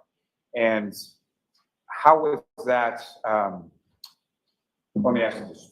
Would it be unusual for the front doors of your house to remain unlocked overnight? No. Is that something that happened on occasion where people were supposed to lock the doors but didn't lock the doors? Yes, from time to time. The doors, people would just forget to lock them, or we just didn't lock them. And so your wife comes up to your bedroom about 2 a.m. or so. As far as you knew, was everybody else had left the house at that point? Yes. And you're up for a period of time with your wife, is that correct? Yes. And over the course of that time, so sort of following 2 o'clock in the morning, do you recall any sort of phone call or phone conversation with Mr. Higgins or anybody else? No. And at some point you fall asleep, do you recall about when that was? I don't. But it was obviously after 2 because that's when she came upstairs, watched TV, and kind of hung out together for a while, and then went to sleep. And the dog, Chloe, was she up in the room where you had brought her up before? Yes. She was there overnight, is that correct? Yes. Now, turning your attention to later on that morning, or beginning of that morning, daytime morning, of January 29th. Obviously, at some point you wake up, correct? Yes. And what is it that wakes you up on that morning? I was awoken that morning to my sister-in-law, Jen, had burst into my room. And do you know about what time that was? It was early in the morning, between 6 and 6:30, I would say. And fair to say that's not a normal occurrence? No. And when she burst into your room, can you describe her demeanor or sort of how she appeared when she first came? She was very upset, almost hysterical. And what, if anything, did she say when she came in? She said something to the effect, John is dead. Objection. Next question, please, Christine. Did you know who she was referring to when she initially comes into you? I initially did not. And at some point during the course of that conversation, does Ms. McCabe make reference to going downstairs? Yes. And prior to that, not the content of the conversation, but as far as the length of the conversation, about how long was that length of the conversation that occurred in your bedroom between yourself, Ms. McCabe, and your wife? Probably a minute. And the demeanor that you described as far as Ms. McCabe was concerned is almost hysterical. Was that continuous throughout that initial conversation? Yes. She was very upset. And who, if anyone, did she indicate was downstairs, or why did you go downstairs? She said that the police. This I'm going to allow in with that foundation. Go ahead. She said that the police were downstairs. And so you went downstairs to talk to them? Yes.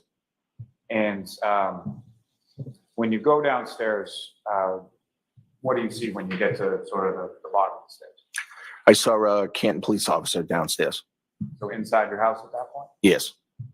And the door to your house, was it still open or shut or something? I don't remember. And the Canton police officer that's inside your home, did you recognize him? Yes. And who did you recognize him? Last name Lank. So Officer Lank. Was he someone that you were familiar with? I knew who he was. Yes. Did you socialize or friend or anything like that? I didn't socialize with him. I knew him to be a Canton police officer. I had met him, multiple times, and I knew him to know my brother Chris. And so knew him is essentially what I'm asking. Knew him in a professional capacity, personal capacity, or a little bit of both? I would say more of a professional capacity, and I knew of him, but did not hang out with him socially. And initially, when you first see Officer Lang, is he by himself, or who, if any, other officers are with? I believe initially he was by himself. Did another officer join yourself and Officer Lang at some point? Yes, I believe another officer came into the house. You know who that officer is? I don't. And as far as them coming into your house, they were welcome in your house? You didn't say get out or close the door or anything like that? No, of course they were welcome in my house. And where did you go with the officer sort of in your house? Where did you spoke with the officer, I'm presuming? Yes, we spoke in the kitchen area. And when you're speaking with the officer in the kitchen area, who is there?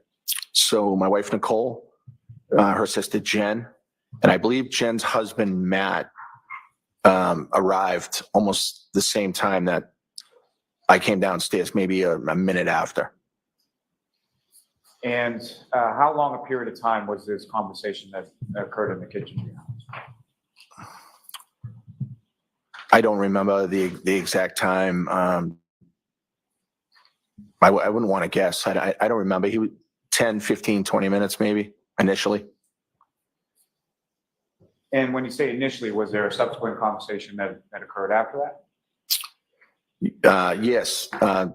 The Officer Lank returned to the house sometime after that. And when he returned sometime after that, was he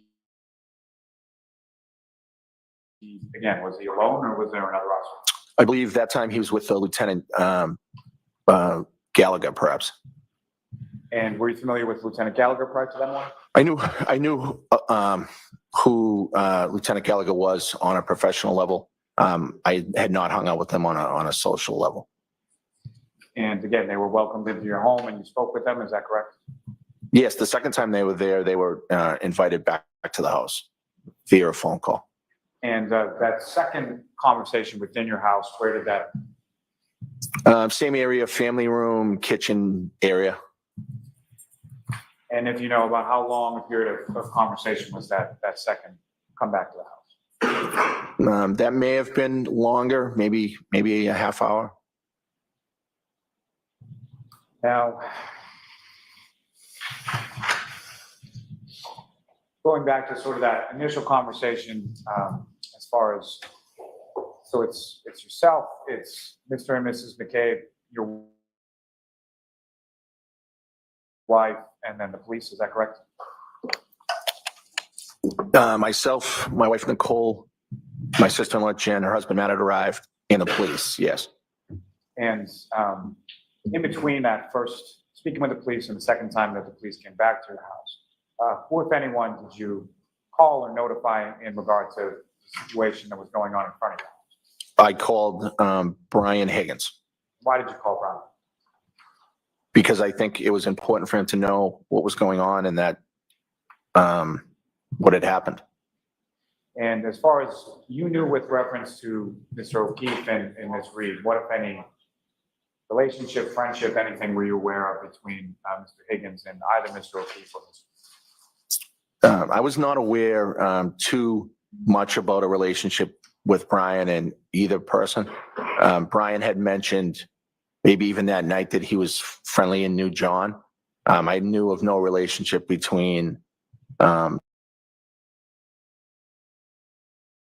and the defendant. And following your conversation with Mr. Higgins, who, if anyone else, came over your house? So Brian Higgins eventually came over to my house. And my sister-in-law, Julie, also arrived at my house. And do you know why your sister-in-law, Julie, came by your house? Yes. And why was that? So she has a routine that when it's someone's birthday, she likes to come by and bring like coffee and donuts. So it was Brian's birthday that night. So my sister-in-law, Julie, was coming by to drop off some donuts and coffee, I think. And where was Julie when you first saw her that morning? She was out front in the driveway. And what, if anything, did you ask Julie to do when you saw her out in the driveway? I asked her to come inside. And when she came inside, is that when you informed her of what had happened? Yes. I don't know if it was necessarily me that informed her, but people that were there were explaining to her what happened. It was a very, very chaotic, unbelievably chaotic morning. And as far as when that was described to your sister-in-law, Julie, how would you describe sort of her demeanor or her reaction to news regarding Mr. O'Keefe? Shock. That's how I would describe it. Everybody's reaction that morning was utter shock. And she was upset and looked very, very in shock. And so the second time that the Canton police officers come back to your home, who was there at that point? I know I was there for sure. My wife, Nicole, Jen, her husband, Matt. Brian Higgins may have been there at that time. And I'm not sure about Julie. Julie at one point left the house, and I think she came back later in the morning, but so I'm not sure if she was there. And at some point when your sister-in-law Julie came back to your house, who, if anyone, came back to, who, if anyone, came to your house with her? Her husband, my brother Chris, who's her husband. Was this before or after the second time that the police had been in?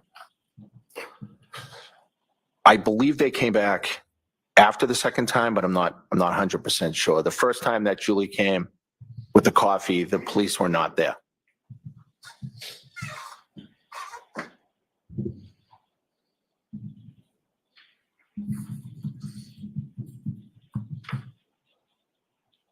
Now,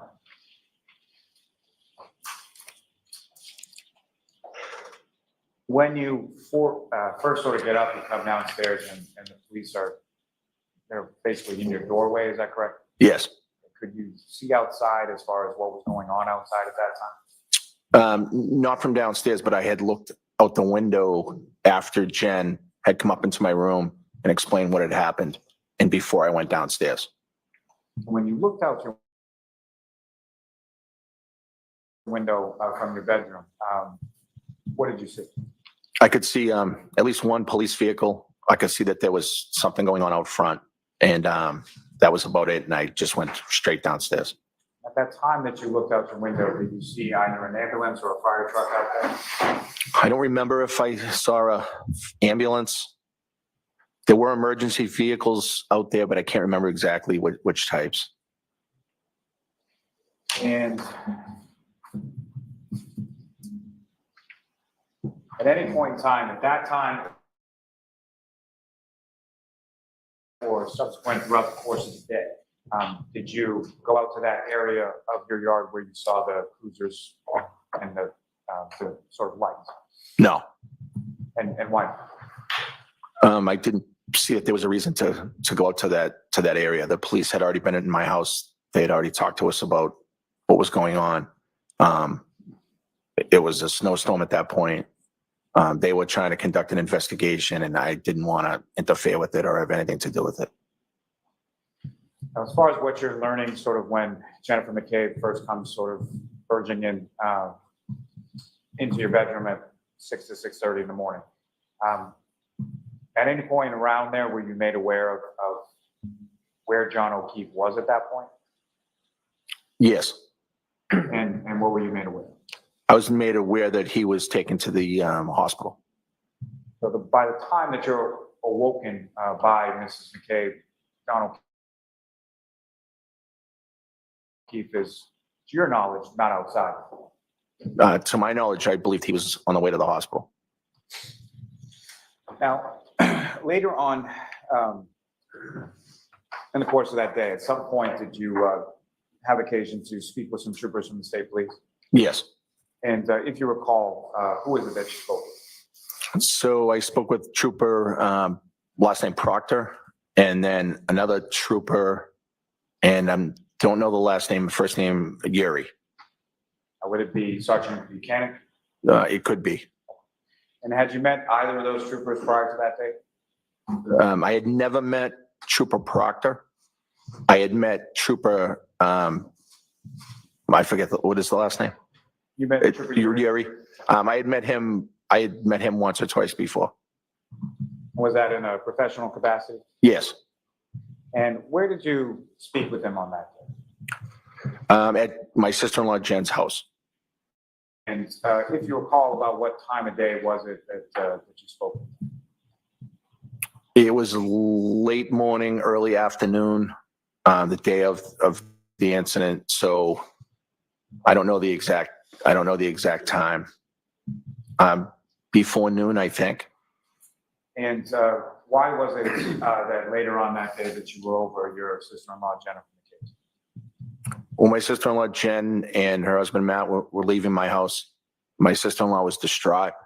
I wanted to be comforting to them and be there for them if they needed anything, and I drove to their house. And this is, and speaking of your sister-in-law Jennifer, this is someone you've known since she was how old? 7 years old. She's like a little sister to me.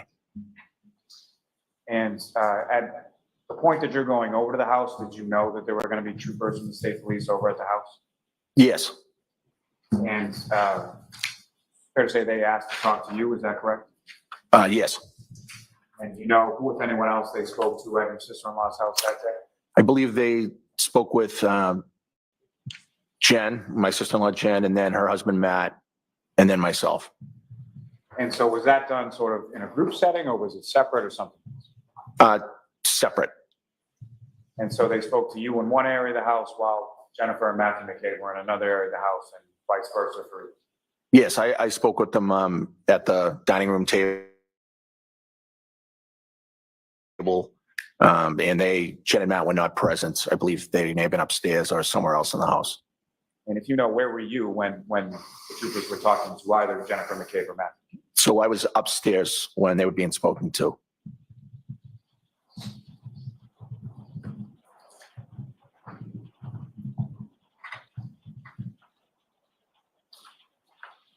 So I may have one moment, John. Yes.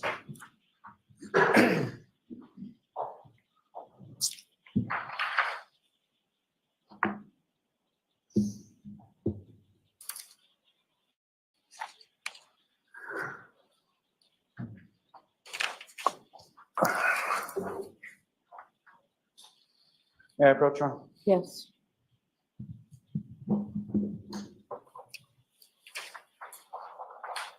I'm going to show you a series of 8 photographs that you review them and look up. Sure.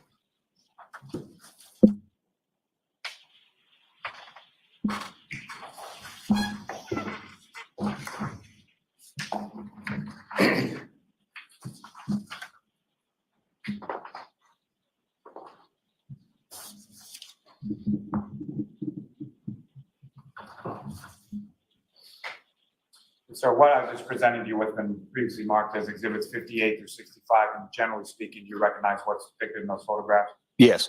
And what do you recognize? So the photos appear to be the front yard in front of my old house at 34 Fairview Road.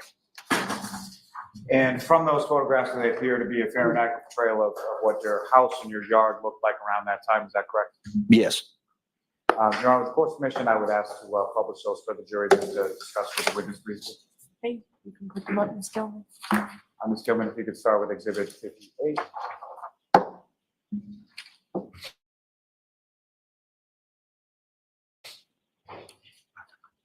Mr. Albert, sir, there should be on the desk in front of you a laser pointer. Actually, we already talked. I have that, yes. So what's up on the screen currently, do you recognize, is that what's depicted in exhibit 58? Let's see. I have them out of order here. Just give me 1 second.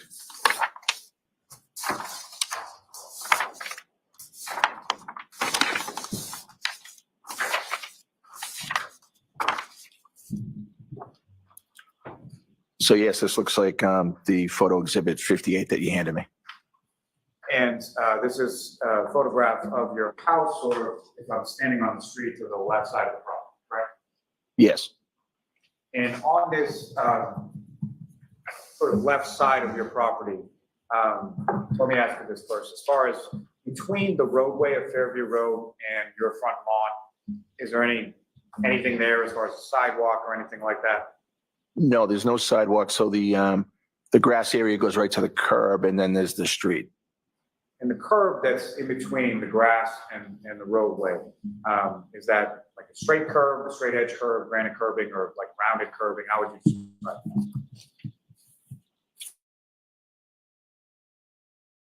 that? I would just describe it as a regular curbing.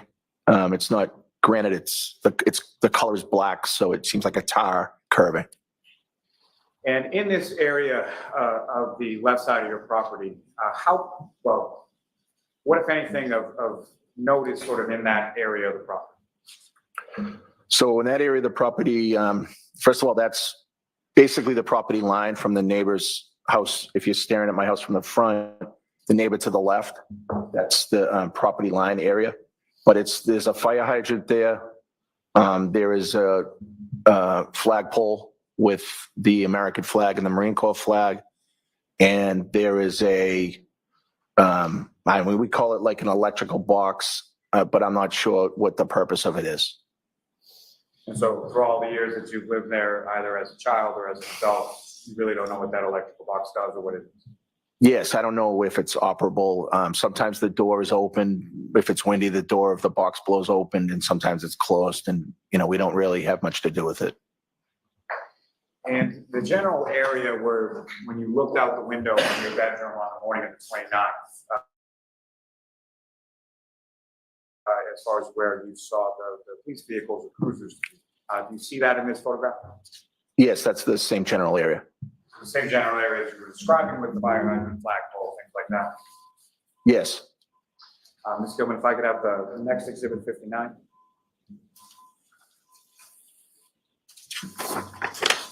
And again, sir, what's up on the screen? Is that what you have before you? What was it, 59? Yes. And from this photograph, sir, this is again a picture of your residence around the time of January 29th, correct? Yes. Fair to say this is taken after some of the snow has sort of melted from the storm before? Yes, it appears that there's less snow in the front there. So less snow than what you saw when you looked out your window or at some later point on the 29th? Yes. And from this photograph, if you could just direct the jury's attention to the driveway and the garages and sort of where is that located?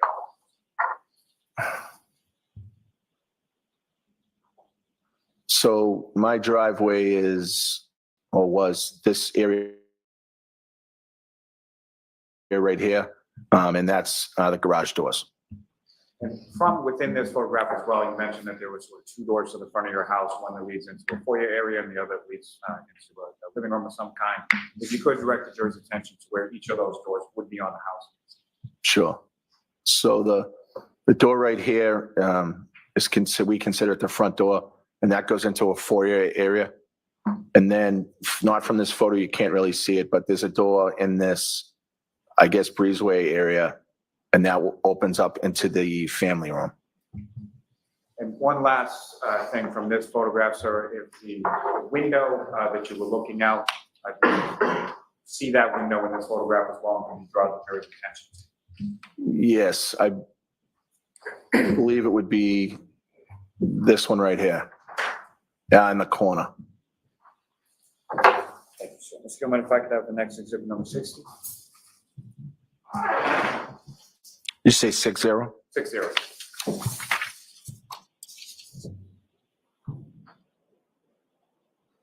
And so what's up on the screen, do you recognize that as what you have before you as exhibit 60? Yes. And from this photograph, as far as the roadway and the sort of width of the road from the curb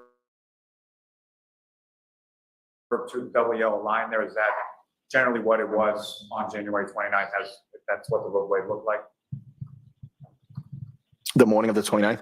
Well, the morning of the 29th, there was snow, correct? Right, so the roadway, I believe, would have had some snow on it. So what I'm asking is, when you came home that evening or the early morning of the 29th, is that essentially what the roadway looked like, absent whatever the snow was covered? Yes. The next photograph, Ms. Gillen.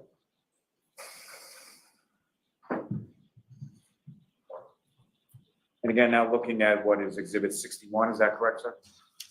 One second.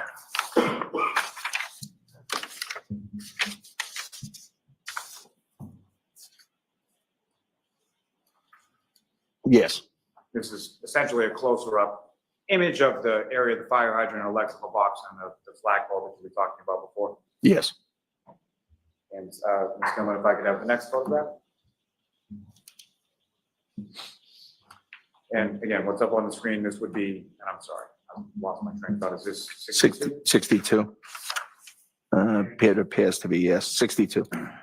So you were mentioning earlier in your testimony that the area where you saw the police cruisers when you looked out the window in the morning of the 29th was near sort of where your property abuts the neighboring property, correct? Yes. And do you happen to know what number that next door neighbor's house is? Up or down from 34? I honestly don't. I don't know what number that is. And do you see sort of the property line in between your house and the next door neighbor's? Yes, I believe that row of trees is the property line. So the row of evergreen trees there is sort of where it delineates between your property and the next door neighbor?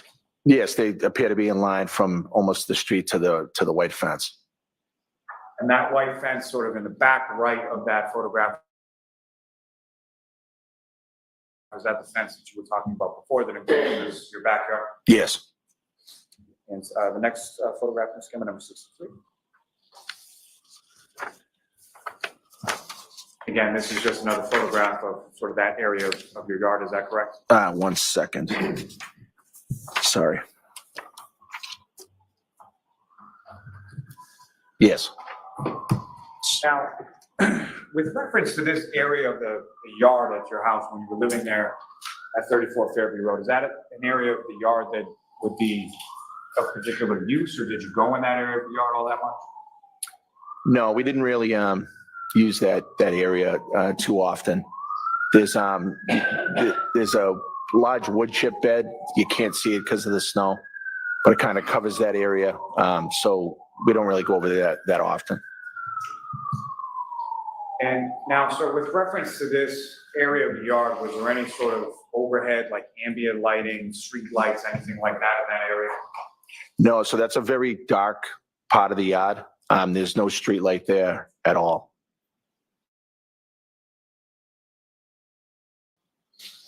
And the next photograph is coming. Mr. Albert, I believe this would be number 64, is that correct? Yes. And with reference to this, can you describe to the jury what are we looking at in this particular photograph? Exhibit 64? So that's the front right door, I guess you could say, to the house. And again, you can't see the door, but it's inside that breezeway area to the left. If you could, just using the laser to direct. Oh, yeah. So the door would be right in here. And from the driveway leading up to that front door area you were talking about with the foyer once you get in, what, if anything, is sort of leading you up to the steps there? To the other door? To the other door, the front. There's a brick walkway. So brick walkway leading up the brick steps into the foyer area of your house. Yes. And the last in this set, Ms. Gilman, Mr. Albert, this would be number 65.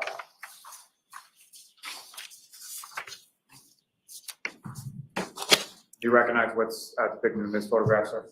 Yes. And what do you recognize?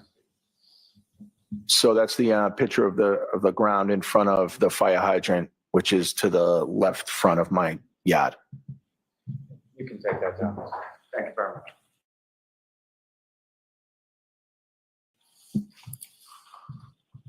Now, Mr. Albert, with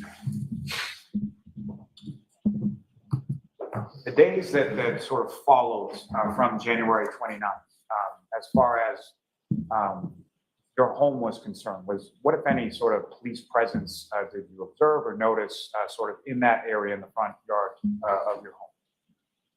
So over the course of the next couple of days, there were emergency vehicles and police personnel that day and days following in front of the house.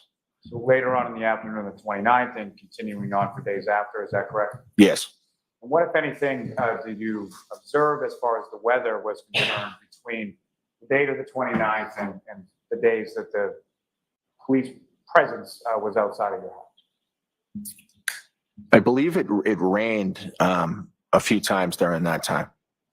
And as far as the snow that had been piled up on your front lawn, what, if anything, was occurring with the snow as the days went on following the 20th? I believe so. Some of the snow was shoveled out, I believe, during the crime scene, and then some of the snow was just dissipating due to the fact that it was melting and it had rained a bunch of days. Now, sir, if I could turn your attention to your house, and obviously at some point you moved from the house on Fairview and Canton to Norfolk, correct? Yes.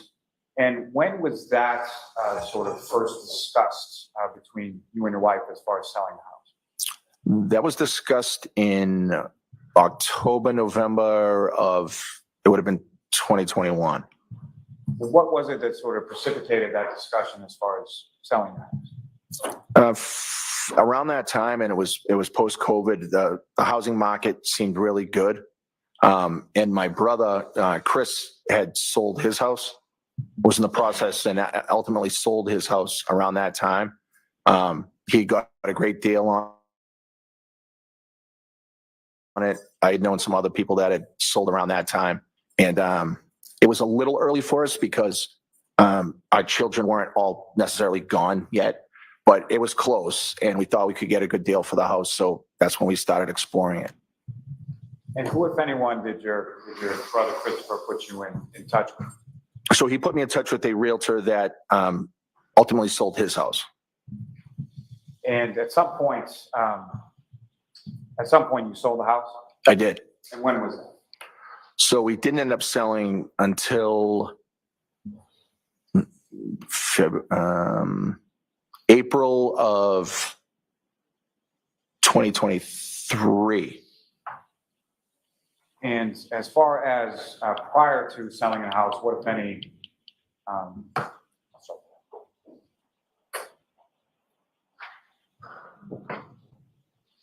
did the sale of your house have anything to do with what occurred there on January 29th, 2022? Absolutely not.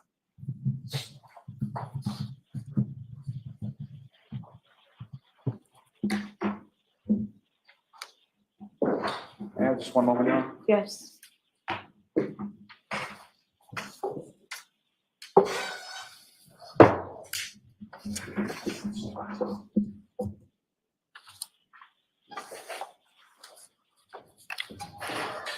I have nothing further for this witness, Your Honor. All right. Can I see counsel at sidebar for just a second, please?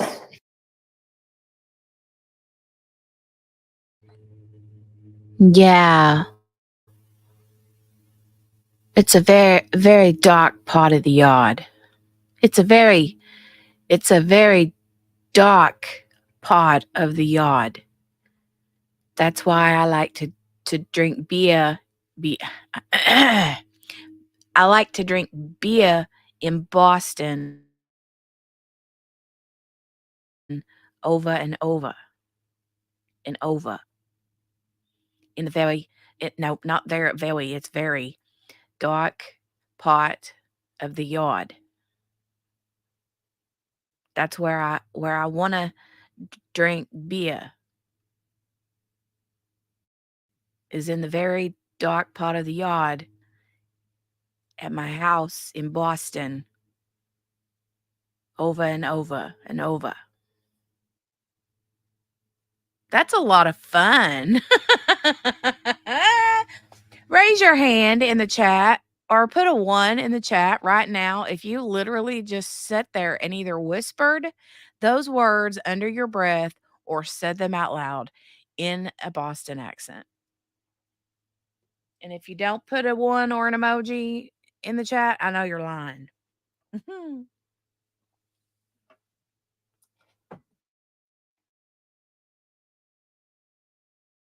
Ay, ay, ay, ay, ay, ay, ay.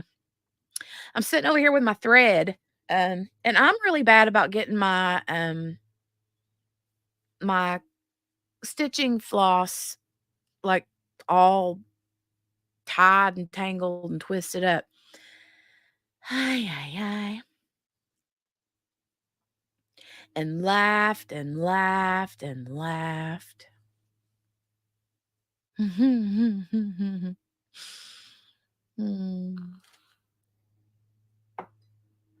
I knew y'all was doing it too. We're live. I can't fast forward it. We're live. Live, live.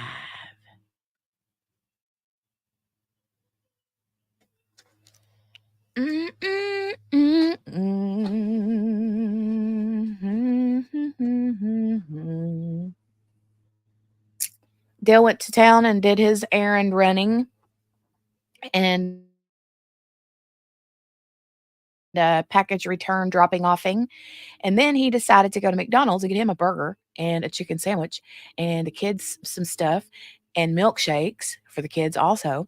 And he knew that I've been watching what I've been eating. Oh, and you guys know what he did. He's so sweet. He went to Arby's and he got me a chicken wrap. He actually got me 2 different ones because he didn't know which one I would like better. They're both yummy. I had a half of Thank you, one Your and Honor. half of the other. All right, so Jones, rather than start cross-examination of Mr. Albert, we're going to let you break for the day. And I did want to give you some scheduling updates because there have been questions from you folks and requests. So originally, next week will be a full week with him, every day next week. Again, Monday, Wednesday, Friday will be full days. I'd like us to pick up the pace a little bit here, no repetitive testimony so that we can move things along, but we are moving things along. So Monday, Wednesday, and Friday will be full days. Tuesdays and Thursday next week will be half days.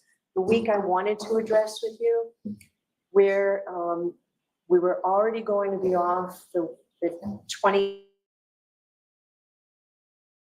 and 31st of that week. There's been a request and it makes sense. We will now take the 29th, 30th, and 31st off, rather than have you folks come in. So you'll get 3 full days, sort of maybe in the middle of this trial, to be able to just kind of regroup. And I figured everybody would welcome those days, but I am going to ask you to give us a full day on the 28th. So think about that this weekend. So the Tuesday will be a full day, and then Wednesday, Thursday, Friday, you'll be down, okay? June 7th, we're off. We will end June 6th at noon instead of 1 o'clock. All right, so I do have to give you those 3 cautions. Please do not discuss this case with anyone. Don't do any independent research or investigation into this case. If you happen to see, hear, or read anything about this case, please disregard it. I always like to tell jurors, just leave everything here. Your notebooks, literally, figuratively, just leave it here. Have a great weekend, and we'll see you Monday morning.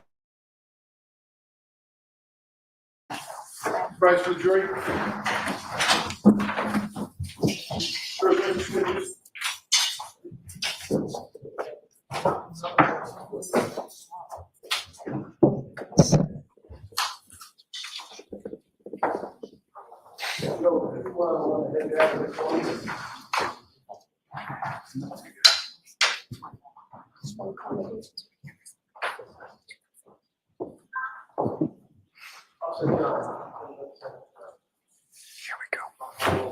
Thank you.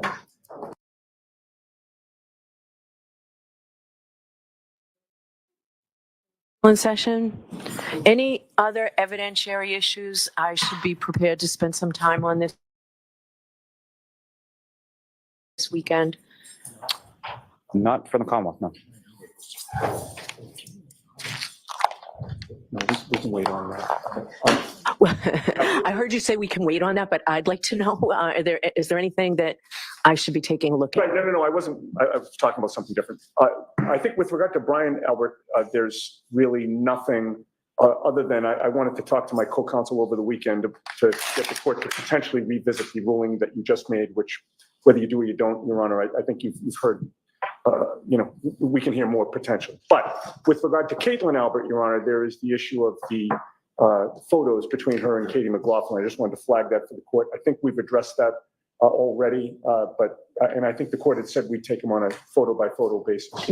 No, what I said is you need to approach. So before she testifies, let me know where we stand. Will do. Okay. Or before your cross-examination. Will do. All right. Do we expect to hear from her next week? Yes. Okay. I think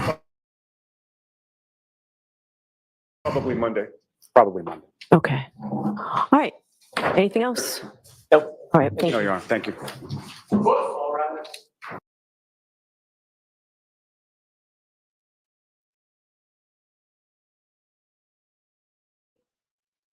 And they are done for the day.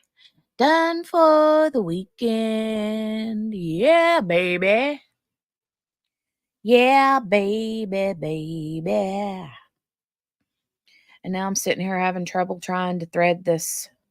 Because this 11 count, Ada. Oh, do I have to let you in, QB? Hold on. Hold on a minute. She's going, knock, knock, knock.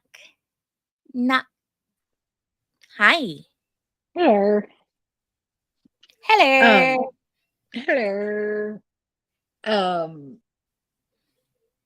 I just want to mention something, and I didn't think about it until somebody said it last night. Do you notice how, like, you know, is he talking? Or am I Who? behind? Court, hold Oh, on. that you're behind. Maybe. I just heard her say, I don't think so. Hang on.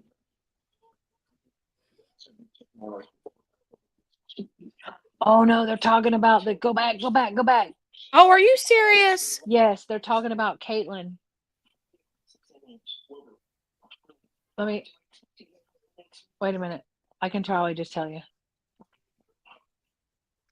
Oh.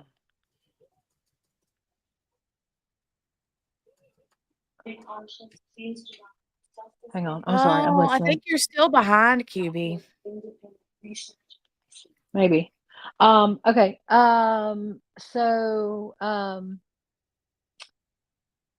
She's so stern, right? All the time.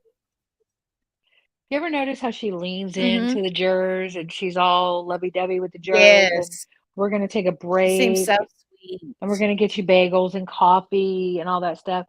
Okay, so even though the judge is impartial, she's still part of the Commonwealth. Mm-hmm. So, like, psychologically, does that steer the jurors towards the Commonwealth? Yeah, I don't know. I'm just saying. Somebody brought it up, and I thought, you know what? You ain't wrong. You ain't wrong. So, but she's all lean. I mean, what judge have you ever seen that leans over and leans in? And she's very, um, I hate to use this word. She acts very seductively, like her Well, voice and someone her else said something like, dressy. someone else said so that she seems very motherly. No, homie. No, I don't know who said that. It was somebody in our chat. I don't know who it was. Unless she's Mama I don't and know. Lally. She could be Mom and Lally. And to Spence's question, can you D&D specific people? No, but you can un-D&D specific people, which is what I do, so that if there's something that goes on, they can get through. These people need to learn that I'm in the crime cafe, and they're going to need to stop calling me is what they're going to need to do. I'll tell you what I need is a bigger hole on the end of this needle. Ma'am, fold it in half. Put the needle in between the loop that you just made when you folded it in half. What? Okay. Fold fold the thread in half and hold it with your fingers. Okay? Okay. And that'll make a loop, right? Mm-hmm. Put that needle in between that loop and pull up. Don't pull it out of your fingers, just pull up, pull it taut. You see what I'm saying? Okay. It makes like a crease in the thread, right? And? Okay. Take Yeah. that folded part, the crease, and stick it through the eye of your needle.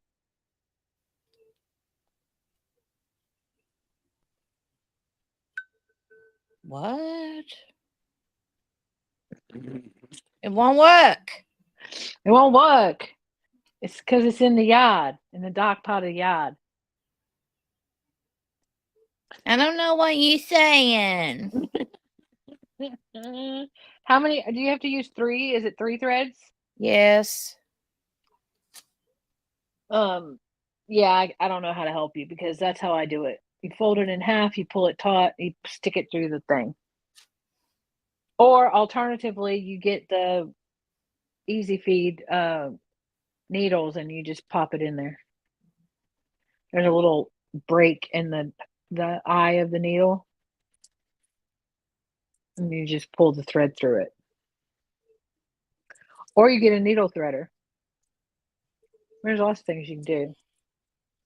Do you normally do teeny tiny? Do you like do 22 like count? I usually do 14 count. 14. I love 22. I can't see it anymore. Yeah, I mean, I would have loved to have done 22, but I They can't didn't see offer as it. it is, Yeah, so it's a yeah. no. It's a hard no for me. How's your glasses? Your My glasses. glutton? Your I'm gluttoning all glasses. right. I didn't say your glutton. I said your glasses. I don't know. I got them off right now because I can see better without them than with them. Oh Lord, Lord, Well, I'm just being honest with you, honey. Lord. Who's texting me? That was my watch. No, somebody texted me. Oh. These crispy pepperonis, they need to stop with this mess. I don't want none of I your have also crispy spit all over this pepperonis. bread. Ew. Ew. Well, I can't help it. Zombie got on me yesterday, and as soon as I did it, I knew. But I got a bag for my to go, and I licked my finger to open the bag, Mhm. and she was like, "Nope," and I was like, "Nope," and I'm like, I don't even know, like I haven't done that, and I cannot, like I just don't do that, like I don't do that, and I'm like I Well. don't know what overcame me right now to make me do the things. I had an aunt who would lose her ever-loving mind if you licked the pages in one of her magazines to turn a Oh my page. gosh. Oh, that's so gross. It's so gross. It's so gross. Even especially after COVID. Also, he a whole lie talking about when I'm a the big march page licker. You a mouth kisser and a page licker? No, ma'am, absolutely not. I'm definitely a page licker. I'm not a lint licker, You know? but I'm a you lint licker. You lint licker. I'm not a lint licker, but I am a page licker. I still have not threaded this needle. Ma'am. It's getting on my daggone nerves. Fold it in half. I am. Or Oh alternatively. my God, I think I did it, but I had to use pointy stab your eyeballs out tweezers to help me along. Alternatively, do one thread at a time. I was going to break down and do that if I had to have. If I had to have. I didn't want to have. But I would have. Did I tell you to come get your weather? Yeah, you did. Ma'am. I don't want it. Okay. I don't want it. I don't want it. Tell him, Margaret. Come get your I don't weather. want it. Also. Somebody come get it. Somebody come get her. I'm almost done with my kitty cat compact mirror.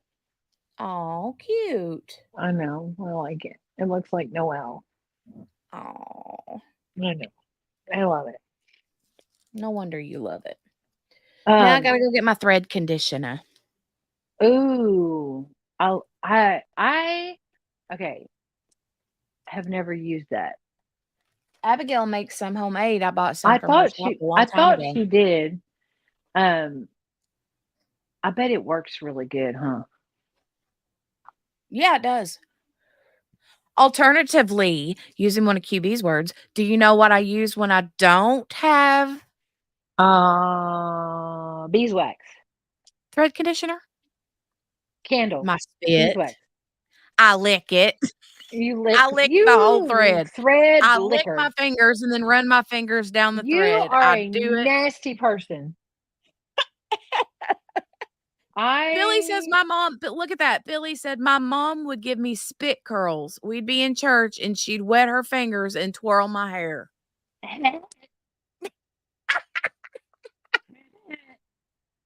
Do you know that when I was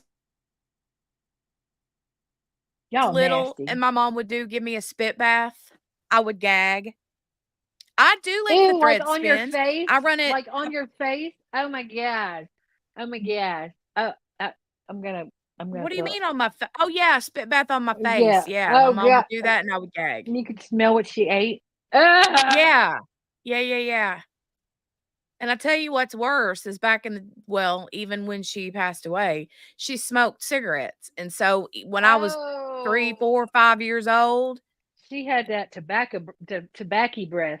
well, and it wasn't even the breath as much as it was the smell on her Smoke. thumb, on her hand from the cigarettes, I I'm gonna mean, throw up all in if my you're a mouth. smoker, you know what people who smokes hands smell like.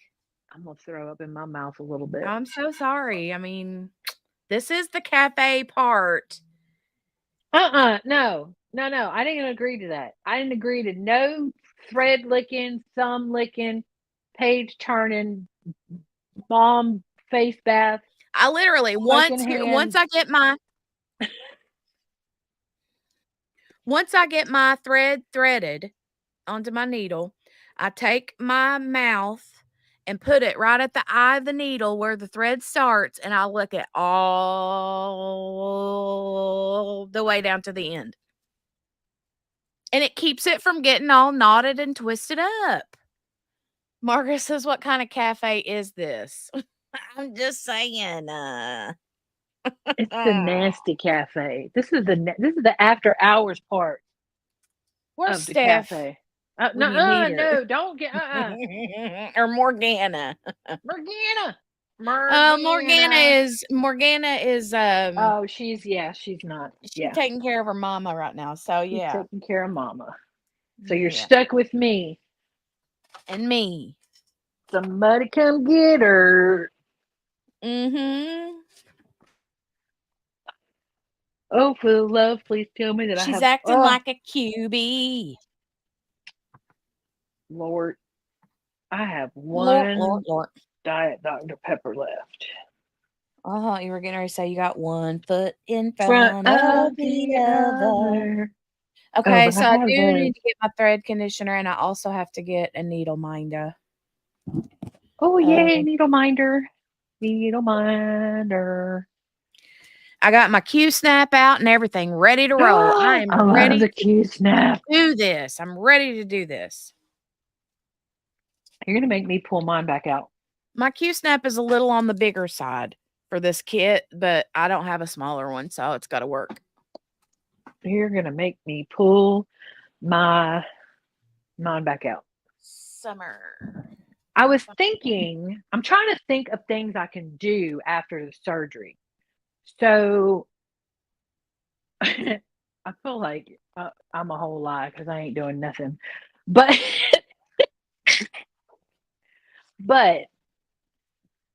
I'm going to be in a slingy dingy thingy that has a pillow underneath it. A what? A slingy dingy thingy.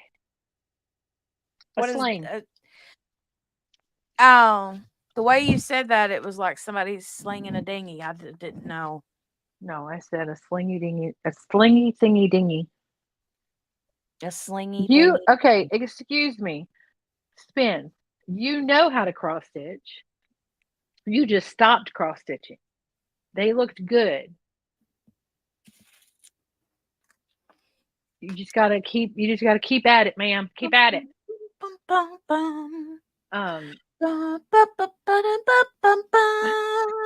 So they'll have me in a sling that it's like got a pillow underneath the arm part, and then I think it ties around your waist or something. It's to keep it stabilized. Mm-hmm. But slingy dingy thingy. But I was thinking, like, if I had my hand out and I took like my left hand and brought whatever I was trying to do to my right hand. I'm a whole lie. I ain't doing nothing. I'm gonna cut my whole shoulder open. You sure are. It's what it sounds like anyway. What? A whole lie. I am a whole lie. But I did find out they're going to do a nerve block, and that's what everybody who's had shoulder surgery keeps telling me to make sure of. Make sure they give you the nerve block. So the first thing I said to him was, I was like, "You got that nerve block?" He's like, I do. I was like, "All right, we in. Let's do We it." in like Flynn. So, anywho, Any hoozlebees. so I'm yeah. I am not going to M's tonight. Oh, why? That let me just tell you that they changed their mind, their plans. Why Like not? they changed underwear. Because they keep changing. So anyways, but the plus side of that is that I'll get to see her on Mother's Day. Mm-hmm. So that's good. I did mark your missed spots because you asked me to, ma'am. Do you remember your very, very first cross stitch that you did, Jenny? No, not really. You don't have to remember what it was, but you remember doing it. Do you remember how Oh, yeah. tough it was? How none of your stitches looked alike. You missed stitches. Oh, yeah. And the Yeah, whole, okay. like, back of my, Oh, it was a whole knot. oh my God, it was like a whole rat's nest in the back. And It was a in whole. mine, It was a whole usually I crap. try to do better about that, but I still end up with a big rat's nest in I've the never back. understood. I mean, I don't. I try the way that I stitch. The way that I stitch, it kind of lays down nicely. But I've never understood that because you're gonna frame it or whatever. Who cares? Right, I know. But the But a lot of competitions, like, look, the pictures, competitions they have. That's no joke, man. You can't be having that old nastiness in the back. nope, not in the back. Nope. It got to look as good as the front. Look at my back looks as good as the front. Well, which side are you framing? All right, there you go. Ma'am, I'm gonna go. My best friend's kitten. Oh, I'm sorry, Lauren. Oh no. Tell him I'm sorry. That stinks. I'm using a Q snap, Sherry. Yeah, I don't know, Sherry. If you cross stitch and you don't know what a Q snap is, ma'am, you need to find out. Right, Yeah. meow. I like my Q snaps. I love it. Lauren, tell your friend I'm sorry. And I hope you have a great weekend and a great evening. Mm-hmm. And I know that's stupid to say that after you just said you're going to be with your friend who lost their cat. But I don't know what else to say. I get it. I appreciate you being there for him, Lauren. Yeah, that's sweet.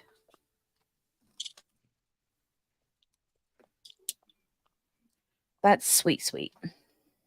Love you. Have a good evening, honey.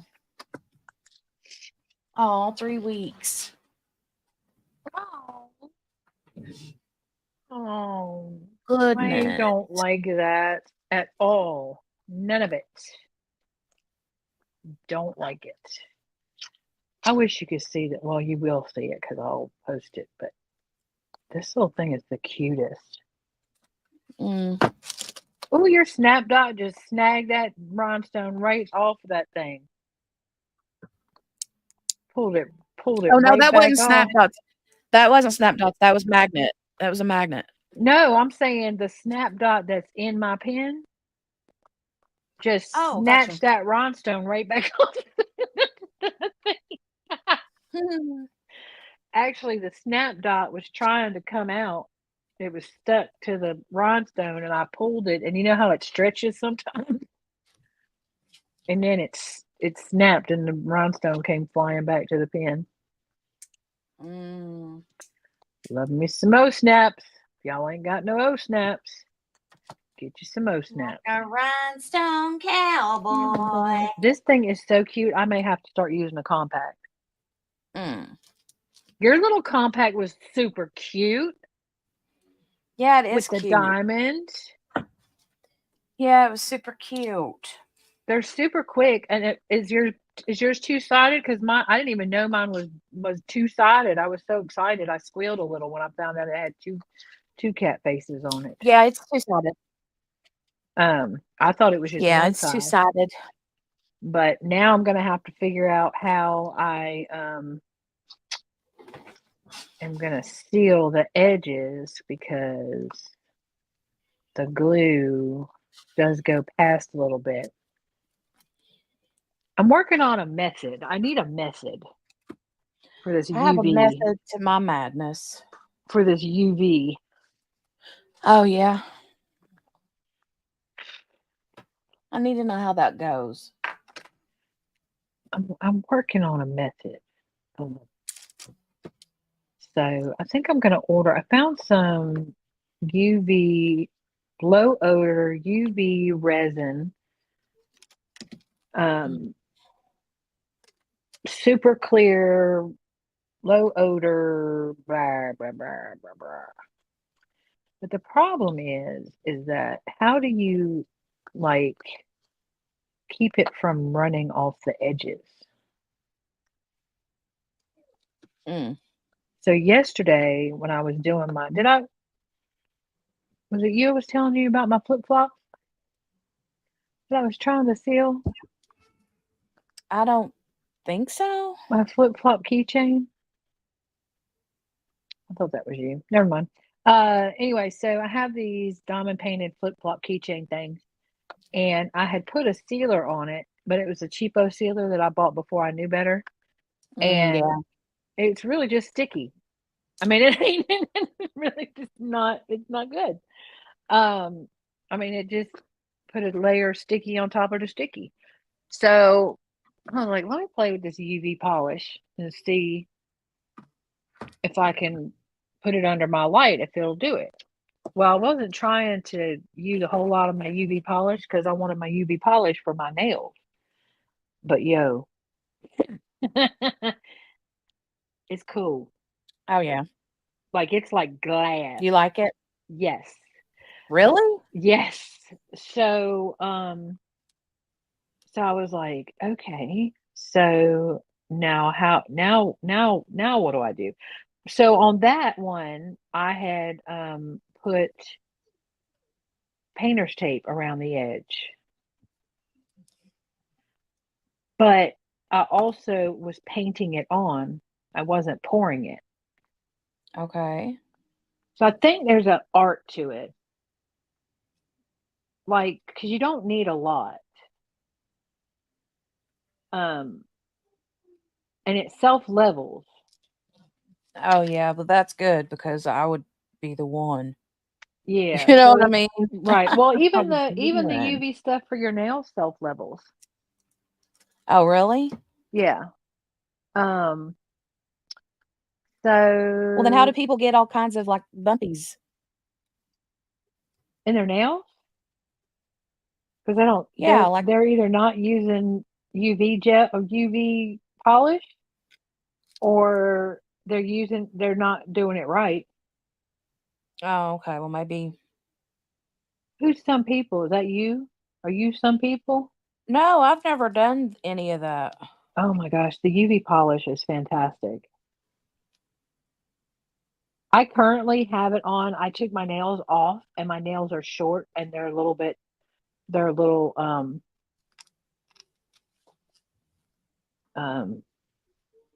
need a little rest. I haven't been very nice to them. I haven't been doing things right. And so they're a Mm. little sore. They're not sore now because it's been like a week, but all I did was put some of that UV polish over it and stick it under the lamp. And I mean it's protecting it and it's hard enough so like you know when you've had nails on for a really long time how your nails feel thin. Yeah. So and they bend. It's nice so it doesn't allow them to bend like that.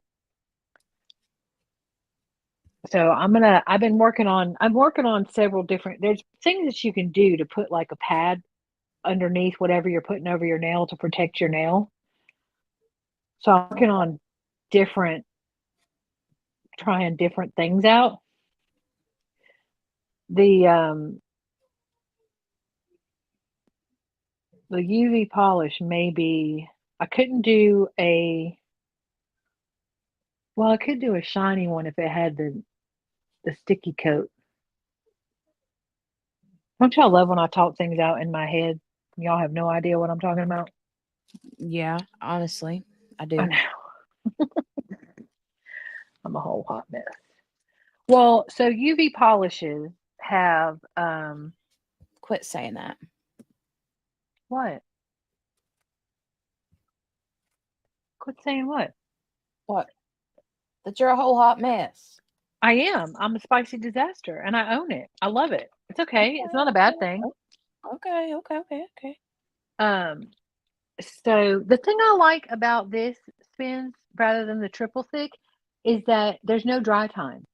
It's legit done, like in 60 seconds or 90 seconds, whatever you're. Now, if you're doing something thicker, then you'd have to dry it. You do layers and dry it a couple times. But I am a spicy disaster and I love it. I have a sticker that says so. But yeah, there's no dry time. And I love it. Well, I would love that because I'm always too impatient. Mm-hmm. And then get myself in trouble when I do my own nails. But honestly, when I do my own nails, I usually use already like press-ons that are already polished or have a design on them or whatever. Well, I'm working on possibly making some of those just to play around with. Yeah. But I was talking about too, like,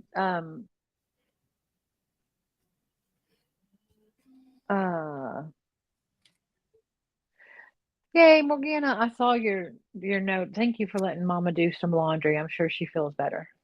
Mm. Right? That's why I call myself a spicy disaster. If somebody else ain't gonna call me spicy or hot, I call myself it.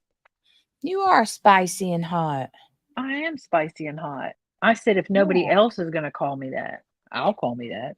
Well, I'll call you that. Oh, you're so sweet. Spence was talking about using triple thick, and triple thick is great. I love triple thick. It's a sealer, but it It's has like a to triple dry. thick milkshake right now. Ooh, that would be good. I'm not gonna have a vehicle tonight. Now y'all talking about food, Sorry. and I won't be able to I got go. a sweet tooth all of a sudden. No, I have ice cream. I still have my churro, one little serving left of my cinnamon apple churro caramel vanilla ice cream. Vanilla.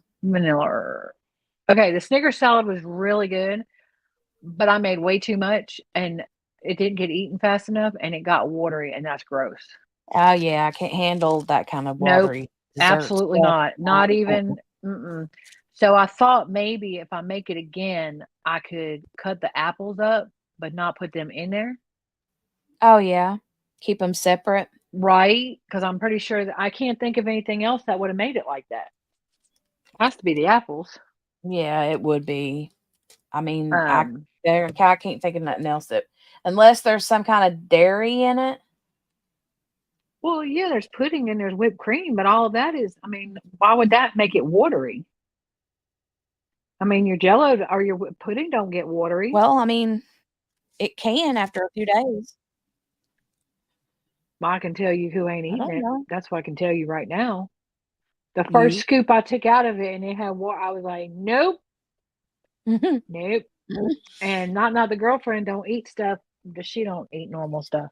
And then Manchild was like, it would be good if it didn't have the apples in it. It's a Snickers salad. It's basically like caramel apple salad. What are you, sir? Otherwise, it's just pudding with Snickers in it. I mean, well, I mean, that sounds pretty good too. But. It does. I mean, he ain't wrong. He's like, the apples don't do nothing for me. Okay, well, that was a fail. See if I stand up. Ew. No. Pudding does not get watery. Y'all let pudding stay too long in your house. Pudding don't last that long in my house to get watery. No way. This little mirror is so cute. I'm gonna have to start using a I mean, compact. like, I've seen desserts that are made with, like, a pudding and, you Ugh. know, sometimes and here's the thing, what happens the reason why it tends to get watery is, um, what is it they say about, using Just not to separate or use, like, something. metal utensils or something? Okay, you know how it is with, like, cottage cheese or sour cream, how it'll get watery? Yeah. It's the same Well, thing with pudding, this was a lot. This was a that'll lot. happen, but I'd say it Okay. probably is the apples because 'cause they're full of water. Because I had a whole Oreo, whatever that Oreo mess Steph had got us trying, and Mhm. that's pudding and mousse and things, and it didn't get water. I'm telling you, them apples. I'm gonna try it again and put them on the side and see what happens. That's all Okay, I'm I have saying. a question.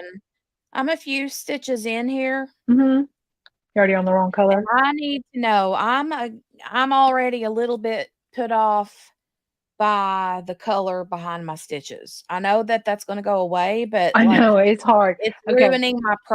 ruining my enjoyment of the process Okay. here. Okay. Don't give up because as a person who has always been a count and cross stitch, I mean, when I tell you since I was young, okay, that's a whole lot of years in case y'all didn't know. Uh, I had the same issue. Just go with it. Because when I tell you, when you get past that and you realize you ain't got a count and you ain't, I mean, you can be off your game. You can be watching TV, talking to your husband and Jolie and not miss a stitch. I mean, like, it's nice. That's Is true, and I miss is stitches all the time. I get all I screwed do up, too. and then I have I to do go back and, too. like, Yep. re I won't rip it out if I don't absolutely have to, but I have been No, but like, I'll "Oh, move the well, whole I'm gonna daggone have to make a pattern. whole other row here." But I'll move the whole pattern over a stitch to make Right. it work. I've Be like, finagled "You them live here." before. Yep. I'm like, "You live here now." Mhm. Nobody knows that that mailbox with the little broken flag up on it is gonna have one missing little star on it but me. Why do I hear, like, something flapping in my kitchen? Oh, I don't it's know. my cat. What do you have, ma'am? Girl, you scared the crap out of me. This cat, would you act your age, please? What do you have, ma'am? That's one of the baby's balls. Don't.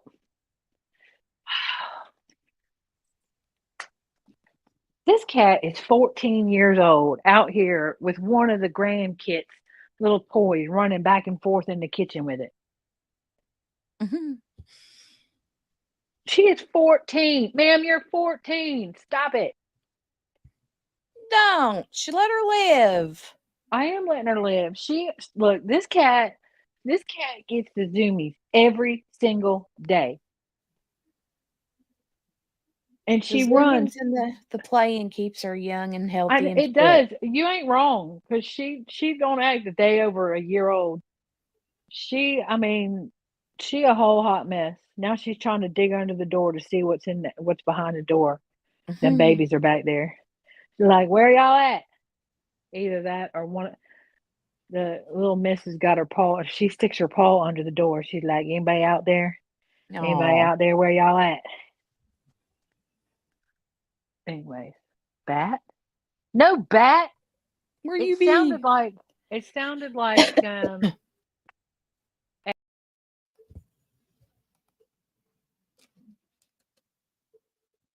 Mm, she left. Oh, she's back.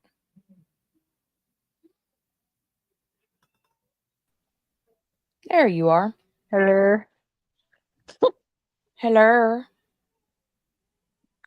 Look, in a world of trust the process.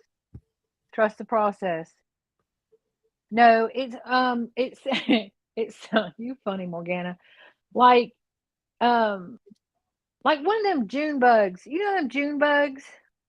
The big hard-shelled things? Yes, and they get like when they're about to die and they're on the ground and they flip flopping back and forth on from their Mhm. back to their front. They go. Yeah. That's what it sounded like, except it was her with that daggone ball up and down my kitchen floor. Mhm. No, mine does it at night too. And during the That's day, she cute. does it through the living room. She runs across the back of my chair, Mhm. across my bookcase, across the back of the sofa, down and back around, and she does another lap.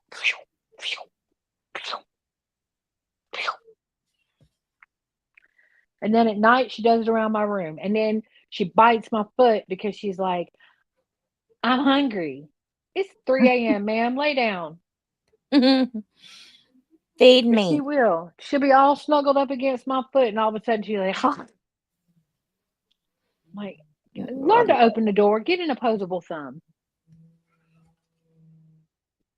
Do you know the DAC Melinda and Moohoo? Yeah. Oh my God.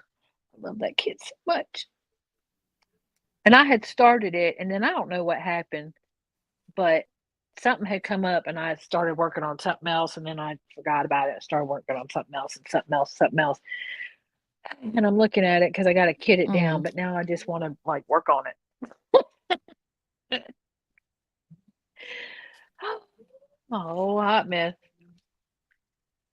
I've got 2 diamond painting whips, and I've got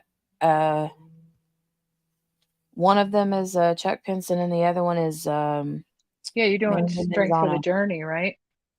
Yeah, and then the other one is my 11th Doctor Who from Mandy, and I'm ready to kit up this one from Abigail, but I want to. You're gonna do an unboxing, aren't you? Yeah. Oh, speaking of which.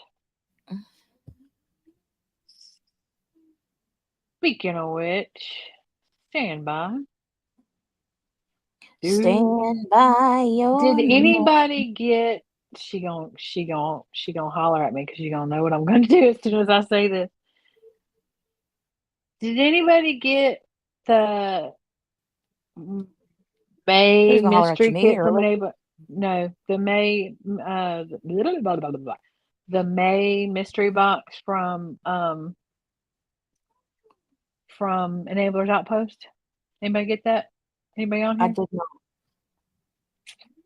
Anybody get it? Hands up in chat. Well, if you got it, then spoiler alert. Because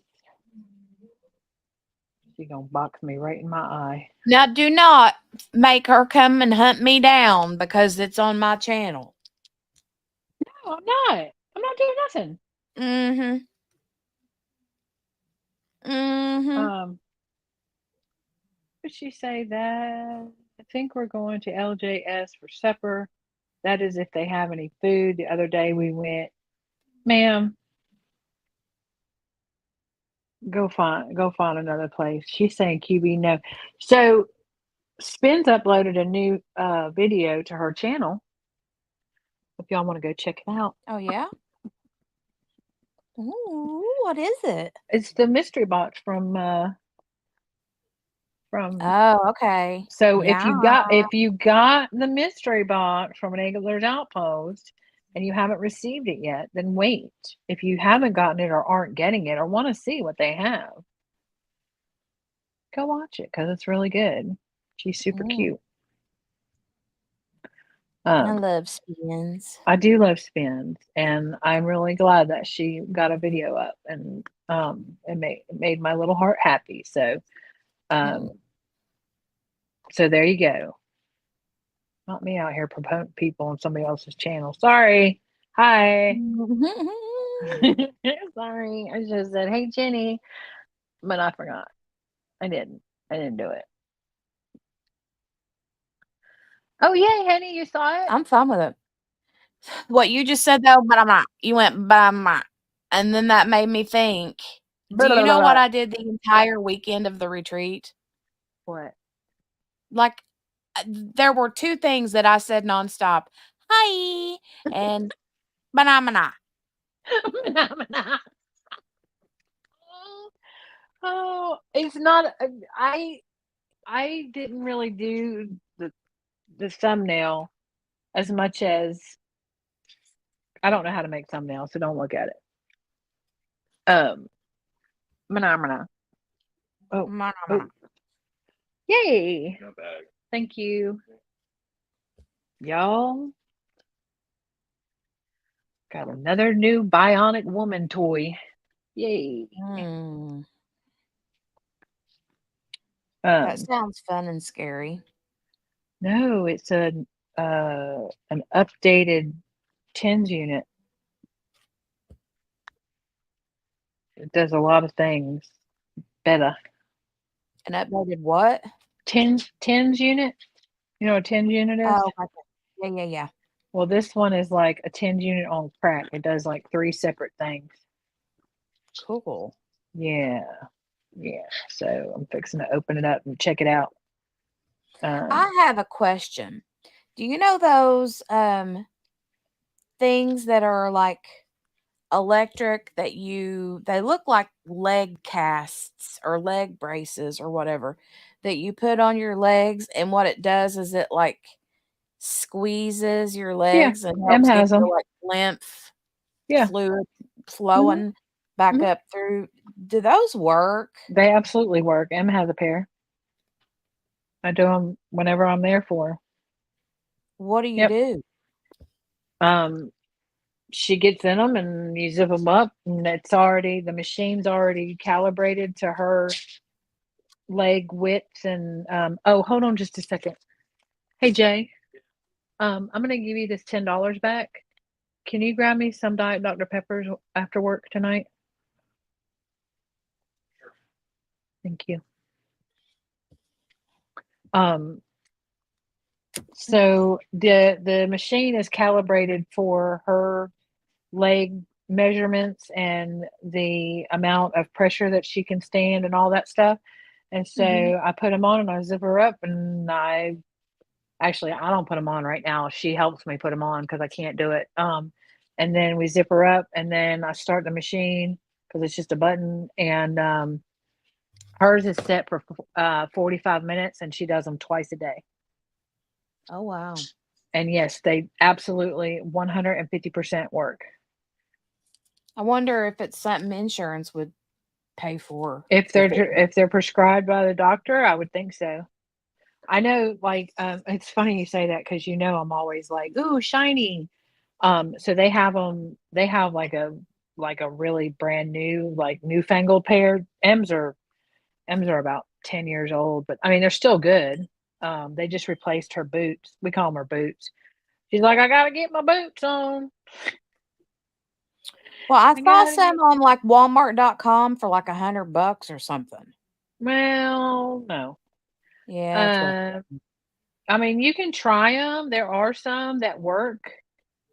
I don't know that the $100 ones would work, but I mean, insurance might pay for them if your doctor prescribed them. I know Medicare paid for M's, but they have them at PT, and I'm like, what do I got to do to get in them? They're like, you won't like them. I'm like, I know I won't like them because it'll hurt. They don't hurt, but it will hurt me. But yeah, Em gets into bed and she lays down, and we put the news on, and she watches the news while she does her pumps. Gotta get my pumps on. So pump it up. Pump it up. So yeah. But yeah, they do absolutely work. So as far as the compression hose go, you may need to go up a notch. And if you don't know what that means, then that tells me why they're not working. There's different strengths of compression. So. Oh, honey, mine just came on Amazon. I got like a 6-pack for like $20 or something. What? I knew you were going to say that. No, the ones from Amazon are good. a lot of the nursing staff and stuff use those. But if you've got a lymph problem, okay, you need to go to the doctor and have the Hush your doctor. face. Hush your face. Not Hush your knowing doesn't face. make it not true. I know that. Okay. I know Just that. saying. I Okay. know that. I know that. I know that. I know that. So, anyway, don't laugh at me. Are you reading the chat? Because I ain't got my glasses on and I can't see nothing. Hang on, no, I wasn't. Morgana said Long John Silver's didn't have no food. Spins yelled at me. Morgana said that'd be a good place to start a restaurant because I ain't got no food. Henny said she saw the video. Sherry told Morgana to call before she goes. Spin said, "Oh," I'm assuming that's because Henny saw her video. Morgana said, "I think we will, Sherry, just to be safe." Spin said, "Shout out to QB for doing my thumbnail." I said, "I don't know how to make no thumbnails." Spin said, "Lies." Spin said, "I don't know how long you are staying on, Jenny, but can I come up and say hi?" And Nightbot said, Oh, sure. Nightbot did the Nightbot thing. Absolutely. Do you want me to put the Nightbot thing? did the Nightbot You want me to thing. send her the thing? Yes, absolutely. Please do. Okay, hold on. Let me see if I can find it. Thank you. I might have to undo myself. Undress yourself.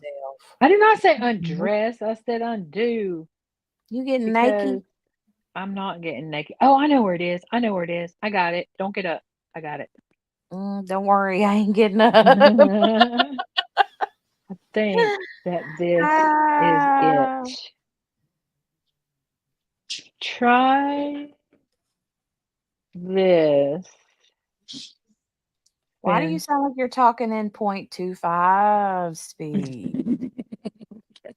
I was trying to figure out if I was doing the right thing.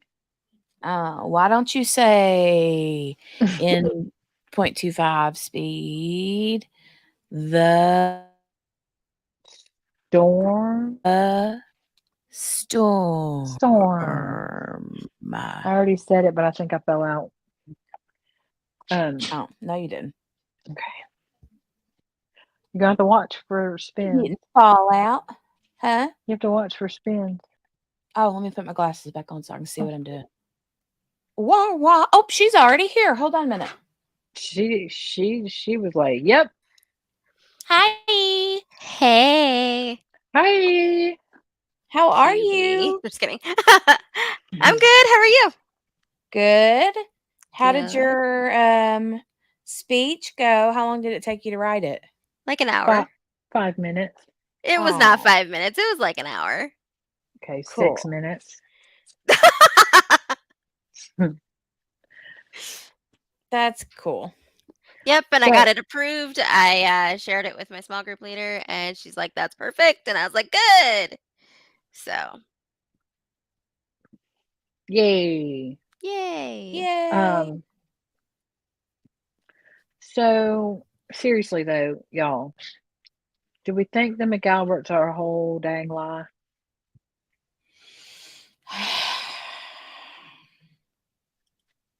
What was that sigh for? Do you really you gotta think about it? She said, I don't know enough. I just still don't. They're not. Okay, you don't know. I'm gonna have to wait and see the defense. Now the whole. Have you not seen the defense? They've been doing they're presenting their case the whole time. The Commonwealth is putting their case on for them. You didn't see that? Well, yeah, I did see that. I'm just saying. Fair enough. I'm just saying they a whole lie. I mean, I do feel like that the wife, his whole lie. Wife, Nicole or Natalie or whatever her name is, starts with an Nicole. N. Okay. Nicole. Yeah. I feel like the defense really got under her skin with those doggo questions. Yeah, she mad she had to get rid of her dog because her mans and her nephew were fighting and beating up a guy, and the dog bit somebody, and now they had to get rid of her. Mm. Mm-hmm. Sorry. I'm just Mm. saying. I'm just saying. Mm. And then he said he said something about I don't know, something he said. He was a whole lie because she had just testified to something completely different. I'm like, I know y'all ain't supposed to talk about the case with each other, but I mean, y'all might want to talk to your spousal units and at Mhm. least, talk to them about what had happened because y'all a whole lie. Whole lie. And we didn't get, did y'all get, I might have missed the part. Did y'all get to the part where they were talking about that dog didn't bark at nothing? All them people out on the yard and lawn and everything, and that dog weren't barking? I don't remember that part, but also my brain was half I don't know even if it's there come up today. yet or if it's coming. If that's something from before, but they were talking about, they said the dog was sleeping with them, right? And that they didn't hear nothing, right? And they didn't wake up with all that mess going on their front lawn, right? Yeah. First responder, ex-cop, didn't hear nothing, right? Fire department. All them screaming, Karen Reed screaming, bloody murder, all them things. Okay. They tried to say that dog didn't bark once. I was gonna say, what dog doesn't respond to that? Yeah, So that's then true. I guess Lally was trying to say, I don't know if we missed it or if it ain't come out yet, but Lally was trying to say, well, there's a train that goes by all the time, so that's why the dog I didn't. did hear him talk about the train. Did you? Okay, so it did come up, so I'm gonna have to go back and listen to Okay. it. So I remember hearing him talk about the train that goes by every evening yeah, or day or he said whatever. something about the train goes by and she's used to the train, so she just ignored it. Boy, you don't know nothing about no dog. You don't know nothing about no dog. A dog knows the difference between a train and people hollering and fire departments and snow Yeah, blowers I mean, and it's gonna get used to that the train, and it train eventually is gonna quit barking at that. at the train, not at all the other things. Right. Yeah, a whole lie. Yep. All of them. They all a whole lie. Look at Agreed. let me see. I don't know how long. Oh. I already read that. I was gonna say that was my comment. Trying to read chat. She asked me to keep up with chat, and I hadn't been keeping up with it. Hold on, y'all. Love you. Have a great shift. Be safe.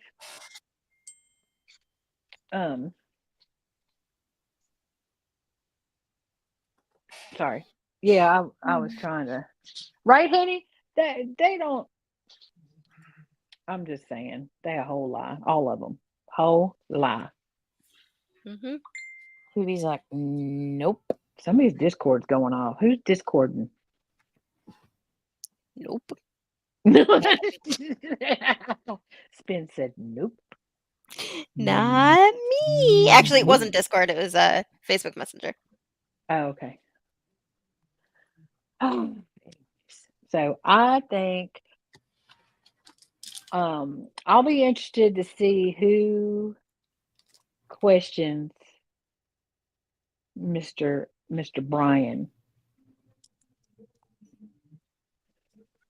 And where's Who Proctor? questions what? Brian McAlbert. Oh, okay. Yeah. Who crosses him? I don't know. That whole family a whole lie. They really are. I mean, I feel like they're being untruthful, but I don't know. Like, there's so many things, so many people included in that family that if Officer O'Keefe was murdered by one of them, allegedly, then I'm just wondering, okay, it's they're all going to cover up for each other. So who's the actual guilty party here? I mean, I know they would all be I think for it's Colin covering it and up, Brian. but like, who was the I think it's Colin person and who actually Brian. did it?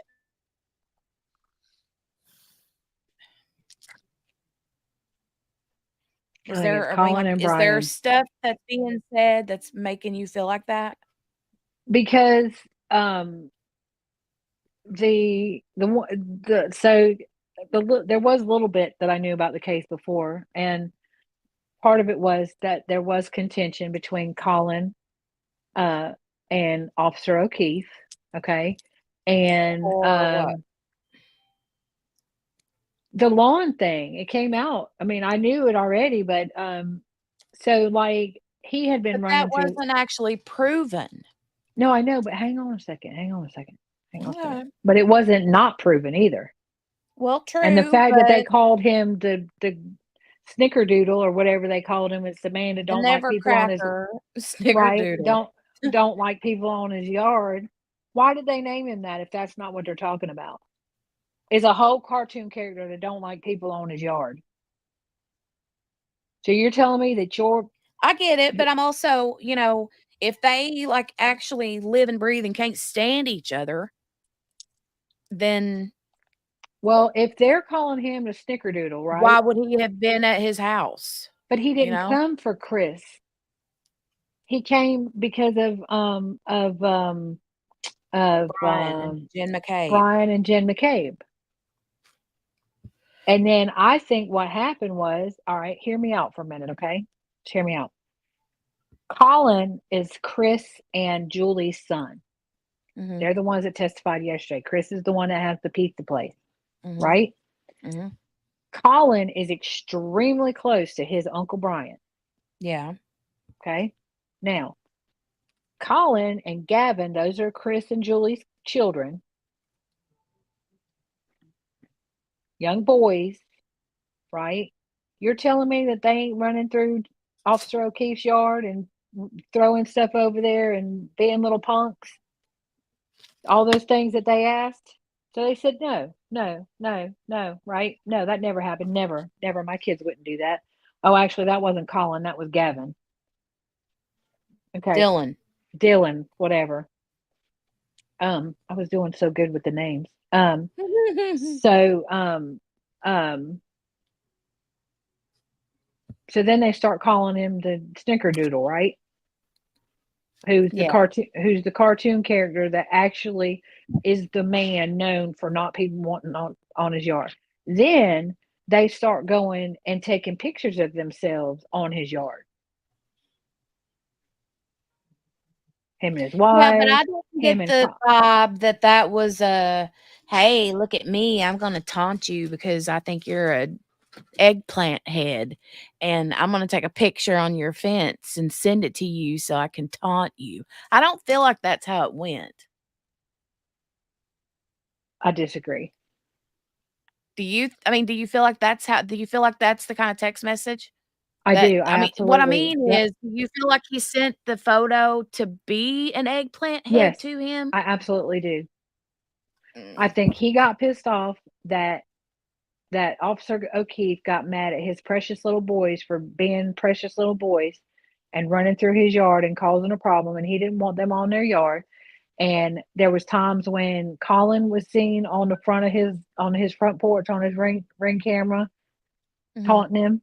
Okay, there's time that I'm sure that'll come out. They're on his front, they call him a whole cartoon character that don't want people on his yard, and then you take a picture on his yard and send it to him. Didn't nobody ask you? There's another picture with the three of them with shooting the bird, and I've got to go back and look at it, but that may be on his yard as well. You gonna tell me that ain't taunting him? I'm just saying, I think they're punks. I think they're punks I don't know. that have never. I'm just telling you what I think, my personal opinion. Yeah. And I mean, I didn't know. And that's what I'm saying. For me, I don't know enough. I haven't seen those things that you've seen. So whenever it's not even really stuff so much that I've seen as it is me watching them and watching this trial and Oh, where'd she go? It looks like she's talking, but I can't hear her. Oh, there she goes. Here she is. There Thank you are. you. Lowley has no case. If Lowley had a case, he would not have to reestablish the foundation, the same foundation with every single witness. Right, I get that. He would not have to, if anyone, what, if anything, what, shut up, dude, ask the question. Who, if anyone, was driving the ambulance on the way to the hospital? What the what, sir? Yeah, that was dumb. There's been a lot of those. There's been a lot of those. Yeah. And Nevercracker, that's what it is.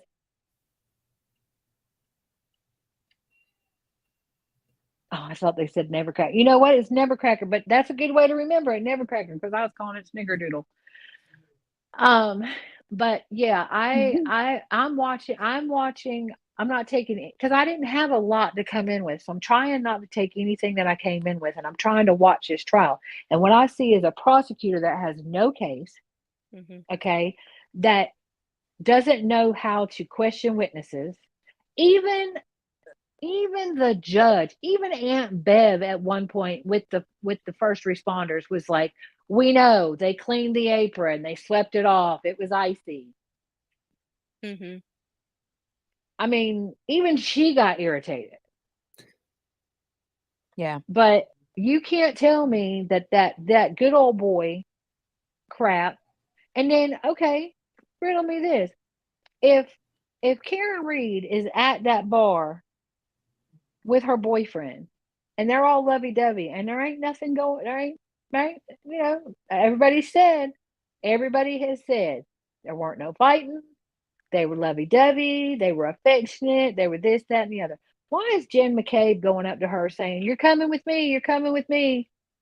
Yeah, that was weird. That was odd. Yep. I'm just saying that and they're in there and they might have been, drinking and roughhousing or whatever, or they might have been practicing. I don't know. But I think that the plan was to get Karen away from him at that bar and something to happen to him out front. And when she couldn't get Karen to come with them, it happened at the house. Either that or he came to the house and he saw Colin and they started words and they started fighting because Colin's a little punk. Wait till you see him on the stand.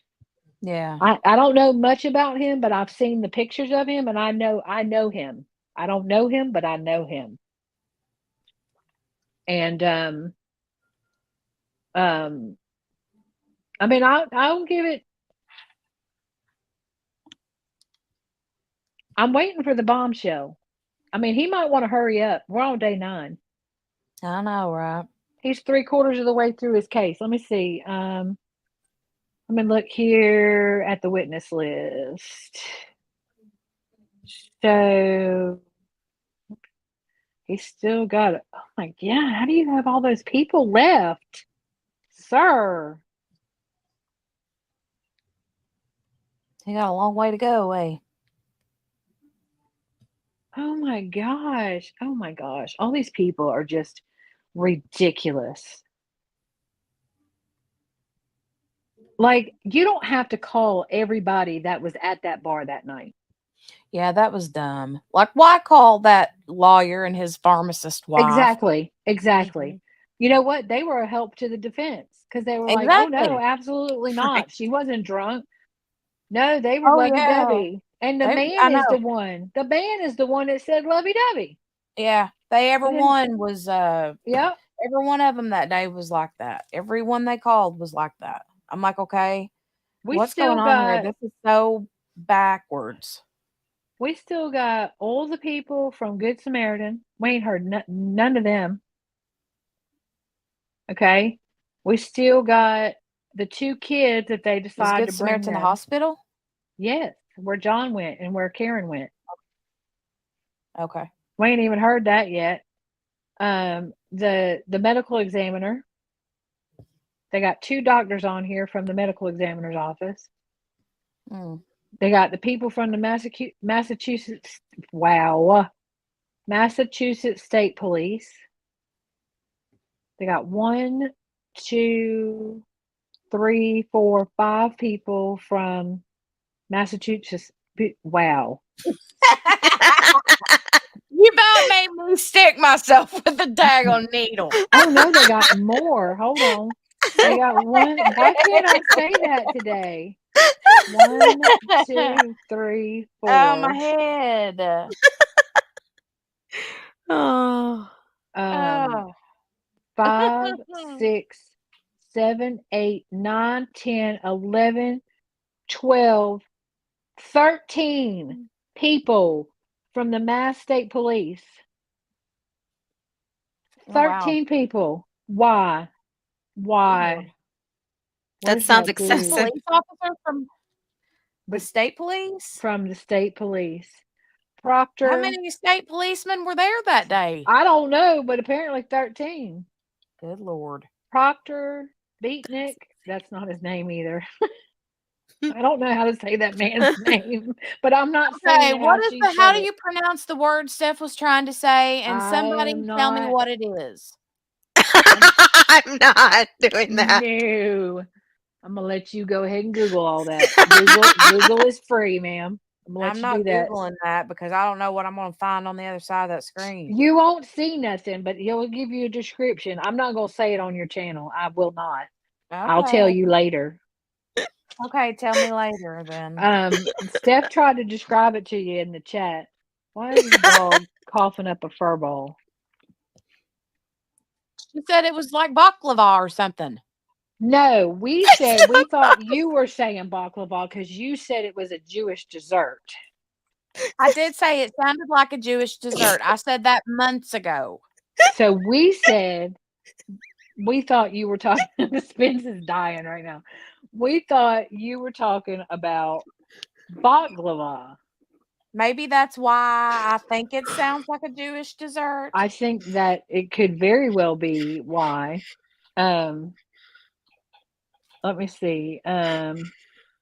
Spin, stop.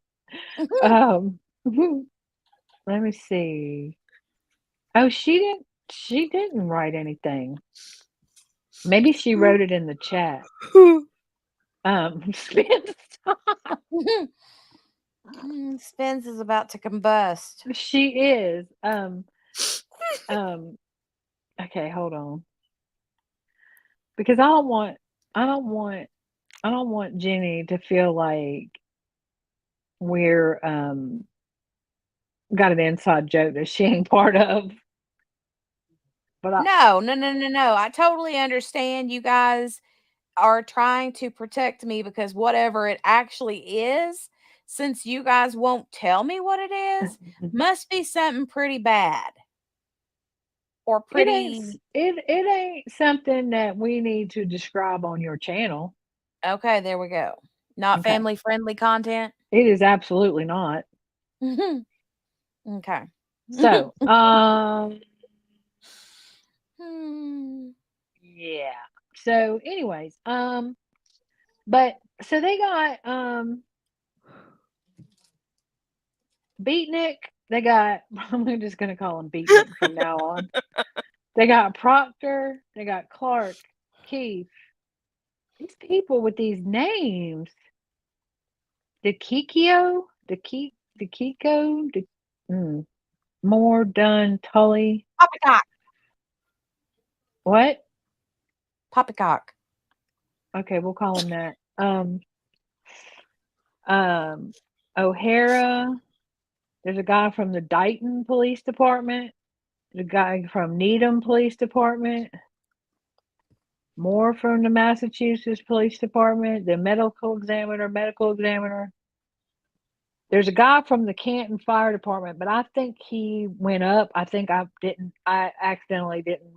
He either didn't go up or I missed him, but I don't think I missed him. There's 2 from the Canton Fire Department that I didn't mark off. Maybe Aunt Bev told Lolly that he needed to stand down with the fire department people. Jennifer McCabe, Matthew McCabe, Allison McCabe, Carrie Roberts, the 2 kids, the niece and nephew, which I think is so wrong for him to put them up on the stand.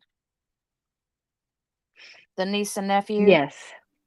Yeah, that's a little bit, There for is me. no everything that everybody has said was, yes, they had a fight in Aruba, okay, and they had a fight over her spoiling the kids. Why do the kids have to get up there and testify? Yeah, I don't know. That's dumb to me, but Right. Brian Higgins, who, by the way, is from Sandwich. Sandwich? Yes. Spelled the same way as sandwich? Mhm. Sandwich, Massachusetts. It's what it says. I don't know. I'm just reading the list. Lord have mercy. Brian Albert, Ian Whiffen. Is Ian, is he, he's a friend of somebody. Either Brian Jr. or Colin. Good Samaritan, 3 people from the Good Samaritan, no, 4 people from the Good Samaritan Hospital. Somebody from the vet lab. Somebody from Bode Technology, I'm not sure. Then you got See, now here's the thing. Here's one thing I'll say is with that daggone dog, if I know for a fact that my dog did not injure or attack him, but I did rehome my dog for I whatever have reason, every lab report that they ever wanted ever in life. I would have stood right there on that stand today and been like, I swear to God, my dog, I rehomed her to this chick in Vermont. Here's her phone number. Here's her address. Here's her email. I don't know why Lally didn't give you the information, but I'll meet you outside. How about that? Meet me outside and I'll give you the information. Right. How about that? How about that? Catch me outside. Catch me outside. How about that? I'm just saying, like, I mean, it's easy. I've had her information the whole entire time. I knew where she was always. I didn't get rid of her. I rehomed her. Yo. And I also drank beer in Boston over and over and over. In the dark part of the yard. In the dark part of the yard. Over next to the car park where we Car parked the park. car. Where to park the car in Scotland Yard. Can do this all day. Yeah,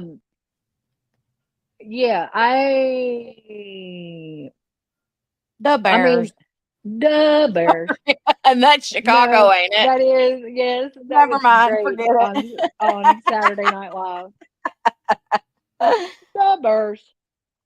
But yeah, I'm not buying. And like you said, if you knew for a fact, beyond a shadow of a doubt, that your dog didn't do nothing, and you truly rehomed her because she was not dog friendly, okay, then give them the information.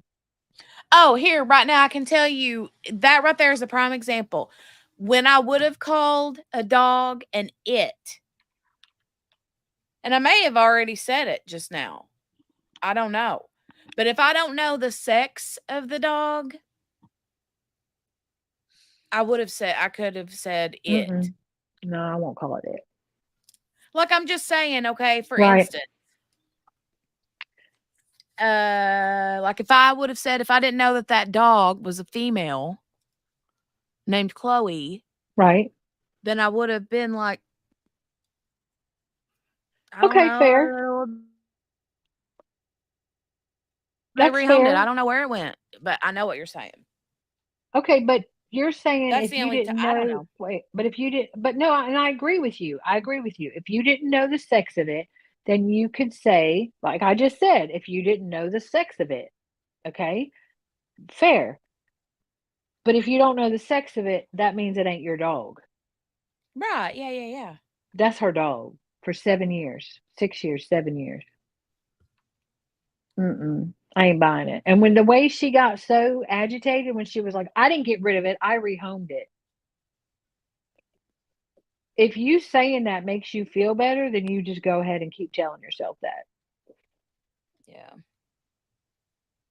Them grandkids found that ball I threw in there. I don't know how long it ain't been in that room, but they happy it's back. They are tearing it up in there. I can hear them. They're hitting the door. Not the girlfriend gonna be like, appreciate it. I threw that out there because I didn't want it in here.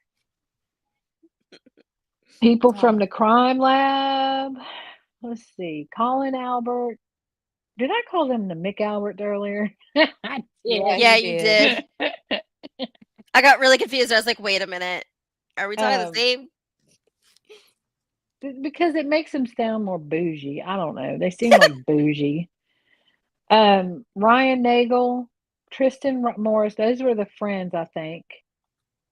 Caitlin Albert is Brian Albert's daughter. She's the one that the medic said she didn't know they weren't friends, but they all friends.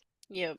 I'm telling you, I feel like these women, all these wives, are like the Real Housewives of Canton, Mass. That's what it feels like. Yeah, exactly. It's all a cover up. Yeah, kind of puts me in the mind of something like that. And Karen's one of the out. Did y'all ever watch? Any of the She's Real not a Housewives? wifey wife, so she's the one that they. She's not a She's Real an out- Housewife. Yeah. She's an outsider. Mm-hmm. Which is what they were going towards. Who do you think's going to question Brian? I think it's probably going to be Alan Jackson. If they sick Eliza Doolittle on that Brian Albert, and she rips him a new one, I'm gonna laugh. Yeah, me too, honestly. But I'm just wondering, they know her and she knows herself. And if she feels like this guy might intimidate her, then they're both Jackson and Janetti are going to be like, yeah, no, we're doing it. So if you didn't know who he was, okay, even in that Mr. Rogers get up, right? Mm-hmm. If you didn't know who he was, do he not look like somebody who thinks he's a bad A? Mm-hmm. Well, I mean, he does, but he's also a cop, you know. And an MMA so he probably fighter. already has that. He already has that. Not that all cops have that mentality, but most cops know that they can drop you like it's hot in 2 point whatever seconds, right? Well, he's also an MMA fighter sitting up there in that daggone Mr. Rogers outfit. You know he don't dress like that. I thought it was one of the nephews or another brother or They something. box, but no, he boxed in the military. He fought. There's a whole video. That he did for the Boston PD about him going in the ring and blah, blah, blah, blah, blah. I'll have to find it. Yeah, I didn't see that. But he's an MMA fighter too? They said he fought MMA. I don't know if he was any good, but let me see. Brian Albert. You don't look fit enough to me to be now an MMA fighter. Yeah, I mean, that's true. Here we go. But even 2 years ago, though, he didn't either. When you look at those videos of him play fighting with what's that, Brian Higgins or whatever, they both look like chunky men. Hang on a second. Let me see what this is.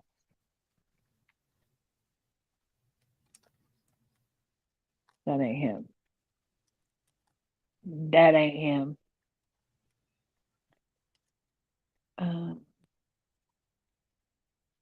What do you think, Spins? What's your Yeah, you're quiet. Why are you quiet? view?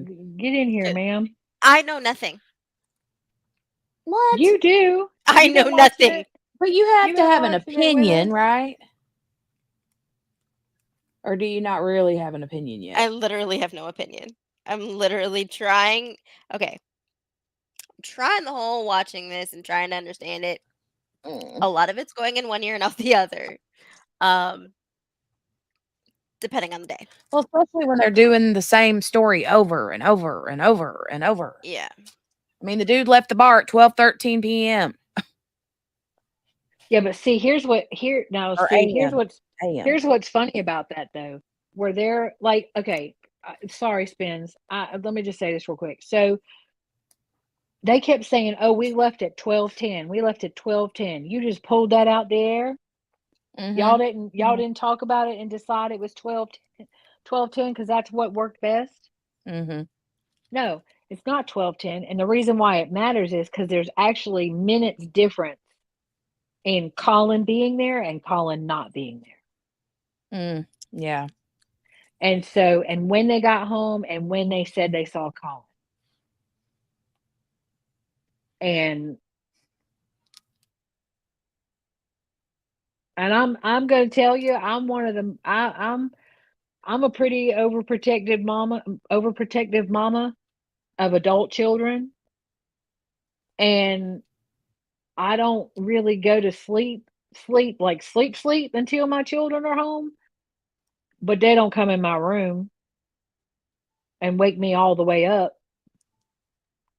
They'll text me and let me know they're home. Yeah. But it's awfully convenient that, or like he said with the 67 phone calls, you're telling me you can't remember a phone call that happened, or that you can remember this particular phone call that you know you didn't answer the phone, that you didn't have a conversation, but you can't tell us that you had 67 phone calls with this person? Oh yeah, and that is kind of creepy, weird that she was like skipping out on Yeah. answering the phone calls from the state police or the whoever that was. Yeah, you a whole lie. Okay, Spins, I'm sorry. You have opinions, ma'am. Nope. She said nope. I know you have opinions. Not on this. I have opinions, but not on this. Okay, based on, I'm not trying to put you on the spot, but based on what you've seen so far. Yeah. I don't feel like I don't feel like the prosecution is giving me anything to have an opinion on. Mm-hmm. Like, fair. They're not giving me anything. Like the other day when they were talking about, oh, so and so drinks this, and so who the heck cares? Right. Over and over and over. Yeah, I was like, Apparently they care a lot. It And just, it's just like, okay, give me some substance to work with here. Well, and that's the thing. Like you're talking about, it's going in one ear and out the other. How do you think them jurors are feeling? Right. And so if they shut down and then you drop the boom,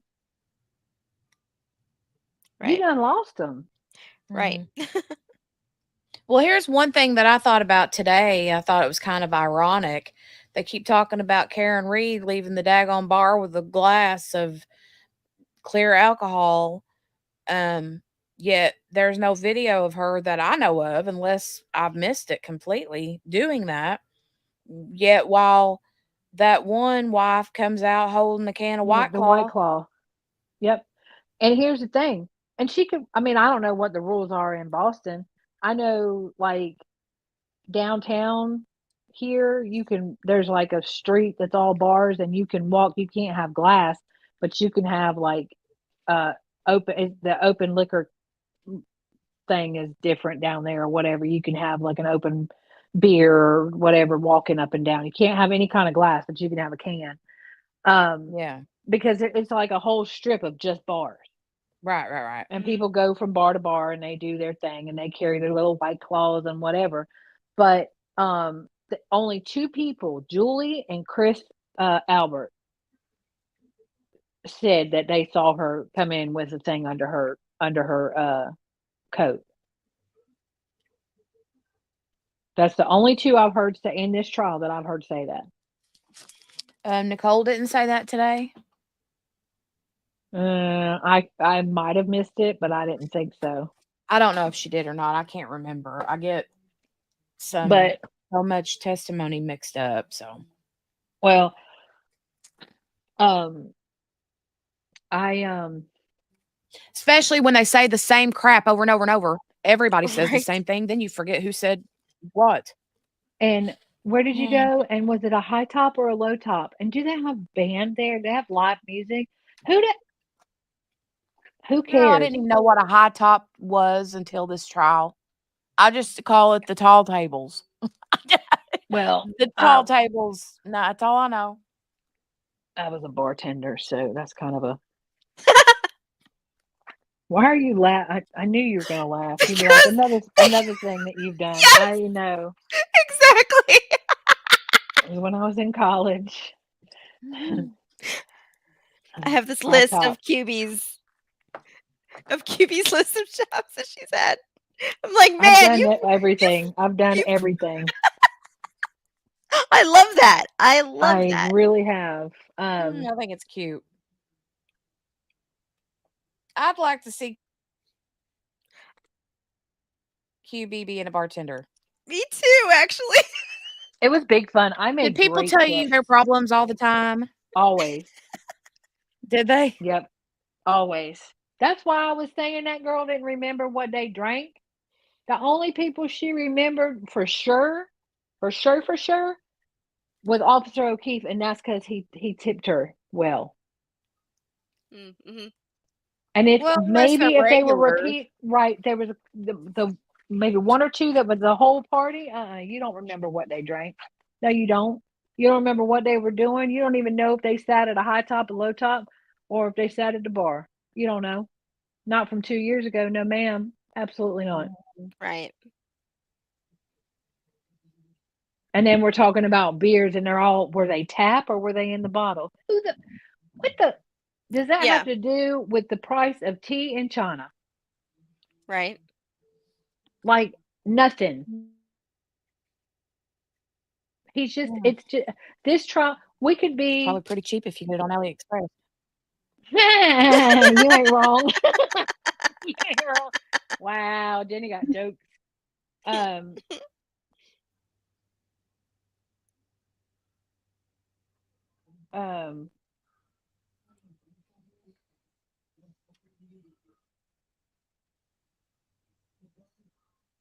You there? yeah, I'm here. Sorry. Don't apologize. I just didn't know if you fell off or not. No.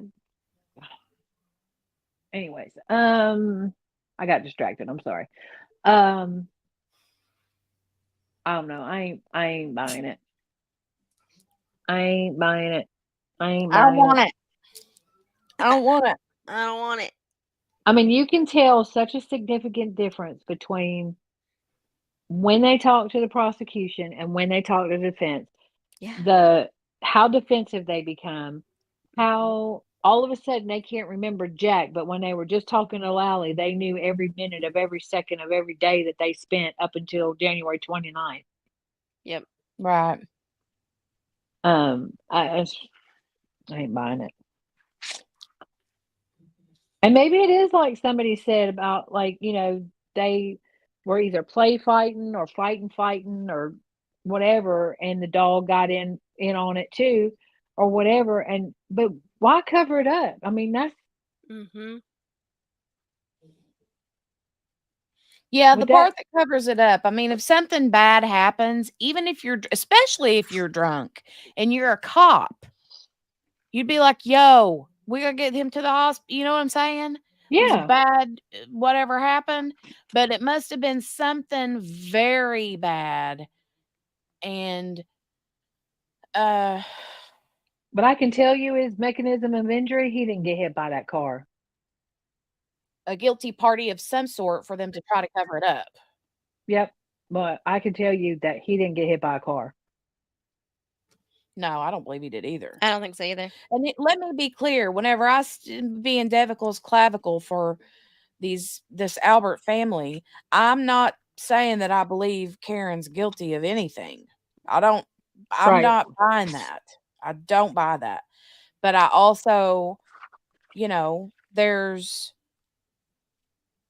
um then there's what happened, then Right. there's what Yeah. really happened.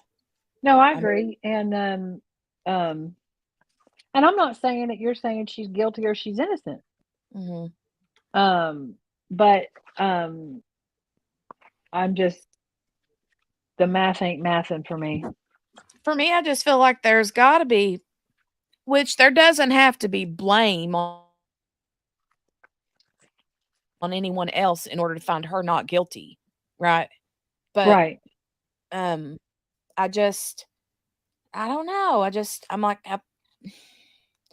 it's such a wonky who did it kind of story that unless somebody breaks and says something.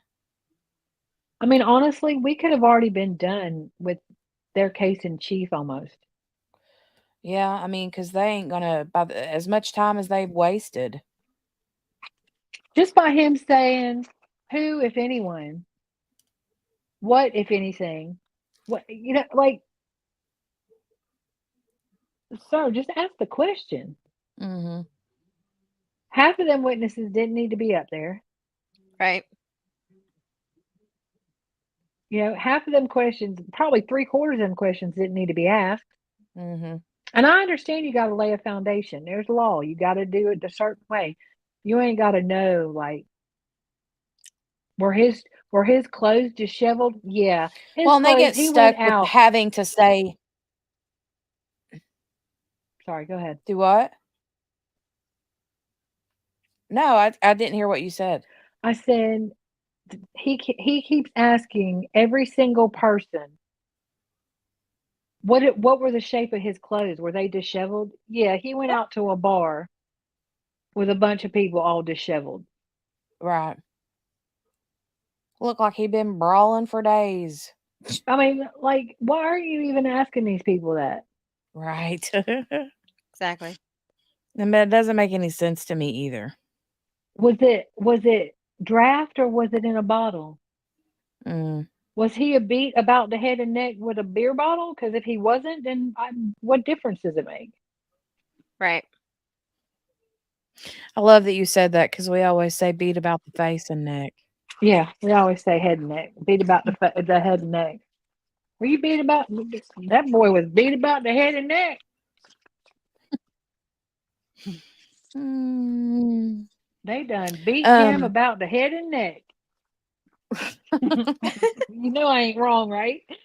right? You see that boy? They done beat him about the head and neck. That's how they do it. I love you guys. Spicy disaster. Spicy disaster. Oh wow. Oh wow. Oh my. This thing is I got my my tens unit in. Oh, I love it. So much. Fancy. It Fancy is pancy. fancy. You gotta this whole oh my gosh. Little Misfortune. Little Misfortune. What? Little Misfortune. And it's a game, and she goes fancy. I forgot about that. Yeah. Oh my gosh, I love her. It's not a good game. Don't watch it. It's not. It's really not a good game. It's not. It's bad. It's very very bad. Mm-hmm. It'll make you cry. Mm-hmm. For reals. Don't watch it. I'll add that to my list of things not to do, including looking up baklava. Baklava. Yes. Do not look up baklava. All right, y'all want to know a funny story? You know what a balaclava is? A what? A balaclava. Never heard of it. It's a face mask. It's like the face mask without the nose and eyes part. Okay. So it's just like open to like the whole, your eyeballs, your nose, everything, that whole part is open. It's called a balaclava. I'm probably Okay. saying it wrong. But anyways, the first time I heard somebody say it, I was like, somebody knocked at my door. Nobody Wait, knocked. you mean the kind of mask that you get at the Dollar Tree to slap on your face? It's got aloe junk in it. No. I'm talking about the kind of mask that you wear outside when it's really, really cold. And you Oh, know a how the toboggan. skin. No, that's on your. Somebody is knocking on my door. Why are they knocking on my door? Somebody ordered something. Y'all better stand down. Hold on. Y'all talk amongst yourselves. Let me go see what craziness You is need to go to going the on. door and say, "Who dat?" I'm going to the door. At least I didn't jump under the couch. I'd get me one of those Hold on, y'all. I'll be right back. dog, like big, massive. Oh my goodness, Margaret is still here. You guys are still here. I just now put my glasses on and looked at the chat. Margaret and Henny. Anybody else want to come up? Join the fun.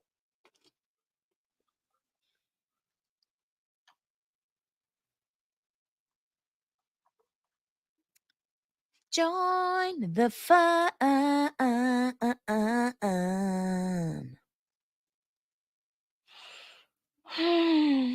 Morgana. Morgana. You guys should see the thing a picture I sent her. Look, QB, let us know that you're live. She's muted. Yeah. Okay, y'all, I'm fine. I'm fine. I'd be going I'm to the fine. door with some big. Okay. Okay. I'm good. Oops, sorry. Go.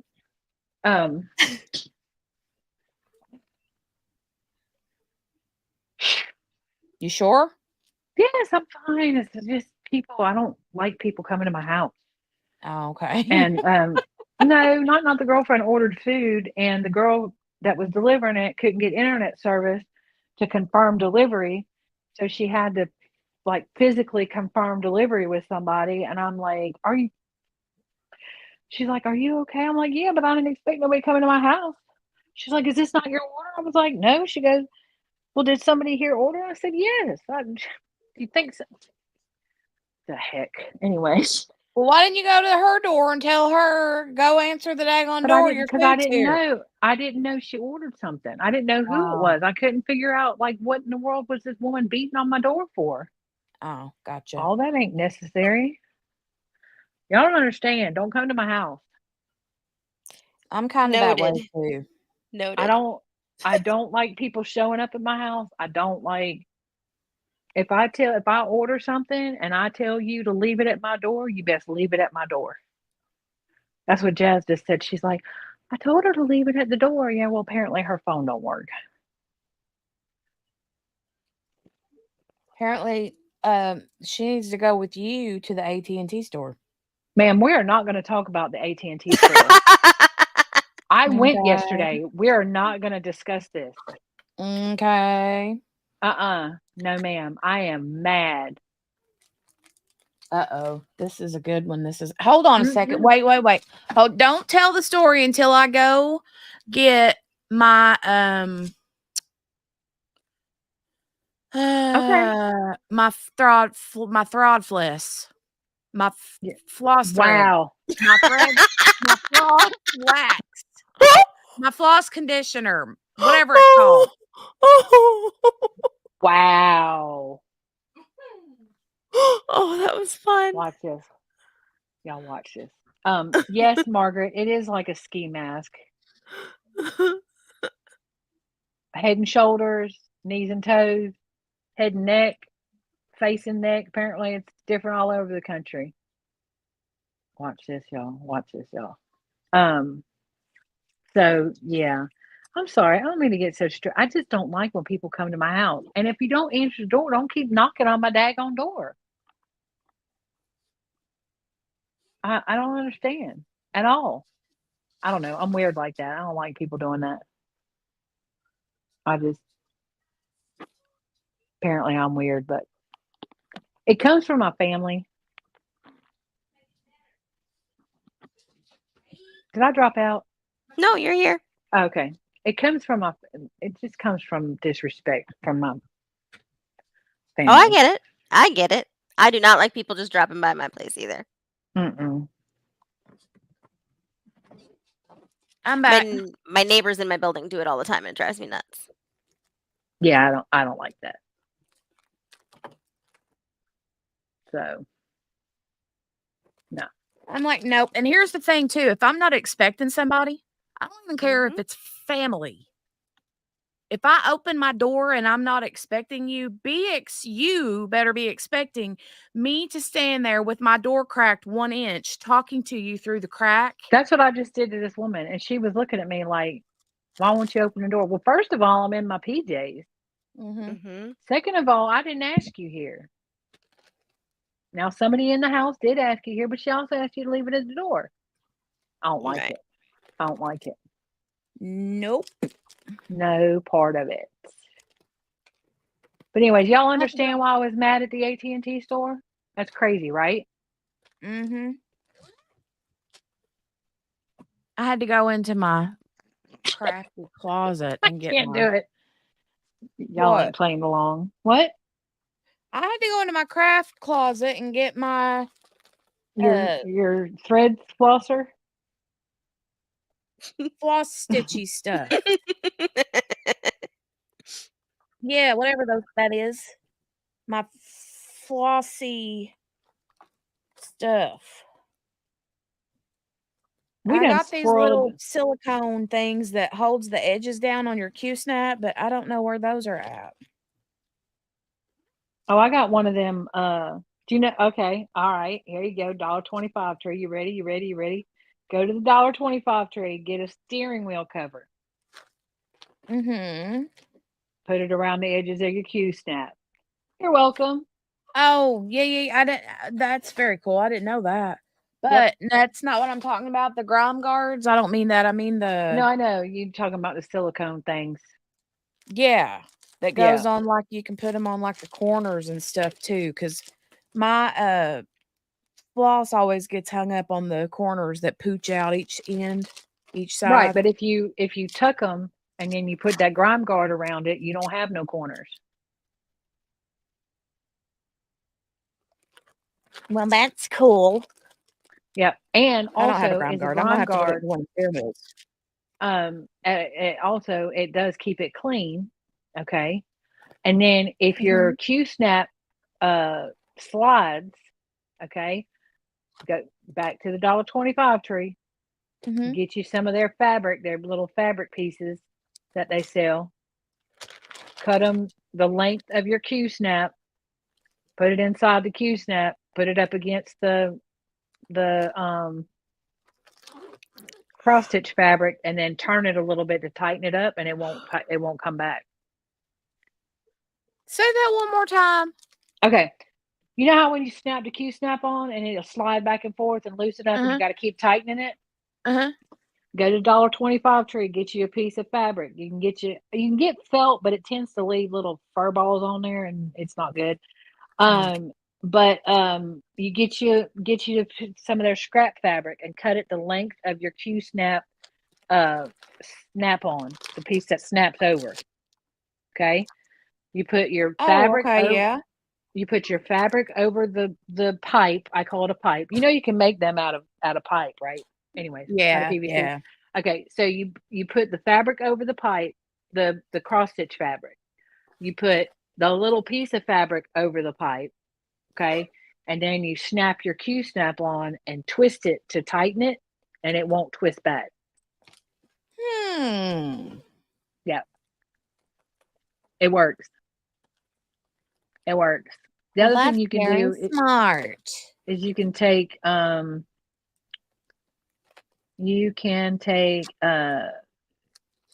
what is it called? Drawer liner. Oh yeah. And so a lot of times it'll twist back because it's too loose. So there's a couple things you can do. You can fold some fabric, and you can put it underneath the Q-snap, tighten it up, and then it won't fold. I'm Come sorry, back. I'm being super loud. You are, yes. Hold on, let me mute myself. And you were eating something yesterday during your stream. I was? You were absolutely eating something during your stream yesterday. I wasn't. Yes, ma'am, you were. Where? In your house, in your chair. You either had gum or you were eating something. Absolutely. Are you talking last night's 150,000%. stream?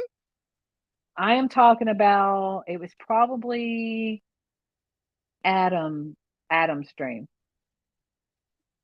I might have been eating a couple of hard-boiled eggs. Oh, where you now? I got ears like a dog. She does. It's scary. I sent her a voice clip the other day. She's like, "Ma'am, didn't you just tell me that you don't like when the sound of chewing, and yet aren't you eating something?" I was like, "Oh crap, I am."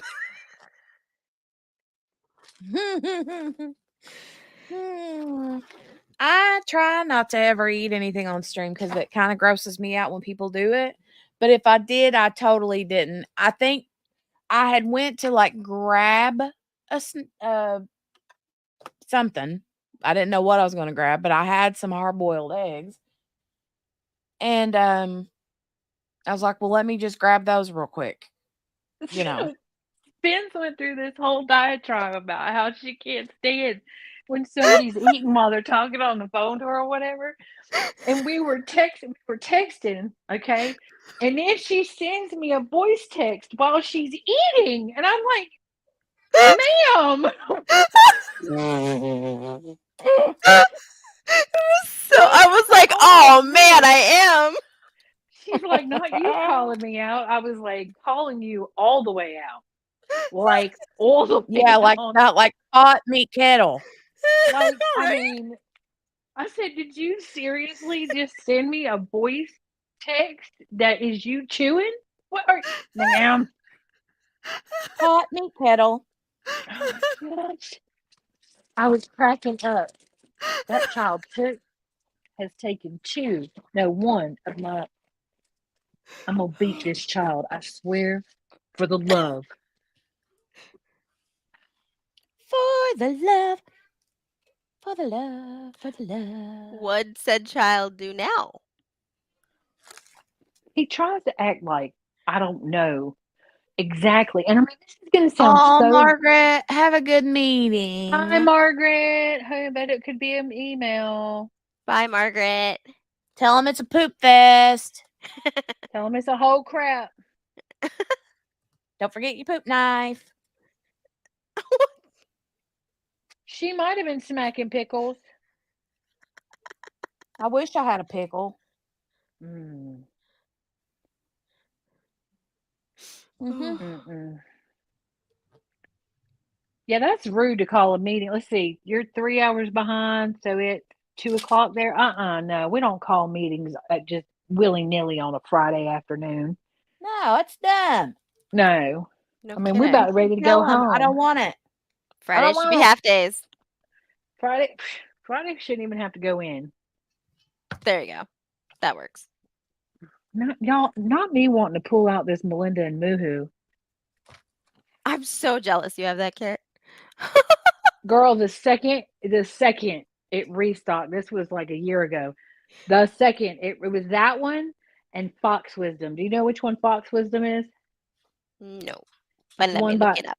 It's one by you probably can't find it. You have to do a Google search. Do DAC. That's what I'm doing. Fox Wisdom. Well, I was just gonna say if you look it up because their app is stupid. Sorry, DAC, but your app is stupid. I mean, I should be able to look up something that you don't have in stock. Just because you don't have it in stock, just say it's sold out. Don't remove the whole daggone. Anyways, I'm feisty. You are feisty. I love it. Where's Jamie? Oh, hi Jamie. I hear you now. So Fox Wisdom is by Willowing Arts. And Oh, okay. I know which one it is. I love Willowing Arts. the minute I saw that thing, I was like, that I have to have that. I have to have that. And it was like Oh, never mind. It's the wrong one. Right after I found DAC, and I was like, I want it. I want it. I want it. I want it. And it was out of stock and out of stock and out of stock. And they didn't restock it for like months and months and months. And I'm like, it's never going to come back. I'm never going to get this. And it was like just one of those ones. I don't know why, but it just spoke to me. And I was like, I want it so bad. And then, like, out of nowhere, like after they moved warehouses, they were like, oh, look at there. We have like a Fox Wisdom. And everybody was like, Fox Wisdom. And I was like, ding, add to cart, bye. And I bought it and I got it and I love it. I haven't done it yet. I really like her. Some of her stuff I'm like, meh. Me, Because I don't care same. for a lot of the like third eye kind of looking Right. outfits. I was going to say but- the witchy stuff. Yeah, I don't like that kind of stuff. But I mean, I don't mind like Halloween witches if they're not creepy No, looking. but I'm talking about like she has a lot of like symbolism. Like she's probably got, I bet she got some ruins There's in like there. signs and things on their faces, and it just kind of freaks me out a little bit. Yeah. No, I know what you're saying. But I do like, I've got a couple of hers. I've got the mermaid one. If I was a event doer, I could do that one for mermaid, but I'm not doing events. Well, I'm doing one event. I say I don't do events, and then I'm like, but I'm doing an event. I was gonna say you're doing at least one. I am doing at least one. Well, as much as I can. I talked to Zabi yesterday about what's the requirements. I love her event, by the way. It's no stress. It's like start it when you want it. If you finish it, you finish it. If you don't finish it, you don't finish it. It's fine. I'm still trying to figure out where I'm gonna put it. Girl, like I have no clue. I was telling because Is that the big massive dinosaur one? Yes. Dragon. Or dragons. Yeah. So Zabi brought mine yesterday. Spins, let me tell you, I don't know what you had to pay for shipping, but it weren't enough, okay? Because that thing weighs probably 4 pounds. Wow. Like Zabi put it in the, she's like, I'm not letting you carry this. And I was like, it can't be that heavy. She's like, just let me put it in the car for you. And I was like, okay. And so when I got home, I picked it up and I was like, holy crap. I mean, it wasn't too much for me to carry, but in my left hand, but I was like, that thing weighs a ton. Oh, I really hope my delivery person actually brings it up to my apartment because that's not going to be fun bringing it up. No, you'll be fine. If you can sit it in your, this is what I was getting to though. It's very long, but it's not wide. So you literally can put it in your lap. That's true. You can set it on your lap. Yeah, you'll be fine. But that's what I was telling Zombie was that with my setup, I don't have room for something like that. But that's one of the reasons why I love it. What? Huh?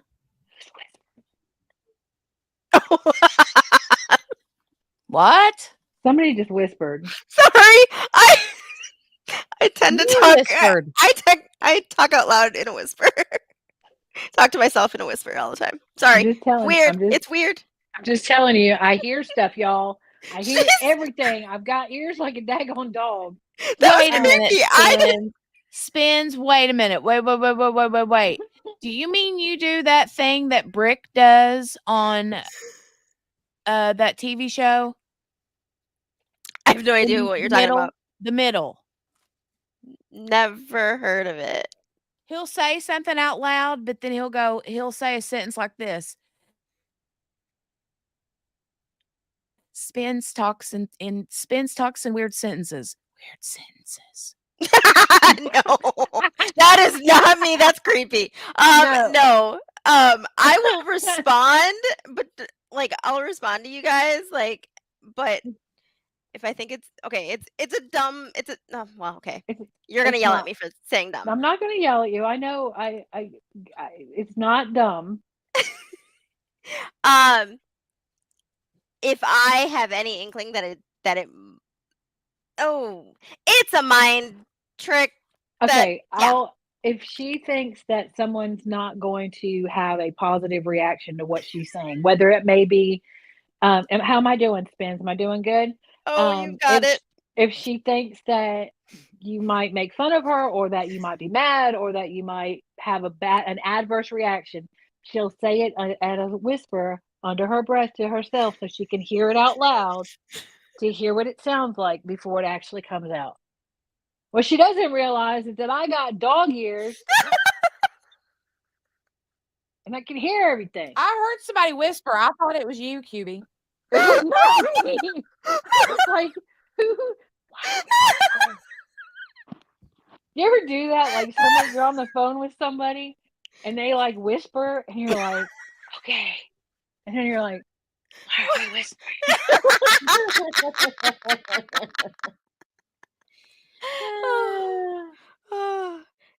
QB just drops off again. Oh my God. He kills me. Oh, she knows me so well. It's scary. Oh, that's so funny. Hold on. Let me add her back. Hold on. Put me back. I like how y'all notice I'm gone and then wait 5 minutes. I got my hands full with like thread and needles. I have no powers to bring you back. I'm going back. I'm coming back on the computer, and then you can't keep me away. What? Not me. Like what? Not.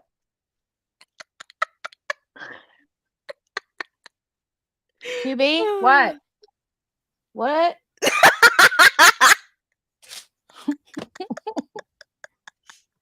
Water? Did you say you wanted some? You did that.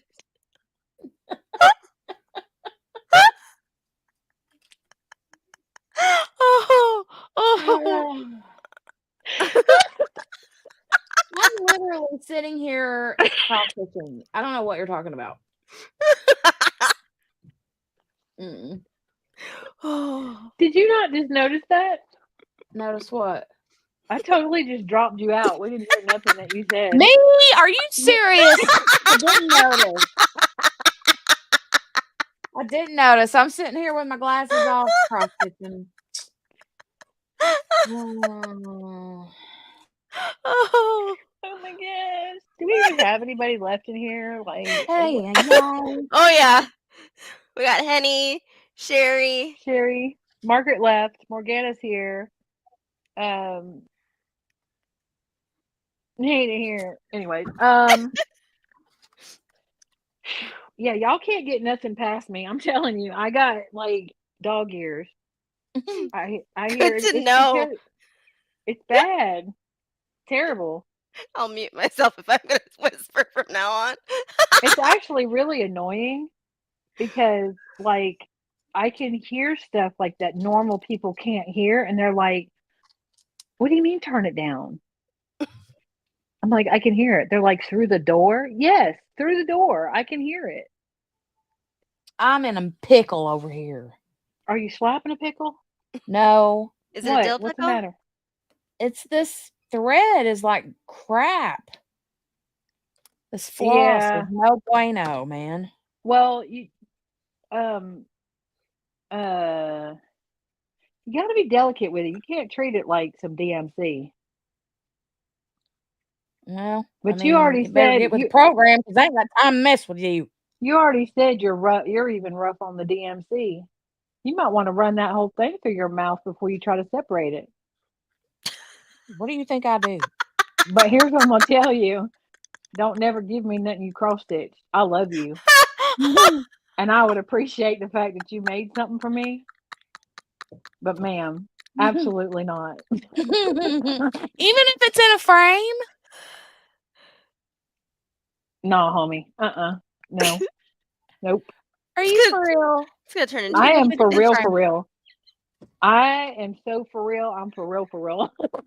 Like, So no, let me ask you this. When we meet in real life, are you going to flip out if I kiss you on the cheek?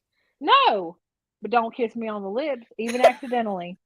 Don't do it. Well, what if it happens accidentally? I'll suck you right in your eye hole.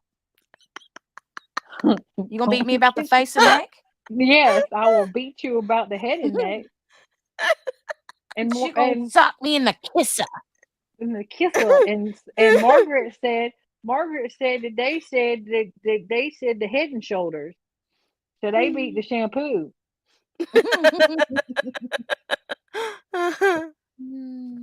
What time is it? Court's been over for like 4 hours, and we're still. Yeah, I'm going to have to go. She's like, you ain't. Oh, who? L&L Diamond Painting. Hi. Who?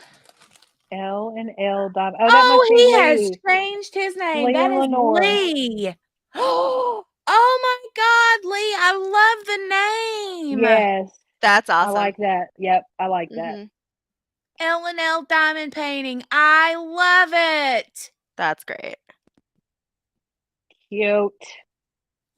Cute. I love it, Very Lee. cute. Very cute. Mm-hmm. What do you guys got planned for the weekend? Well, we know you have a bridal shower. Sherry said they're ignoring chat. Chat's not talking, Sherry. Wow. Ouch. Wow. They usually do, Sherry. Mm. Y'all weren't talking. Mm-hmm. We were entertaining. Mm-hmm. What is wrong with this thing? I do like the L&L. I like the L&L. Yes. Yeah, me too. I like it a lot. But yes, I've got the wedding shower tomorrow, and it's for my best friend. So You got your speech already done. I do. That's good. Yay. That's pretty cool. It was only 2 pages, which is good. Oh, that's not bad. No, it's good. You did good. You did good. Good for you. Henny, are you and Lauren getting together for Mother's Day?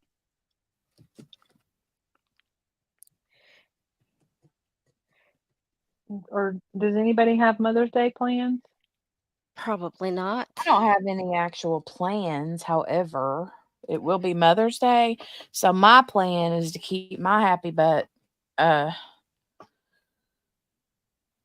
just probably in my chair. Well, except for whenever I do the picnic, because I want as long as the weather is good, I want to do a little picnic outside. Jolie's wanting to do a picnic. I will do a picnic with Jolie all day, every day. Ditto. Hmm. I might go over to my mom's. Eli never liked picnics when he was little. Like, he didn't like to do anything outside. She loves to be outside. He hated it. We go outside to play when he was little, and he'd be out there for 5 minutes and be like, okay, I'm ready to go in now. Yeah. Okay. Growing up, I hated being outside because we always had like these sand burrs because like our whole yard was just sand. And every time I'd try to wheel, you know, the sandburrs would get stuck on my wheels and then of course get stuck in my hand. So I spent a lot of time indoors. Well, I can understand that. I can totally understand that. Some people just either, like, I'm not a big outside person. I like being outside in the spring and in the fall when it's nice weather and not super hot or super cold. Same. But even then, I'm an inside girl. I'm both. But lately I'm like, I like to be inside Mhm. and don't come to my house. I mean, you can come to my house, but you need to give me warning that you're coming. Yeah, I need to know things. I don't like none of that. Now I want to do fox wisdom. Dagnabbit. I just sent it to you, Spence. Okay. The one that you sent me isn't it. I figured so. But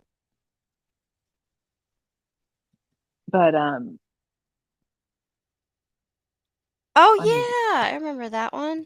I love that thing so much. I love it. Anyways, well, whatever everybody does for Mother's Day, I hope you have a wonderful weekend. Hope you have a wonderful time. And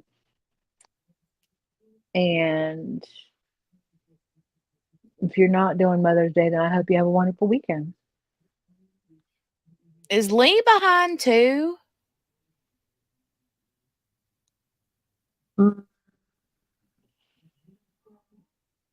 Hold on, let me see.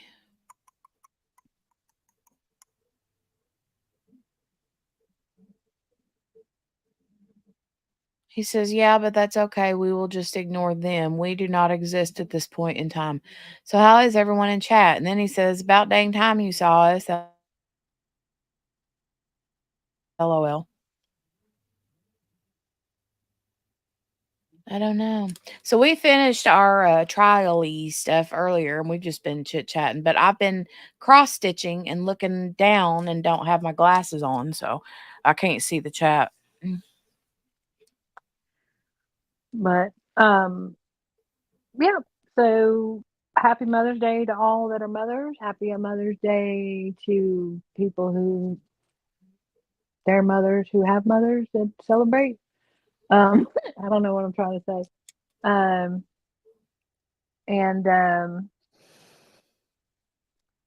yeah. So I'm gonna let you get off here. Yep. And don't forget to take pictures of the baby with the bows in her hair if she does it. She probably won't do it again. She'll never do it again, ever. Yeah, she will, maybe one of these days. But I need to see that.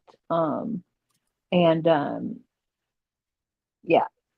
And then if she needs batteries, you just let me know and I'll send her a whole case.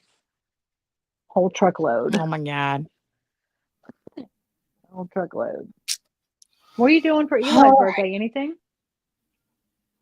We haven't really planned anything yet. I don't know yet. Still a little ways off. It's not toward till the end of the month, but we haven't really planned anything yet. He's gonna be a whole adult. I know. Wait till he turns 27. Oof. Yeah. If this child says one more time, I'm almost 30, I'm gonna sock him right in his eye hole. I'm closer to 30 than I am 20. I'm like, you know what? I'm gonna need you to stop saying things like that. Why do you hate me? Why? Every year for my birthday, my sister sends me a text saying, "Happy 1 year closer to 40." I'm like, "Thank you. Thank you, child." She's 10 years younger Well, than me. when I was saying about being 29, I think it was yesterday, my kids were convinced that I was 29 until they were old enough to realize. And then when they were old enough to realize, they just kept the farce up. So they still, to this day, put 29 on my kids. That's And I love Oh, it. that's cute. Well, That that's is what I so tell them. I'm like, how can you be 27, almost 27? I mean, I'm 29. It's just the math ain't mathing. Right. So. Lee said, my mother is no longer here. So I feel you, Lee. I Well, know. happy Mother's Day in heaven. Yeah. I feel the same way. My mom's not here either. And love to y'all that don't have your mamas with you. Thank you, Henny. Happy Mother's Day to you. Happy Mother's Day. All right, you guys, I'm gonna get out of here. Yes, ma'am. I'm gonna jump down, do your thing, Same. and All righty. love you, mean it. Bye, Well, guys. thank you guys for joining. It was fun. I love you guys. Have fun at Love the wedding you. shower spins. Thanks. All right, we'll talk to you later. Bye, guys. Bye. All right, you guys. All right. All right.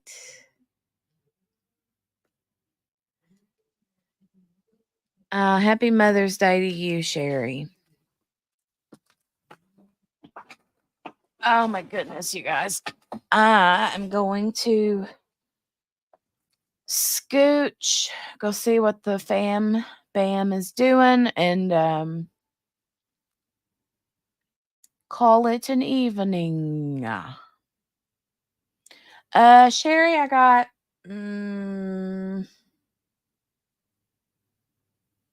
a very small section done. It's slow going right now just because I keep fighting with this floss, but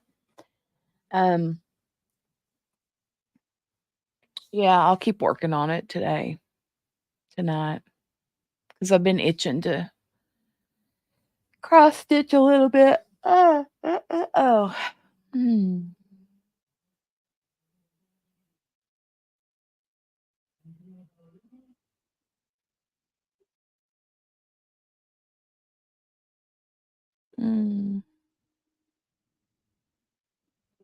Oh, that's tonight. See, I forget. I always forget.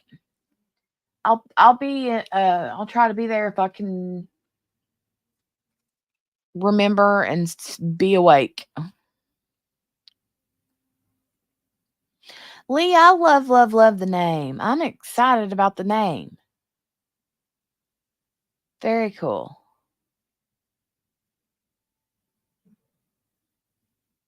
Your co-host duties. Gotcha. All right, you guys. Well, it's been a long day. Been on here a little over 9 hours. I'll keep going, QB. I will at least finish this one. Because I'm eager to see how it does whenever you wash it for the colors to disappear, you know?